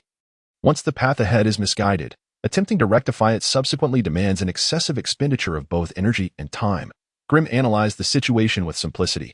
The high-temperature force field and the flame barrier are manifestations of the same system, both embodying a form of area control sorcery. Lacking tangible personal protection, it proves ineffective against distant assaults from adversaries. However, when faced with a multitude of close-range attacks, its area control capabilities become remarkably pronounced. Particularly in the later stages, the flame barrier inflicts a staggering 57 points of fire damage per second, a torment that is utterly unbearable for opponents limited to melee capabilities. For Grimm, his vitality currently stands at a mere 14 points. If ensnared within such a flame barrier, he would likely be reduced to cinders in less than 3 seconds, meeting his demise. What could he possibly achieve in that fleeting span, were it not for the solidification of certain spells? Grimm might not have been able to cast even a single decent spell before being incinerated. One can easily envision the scene of a quasi-sorcerer endowed with a flame barrier appearing amidst a throng of novice apprentices. The ensuing chaos would be nothing short of perfection. He would need not lift a finger, as the internal flame damage of the barrier would suffice to extinguish groups of hapless novices lacking adequate fire resistance. Whenever Grimm recalls that exhilarating spectacle, he cannot help but tremble with anticipation. Yet, the thought that the flame barrier cannot shield against enemy attacks fills him with profound dismay. In comparison, the flame shield and the series of fiery shields are considerably more understated.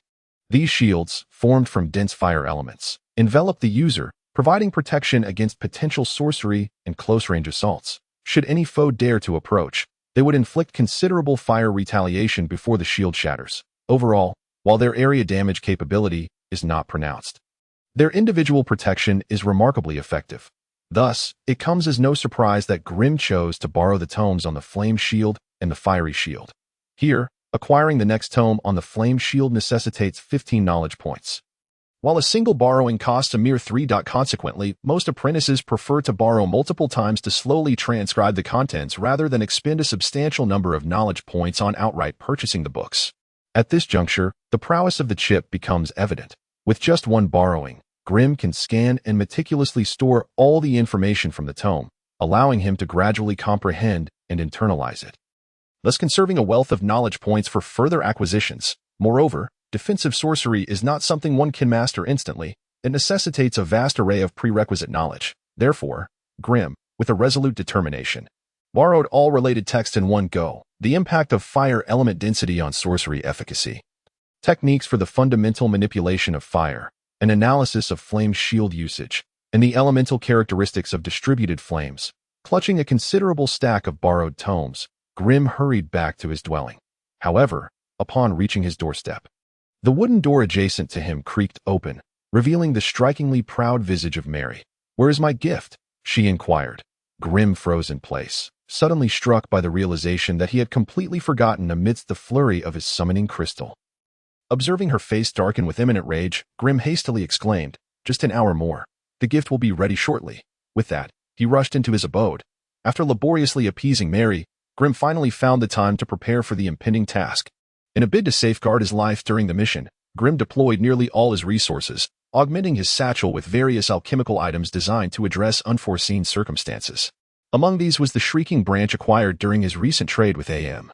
The Shrieking Branch, a curious creation of nature, when cut and stored close to the body, emits a sound akin to a woman's scream when the bearer is subjected to curse attacks. The segment given to Grimm by AM can be used 3 times, rendering it an indispensable protective item. As he prepared to venture forth, the list of similar items to gather was extensive.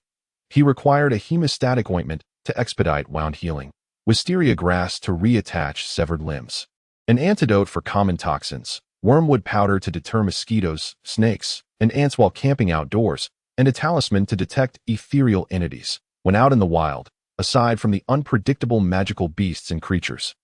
The most vexing challenges arise from fellow beings endowed with various peculiar abilities. By preparing thoroughly, he might just preserve his life in critical moments. Consequently, in gathering these items, Grimm always endeavors to account for every conceivable scenario, aiming to avoid being rendered powerless in unexpected situations. Notably, given that the potential location of the task lies underground, Grimm specifically researched materials pertaining to the dark caverns, thereby acquiring a preliminary understanding of the area.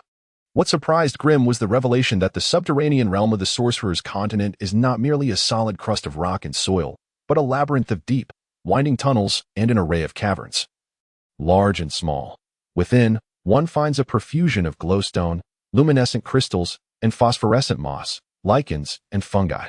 Compared to the surface, the peculiar flora there is commonplace.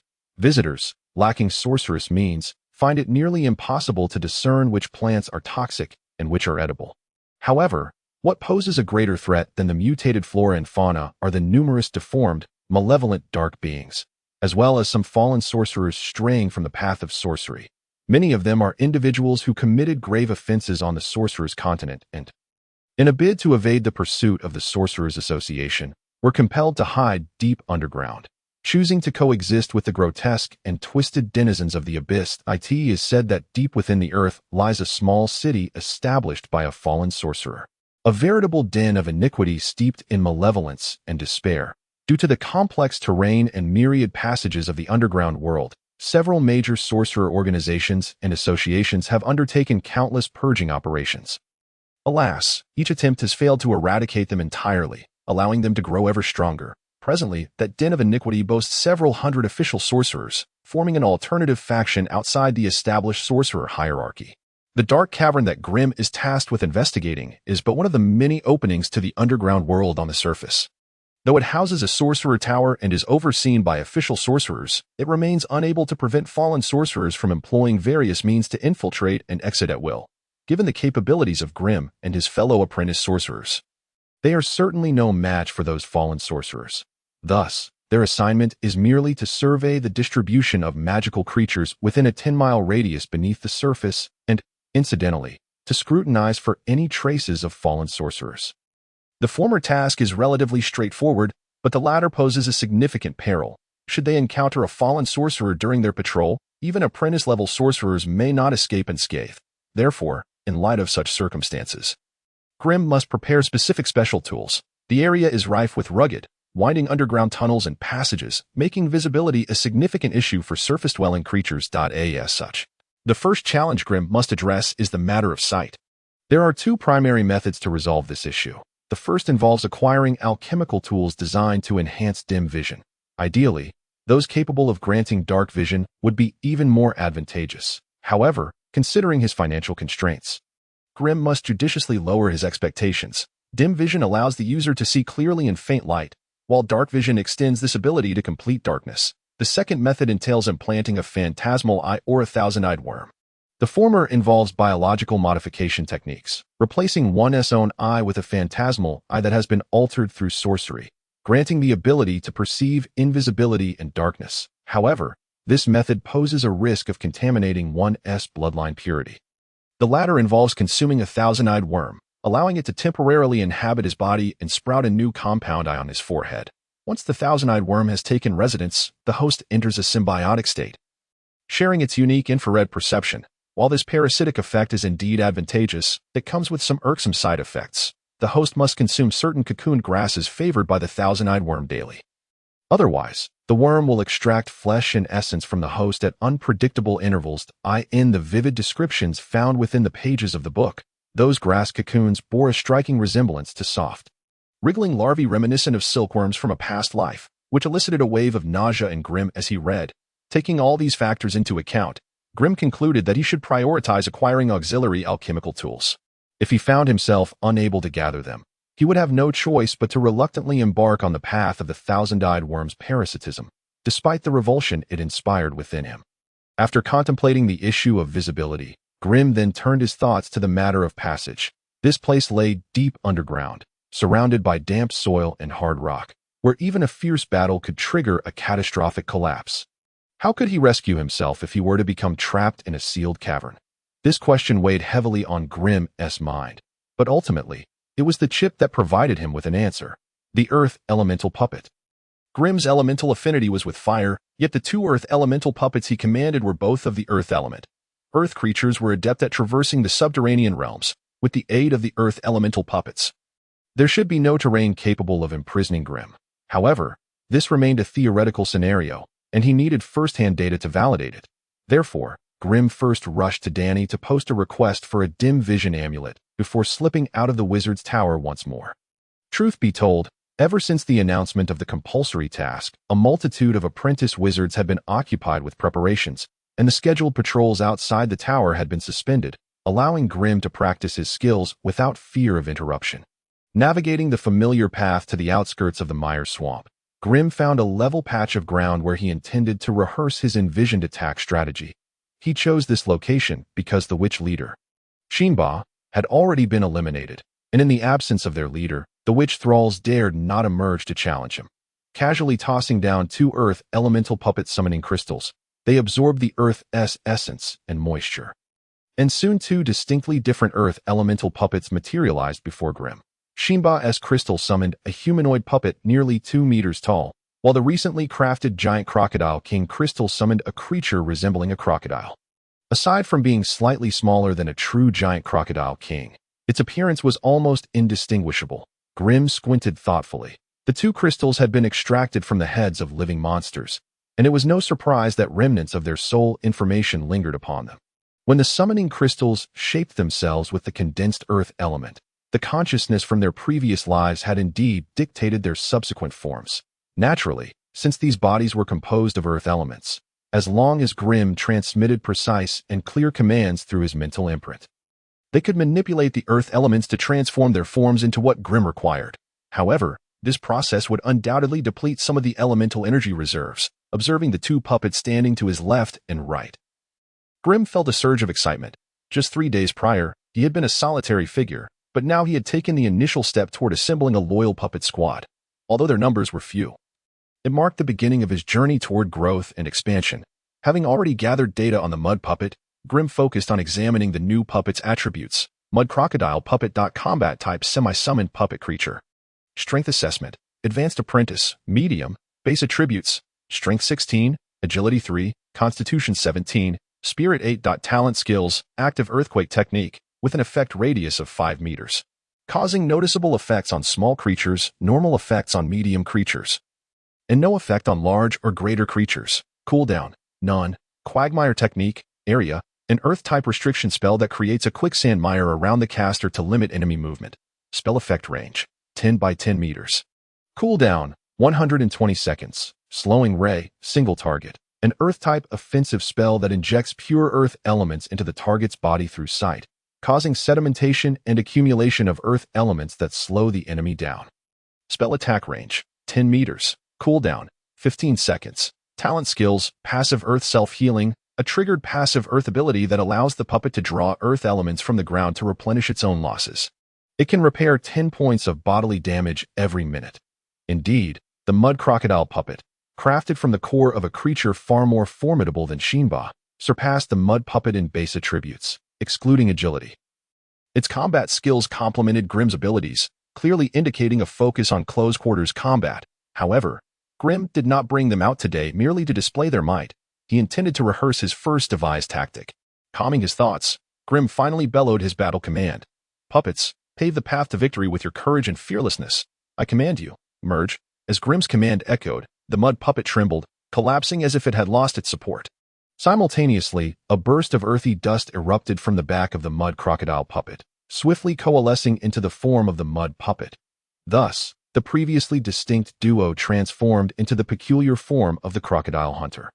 From a distance, it appeared as though a robust earth humanoid was mounted atop a nearly 3-meter-long crocodile, with the earth figure tightly gripping a spear forged from earth elements. As the summoner of these 2 puppets, Grim observed with clarity, the earth figure was not simply riding the crocodile but was entirely fused with its back, inseparable. As a mud puppet, it could never stray far from the earth, lest it lose its continuous supply of earth elements. Now, with the 2 entities merged, their abilities synergized beautifully. A rich layer of earth elements crystallized upon their forms, hinting at the presence of stone armor. Crocodile hunter. This was the new puppet formed by the chip's extensive calculations in the fusion of the 2 closely related earth puppets. Grim strode forward, and as he approached, the crocodile crouched down, its long tail curling to lift him onto its back. The spines along its back shifted and morphed into the shape of a seat. Grim settled comfortably upon the earthen chair and lightly stomped his foot forward. At his command, the crocodile opened its jaws wide, emitting a low, resonant roar, and swiftly moved toward the distant witch lair. In truth, the commotion they caused had long been detected by the witches in the mire nearby. However, having previously endured 2 fierce assaults, they had become skittish and dared not confront them. Yet now, with such a colossal crocodile intruding into their territory, stirring up their muddy abode. Even the most timid among them had no choice but to muster the courage to confront the threat. The chilling cries of nocturnal owls echoed through the swamp, as gaunt, agile figures emerged from the muck, shrieking as they converged from all directions. Their disheveled hair was filthy, their bodies wrinkled and pale, and their sharp, dark claws made them appear as terrifying specters. While ordinary apprentice wizards might have fled in terror, Grim felt quite the opposite. Today, he had come specifically to test the power of the puppet fusion, and he would not be intimidated by such a minor spectacle. As the horde of witches closed in around him, Grim grinned wickedly and stomped his foot. "Kill. I command you to slay mercilessly." Upon receiving Grim's command, the previously sluggish crocodile hunter suddenly sprang to life. And though its face bore no distinct features, an unspoken roar rippled through the air like ripples in a pond. The crocodile beneath him lunged forward, its jaws snapping and claws raking as its long tail swept through the throng, instantly plunging into the witch horde. Its massive form traversed the stinking mire with the ease of walking on solid ground, showing no signs of disturbance. Shockwaves radiated outward with each powerful step of the crocodile, causing any witch that ventured within 5 meters of the creature to stagger and lose their balance. Those unfortunate enough to fall prey to the crocodile's claws or jaws were swiftly torn apart, their viscous, foul blood turning the murky waters a deep black. Yet, despite this, the relentless horde of ghostly women broke through the head and tail assaults of the monstrous crocodile, crowding on either side of its colossal form, desperately attempting to scale its back, as if intent on dragging Grim and the hunter down into the mire. The hunter, undeterred by the multitude of dark, filthy ghostly hands swarming beneath, wielded his spear with relentless precision, piercing the skulls of the ghostly women with each thrust. After all, these ghostly figures were aberrations rather than undead. A gaping wound the size of a bull rendered them irrevocably lifeless, their grotesque, twisted bodies sliding off the crocodile's back and sinking into the swamp. In a fit of fury, the Earthman hunter unleashed a ferocious flurry, causing countless earth spears to erupt within a 10-meter by 8-meter radius, many of which were impaled upon the writhing bodies of the ghostly women. Grim, not to be outdone, clapped his hands apart, unleashing 2 torrents of terrifying flames that surged forth, instantly engulfing the ghostly women who dared approach his pant leg.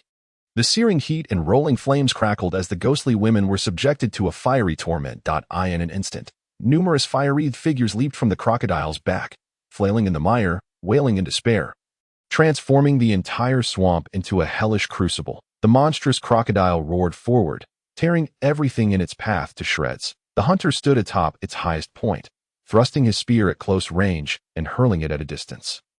And when enemies clustered together, he would unleash a piercing earth spear, turning the ghostly women into rivers of blood. However, even 2 monstrous puppets combined could not rival Grim, who had transformed into a master of fire.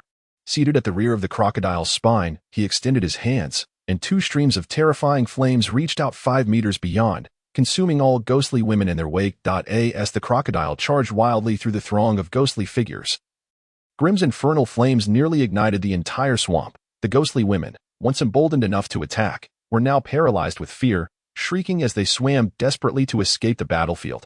The stench of burning flesh and scorched earth filled the air, overwhelming every inch of space, inducing nausea. Grim, resembling a maddened demon lord, wielded the terrifying flames with reckless abandon, oblivious to the fact that the enemies around him had already turned to char. Only when the flames forged by his burning hands began to wane did Grim awaken from his euphoric slaughter. In that moment of clarity, he was assaulted by the acrid odor that filled his nostrils, nearly choking him. With a stomp of his right foot and a flicker of thought, the crocodile's body twisted, seemingly slow yet remarkably swift, emerging from the mire. The moment of liberation. Grim abruptly glanced back, beholding the tragic scene behind him that resembled a realm of demons, his spirit trembling in that fleeting instant. When he could slay the weak without restraint, a tide of terrifying consciousness surged into his mind, driving him to madness, though exhilarating. This sensation starkly contradicted the principle of maintaining calm and rationality instilled during his sorceress awakening. "Chip, activate elemental vision," Grim commanded softly, perhaps sensing the impending need. Beep, elemental vision activated. In the kaleidoscope of elemental spectra, Grim gazed upon the wailing, tormented souls that drifted above the swamp. No wonder his mind felt usurped. As if he had become a different person, it was these restless souls that incited such turmoil. If a sorcerer's apprentice attuned to dark elemental particles were in his place, they would undoubtedly revel in the opportunity to collect these prime souls. For them, these high-quality remnants served as the finest materials for spellcasting, yet Grimm could not afford such luxury without the protection of dark particles.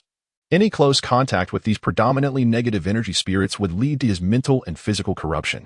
Over time, he would surely wither and decay.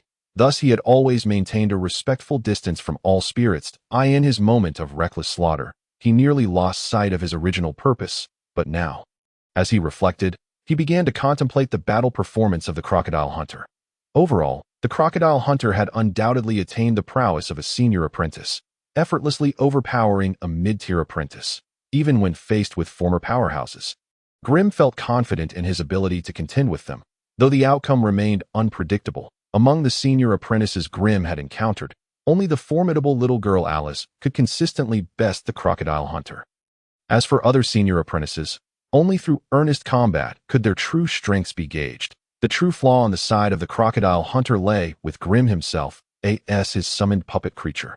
Subduing Grimm would equate to subduing the Crocodile Hunter. It was easy to foresee that if conflict were to erupt, most of the enemy's firepower would likely be directed at Grimm, if he could not withstand the onslaught.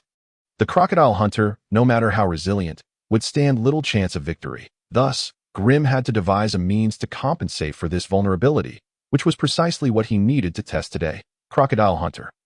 Dive. With Grimm's command, his small throne began to advance, while the Earthman puppet before him swelled and expanded, gradually enveloping him.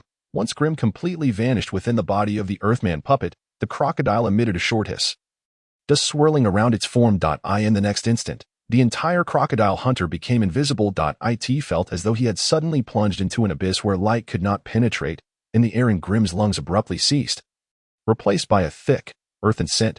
All sensory perceptions faded, yet an overwhelming external force pressed upon him, its magnitude and comprehensiveness squeezing every inch of his bones, producing a cacophony of cracking sounds. However, as the surrounding earth elements dispersed, this external pressure gradually diminished until it vanished entirely. Though blind and deaf, Grimm's mental prowess extended outward, allowing him to perceive everything around him through his mind's eye and ear.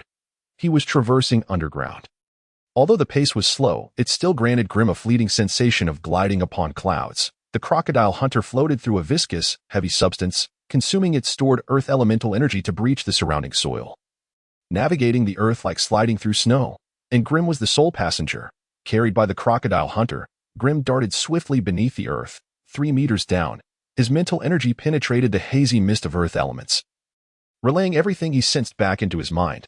Twisted, gnarled roots of ancient trees, shattered stones and rocks, writhing subterranean insects, burrowing creatures, cockroaches, decayed branches, and unknown fragments of debris all flashed past him. In just a short span of travel, Grimm glimpsed an entirely different world, one that defied his previous understanding.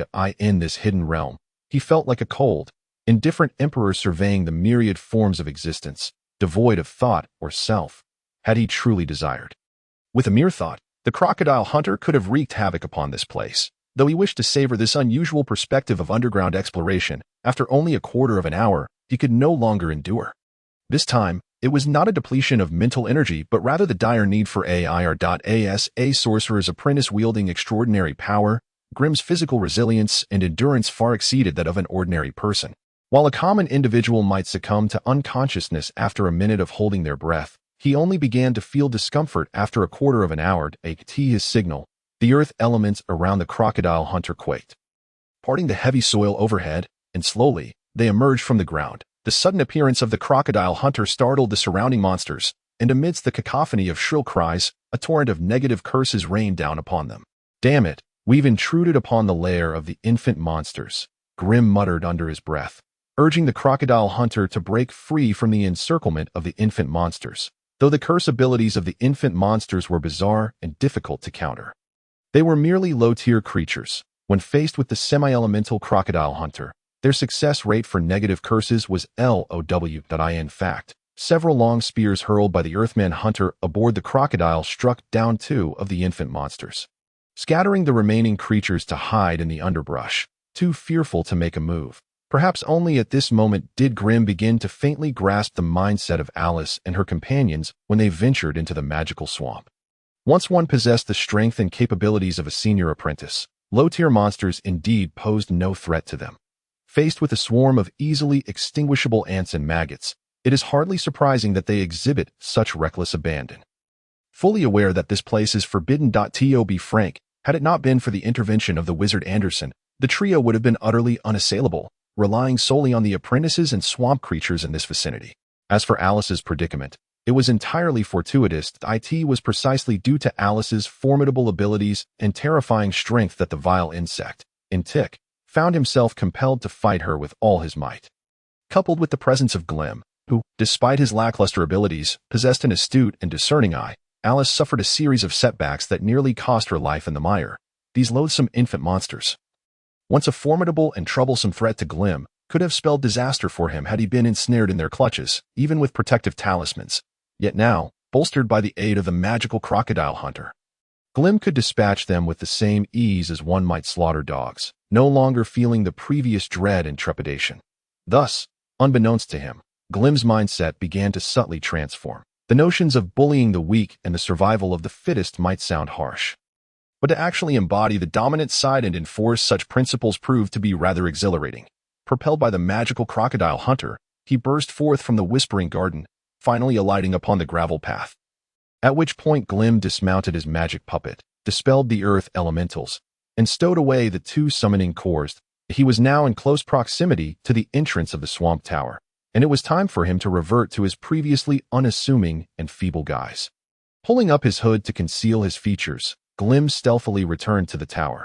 This experiment had been remarkably successful, significantly bolstering Glim's confidence. However, it also exposed certain issues, the most pressing being the challenge of prolonged subterranean movement. While the magical crocodile hunter might not require respiration, Glim certainly did.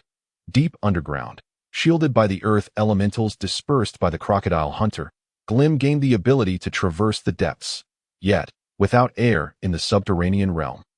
This respiratory dilemma remained unresolved, hindering his ability to engage in extended underground excursions. Upon returning to the swamp tower, Glim spent the following days flitting between various apprentices, seeking solutions to the dual conundrums of dark vision and subterranean respiration. Whenever he found a moment of leisure, he would sneak out of the tower to scour the magical swamp for suitable creatures to craft into magic puppets. Regrettably, even on the final day, he failed to discover any appropriate magical beings.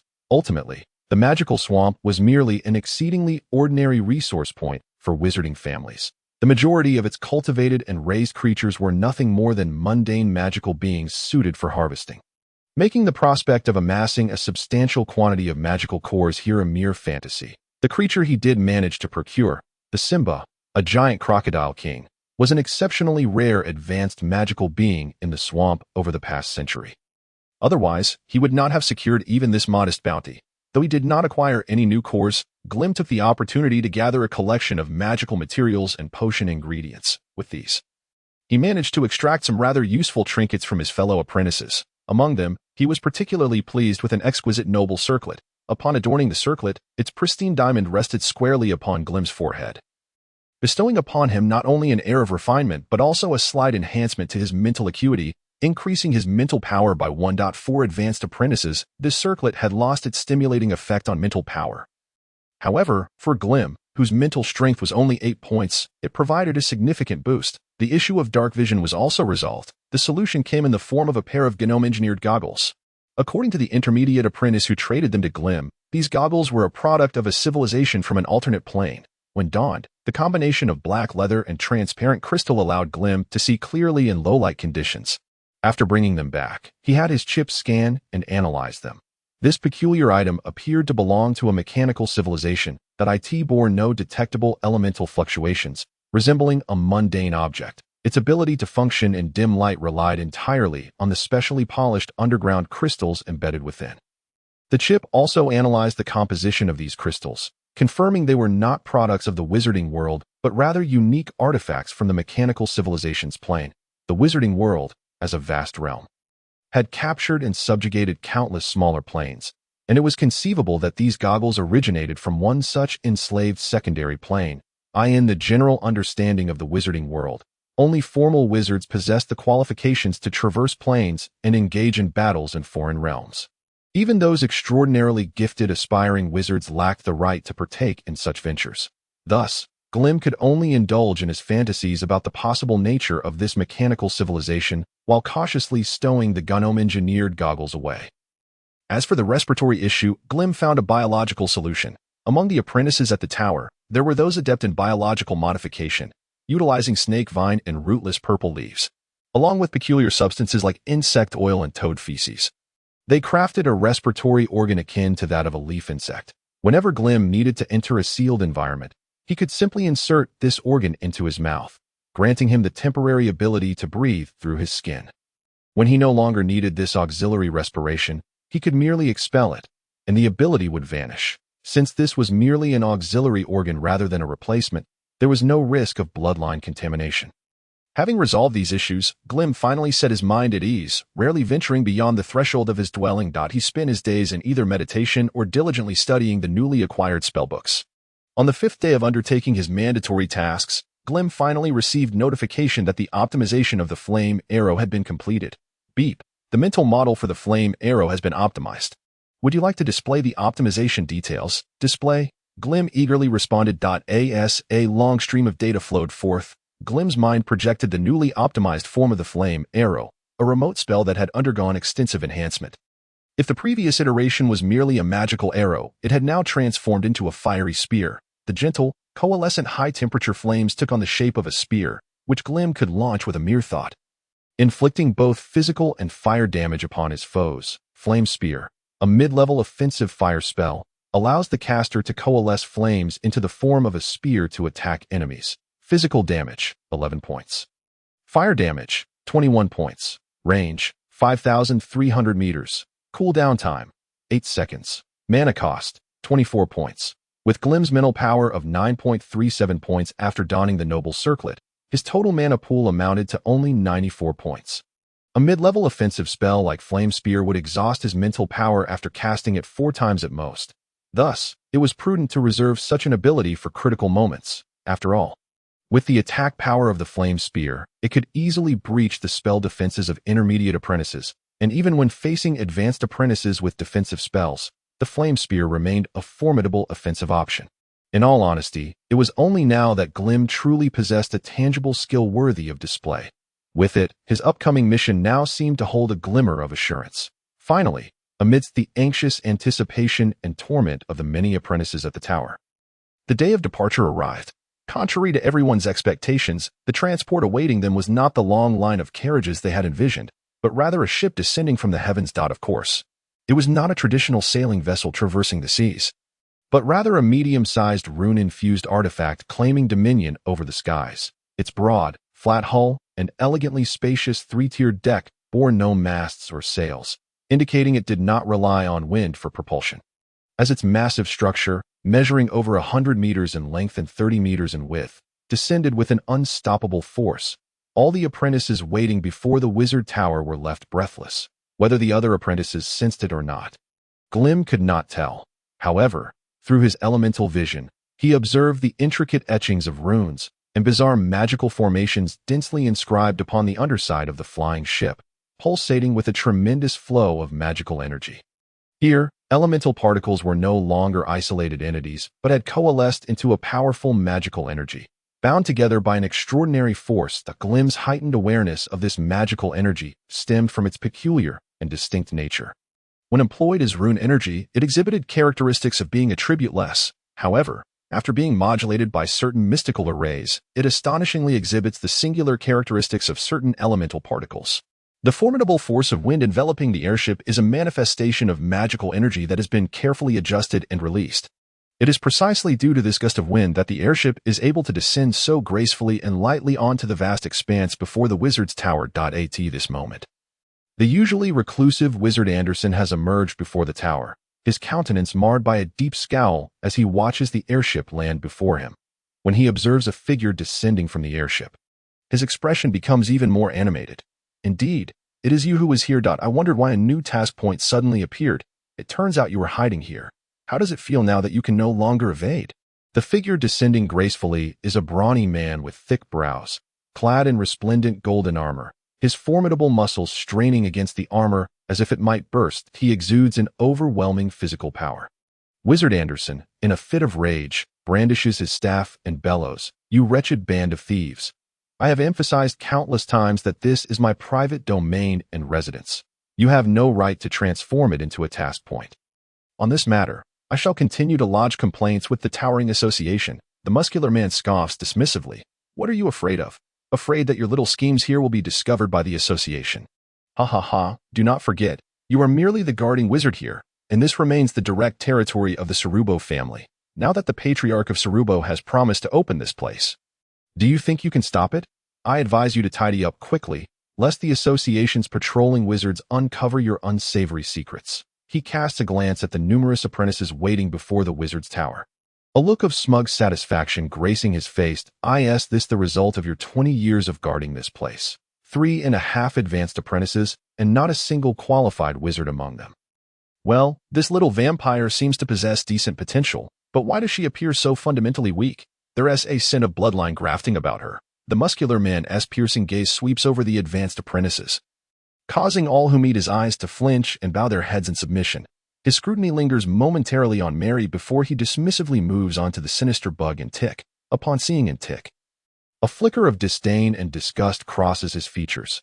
Only when he spots the equally muscular female brute does his expression soften slightly. As for the other intermediate and beginner apprentices, they barely register in the muscular man's eyes, not even piquing his interest for a cursory inspection. Clearly, the association should have established a task point here long ago. Just look at the caliber of talent you've nurtured during your long tenure. I reiterate, this is my private domain. According to the agreement I signed with the Patriarch of Sarubo, Wizard Anderson continues to roar vehemently, his face darkening. "Ha. You can discuss that with the association. My duty is simply to transport the apprentices from various task points to their destinations. I am not concerned with anything else. By the way, I heard that a few days ago, you severely punished Deborah's disciple. That woman has made it known that she intends to make you pay." The muscular man chuckles maliciously. "Deborah, that madwoman? Does she even have the audacity to speak? Her disciple intruded upon my resource point and wreaked havoc within. Had it not been for her standing, I would have long since turned that little brat into a specimen. I merely issued a minor reprimand, and she dares to trouble me. The mention of this matter only serves to inflame Wizard Anderson's fury further." "Minor reprimand? How is it that I hear you implanted blood maggots in her body, nearly draining the poor girl of her essence? That is a rare talent with spatial affinity that has not been seen in nearly a century at Fanny's cottage. And she almost met her demise at your hands. Do you really wonder why Deborah is seeking revenge? Moreover, I hear the other 2 academy apprentices have also suffered greatly at your hands. Inciting their mentor's wrath. I suggest you tread carefully when you venture out in the near future. Do you think I fear them? Let them confine me in the magical swamp. Let us see if Anderson has ever feared anyone." The muscular man bursts into laughter, choosing not to dismantle Anderson's bluster, instead turning his attention to the waiting apprentices. "This ship is bound for Alasia, Berkata, and Dagon. Apprentices assigned to those tasks, hurry aboard. If you miss this ship, you will have to make your own way to the task point. The association will revoke the apprentice status of those who fail to arrive at the designated time." A tremor runs through Grimm's heart as he quickly suppresses his emotions. Regaining his composure, the task point he has chosen lies within the Dagon region, and it appears he will be among the first apprentices to leave the magical swamp. With a wave of the muscular man's hand, a dozen apprentices from the magical swamp, carrying their simple packs, surged toward the airship. Following the gangplank that was lowered, they boarded this wondrous creation, imbued with the essence of alchemy, in an orderly fashion. The spacious deck at the bow was already crowded with dark figures, all dressed in the garb befitting wizard apprentices, similar to their OWNAS newcomers. The apprentices from the Swamp Tower were met with countless scrutinizing glances and whispered criticisms upon stepping onto the deck. Though unable to discern the words being spoken, the expressions of disdain and exaggerated gestures made it clear that the sentiments were far from complimentary, given that the 3 regions to which this airship is headed are advanced task points. It is no surprise that those able to board are predominantly intermediate and advanced apprentices, with several formidable quasi-wizard presences concealed among them. That in stark contrast, most of the Swamp Tower's apprentices boarding the ship are intermediate, with only the frenzied woman, the sinister Bug and Tick, and the red-clad Mary standing among the advanced ranks. When Grimm arrived at the rear of the line and stepped onto the deck, an uproar erupted among the crowd. "What? Is there a beginner apprentice daring to enter the advanced task zone? Is he looking for death? Indeed. He must have gone mad with his experiments. I wager he'll be terrified the moment he arrives there. Countless murmurs swept across the deck, each person who laid eyes upon Grim wearing expressions of disbelief, as if they had stumbled upon a gnome in the land of giants. Grim's expression stiffened momentarily. He could only lower his head and take his place in a corner of the deck with the others, whether by design or coincidence, even among the apprentices of the Swamp Tower. The frenzied woman and others stood slightly apart from Grim. Only the red-clad Mary remained steadfast beside him, defiantly meeting the hostile gazes directed their way with fierce eyes. Strangely, the eagle-eyed Carissa had opted for an orange task and had not boarded the airship dispatched by the Towering Association. As the apprentices exchanged glances, the muscular man returned to the bow of the ship, his fierce gaze sweeping over the apprentices. This time, upon noticing the somewhat isolated Grim and Mary, his gaze faltered slightly. What is this? Another beginner apprentice? Did those issuing mandatory tasks fail to clearly mark the task details? He mumbled a few words before speaking with a serious tone. I do not care where you apprentices hail from or which academy you belong to. Behave yourselves on this airship. My only requirement is that you arrive safely at your destination. Should anyone cause trouble aboard, do not blame me for my ruthlessness, as a powerful body refinement wizard. The muscular man's unabashed display of strength emanated a pressure akin to that of an ancient giant, causing all the wizard apprentices to tremble with unease. Your eating, drinking, and other necessities are at the bow of the ship. No one is allowed to step into the cabin. Any disobedient wretches will be unceremoniously tossed overboard. Did you all hear that? His fierce gaze swept the crowd once more, and upon observing their silence, he finally withdrew his imposing aura and turned to enter the cabin. With a chorus of shouts from dozens of crew members resembling sailors, the airship trembled slightly, and a deep rumble resonated from the ship's belly. An unprecedented sense of oppression washing over the apprentices. The airship gradually lifted into the sky. Watching the crowd below growing smaller, Grim felt a flutter in his heart. He was finally on the verge of touching the outside world. Among wizard apprentices, there is little room for pretense, and thus Grim felt no urge to lean over the edge of the ship to bid farewell to the crowd. However, there was a Swamp Tower apprentice who swiftly crouched at the edge of the airship, desperately waving farewell to someone below, only to break into sobs moments later. This spectacle only served to heighten the disdainful expressions among the onlookers. The airship glided swiftly across the sky, trailing a mist-like plume of jetting particles behind it. Everything on the ground, be it people or objects, shrank into mere black dots. The magical swamp, where Grim had resided for 6 long years, now appeared as nothing more than a dilapidated pond shrouded in fog. Having lingered in the magical swamp for too long, Grim found himself growing somewhat estranged from the outside world. Once the airship ascended to cruising altitude, Grim pressed against the side of the vessel, clearly able to discern the vast expanse of land stretching for nearly 100 miles around him. Aside from the obscured magical swamp beneath, he spotted scattered human villages and a small town nearby. The dark earth and lush green wheat fields were vividly visible, punctuated by tiny mills and windmills dotting the landscape. On the silver ribbon of road, he could faintly see a caravan resembling ants. The airship was headed southward. The further they traveled in that direction, the more vibrant the greenery became, yet signs of human activity dwindled. Near each human settlement, Grim could observe contiguous dense forests alive with the sounds of wolves and monkeys.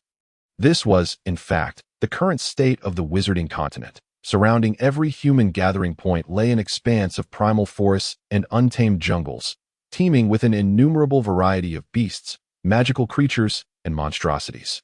While the ordinary beasts and magical creatures might be manageable by the human inhabitants, the unpredictable monstrosities necessitated a more formidable protective force, and that protective force was the wizards as powerful individuals endowed with extraordinary abilities in this realm. Wizards were the true masters of the land.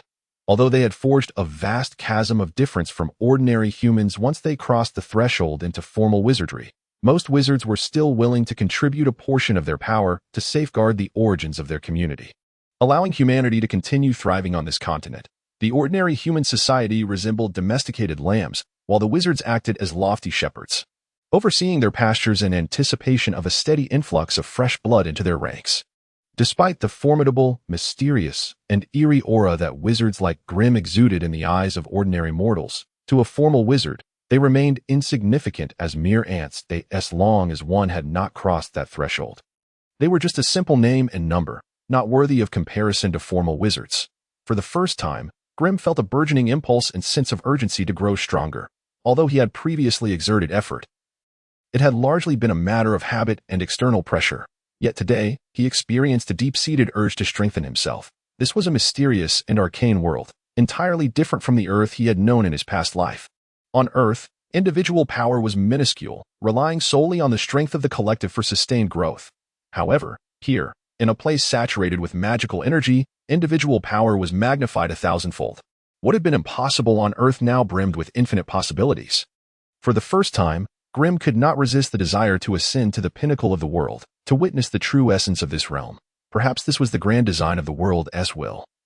Guiding him from the low magic Earth to the high magic domain, cold winds howled past the side of the ship, although the bow was shielded by a barrier of wind, sparing the apprentices from the biting chill. The temperature on the deck remained quite low. With a constitution of only 5 points, Grimm was evidently unable to withstand the external temperature fluctuations without straining to tighten his robes. Meanwhile, Mary continued to don her signature thin red gauze dress. Large swathes of creamy white skin exposed, yet showing no signs of feeling cold. Once a wizard apprentice surpasses 10 points in constitution, they can generally remain unaffected by seasonal changes. The biting cold wind that chilled Grimm might merely feel like a gentle breeze to Mary. Once one exceeds 15 points, even extreme environments cease to be forbidden territories for them. As for those who exceed 20 points, they enter a terrifying realm attainable only by body-refining wizards. At that stage, even being thrown into molten lava or the depths of a frigid abyss would scarcely be sufficient to kill them. Compared to apprentices, wizards undergo a qualitative transformation, their vitality elevated to an unfathomable degree. Though their paths diverge, they ultimately stem from a profound exploration of power. Body-refining wizards primarily enhance their physical constitution and strength, while rule wizards pursue mental prowess. The scenery outside the ship, breathtaking at first glance, eventually leads to moments of aesthetic fatigue after prolonged observation. Thus, Grimm unfurled a piece of felt, inviting Mary to sit with him for a respite, while he discreetly observed the individuals at the bow of the ship. He had sensed upon boarding that he seemed to be the only novice apprentice on this deck. Now, through the passive probing of his elemental vision, he gained a more intuitive visual perception.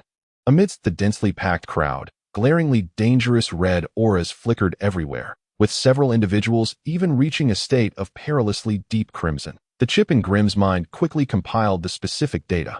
There were a total of 317 wizard apprentices on the deck, among whom 11 were near wizards, 92 were advanced apprentices, and the remainder were intermediate apprentices. Well, excluding Grimm, the peculiar novice apprentice.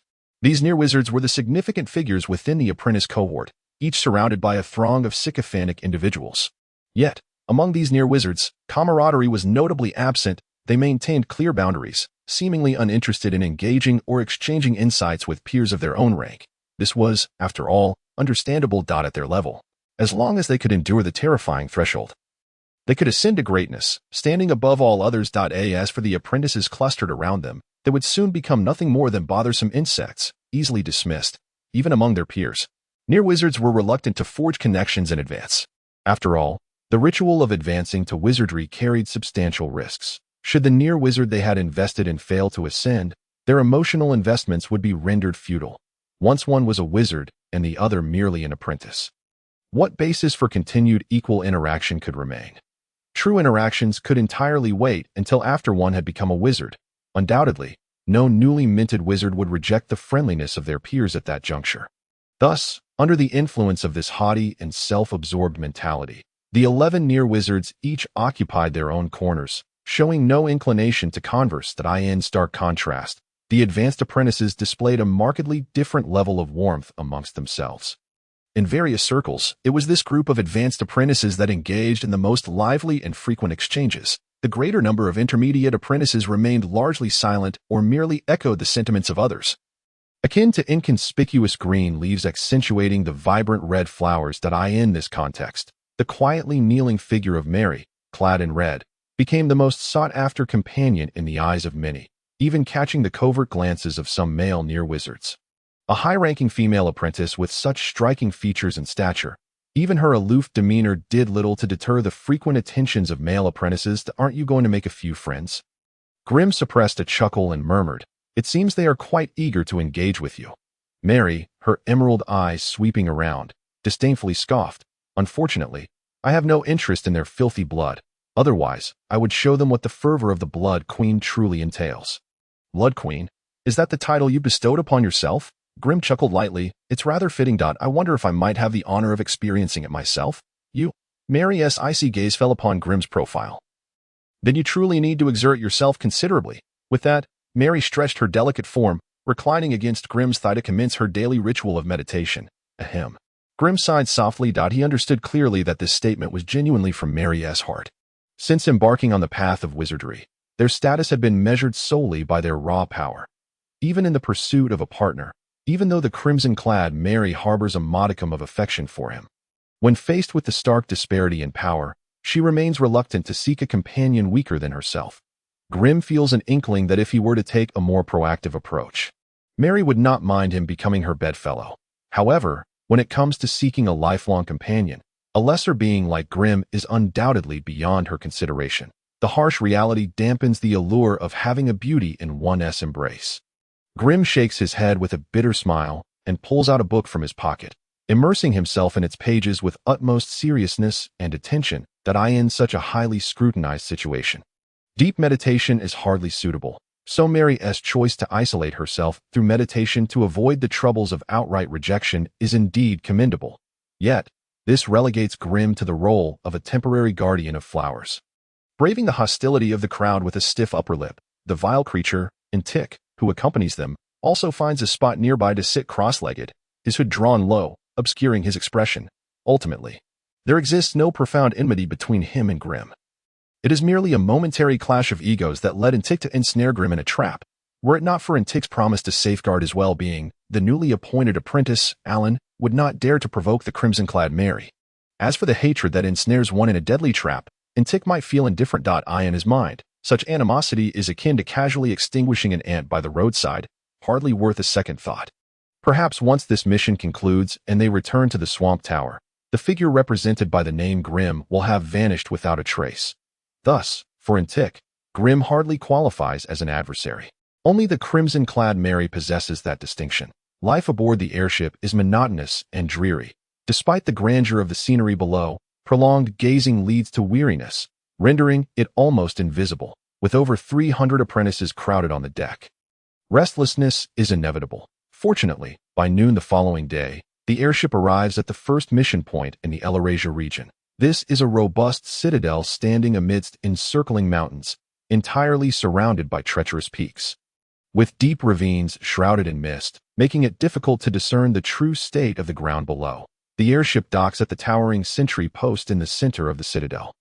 A magnificent edifice soaring 30 meters high, the entire tower is constructed from massive logs the thickness of a basin. Though rustic and simple, it conveys an unassailable sense of solidity. The airship does not land, but hovers beside the tower. Using a plank to create a passage for disembarkation, the gusts of wind swirling around the ship are akin to a small tempest in nature. All apprentices needing to disembark must brave the howling winds and traverse the trembling plank to reach the tower's summit, causing their hearts to quiver in tandem with the swaying boards.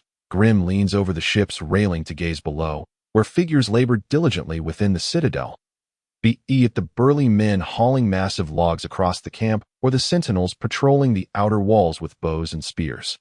Most are not human, but rather beings with lion, tiger, or wolf heads. Humans constitute a mere fraction of the workforce, predominantly serving as overseers. Observing the frail human overseers brandishing whips and barking orders at the far sturdier beastmen, Grim cannot help but admire their audacity. Considering the muscular prowess of these beastmen, it seems they could crush a human skull with bare hands. Yet, they exhibit no fear, instead adopting an arrogant demeanor as they command these beastmen with the airs of superiority. Their attitudes exceedingly contemptuous. Within the encampment, one can occasionally spot individuals clad in gray apprentice robes. Their status is evidently far superior to that of the laboring beastmen and the human overseers. Wherever the gray-robed figures tread, the human overseers bow and flatter, while the muscular, towering beastmen display faces of terror and dread, clumsily bowing in submission. These beastmen are likely the enslaved second-class denizens of the wizarding world, which explains their docility. An inexplicable clarity dawns upon Grim. Despite their formidable strength and towering stature, these beastmen lack extraordinary abilities, rendering them at a disadvantage in combat against the apprentice wizards wielding mysterious powers. Even a novice apprentice could easily slay multiple beastmen, which elucidates their profound reverence for the wizarding apprentices. This is merely a minor mission point. Only 20 to 30 apprentices will descend, the majority being intermediate apprentices. With only 2 advanced ones and not a single aspiring wizard in sight, soon, under the watchful gaze of countless docile beastmen, the airship is buffeted by fierce winds, ascending into the sky once more. Continuing its journey southward along the steep, rugged mountains, after traversing numerous lofty mountains and rivers, soaring over vast primeval forests, the airship finally enters another region populated by humans, where the terrain gradually flattens, revealing abundant signs of human activity. Unfortunately, the mission points selected by the scattered Tower of Sorcerers are mostly situated on the fringes of the populated area. Hence, the airship does not delve deeply into the heart of the Elarasia region. Instead, veering along the periphery. Over the next 2 days, it stops at 5 more mission points, with the number of apprentices disembarking nearing half of the original count on the 3rd day after Grim boarded. The airship shifts course southwest, having left the Elarasia region and gradually approaching the Balakata region. In stark contrast to the warm sunlight of Elarasia, Balakata resembles a world shrouded in ice and snow. As the airship enters this area, the greenery below begins to fade, replaced by an endless expanse of white snow. Snowflakes drift through the air, and the temperature plummets. The more robust apprentices nonchalantly leave their robes partially unfastened, proudly displaying their well-defined muscles, while those with lesser physiques can only wrap their robes tightly around themselves, employing various methods to stave off the cold, with a physique of only 5 points. Grim clearly lacks the resilience to dismiss the chill. Thus he conjures fire particles to swirl around him, seeking a modicum of warmth. Fortunately, the airship does not intend to plunge into the depths of the icy world, but rather continues to fly close to the snowy margins, visiting 3 border towns enveloped in pristine white before gradually disembarking the majority of apprentices. Consequently, when the airship pivots and speeds eastward, fewer than 50 individuals remain on the deck. Among them are 5 aspiring wizards, 27 advanced apprentices, 13 intermediate apprentices, and the sole novice apprentice, Grim. After spending 4 or 5 days aboard, Grim has grown considerably more knowledgeable about the regions beyond the Swamp of Sorcery. The world in which Grim currently resides is called Layson, a realm of wizards. Layson is a relatively rare and expansive realm within the multiverse, characterized by a singular power system that reveres wizards, forming a pure wizarding continent. That in opposition to them are large realms imbued with diverse powers, such as the divine realms guarded by deities, the dragon realms protected by dragon gods, the goblin realms rich in advanced alchemical machinery, and the lower realms teeming with demons and devils. These large realms have developed mature civilizations, and the Layson wizarding world has established a complete and sophisticated wizarding system, nurturing batches of qualified and powerful wizards who relentlessly expand their reach, invading smaller realms for resources and knowledge. Consequently, the wizarding world is inherently an aggressive civilization perpetually embroiled in conflict. This describes the external dynamics of the wizarding world, while internally, there is no singularly powerful force capable of unifying all voices. Instead, various wizarding factions have emerged based on geography. Dominating this landscape are 4 major factions. In the far northern fringes of the wizarding continent reside the Northern Witches, governing territories spanning over 6 million square kilometers. Fragmented into numerous human kingdoms, the rulers and nobility of these realms are but ordinary humans, yet they all revere the Northern, which is the guardian of their domains. It can be said that whenever a powerful witch of the 4th tier emerges from the Northern Witch, she rallies a group of followers to venture into the vast wilderness, forging through thorns to establish a magnificent kingdom. Uniquely her OWN. It is through the continuous rise of formidable witches that the power of the Northern Witch persistently strives for survival in the untamed world. With the establishment of a new kingdom and the erection of a grand wizard's tower, it signifies the birth of yet another potent Northern Witch. The Northern Witches are masters of curses and prophecies. Falling within the realm of rule-wielding sorcerers, in the southwestern corner of the wizarding continent lies the territory primarily governed by the Silver Alliance. To speak candidly, it is akin to a paradise for arcane sorcerers. The Silver Alliance comprises a cohort of sorcerers clad in silver robes, who have amassed an abundance of alchemical knowledge and resources from myriad alternate dimensions. They have erected magnificent floating cities in the lofty skies and constructed numerous semi-dimensional fortresses for incursions into other planes. It can be asserted that the majority of the alchemical armaments for external campaigns are furnished by the Silver Alliance. They resemble a collective of both fervent and ingenious engineers, mechanics, and alchemists, utilizing vast resources and an ocean of extensive knowledge to forge a plethora of innovative alchemical machines, thus injecting formidable momentum and support into the wizarding world's endeavors abroad. At the easternmost edge of the wizarding continent lies the domain of the Pan-Continental Sorcerers Union. This union encompasses nearly all varieties of practicing sorcerers, utilizing a matured and systematic cultivation path, along with a shared knowledge framework, to attract numerous powerful sorcerers, forming an organization that is both meticulously regulated and equitable. Apart from these three major sorceress organizations, the central region of the Wizarding Continent, the most densely populated area, also houses a somewhat loose association known as the Scatterwood Tower Sorcerers Association. To speak frankly, this association lacks the clear developmental direction or core cohesion of the three major powers, resembling more of a coalition of sorcerer families. This is largely due to the distribution of sorcerer's power in the central region. In this vast expanse of land, rich in resources, human settlements appear chaotic and dispersed. Each human settlement constitutes a small nation, typically guarded by one or two sorcerer families. Thus, the central region is composed of various sorcerer family factions, both large and small, united to counter the encroachment of the surrounding three major sorcerers' powers. This coalition has formed the loosely structured Scatterwood Tower Sorcerers Association, uniting their strength to safeguard the stability of the central region.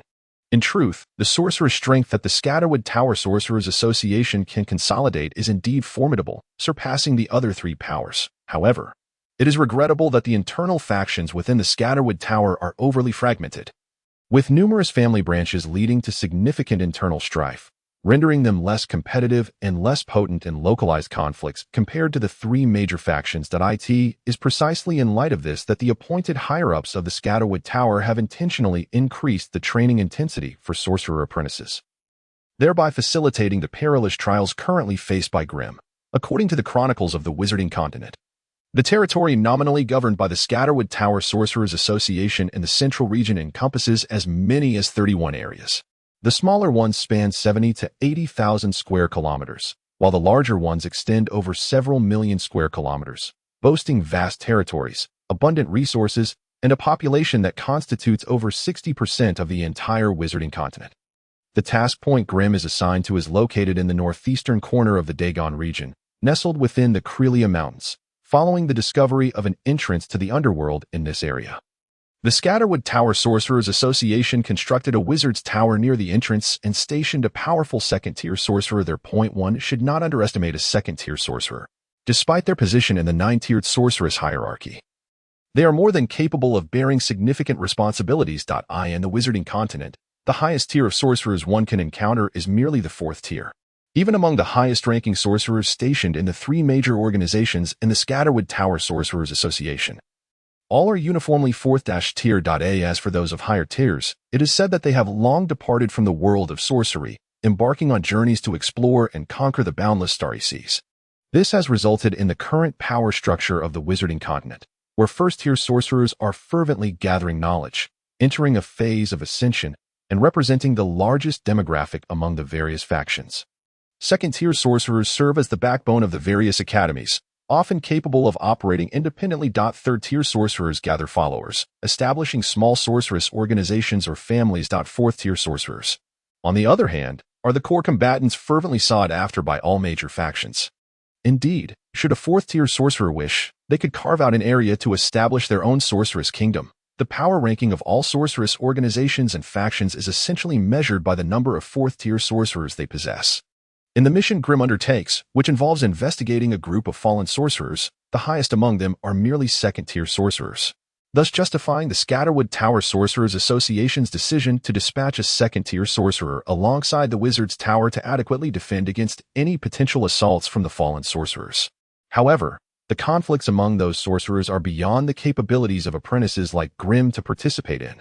Thus, their tasks primarily involve probing the distribution and movements of subterranean creatures and the possible dynamics of the fallen sorcerers.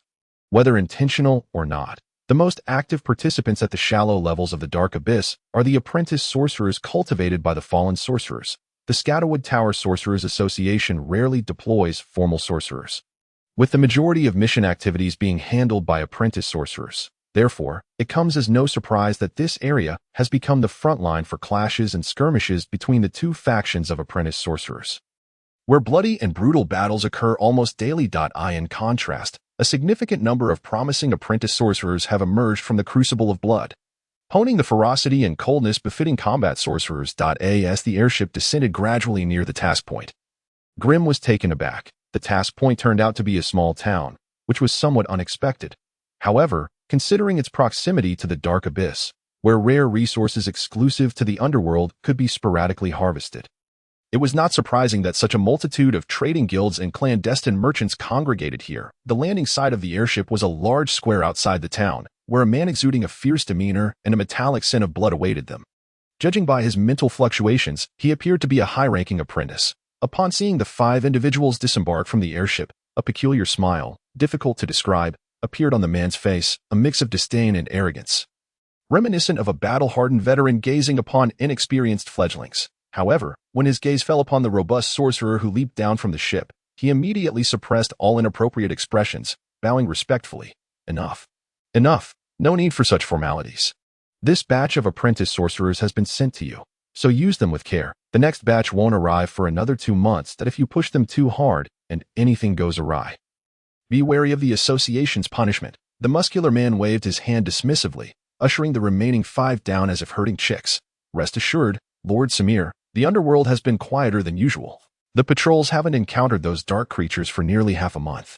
The Blackwood Lotuses and Nightstone you requested last time have been prepared, just waiting for your inspection. The male apprentice's fierce countenance broke into a sycophantic smile at this moment. Grim and the others realized that the body refinement sorcerer accompanying them was named Samir. Yes, you first settle these new apprentices, and I shall take a stroll around the town. Once you're done, find me at Old Kree's place. Without waiting for a response from the male apprentice, Sorcerer Samir had already set off towards the distance. Bowing respectfully as he watched the figure of Lord Samir fade from view, the fierce-looking male apprentice straightened up. Follow me. His gaze swiftly scanned the 5 individuals, and upon noticing the 2 who were about to become sorcerers, his expression remained unchanged, but he slightly frowned upon seeing Grim. I am Kevin, known as Blackhand Kevin. A simple introduction, yet his tone carried an air of pride, seemingly placing greater emphasis on his title than on his name. Blackhand Kevin? Surely you have a brother named Whitehand as well. A young man clad in a yellow short robe, adorned with numerous arcane trinkets on his exposed skin, could not help but tease. He is also one of the 2 aspiring sorcerers, evidently harboring dissatisfaction towards the shadowy figure known as Kevin, as he shows no particular respect for him. However, what took him by surprise was that the elusive Kevin had already made his move the instant a fierce glint flashed across his face. Almost at the moment of his transformation, Kevin vanished from sight. In the next heartbeat, a nebulous and ethereal silhouette appeared behind the young aspiring sorcerer, brandishing dual daggers and lunging forth with ferocity. With his impressive mental prowess, boasting a remarkable score of 20, he could hardly be deceived by any subtle changes within a 10-meter radius. Though taken aback by his opponent's decisive attack, the young sorcerer wasted no time in retaliating. A cacophony of thunderous booms erupted as a brilliant blue lightning barrier materialized behind him. The aspiring sorcerer executed a graceful pivot, unleashing 2 formidable bolts of lightning from his hands, directed straight at the advanced apprentice, who was momentarily incapacitated by the electric net. In that fleeting moment of action, he hesitated, contemplating the consequences of slaying a teammate on his very first day in this unfamiliar environment. Although provoked first, the repercussions could indeed be troublesome. Just as he pondered whether to temper the intensity of his lightning strike, an excruciating pain radiated from his back as a pitch-black dagger pierced through him, its tip protruding from his chest. At that moment, the indistinct figure struggling within the electric net shattered like glass before his eyes. Simultaneously, a harsh, rasping voice echoed in his ear, reminding him that an aspiring sorcerer holds little significance here. Remember this next time. Do not jest lightly with others. Upon uttering these words, Kevin withdrew the dagger from the young sorcerer's body and retreated a couple of steps, fixing him with a cold, unyielding gaze. The young sorcerer was drenched in sweat from the pain, yet what truly instilled dread within him was Kevin's uncanny ability to appear and disappear at will. Gritting his teeth against the agony, he fished a vial of purple elixir from his waist pouch, consuming half and pouring the remainder onto the gaping wound on his chest. Strangely enough, in merely a few moments, the grievous injury began to close and heal. Forming a scab, the young sorcerer wiped away the blood. The scab fell away, revealing smooth, unblemished skin beneath. "Bloody Mary," Kevin whistled. "You aspiring sorcerers possess quite a trove of valuable items. It seems I should have demanded a greater tribute when I first spoke to you. Now you understand why I am called Kevin the Shadow Hand, don't you? It is because I delight in striking from behind. Remember to keep an eye on your back if you seek to stir up trouble next time." The young aspiring sorcerer, having learned a hard lesson, clenched his teeth, though he had no intention of provoking Kevin further. His companion, another aspiring sorcerer, wore a deeply furrowed brow, clearly shaken by the ruthless ferocity that had unfolded here. Yet, what truly left both of them in awe was not Kevin's brutal demeanor, but rather his inscrutable methods. First and foremost, it was evident that his attack was not spatial in nature. Otherwise, he would have sensed the fluctuations in space. Furthermore, it could not have been a doppelganger attack, for Kevin's corporeal form appeared without warning, and even the illusion that served as a decoy was capable of perceiving Kevin's mental fluctuations. Otherwise, how could the young aspiring sorcerer have been so easily deceived? Countless possibilities raced through their minds, each one dismissed, leaving them at a loss as to how Kevin had executed such a feat. Defeating an aspiring sorcerer with such ease as an advanced apprentice certainly involved an element of surprise, but it was more so a testament to the enigmatic nature of Kevin's sorcery. Until they could ascertain the extent of his abilities, the young sorcerer had no intention of becoming a mere test subject.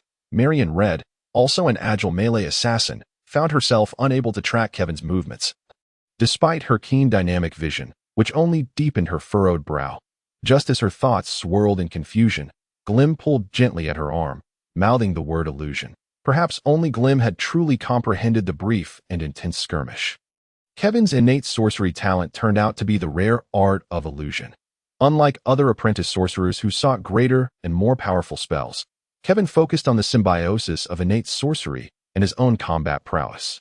Under the deceptive guise of an illusion that confounded the senses of his foes, he had not actually moved from his original position, but had concealed himself instead.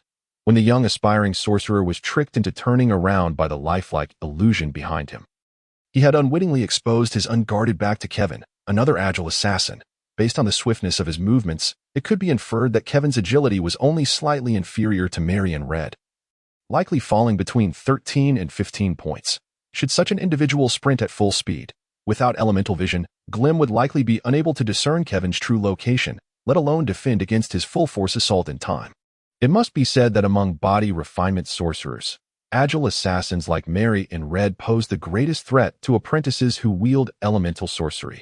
When Glim and the others followed Kevin into a modest stone chamber on the first floor of the Wizard's Tower, they finally encountered the remaining members of their mission. Among the 10 apprentices assigned to explore the dark caverns, 3 were aspiring sorcerers: Leo from the Mushroom Forest in the Lowfen region, Sabrina from the Trissy family in the Woodrow region, and Marcus from the Black Forest Academy in the Sydney region. Leo was the one who had provoked and subsequently injured the young aspiring sorcerer.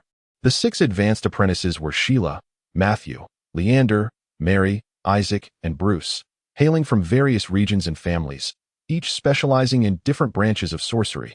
They had gathered here for a common purpose. They asked for Glim, the only junior apprentice. He was effectively ostracized from their casual exchanges, as if he did not exist at all. That as a member of the 10-person task force, Glim's presence would undoubtedly lower their overall strength, so it was hardly surprising that they regarded him with disdain.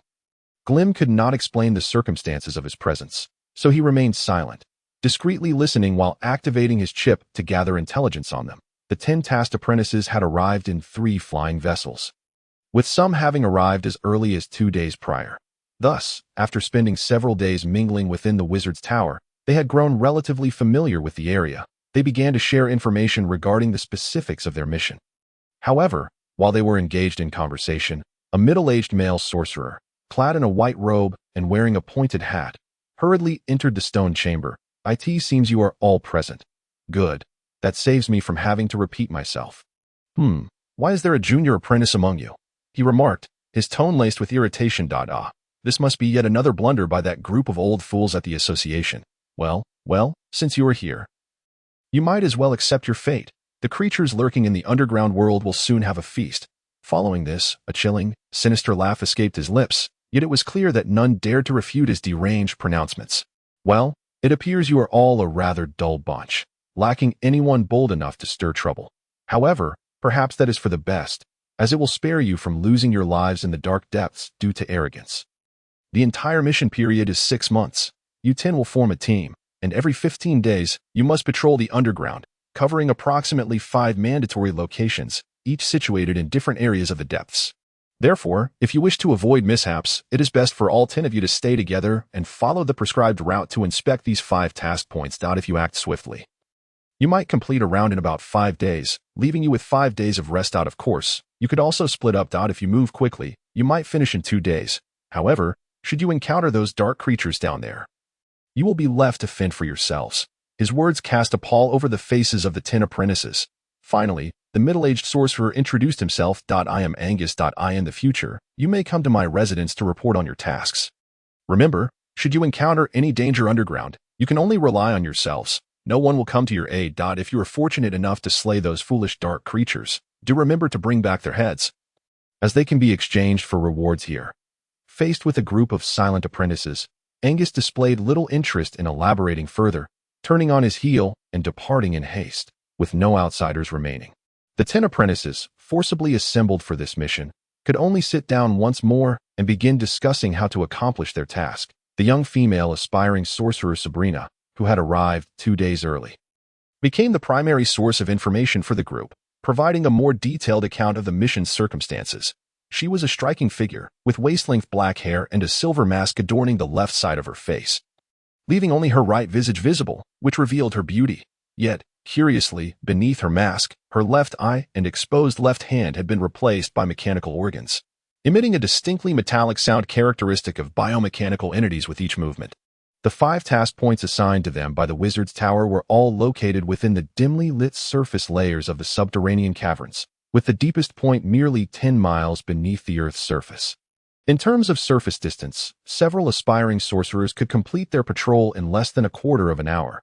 However, in the underworld, this distance loomed as a daunting and formidable challenge, from the entrance to the final task point. The straight-line distance spanned 10 miles, yet the path was fraught with rugged mines, tunnels, ravines, and fissures. Aside from a few barely safe routes discovered, the underground was riddled with winding passages. Following the established routes would significantly reduce encounters with subterranean creatures. Conversely, should one recklessly wander, the consequences could be dire. In 3 days, it would be our team's turn for the inaugural subterranean patrol. Thus, today we must devise a concrete plan to facilitate adequate preparations. Sabrina concluded her remarks with this statement, deepening the furrows on the faces of her companions. 3 days? That is an exceedingly brief time frame. Let us not forget that our team includes some burdensome members. The apprentice named Isaac shot a discontented glance at Grimm, evidently harboring resentment for the perceived dilution of the team's strength. He is one I brought along, and his safety rests upon my shoulders. Mary's emerald eyes flared with intensity as she glared at Isaac, her tone icy and unyielding. Then I propose we disperse to execute the tasks, allowing this lovely lady to accompany her knight along one route. This approach would enhance our efficiency and afford us more time for study and rest. Isaac retorted with a sneer. Are you certain you wish to proceed in this manner? Sabrina shook her head, stating, do not presume that this will allow you to rid yourselves of your encumbrances. Once a team is formed, one must consider the greater scheme. For every patrol, there are 5 tasks. Failing 2 results in halved rewards, while failing 3 yields no rewards whatsoever. If 2 individuals are assigned to each task point, the time efficiency could indeed improve significantly. However, if any group proves too weak, they may never return. What? Do you truly feel pity for this novice? Isaac clearly intended to persist in his disparagement that I certainly do not feel pity. Yet that implies that in the next round, we would need 8 individuals to accomplish the work meant for 10. In the subsequent round, it could be 6 individuals for 10 tasks, gradually depleting our numbers in such a manner. Even the strongest individual will ultimately find themselves squandering all their time in the depths below. Sabrina stated coldly. It was evident that she had conducted thorough research on this task over the past 2 days, meticulously analyzing the concealed traps within. A dilemma indeed. Undertaking the mission as a group would inevitably lead to unnecessary detours and wasted time due to the dispersed nature of the 5 task locations. Yet, the strength derived from numbers mitigates the risk of encountering danger. If we split the team, we would inevitably dilute our overall strength. Should misfortune strike and a couple of teams fall, the remaining months would prove arduous. For a moment, everyone fell into deep contemplation. Even Isaac, who had maintained a sullen demeanor, fell silent. A simple task workflow necessitates consideration of both time efficiency and balance of strength. Otherwise, even if an aspiring sorcerer believes themselves exceptionally capable, the loss of their companions could render them incapable of completing such a complex task alone. One must remember that this is the underworld, no matter how powerful an individual may be. Enduring 7 or 8 days without rest is impossible. Venturing alone in the depths is far less manageable than traversing in the company of others, who can remain vigilant and alert. Hence, the Wizard Association has established such tasks to assess both their ability to cooperate and their individual combat prowess. Let us split into teams. We are all here to hone our skills, not to seek a safe passage through the task period. Mary and I will form a group, taking responsibility for one task point. I am confident in our ability to complete it. Grim calmly articulated what many were eager to express. His declaration inadvertently relieved a considerable number of individuals. After all, in the dark and treacherous underworld, caring for a burdensome companion would give even the 3 aspiring sorcerers a headache. Very well, it is settled then. Everyone should take these 2 days to rest and prepare the necessary supplies for the journey. We shall reconvene here in 3 days. The 3 aspiring sorcerers couldn't help but glance at Grim several times, reconfirming the essence of his novice energy. Sabrina, clearly intent on becoming the leader of this team, decisively finalized the plan. The group nodded in silence and dispersed from the stone chamber. Once only the 2 of them remained, Mary, with a sly smile, retorted, "Are you so certain I wish to team up with you? Heh, you desire blood, and I desire cores. Other materials are negotiable. This arrangement is mutually beneficial and conflict-free, advantageous for us both." Grim extended his right hand. "Humph, I shall select my spoils first." Mary's delicate hand briefly clasped Grim's before she turned away with an air of haughtiness. Departing the stone chamber, with merely 3 days remaining, she too needed to prepare appropriate items. This would be her first departure from the magical marsh since becoming a sorcerer apprentice, and Mary intended to thoroughly explore this new environment.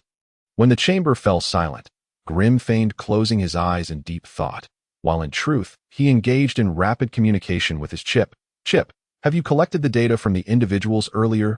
Beep. Data collection has been completed. The data list is as follows. With a series of crackling sounds, a stream of data materialized in his mind. Angus the Wizard, data, none. Sabrina, female, aspiring sorcerer, path of arcane sorcery, underestimation. Physical data, none. Leo, male, aspiring sorcerer. Path of rule sorcery, underestimation. Physical data, strength 7. Agility 6, Constitution 7, Spirit 20. Marcus, male, aspiring sorcerer, data, none. The subsequent list displayed no basic data whatsoever. Grim sighed silently. It appeared that without actual combat experience, it was challenging to ascertain the precise capabilities of these team members. In the dimly lit, profound tunnels of the underworld, an eerie silence prevailed. The underworld naturally lacked roads. Only the twisted, meandering fissures of rock layers and waterways eroded over millennia existed. However, through the tireless efforts of countless generations of subterranean beings, numerous caverns, sinkholes, and caves were interconnected by various tunnels and shafts, forming a labyrinthine network that left one in awe. Here, one would never encounter the straight pathways typical of the surface. All passages were skillfully carved along the fissures of rock or old waterways, winding and coiling unpredictably. Sometimes, despite being less than 10 meters apart from the next cave, one would have to meander through a dark tunnel for miles to reach it. Stalactites hung from the ceilings of the caverns, while jagged protrusions dotted the ground. Water droplets fell from the rocks, creating a slick carpet of moss beneath. To be honest, traversing such a confined, silent environment easily instills a terrifying feeling that one might be crushed by the weight of the earth and rock above at any moment. Grim and his group of 10, brandishing torches, trudged slowly and laboriously through the subterranean corridors. The flickering flames only illuminated a small area of less than 5 meters, while hidden crevices in the walls whispered chilling drafts. The light from the torches danced erratically, casting their distorted shadows against the stone walls, resembling twisted demons. Although they endeavored to maintain silence during their march, The rustling of footsteps and the sound of bodies brushing against the walls echoed far into the dark recesses of the tunnel, potentially bringing unforeseen dangers to their journey ahead. After 3 arduous hours of travel, the group finally reached the first rest point along their patrol route, to be precise. The journey of the preceding 3 hours merely constituted a minor trial before their entry into the shadowy cavern. Here marked the true beginning of their exploration and patrol mission. Well, we have arrived, and it is time for us to part ways. Let us all strive to complete our tasks swiftly and regroup here afterward. I wish you all safe travels. Sabrina's melodic voice resonated in the stifling cave, echoing back with an almost eerie quality. The 10 apprentices, split into 5 teams, set forth to different regions to accomplish their assignments. The deepest task point in the underworld would be overseen by Sabrina and Sheila's team. Regarding her audacious assumption of the most perilous task, there was, of course, no dissent among the crowd, thus tacitly acknowledging her authority. As for the group consisting of Mary and Greelam, despite the simmering discontent among the others, they were relegated to the comparatively simpler task. After all, this time, the desire for immediate gratification had betrayed them, leaving the next expedition to accomplish the work of 10 with only 8 members. The group was clad in thick black robes, concealing their entire skin to shield their breath and body heat from the watchful eyes of the subterranean creatures with infrared vision. They exchanged hushed blessings, and the 5 teams vanished into the surrounding darkness, each heading towards distinct objectives. After parting ways, Greelam walked along the deep, dark passage for nearly a quarter of an hour before coming to a halt. He listened intently, and upon hearing no trace of distant sounds, he extinguished the torch in his hand. As the last flicker of light faded into shadow, an enchanting and surreal world unfolded before him. The bioluminescent moss growing on the cave walls emitted a faint, cold glow, sketching a bizarre scene that was utterly unlike anything else in Greelam's perception, now temporarily enhanced with low-light vision, under the subdued illumination. The darkness gradually receded, replaced by a wondrous realm of glimmering green. The eerie, frigid rock walls were black, while the areas where water pooled appeared gray, with the vibrant greens juxtaposed against expansive swathes of gray and black. However, in the distant, shadowy corners of the cave, one could faintly discern a couple of peculiar, writhing red dots, indicative of escaping life energy. Judging by their size, these dots likely belonged to small creatures such as rock scorpions or geckos.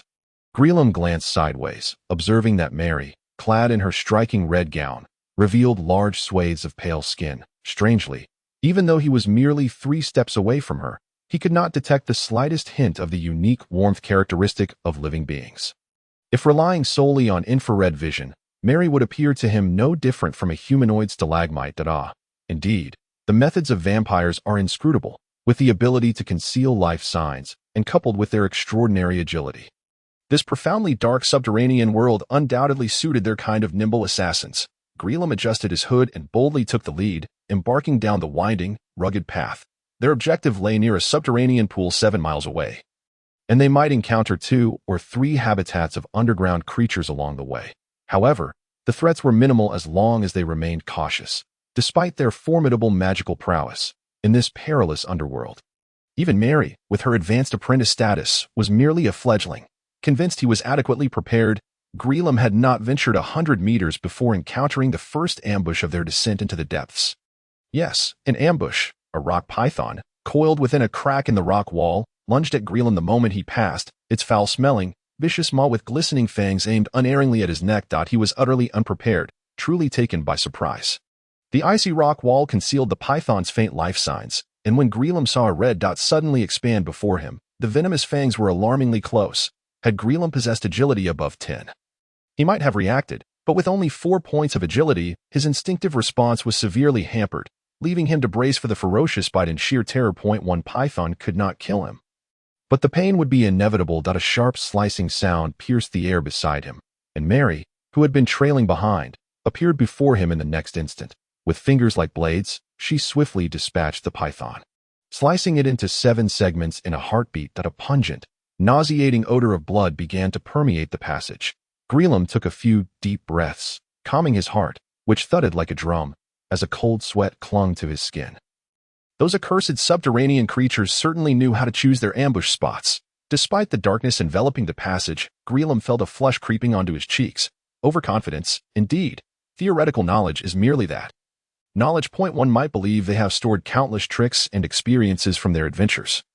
Yet reality often harbors unforeseen traps. Following this incident, their roles shifted. Mary, clad in red, moved with graceful silence ahead, her keen claws ensuring that no lurking creature could evade her lethal grasp. Even the most sudden assaults were thwarted by her extraordinary agility, allowing her to dispatch foes before they could react. Within the span of merely an hour, she had already claimed the lives of 11 underground creatures. Faintly, Greelum could hear the distant roars of creatures vying for food echoing from behind them, suggesting that a small-scale conflict was inevitable. In the subterranean realm, making unnecessary noise or sustaining injuries is a grave taboo, easily attracting larger and more ferocious predators. Although Mary and Greelum possessed the strength to confront such minor threats without fear, they were bound to encounter unnecessary complications on their journey. The first significant trouble arose during the 7th hour of their descent, when they were beset by a pack of 11 clawed terrors. These creatures, widely distributed throughout the underground, resembled small dinosaurs clad in biological scales, standing merely 2 meters tall when upright, despite their relatively modest size.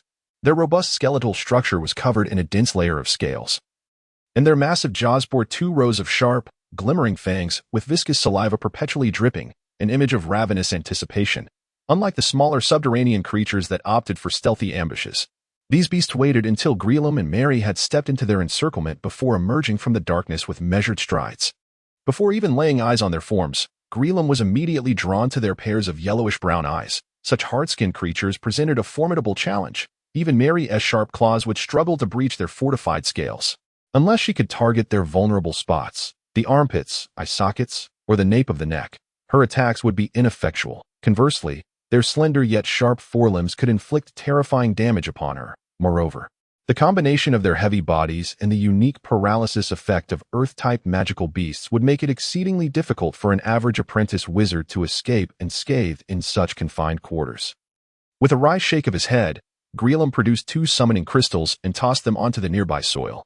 Although the majority of the subterranean passages were carved into the hard rock, designed to prevent collapses, soil and gravel remained prevalent, ensuring Greelum's earth golem had ample material to shape. A silent roar echoed as the magic crocodile hunter slowly materialized beside Greelum.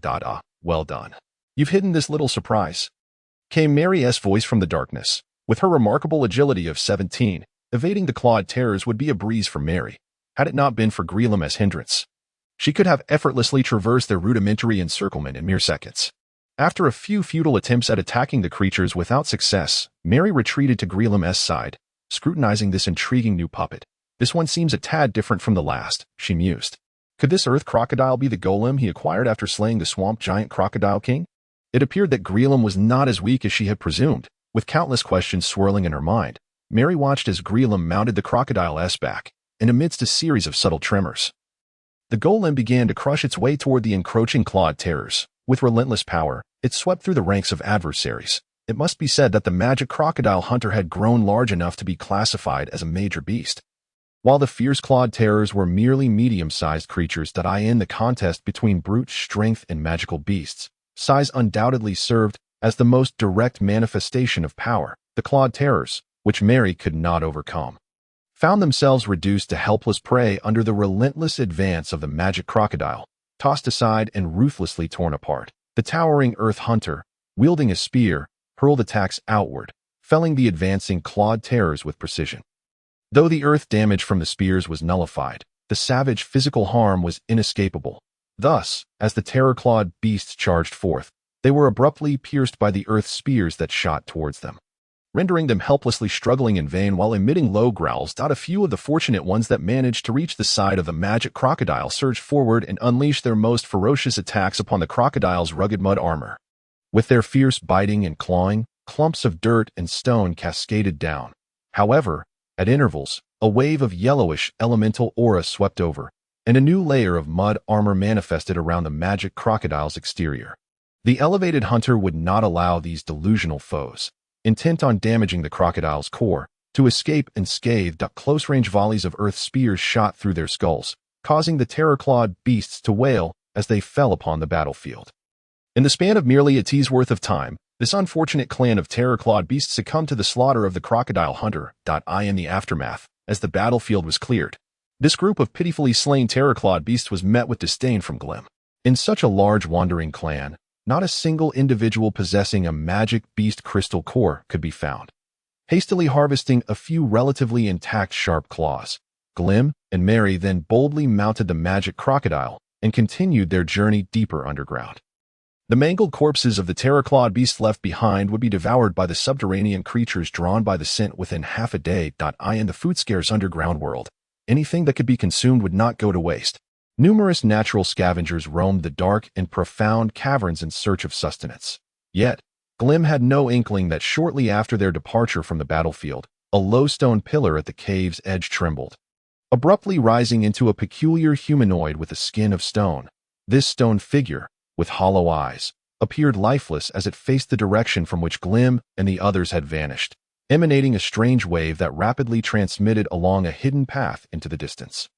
Once all information had been conveyed, the stone being slowly and laboriously reassembled itself, resuming the form of the original low stone pillar, its exterior betraying no signs of its earlier transformation. This extraordinary life form would indeed be difficult for Glim to discern. Even if he sought it out, deep within the bowels of the earth, in a concealed cavern, a crackling campfire blazed warmly, enveloping this hidden space in a cozy glow. 4 shadowy figures cloaked in black robes encircled the fire, silently awaiting something. A translucent aura enveloped the cave's entrance, suppressing any escape of breath. Suddenly, a peculiar croak resonated from one of the figures. It was evidently a woman, discernible from her slender hand that emerged from the robe. Within her palm crouched an exceedingly ugly toad, which puffed its massive, semi-transparent belly to emit a harsh croaking sound. Activity detected at position 7, coupled with the previously triggered positions 4 and 5. It is evident that it is that group of individuals over there. The woman finally spoke. We've just received word that a flock of meat chickens is en route, and we've managed to track their movements today. Truly a daring bunch of fools. Given that the triggering times of several positions are so close together, it suggests they have split into squads. This is the best news we've heard all day. A chilling laugh emanated from beneath another black robe. Is it possible to ascertain the strength of each squad? I hear there are several near wizards among their ranks. My corpse puppet is merely a near wizard's soul away from completion, another figure in black spoke. Exuding an air of authority, clearly the leader of the quartet, whose words dripped with malice and menace. It's difficult to determine. After all, overly proactive methods of surveillance are easily detected, so the information relayed back merely indicates that creatures meeting our criteria have passed through without confirming their specific strength or number, replied the earlier woman. Humph. As long as they split their group, their demise will be imminent. Given their past behavior, it's likely they are pairing off into groups of 2, or at most 3. Among us 4, 3 are near wizards. Do we really fear not being able to subdue a single squad? The black-robed leader sneered. Let us first head to Area 4, it is the closest dot if all goes well. We can then venture to the remaining areas and aim for a thorough sweep. With that, they swiftly abandoned their temporary camp and plunged into the endless darkness of the cave, unaware of the looming threat from afar. Glim was presently enjoying a sense of ease and contentment. With the magic crocodile hunter as his ally, he and Mary hardly needed to exert effort to sweep aside the subterranean creatures that lunged from the shadows. Their journey became a leisurely excursion, transforming a perilous mission into a delightful sightseeing trip. Yet, Glim couldn't help but reflect on the fact that the underground world was indeed a chaotic amalgamation of diverse and disorderly species. These subterranean beings, in terms of ferocity and brutality, often surpassed their surface-dwelling counterparts, sometimes recklessly charging at Glim's group even when they knew they were outmatched. The weaker creatures were swiftly pinned by the Earth Hunter's spears, while those slightly stronger were crushed into pulp before they could even breach the crocodile's earthen armor. Against a colossal entity capable of self-healing by absorbing earth elements at will, their attacks posed no real threat.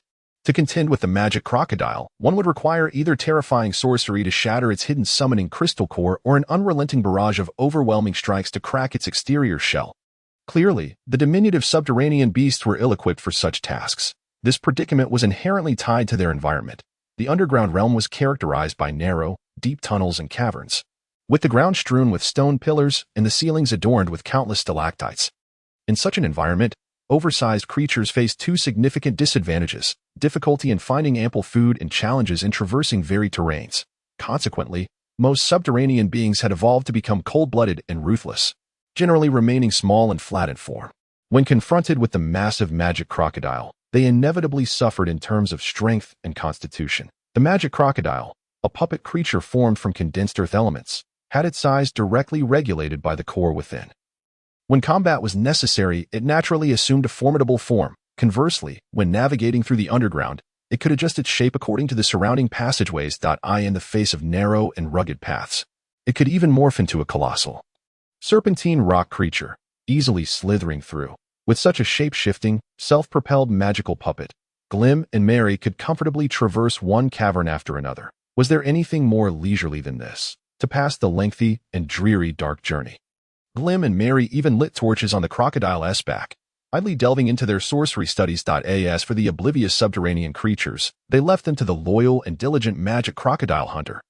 Thus, a mission that would have required them to toil for 17 hours was completed in a mere 7 hours. They arrived at a massive cavern adorned with peculiarly shaped stalactites, where a pool of water had formed in a lower area from the underground streams flowing down the walls.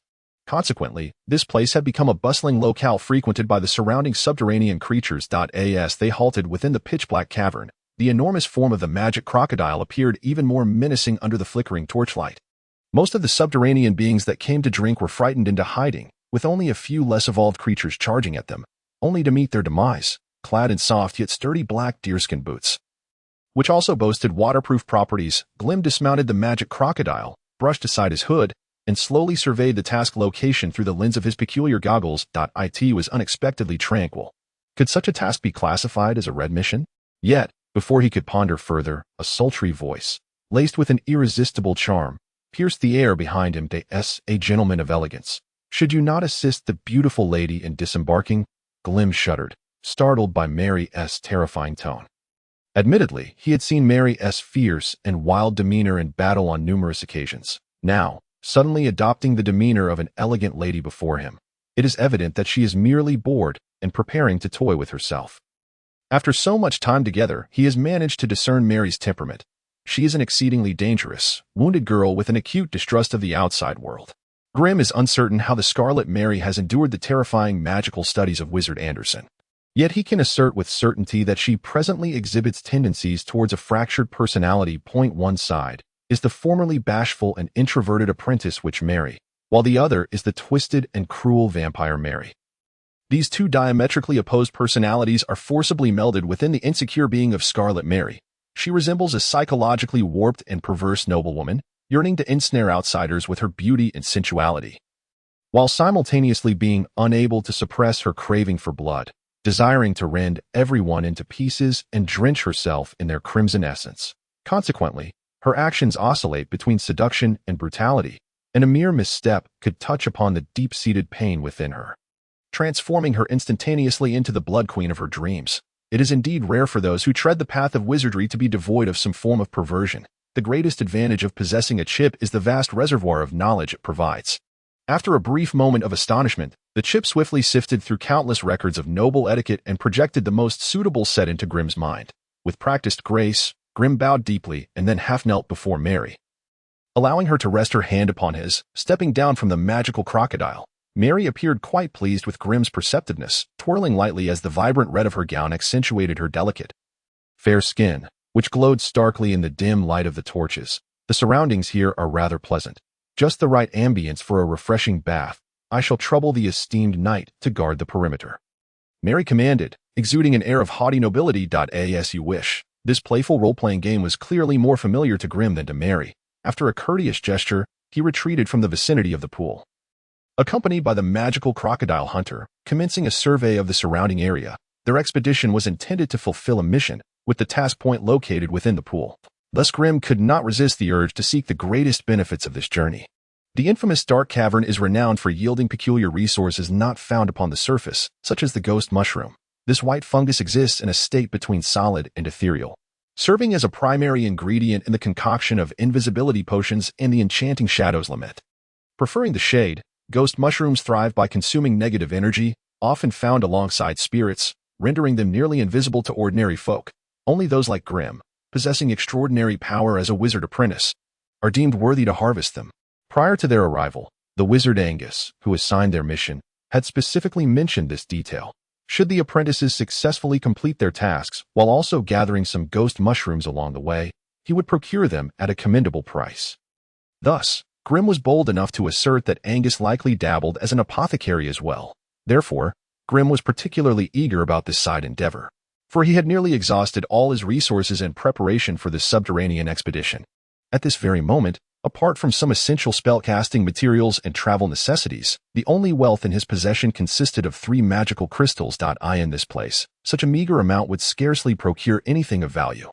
As Grim gradually distanced himself, Mary had already approached the edge of the pool with a light step. In the pitch-black depths of the cavern, everything was shrouded in an oppressive and suffocating darkness.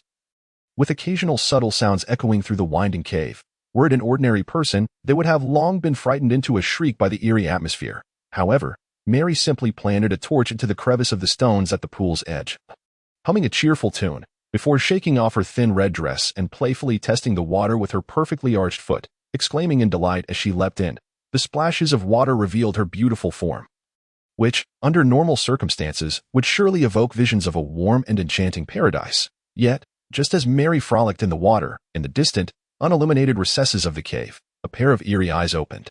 These were clearly the eyes of an intelligent being, darting about with a hint of confusion and hesitation. In truth, within this dark realm filled with slaughter and bloodshed, everything was devoid of beauty and warmth. Although he had heard tales of the serene and free lives on the surface from books and travelers, he held no belief in them. Under the terrifying and malevolent rule of human wizards, how could surface-dwelling humans possibly experience any semblance of freedom and tranquility? All of this must be fabrication spun from the lips of wizards, mere bait to ensnare the feeble-minded among their kin. Clinging to this conviction, he found himself momentarily perplexed when confronted by the sight of a beautiful girl swimming within his hunting range. Having witnessed the brutality of numerous human wizard apprentices, he had developed a keen sense of danger towards such beings. Thus, he silently maneuvered through the dark ceiling, inching closer to the alluring trap. His slender and agile form granted him a remarkable dexterity, allowing him to move effortlessly along the slick, moss-covered walls without a sound. Like a spider weaving a web in the dark, he slipped down the rocky crevices to the ground, utilizing the uneven stone formations for cover, silently approaching the pool's edge. At that moment, Mary had concluded her carefree swim and was seated on a piece of azure stone at the pool's edge, gently wringing out her long hair in soft, deliberate motions. Her flowing black hair cascaded down her body, obscuring the exquisite beauty of her chest, leaving one with a deep sense of regret. The figure lurking in the shadows crept stealthily towards Mary's discarded garments. Yet after a thorough search, he found nothing resembling a wizard's artifact or storage pouch. Could it be that she was not a wizard apprentice? As he cast furtive glances at her partially concealed beauty, the shadowy figure could not help but swallow hard, his thoughts beginning to race. Regardless of whether she was a wizard apprentice, such a rare gem would fetch a handsome price in the bustling city of Extreme Joy, ensuring that he would never have to scurry about for a living in these maddeningly oppressive underground tunnels for the next decade. The individual who had just departed was undoubtedly a wizard apprentice, capable of commanding such a terrifying puppet beast, far beyond what he, as a mere subterranean hunter, could contend with. Yet this woman had not displayed any remarkable traits, likely just a favored companion of that male apprentice. If that were the case, he might indeed have a chance to abduct her using his skills. Resolute in his decision, the shadow concealed himself behind the azure stone where Mary reclined, stealthily unfastening his waist pouch. A palm-sized green figure emerged, swiftly climbing towards the enchanting girl. Moments later, with a startled gasp, the shadow lunged forth like lightning, 2 dark green curved daggers poised against Mary's throat.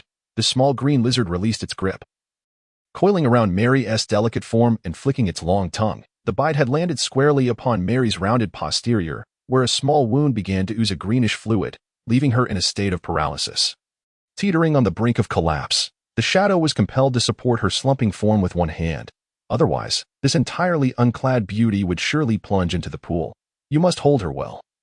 Should she suffer even a minor scratch, your fate will be dire. A deep and steady voice suddenly resonated, startling the shadow.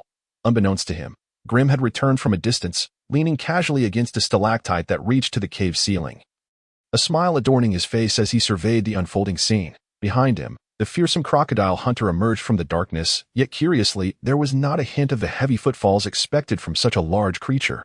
This unexpected turn of events clearly caught the shadow off guard. He sidestepped quickly, curling most of his body behind Mary, one hand gripping the curved dagger at her throat while the other grasped her arm, presenting the appearance of having complete control over the hostage. To his astonishment, the returning male apprentice showed no inclination to rescue his female companion. Instead, he appeared to revel in the unfolding spectacle. Her life rests in my hands. Do not act rashly. The shadow spoke in the language of Ceres, distinct from the common tongue of humanity. However, this did not hinder Grimm from fully grasping its meaning. With the aid of a chip, linguistics was perhaps the most easily navigable subject for Grimm. Leaning against a rock pillar, he surveyed the scene before him. The captivating and alluring form of Mary in her crimson attire was undeniably a feast for the eyes. And he certainly would not squander the opportunity to appreciate her openly. Furthermore, the sudden appearance of this subterranean creature piqued his interest, compelling him to observe intently. Beep. Biological skin complete. A matching species has been identified in the biological database. Would you like to display the information? Display? As data streamed into his mind, Grimm acquired additional information related to the creature before him. It was a lizard man, one of the intelligent aberrations of the underground. Possessing a mixed lineage of lizard and human, classified as a mutated aberration, this creature typically exhibited the ability to move silently and could regulate its body temperature, prowling the darkened underworld in the guise of an assassin. A lizard man? Grimm silently compared the information in his mind with the shadowy figure before him. The slender, humanoid form bore no clothing, and its exposed skin was riddled with small, dark green bumps and rough patches. The hand gripping the curved blade had only 4 fingers, with translucent membranes visible between them, and its elongated, curved nails resembled glistening, deadly blades. Its grotesque visage, with features akin to a human's, was marred by an excessively dark complexion that obscured any shifts in expression. Its translucent eyelids fluttered incessantly, while its bulging eyes could focus and expand at will, darting in any direction. Judging by its voice, it appeared to be a male, or rather, a male specimen. Well, no need to dwell on such trivialities. In any case, this was an utterly repugnant creature that Grimm found distasteful at first glance, especially as it foolishly attempted to abduct Mary. Grimm silently added in his mind, creatures like this lizard man, were it not for the advantages conferred by its environment, would only rank as a mid-level apprentice in terms of true combat prowess. How could it possibly aspire to kidnap the formidable Mary in crimson? A sardonic smile crept across Grimm's face. He was unsure whether to mourn for the creature's luck or misfortune. I hope you won't regret this later. Grimm's excessive calm clearly aroused the lizardman's suspicion regarding its hostage. However, before it could act, the previously weak and helpless Mary made her move first. With the fluidity of a fish, her pale and smooth form twisted free from the lizardman's grasp after just a few writhing motions. A swift sidestep later, Mary materialized behind the creature, which sagged, its limbs rendered weak and limp, as if it had lost the will to resist. From his vantage point, Grimm could clearly see that beneath the dense green scales at the joints of the lizardman's wrists and ankles, fine lines of blood were visible, indicating that Mary had severed its tendons with her fingers. Such injuries would incapacitate an ordinary person, but for the resilient and remarkably regenerative lizardman, it could only be deemed a minor wound. Though its limbs were immobile, it still possessed a maw filled with serrated fangs. Unfortunately for the lizardman, Mary was hidden behind it, rendering its futile attempts to bite at her ineffective, just as the lizardman frantically sought to shake off the terrifying woman behind it. Its green body suddenly stiffened as though it were a robot deprived of power. At that moment, Mary, with a smile gracing her lips, withdrew the sharp blade embedded in its spine. In close combat scenarios, Mary could deftly sever the lizardman's vertebrae through the gaps in its scales. At that instant, the lizardman was definitively stripped of any capacity for resistance. What's this? Are you planning to stay and watch our entanglement? Mary teased as she entwined herself around the lizardman, slowly bringing her blood-red lips toward its vulnerable neck, the scene of a beauty and a beast, a small green creature battling a vampire. Grimm clapped his hands in eager anticipation of this spectacle. Yet, upon contemplating the gruesome event about to unfold, he deemed it wiser to momentarily withdraw. Unlike the gentle bite of a vampire's fangs into the carotid artery of a lover, this crimson-clad Mary evidently preferred a more savage feast. Having witnessed enough horrific scenes of blood mingling with shattered tracheas and throats, Grimm feared he would lose all appetite for the day. Thus, he reluctantly turned to depart. Barely having rounded a stalactite, he was met with the horrific sounds of flesh being torn apart, mixed with Mary's frenzied gasps, alongside the weak whimpers of the unfortunate soul meeting his demise. A shiver ran down Grimm's spine as he hastened his pace. It was not until half an hour later that Mary emerged from the dining chamber, adjusting her gauzy dress, her radiance and poise captivating to behold. It was hard to imagine what had transpired during the preceding 30 minutes. Is the task sampling complete? Grimm inquired, having closed his tome of sorcery after a lengthy wait. Such trivial matters posed no challenge. Mary replied with self-satisfaction, tossing a rune crystal to Grim. Grim cast a verification spell upon it, subsequently stowing it away in his satchel with satisfaction. At the bottom of the pool lay a small magical formation arranged by the guild sorcerers, with 5 task points corresponding to 5 formation nodes, regularly sampling information back to the wizards. Thus, even while stationed in the wizard tower, they could remain informed of the terrain and geographical changes within the dark caverns during that period. Therefore, Grim and his companions' task was to reach the designated points and extract the stored information from the formation using the specially crafted rune crystals. In their off hours from the mission, they had the freedom to scour for rare resources. As they parted ways, they agreed to reconvene in 3 days, allowing ample time to gather resources in the vicinity of the task points. Thus, having completed their task in merely half a day, they now had the luxury of time to explore. However, while the two leisurely strolled about, a heart-pounding battle was just commencing in another cavern, 5 miles away. Leo, hailing from the mushroom forest of Lofint, was desperately fleeing, pursued by 2 fellow apprentice sorcerers clad in black robes, both possessing quasi-sorceress abilities. As for Matthew, the senior apprentice accompanying Leo, his whereabouts were unknown. He was likely in dire straits as well. Leo was indeed a young quasi-sorcerer highly regarded by his family, endowed with an astonishing talent in lightning magic that few could rival, though he was not particularly known for agility. The swirling white particles of wind surrounding him rendered his form nearly weightless, allowing him to run faster than a galloping horse. Were it not for the twisted and winding passages, occasionally obstructed by stalagmites, he might have already evaded his pursuers. Each time he traversed a particularly narrow section, he would conjure a crackling orb of blue electricity between his hands. Tossing it behind him, he continued his flight without a backward glance. Within 10 seconds, the resounding explosion of the arc and a chorus of furious curses would echo behind him. Soon enough, 2 charred figures emerged from the smoke, battered but determined, braving the miniature lightning storm. Despite the protection of their sorcery, the relentless bolts of electricity had shredded their black robes into tatters. The figure on the right, now exposed, donned a form-fitting suit as dark as ink, wielding a serpent-headed staff, its eyes a pair of crimson slits that struck fear into the hearts of onlookers. "Are we still pursuing?" the figure questioned, eyeing Leo with a wary expression. The figure on the left, whose hood had fallen back, revealed a fierce-looking middle-aged man who spat through clenched teeth. "Pursue? This brat is unfamiliar with the terrain. We shall corner him when he reaches a dead end. What of Anna and Gary? Why have they not caught up?" he continued, his frustration palpable. "Perhaps it takes considerable time to deal with a senior apprentice." The blood-eyed man retorted coldly, glancing over his shoulder.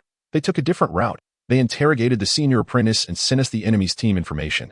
Now, they are likely off to Area 7 to trouble the weakest team." From the tone, it was clear the middle-aged man was the leader of their black-robed group. "Damn it.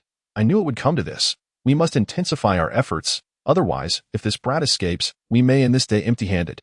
The man with blood-red eyes gritted his teeth and, with a fierce determination, brought his serpent-headed staff down heavily, transforming his form into a wisp of black smoke that collided with the adjacent rock wall. Vanishing from sight, the leader in the black robe, his expression cold and sinister, let out a chilling laugh as a dark halo flickered around him, doubling his speed as he darted forward. Moments later, a thunderous explosion reverberated through the distant tunnels. A violent and ferocious shockwave surged outward, spiraling through the winding passageways with relentless force, obliterating everything in its path. Stalactites, limestone, sand, and earth were all swept away, hurled outward with abandon. Even the seemingly indomitable rock walls were left pockmarked and uneven by the arrow-like energy of the sorcery. The entire corridor was shattered by the furious explosion, sections collapsing in ruin. The deadly clash between several apprentice sorcerers had wrought catastrophic destruction upon the subterranean corridor, impacting the terrain in the surrounding area for miles. Massive landslides and collapses, along with dislocated rock layers, would block some of the existing pathways, making traversal difficult, yet they might also give rise to new routes. Thus, the roads may be severed yet not entirely lost, with despair still nurturing a flicker of hope. Such a tremendous commotion could not possibly go unnoticed by all the apprentice sorcerers within this region. Each sought a secure location to conceal themselves, silently speculating the origin of this upheaval.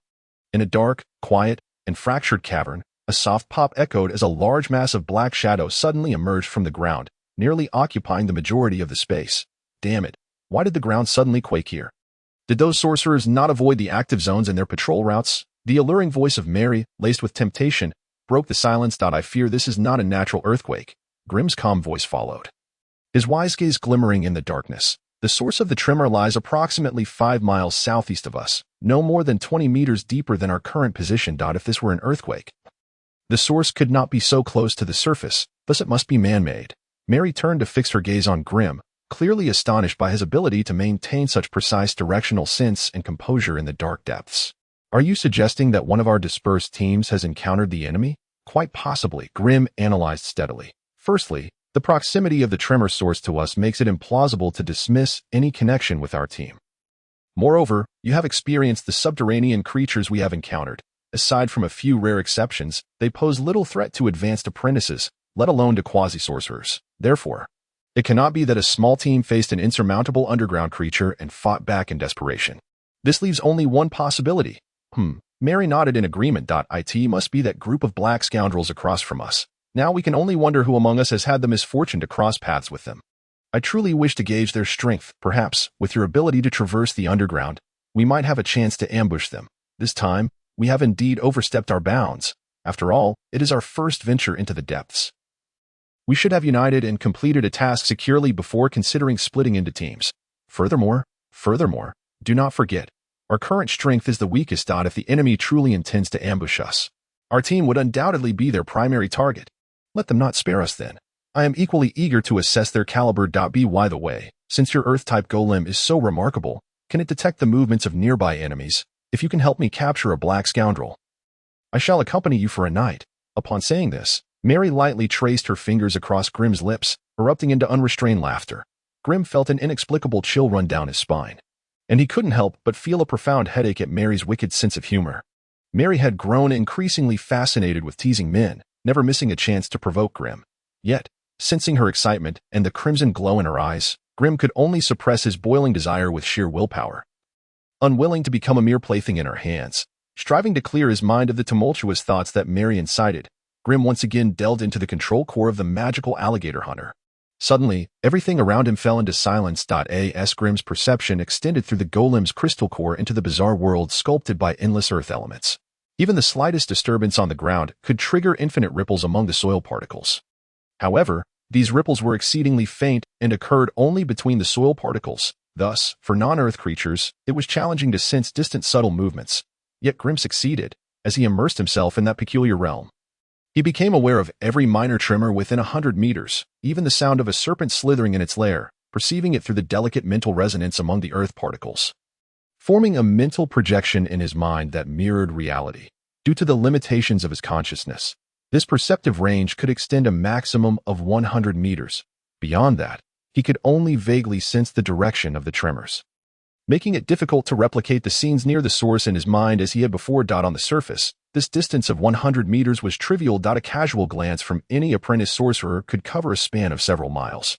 And if they could soar into the air, their field of surveillance could reach nearly 100 miles. Yet, in this subterranean realm, surrounded by thick layers of rock and soil, a 100-meter radius was indeed a staggering expanse. It is essential to understand that within the underground world, two individuals separated by thick rock walls, even with a straight-line distance of merely 10 meters, would likely struggle to perceive each other's presence. In such peculiar and shadowy caverns, the deeper one descended, the greater the metallic components mixed within the rock layers, which would increasingly interfere with mental perception and sorcery detection, therefore, without special means. Instances of individuals failing to locate one another across a thin rock wall were all too common. After all, silent stealth and dark vision were fundamental skills that all intelligent beings surviving in the depths of the earth must possess. Grim, like a dreamer lost in a reverie, murmured softly, narrating the surrounding circumstances he perceived. Suddenly, he jolted, his body trembling as a faint, urgent voice reached Mary's ears. 17 degrees southeast, 100 meters away, two humanoid figures detected, emanating a strong elemental aura. Preliminarily identified as apprentice sorcerers. Mary's form stiffened, her crimson eyes narrowing. The direction of the tremor was precisely there, and now two suddenly appearing apprentice sorcerers originated from the same location. It was evident that the likelihood of misfortune was far greater than that of fortune. Can we identify their identities? It would be best to ascertain their strength. Mary leaned closer to Grim, whispering softly. Grim seemed oblivious, still immersed in his perception. They are heading towards us, but their direction deviates by 4 degrees. Separated by 3 passageways and 2 caverns, they have reached the first cavern at a straight-line distance of 93 meters. There is a severe collapse there, and no direct route leads to us. They seem to be casting some sorcery, with strong elemental sensations, and it appears they possess something that can locate us. Grimm suddenly opened his eyes, his gaze filled with astonishment as he quietly said, "It is a communication crystal. They have the communication crystals we distributed before dispersing, and they are currently using the aura from them to pinpoint our location at their first stop within the dark caverns." The team members had left personal imprints for easier communication. Now that the adversaries had obtained the communication crystals, which only team members could possess, it indicated that at least one of their companions had fallen into their hands. After finishing his explanation, Grimm pulled a fist-sized azure crystal from his waist pouch, intending to cast it away.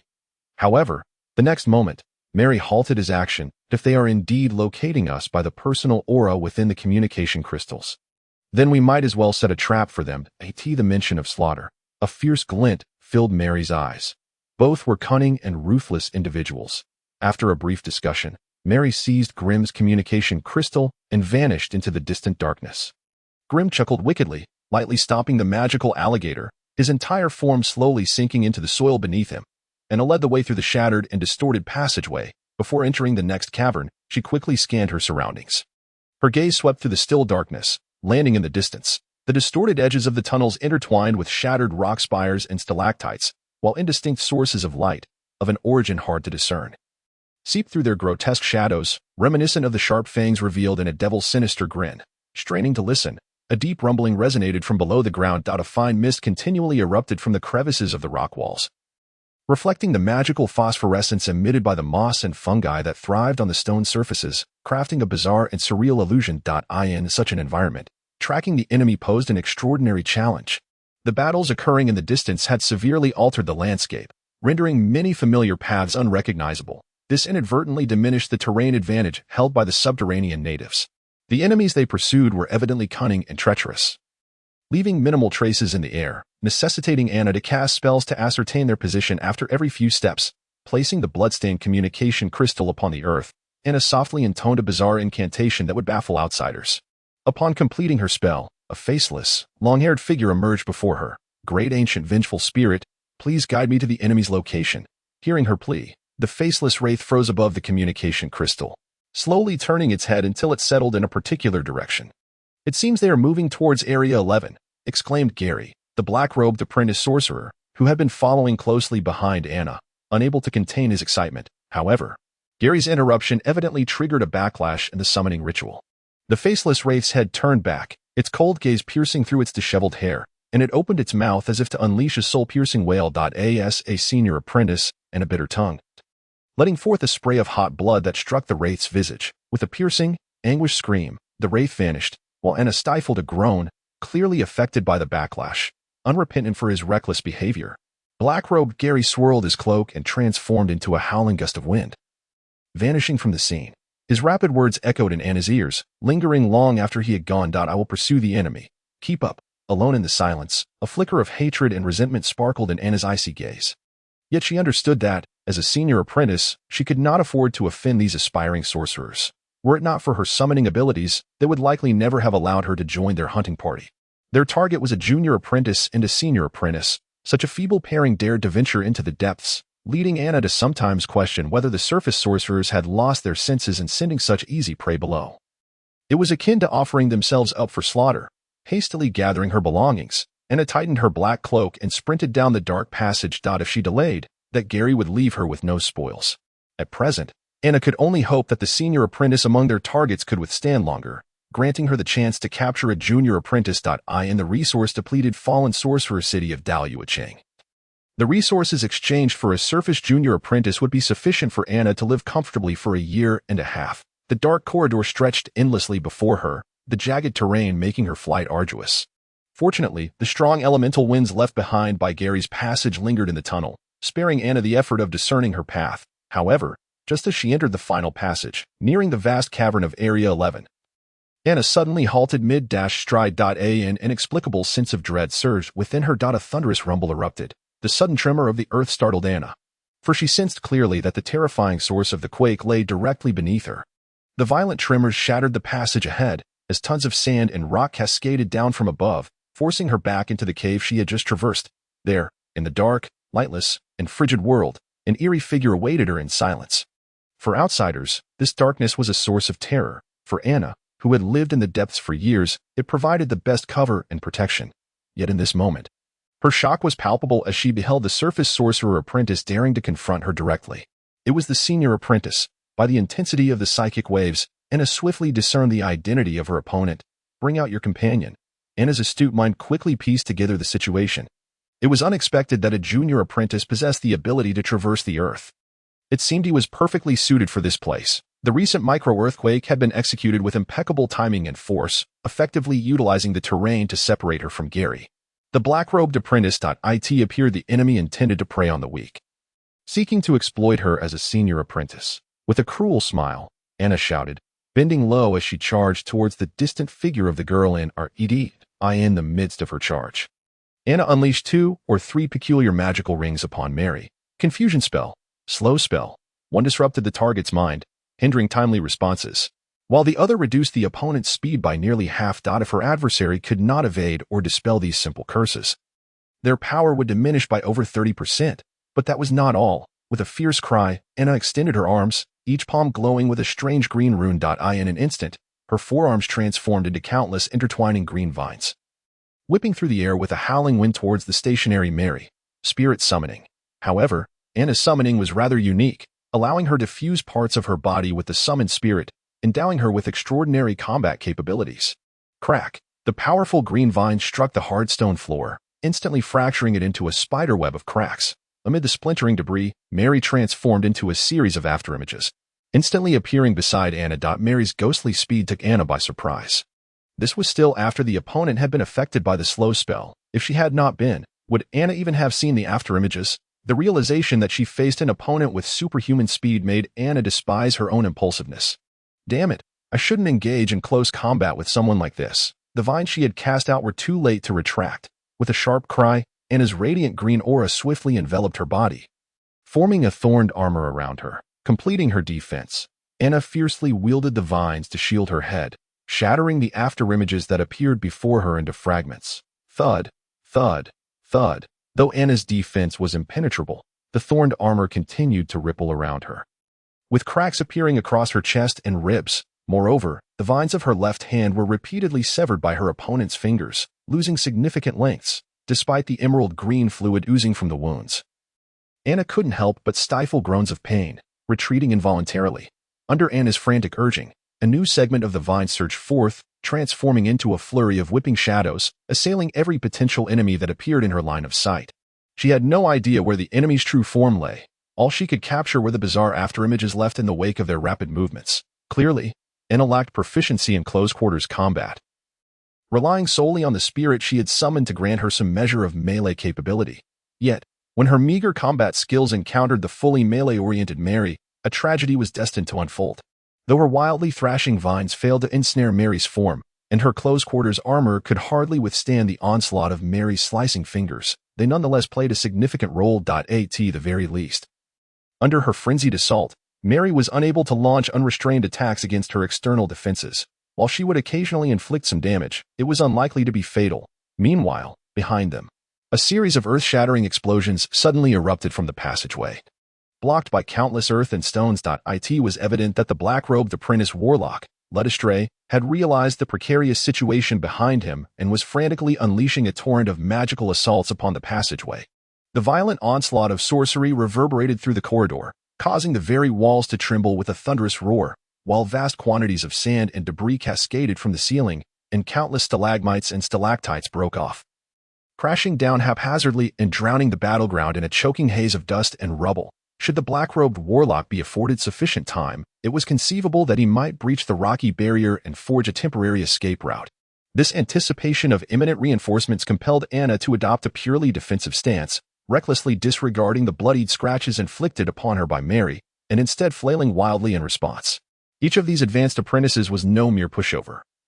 While their mastery of sorcery had not yet reached a level of extravagant application, it nonetheless encompassed a spectrum of offensive, defensive, disruptive, and self-enhancing techniques, making it exceedingly challenging for outsiders to discern their vulnerabilities and swiftly vanquish them. From the dynamics of the confrontation between Anna and Mary, it was apparent that Anna's combat prowess was markedly inferior to the swift and ferocious Mary. Yet, for Mary to swiftly conclude the battle was no simple task. At the very least, it would require a significant toll, observing the rock wall behind her, now riddled with numerous fissures and teetering on the brink of collapse. The crimson-clad Mary finally relinquished her fanciful notion of single-handedly dispatching Anna. "You fool, stop lurking about and come lend a hand." Mary evaded the whips of vines that lashed towards her, swiftly striking Anna twice, leaving deep gashes that revealed bone beneath. However, she could not afford to continue her assault. Having to retreat hastily to avoid the returning tendrils, each time she breached Anna's defenses and neared her form, those injuries were swiftly obscured by the intertwining thorns and flowers that enveloped them. After several such exchanges, Mary could no longer contain her frustration. Anna's complexion had turned a ghastly pale. If one Mary proved so formidable, the prospect of facing another ally was indeed dire, with this thought weighing heavily on her. Anna dared not to delay. She bit through half her tongue, spilling forth a torrent of blood, and her entire form surged upward. If previously Anna's hands had merely transformed into verdant tendrils, at this moment, her entire being began to swell, with much of her skin splitting to reveal an array of chaotic green branches beneath. By forcibly elevating the level of her spirit summoning, Anna's body morphed into a terrifying man-eating plant.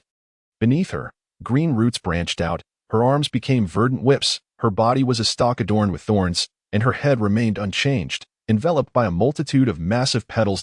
No trace of humanity was left upon her.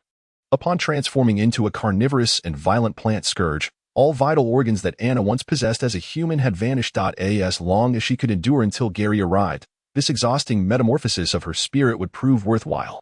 Meanwhile, hidden in the shadows, Grim had resolved not to remain idle any longer and finally made the decision to intervene in the clash between the two advanced apprentices, just as a subtle tremor reverberated through the earth.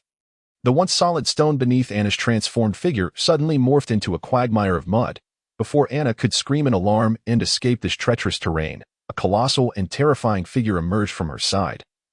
Sinking its teeth into the thick, resilient stalk of her body, Anna cried out in pain, unleashing her thick tendrils in a frenzied assault, striking the mud crocodile and sending shards of its earthy armor flying, while soil erupted around them.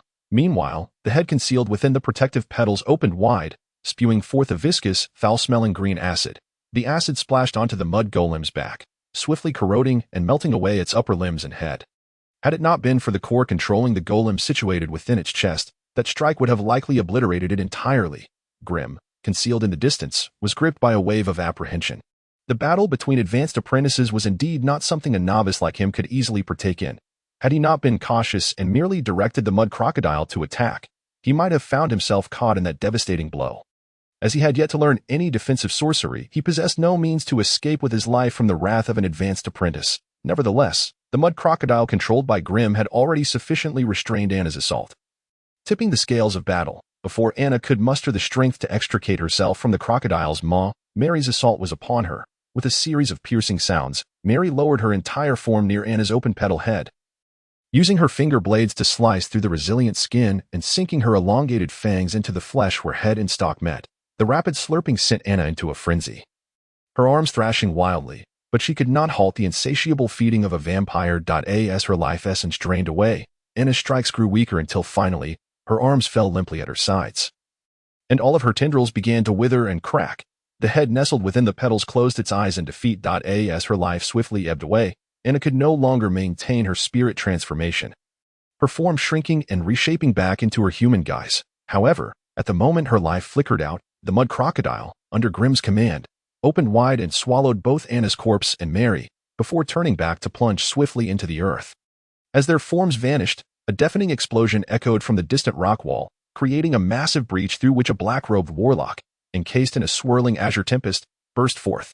Surveying the devastation left in the wake of the battle and perceiving the acrid green liquid strewn across the battlefield, Gary could not contain his furious roar. He felt no sorrow for Anna's demise. Rather, he seethed with rage at the enemies who had employed such a simple tactic of diversion to eliminate his comrade beneath his very nose.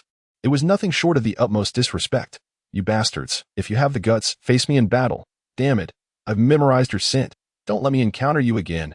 After a prolonged and furious outburst, yet sensing no unusual presence nearby, the black-robed warlock, Gary, pivoted and retraced his path, navigating through the dim, unseeable earth for a distance of 100 or 200 meters. Grim was compelled to surface. The subterranean realm was far less traversable than the surface. with extensive rock layers and intermittent sand obstructing the path, forcing Grim to command the mud crocodile to emerge from a tunnel. With closed eyes, he sensed Mary nestled within the crocodile's belly. Her breath rapid and her body feverish, prompting Grim to shake his head in resignation. Ancient blood-sucking creatures possess their own peculiarities, able to continuously enhance themselves through mere blood consumption. During the recent battle, Mary had forcibly drained the lifeblood of the enemy advanced apprentice, rapidly replenishing her blood energy reserves and initiating another transformation. Due to a lack of essential data, Grim dared not interfere with her natural evolution. He could only select a relatively safe area for the crocodile to eject her, laying her gently upon a mat. Meanwhile, Grim eagerly began to rummage through the remains. First, he clasped his hands together and closed his eyes, offering prayers to all the deities he could think of. Then, filled with excitement, he rubbed his hands together and leaned over Anna's tragically mangled form, exploring it from left to right. As an advanced apprentice, she could not possibly lack magical items or artifacts.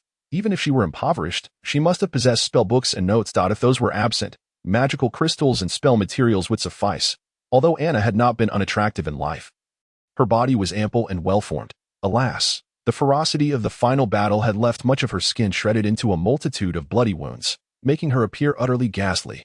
However, most of her clothing and equipment remained intact. The first item Grim plucked from her was a bracelet adorning her right wrist. Under elemental visual scanning, the bracelet emitted a constant emerald glow, clearly indicating it was a special magical item.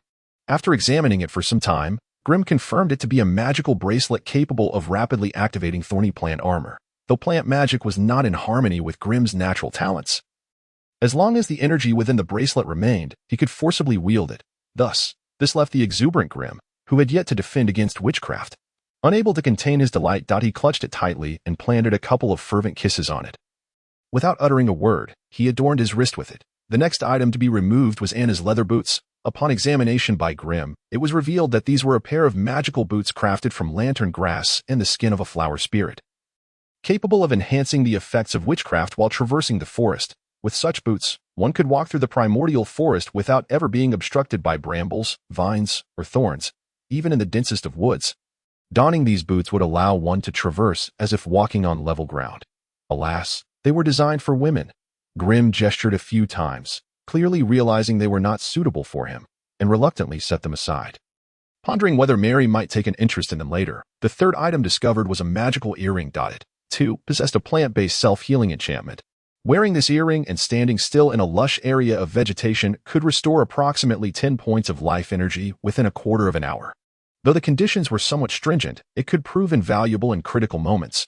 After all, while a healing salve could mend wounds, it was far more challenging to regain lost life energy. Thus, wearing this earring could very well save one's life in dire straits. As a high apprentice, possessing 3 magical items was already quite commendable for Anna. Consequently, Grim swiftly unfastened her belt, holding it in his hands for silent assessment. This was a finely crafted and ornate girdle, its inner surface imprinted with a series of enigmatic runes. After much effort, Grim could barely decipher 4 of the runes, while the total number amounted to 11. Reluctantly, Grim resorted to the power of a chip. Chip, scan these runes. Beep. Storage belt scan complete. 11 Ancient wizard runes detected, preliminarily identified as the activation incantation for the storage belt. As the chip's data streamed in, Grim furrowed his brow, mimicking the ancient wizard's pronunciation to recite the 11 runes. Just as the incantation concluded, Grim felt a sudden awareness of a microspace existing within the belt, where numerous items of indeterminate use floated. A storage belt. Indeed, Grim had long coveted such a portable treasure. While the most familiar storage method for apprentice wizards was the storage pouch, it could not be classified as a spatial item, meaning it could not alleviate the weight of its contents or shield the magical items within from external detection. In contrast, the storage belt was the most basic form of spatial item, ensuring that anything within would not burden Grim with weight, nor could outsiders perceive the magical fluctuations emanating from it. Thus, for the first battle underground, acquiring a storage belt was a source of immense joy for him. Grim cautiously glanced back, noticing Mary still deep in meditation, and promptly donned the storage belt, discreetly covering it with his storage pouch. Wealth should not be flaunted. Such a valuable item, likely beyond the reach of even those aspiring wizards, would be enjoyed by him first. After scanning the area once more and confirming that the high apprentice of the fallen wizard faction had no other magical items left, Grim delved into the storage belt, meticulously retrieving its contents. 7 magic crystals, a tome of witchcraft notes, a special frog required for a particular spell, a communication crystal, a green one of arm's length, a piece of magic mithril the size of a fingertip, and a wooden statue meant for a priest. With today's spoils, Grimm now possessed 10 magic crystals, marking a modest accumulation of wealth. The tome contained Anna's insights on plant-based spells, including some knowledge regarding spirit summoning. These were matters beyond Grimm's grasp, and it seemed he would have to find a way to trade them upon returning. The calling frog was a common spell component, primarily used for setting up warning spells or similar auxiliary formations. The communication crystal evidently belonged to a member of their own team, as Grimm could discern its personal imprint, leading him to conclude that the unfortunate one was the high apprentice named Matthew. The green wand and magic mithril were both relatively rare spell materials. The former appeared to be a semi-finished product, seemingly a plant-based artifact Anna had crafted halfway through. The latter was a premium material for wand making, significantly enhancing energy conduction and reducing energy loss. With this magic mithril, Grimm could easily fashion a small, single-handed wand for himself. The last item, the wooden statue, was rather enigmatic, despite sensing an energy aura emanating from it. Grimm could not find any runes or magical inscriptions. It seemed he would have to consult a specialized appraiser back at the Wizard Tower to unravel its true purpose, just as Grimm held the wooden statue in contemplation. A soft, warm body pressed against his back. Hee, little handsome, how do you plan to repay your sister for such kindness? A sultry, sweet voice whispered in Grimm's ear. In the next moment, Mary's hands slipped beneath his arms, gently caressing his chest. The sudden, alluring gesture caused every hair on Grimm's body to stand on end, his entire being tensing as if carved from stone. Shall I give you a sweet kiss? Mary's honeyed voice lingered in his ear. Grimm barely began to explain when a fragrant, slick tongue slipped into his mouth. Instantly, it felt as though a molten fireball had erupted in his mind, sending Grimm soaring into the heavens, momentarily losing all awareness of his own body. It was not until a considerable time had passed that Grimm finally emerged from his daze. That moment, Mary was already seated beside him, examining the enchanted boots with great curiosity. Chip, what just happened to me? Why was Mary able to exert such a profound influence? Grimm inquired quietly. Beep. Residual traces of mental magic detected. The host may have been ensnared by a mental enchantment. Judging from the effects on the host, it appears to be a natural charm. Natural charm? Grimm could not help but twitch his lips. This was a notoriously overpowering form of mental magic. It is well known that most mental spells exhibit conspicuous psychic fluctuations when cast. By merely being aware of this, it becomes relatively easy to guard against mental incursions. However, the natural charm is formidable precisely due to its inherent nature. This type of charm cannot be learned. It awakens only within certain rare bloodlines. Once awakened, it confers subtle yet significant advantages. Any creature endowed with a natural charm can traverse perilous areas without provoking hostility from neutral beings, and they are often met with trust and affection from other species.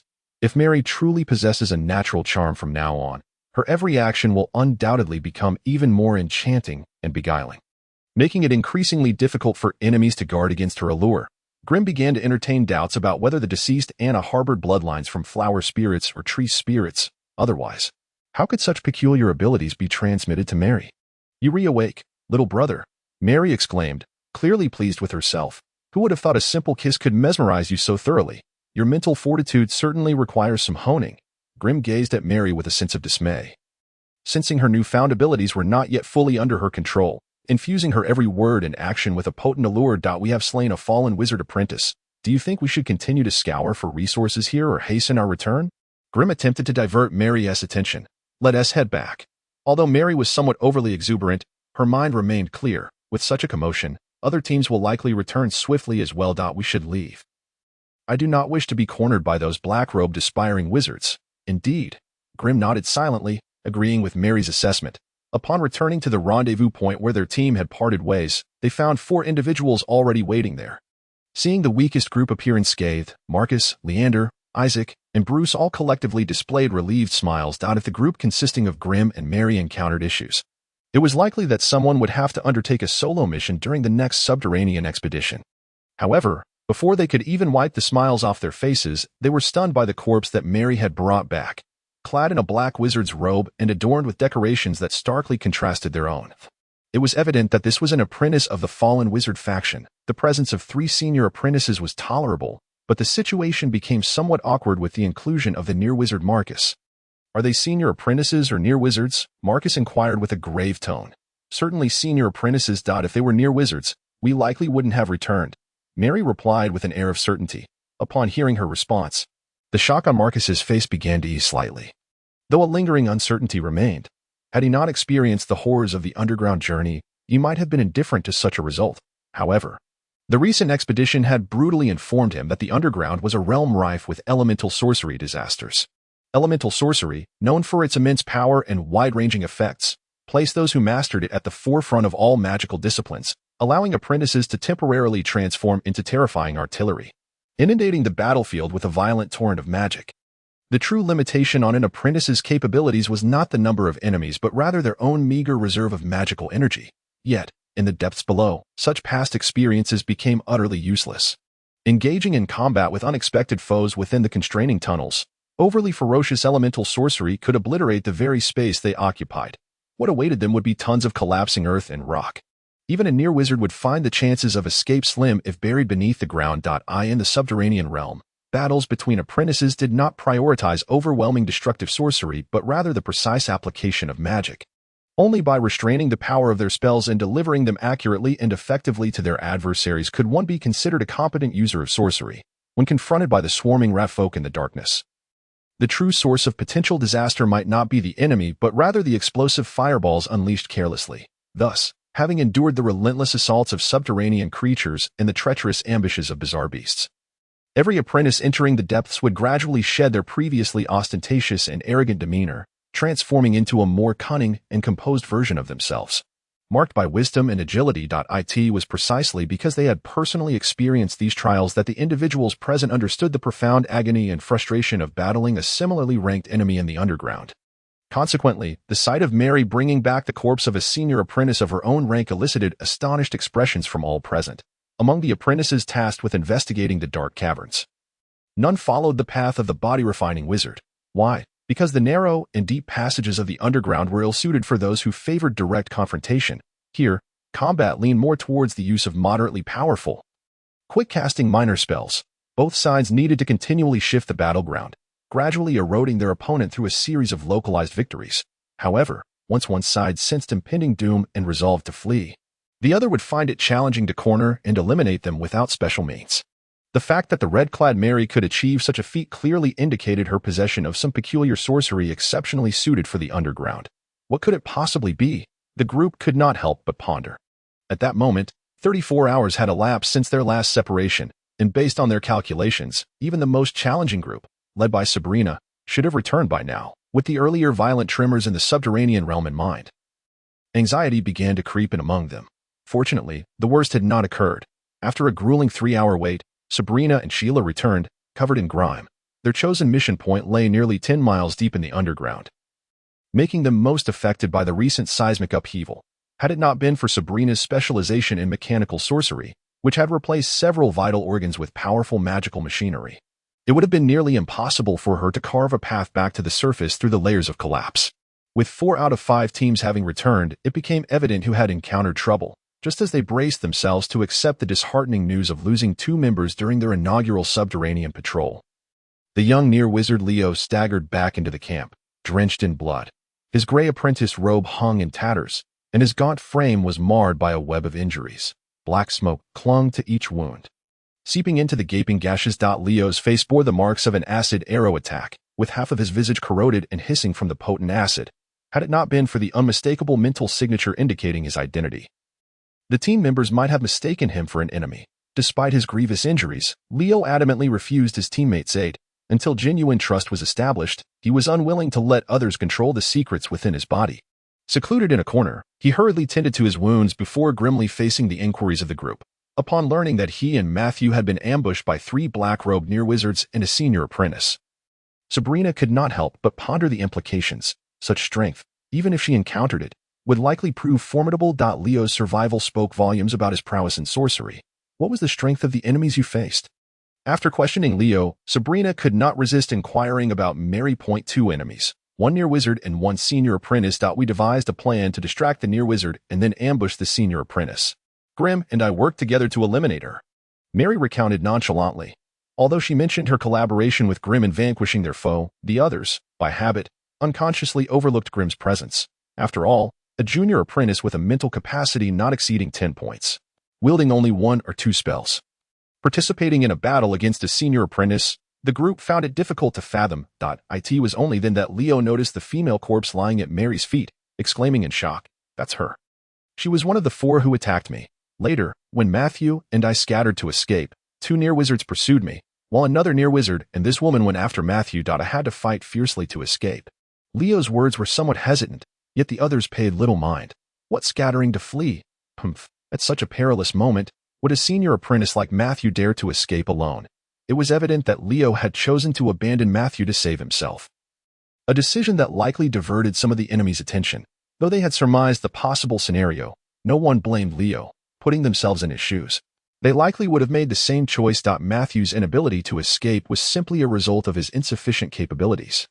With no means of self-preservation, he had dared to undertake such a perilous red-level mission in the underground.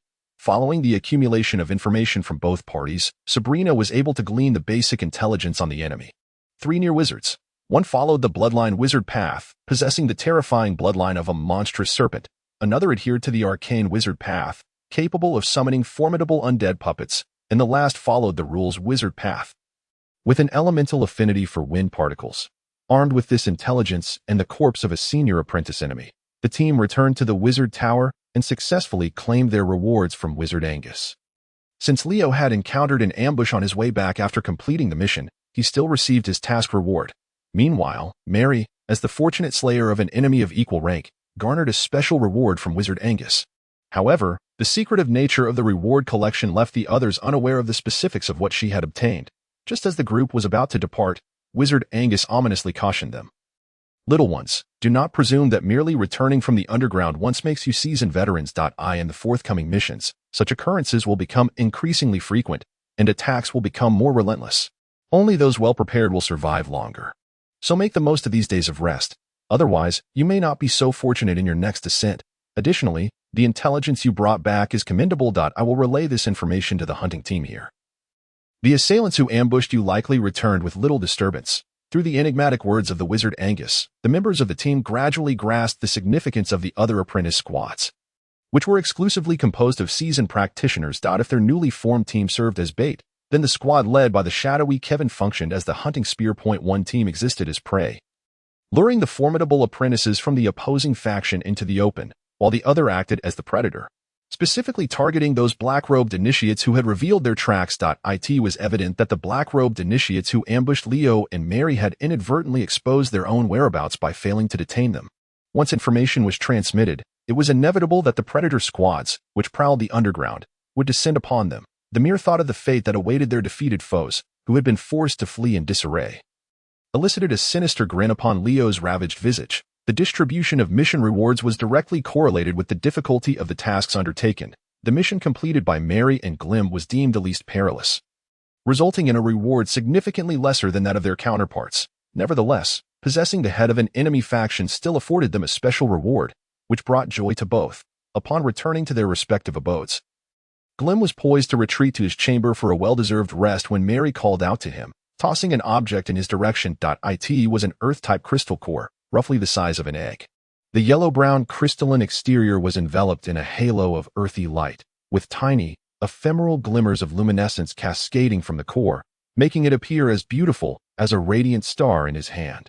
Glim could not help but hold his breath. Through the undulating rhythms of elemental energy, he could distinctly discern that this was a crystal core of the earth element, reaching the caliber of an initiate wizard. "This is your due reward," she stated nonchalantly. "I drained the enemy's blood, so this shall serve as compensation for your arduous efforts." With that, Mary turned and entered her dwelling. Glim, his expression a mix of astonishment and hesitation, took a moment before finally accepting the gift and stepping into his room. Once he assured himself that the surroundings were entirely secure, Glim began to introspect, silently conversing with his chip. "Chip, can you digitize Mary's biological data?" "Beep. Data collection complete. Detailed information follows. Mary, ancient bloodsucking variant, advanced wizard apprentice, strength, 9, agility, 17, constitution, 13, spirit, 18, innate abilities, blood regeneration. That demon transformation, natural charm, and development. Indeed, she was a formidable being whose evolution hinged solely on her bloodsucking prowess. Glim pondered what kind of arcane experiments the reclusive wizard Anderson had conducted upon her within the confines of the Marsh Tower, resulting in such a terrifying magical puppet. If Glim's conjecture was accurate, Anderson must have implanted some form of control mechanism within Mary, directly rooted in her vampiric lineage. Although Anderson currently indulged Mary, allowing her the freedom to come and go without interference, it was likely that once she reached the level he desired, he would seek to reap the rewards of his investment. What was the limit of Mary's growth? Would she become an initiate wizard or ascend to full wizardry? Could it be that Anderson intended to utilize this method to harvest a wizard-level magical puppet for himself? It was known that once Mary advanced to the status of an initiate wizard, she would possess the ability to create blood slaves. At that point, should Anderson require it, Mary alone could muster a loyal battalion of blood slaves. This would serve as an effective means of combat for a first-tier wizard. Mary was likely aware of her own predicament. Hence, her every action exuded an air of indulgence. She acted at her own whim, utterly unwilling to suppress her intrinsic nature. Perhaps even she could not accurately discern which impulses were her own and which were the will of the wizard Anderson, embedded within her soul through sorcery. Thus, despite the harmonious rapport that had developed between Glim and Mary, a thread of vigilance lingered in Glim's heart, for he remained uncertain when the fuse within Mary would be ignited. However, these were merely minor issues that could be gradually resolved. After all, once Glim successfully ascended to full wizardry, Anderson would no longer be an unattainable figure. Perhaps then, they could address Mary's situation through negotiation or other means. Glim sat at the wooden table in his temporary quarters, meticulously organizing the spoils from his recent expedition into the depths. The Thorn's armor bracelet and storage belt confiscated from Anna would certainly be kept for personal use, while the self-healing earring, which absorbed the essence of plants, could be sold to procure more suitable magical equipment. The scanned grimoire had lost its value, and thus he could also consider putting it up for sale to see if anyone expressed interest. The verdant wooden stick and magical mithril appeared to be materials that Anna had prepared for crafting her future wand. Unfortunately, as the materials were not yet fully prepared, she had to keep them discreetly. Ultimately benefiting Glim, the green stick, upon inspection by the wizard Angus, was identified as a branch from a tree spirit of wizard caliber, providing a significant enhancement to plant-based magic. The magical mithril, a genuine product from the underground world, was exceedingly rare above ground. The small piece Glim had obtained, about the size of a fingertip, could easily fetch over 1,000 magic crystals. Not only was it easy to sell, but acquiring it again at the same price would prove exceedingly difficult. After all, magical mithril was a high-end consumable. Those who obtained it would swiftly deplete their stock. Thus, it often existed in a state of being valuable yet scarce. Therefore, if Glim intended to craft his first wand, he would not need to secure magical mithril. However, he would likely need to replace the materials for the wand's shaft, given that Glim's elemental affinity lay with fire rather than plants. As for the final wooden statue, Angus had identified it as a spiritual beacon for communicating with beings from other realms. According to Angus, the fallen female apprentice they had slain had evidently established a stable and reliable connection with a powerful otherworldly entity through a spirit summoning ritual, allowing for the exchange of items that catered to both parties' needs.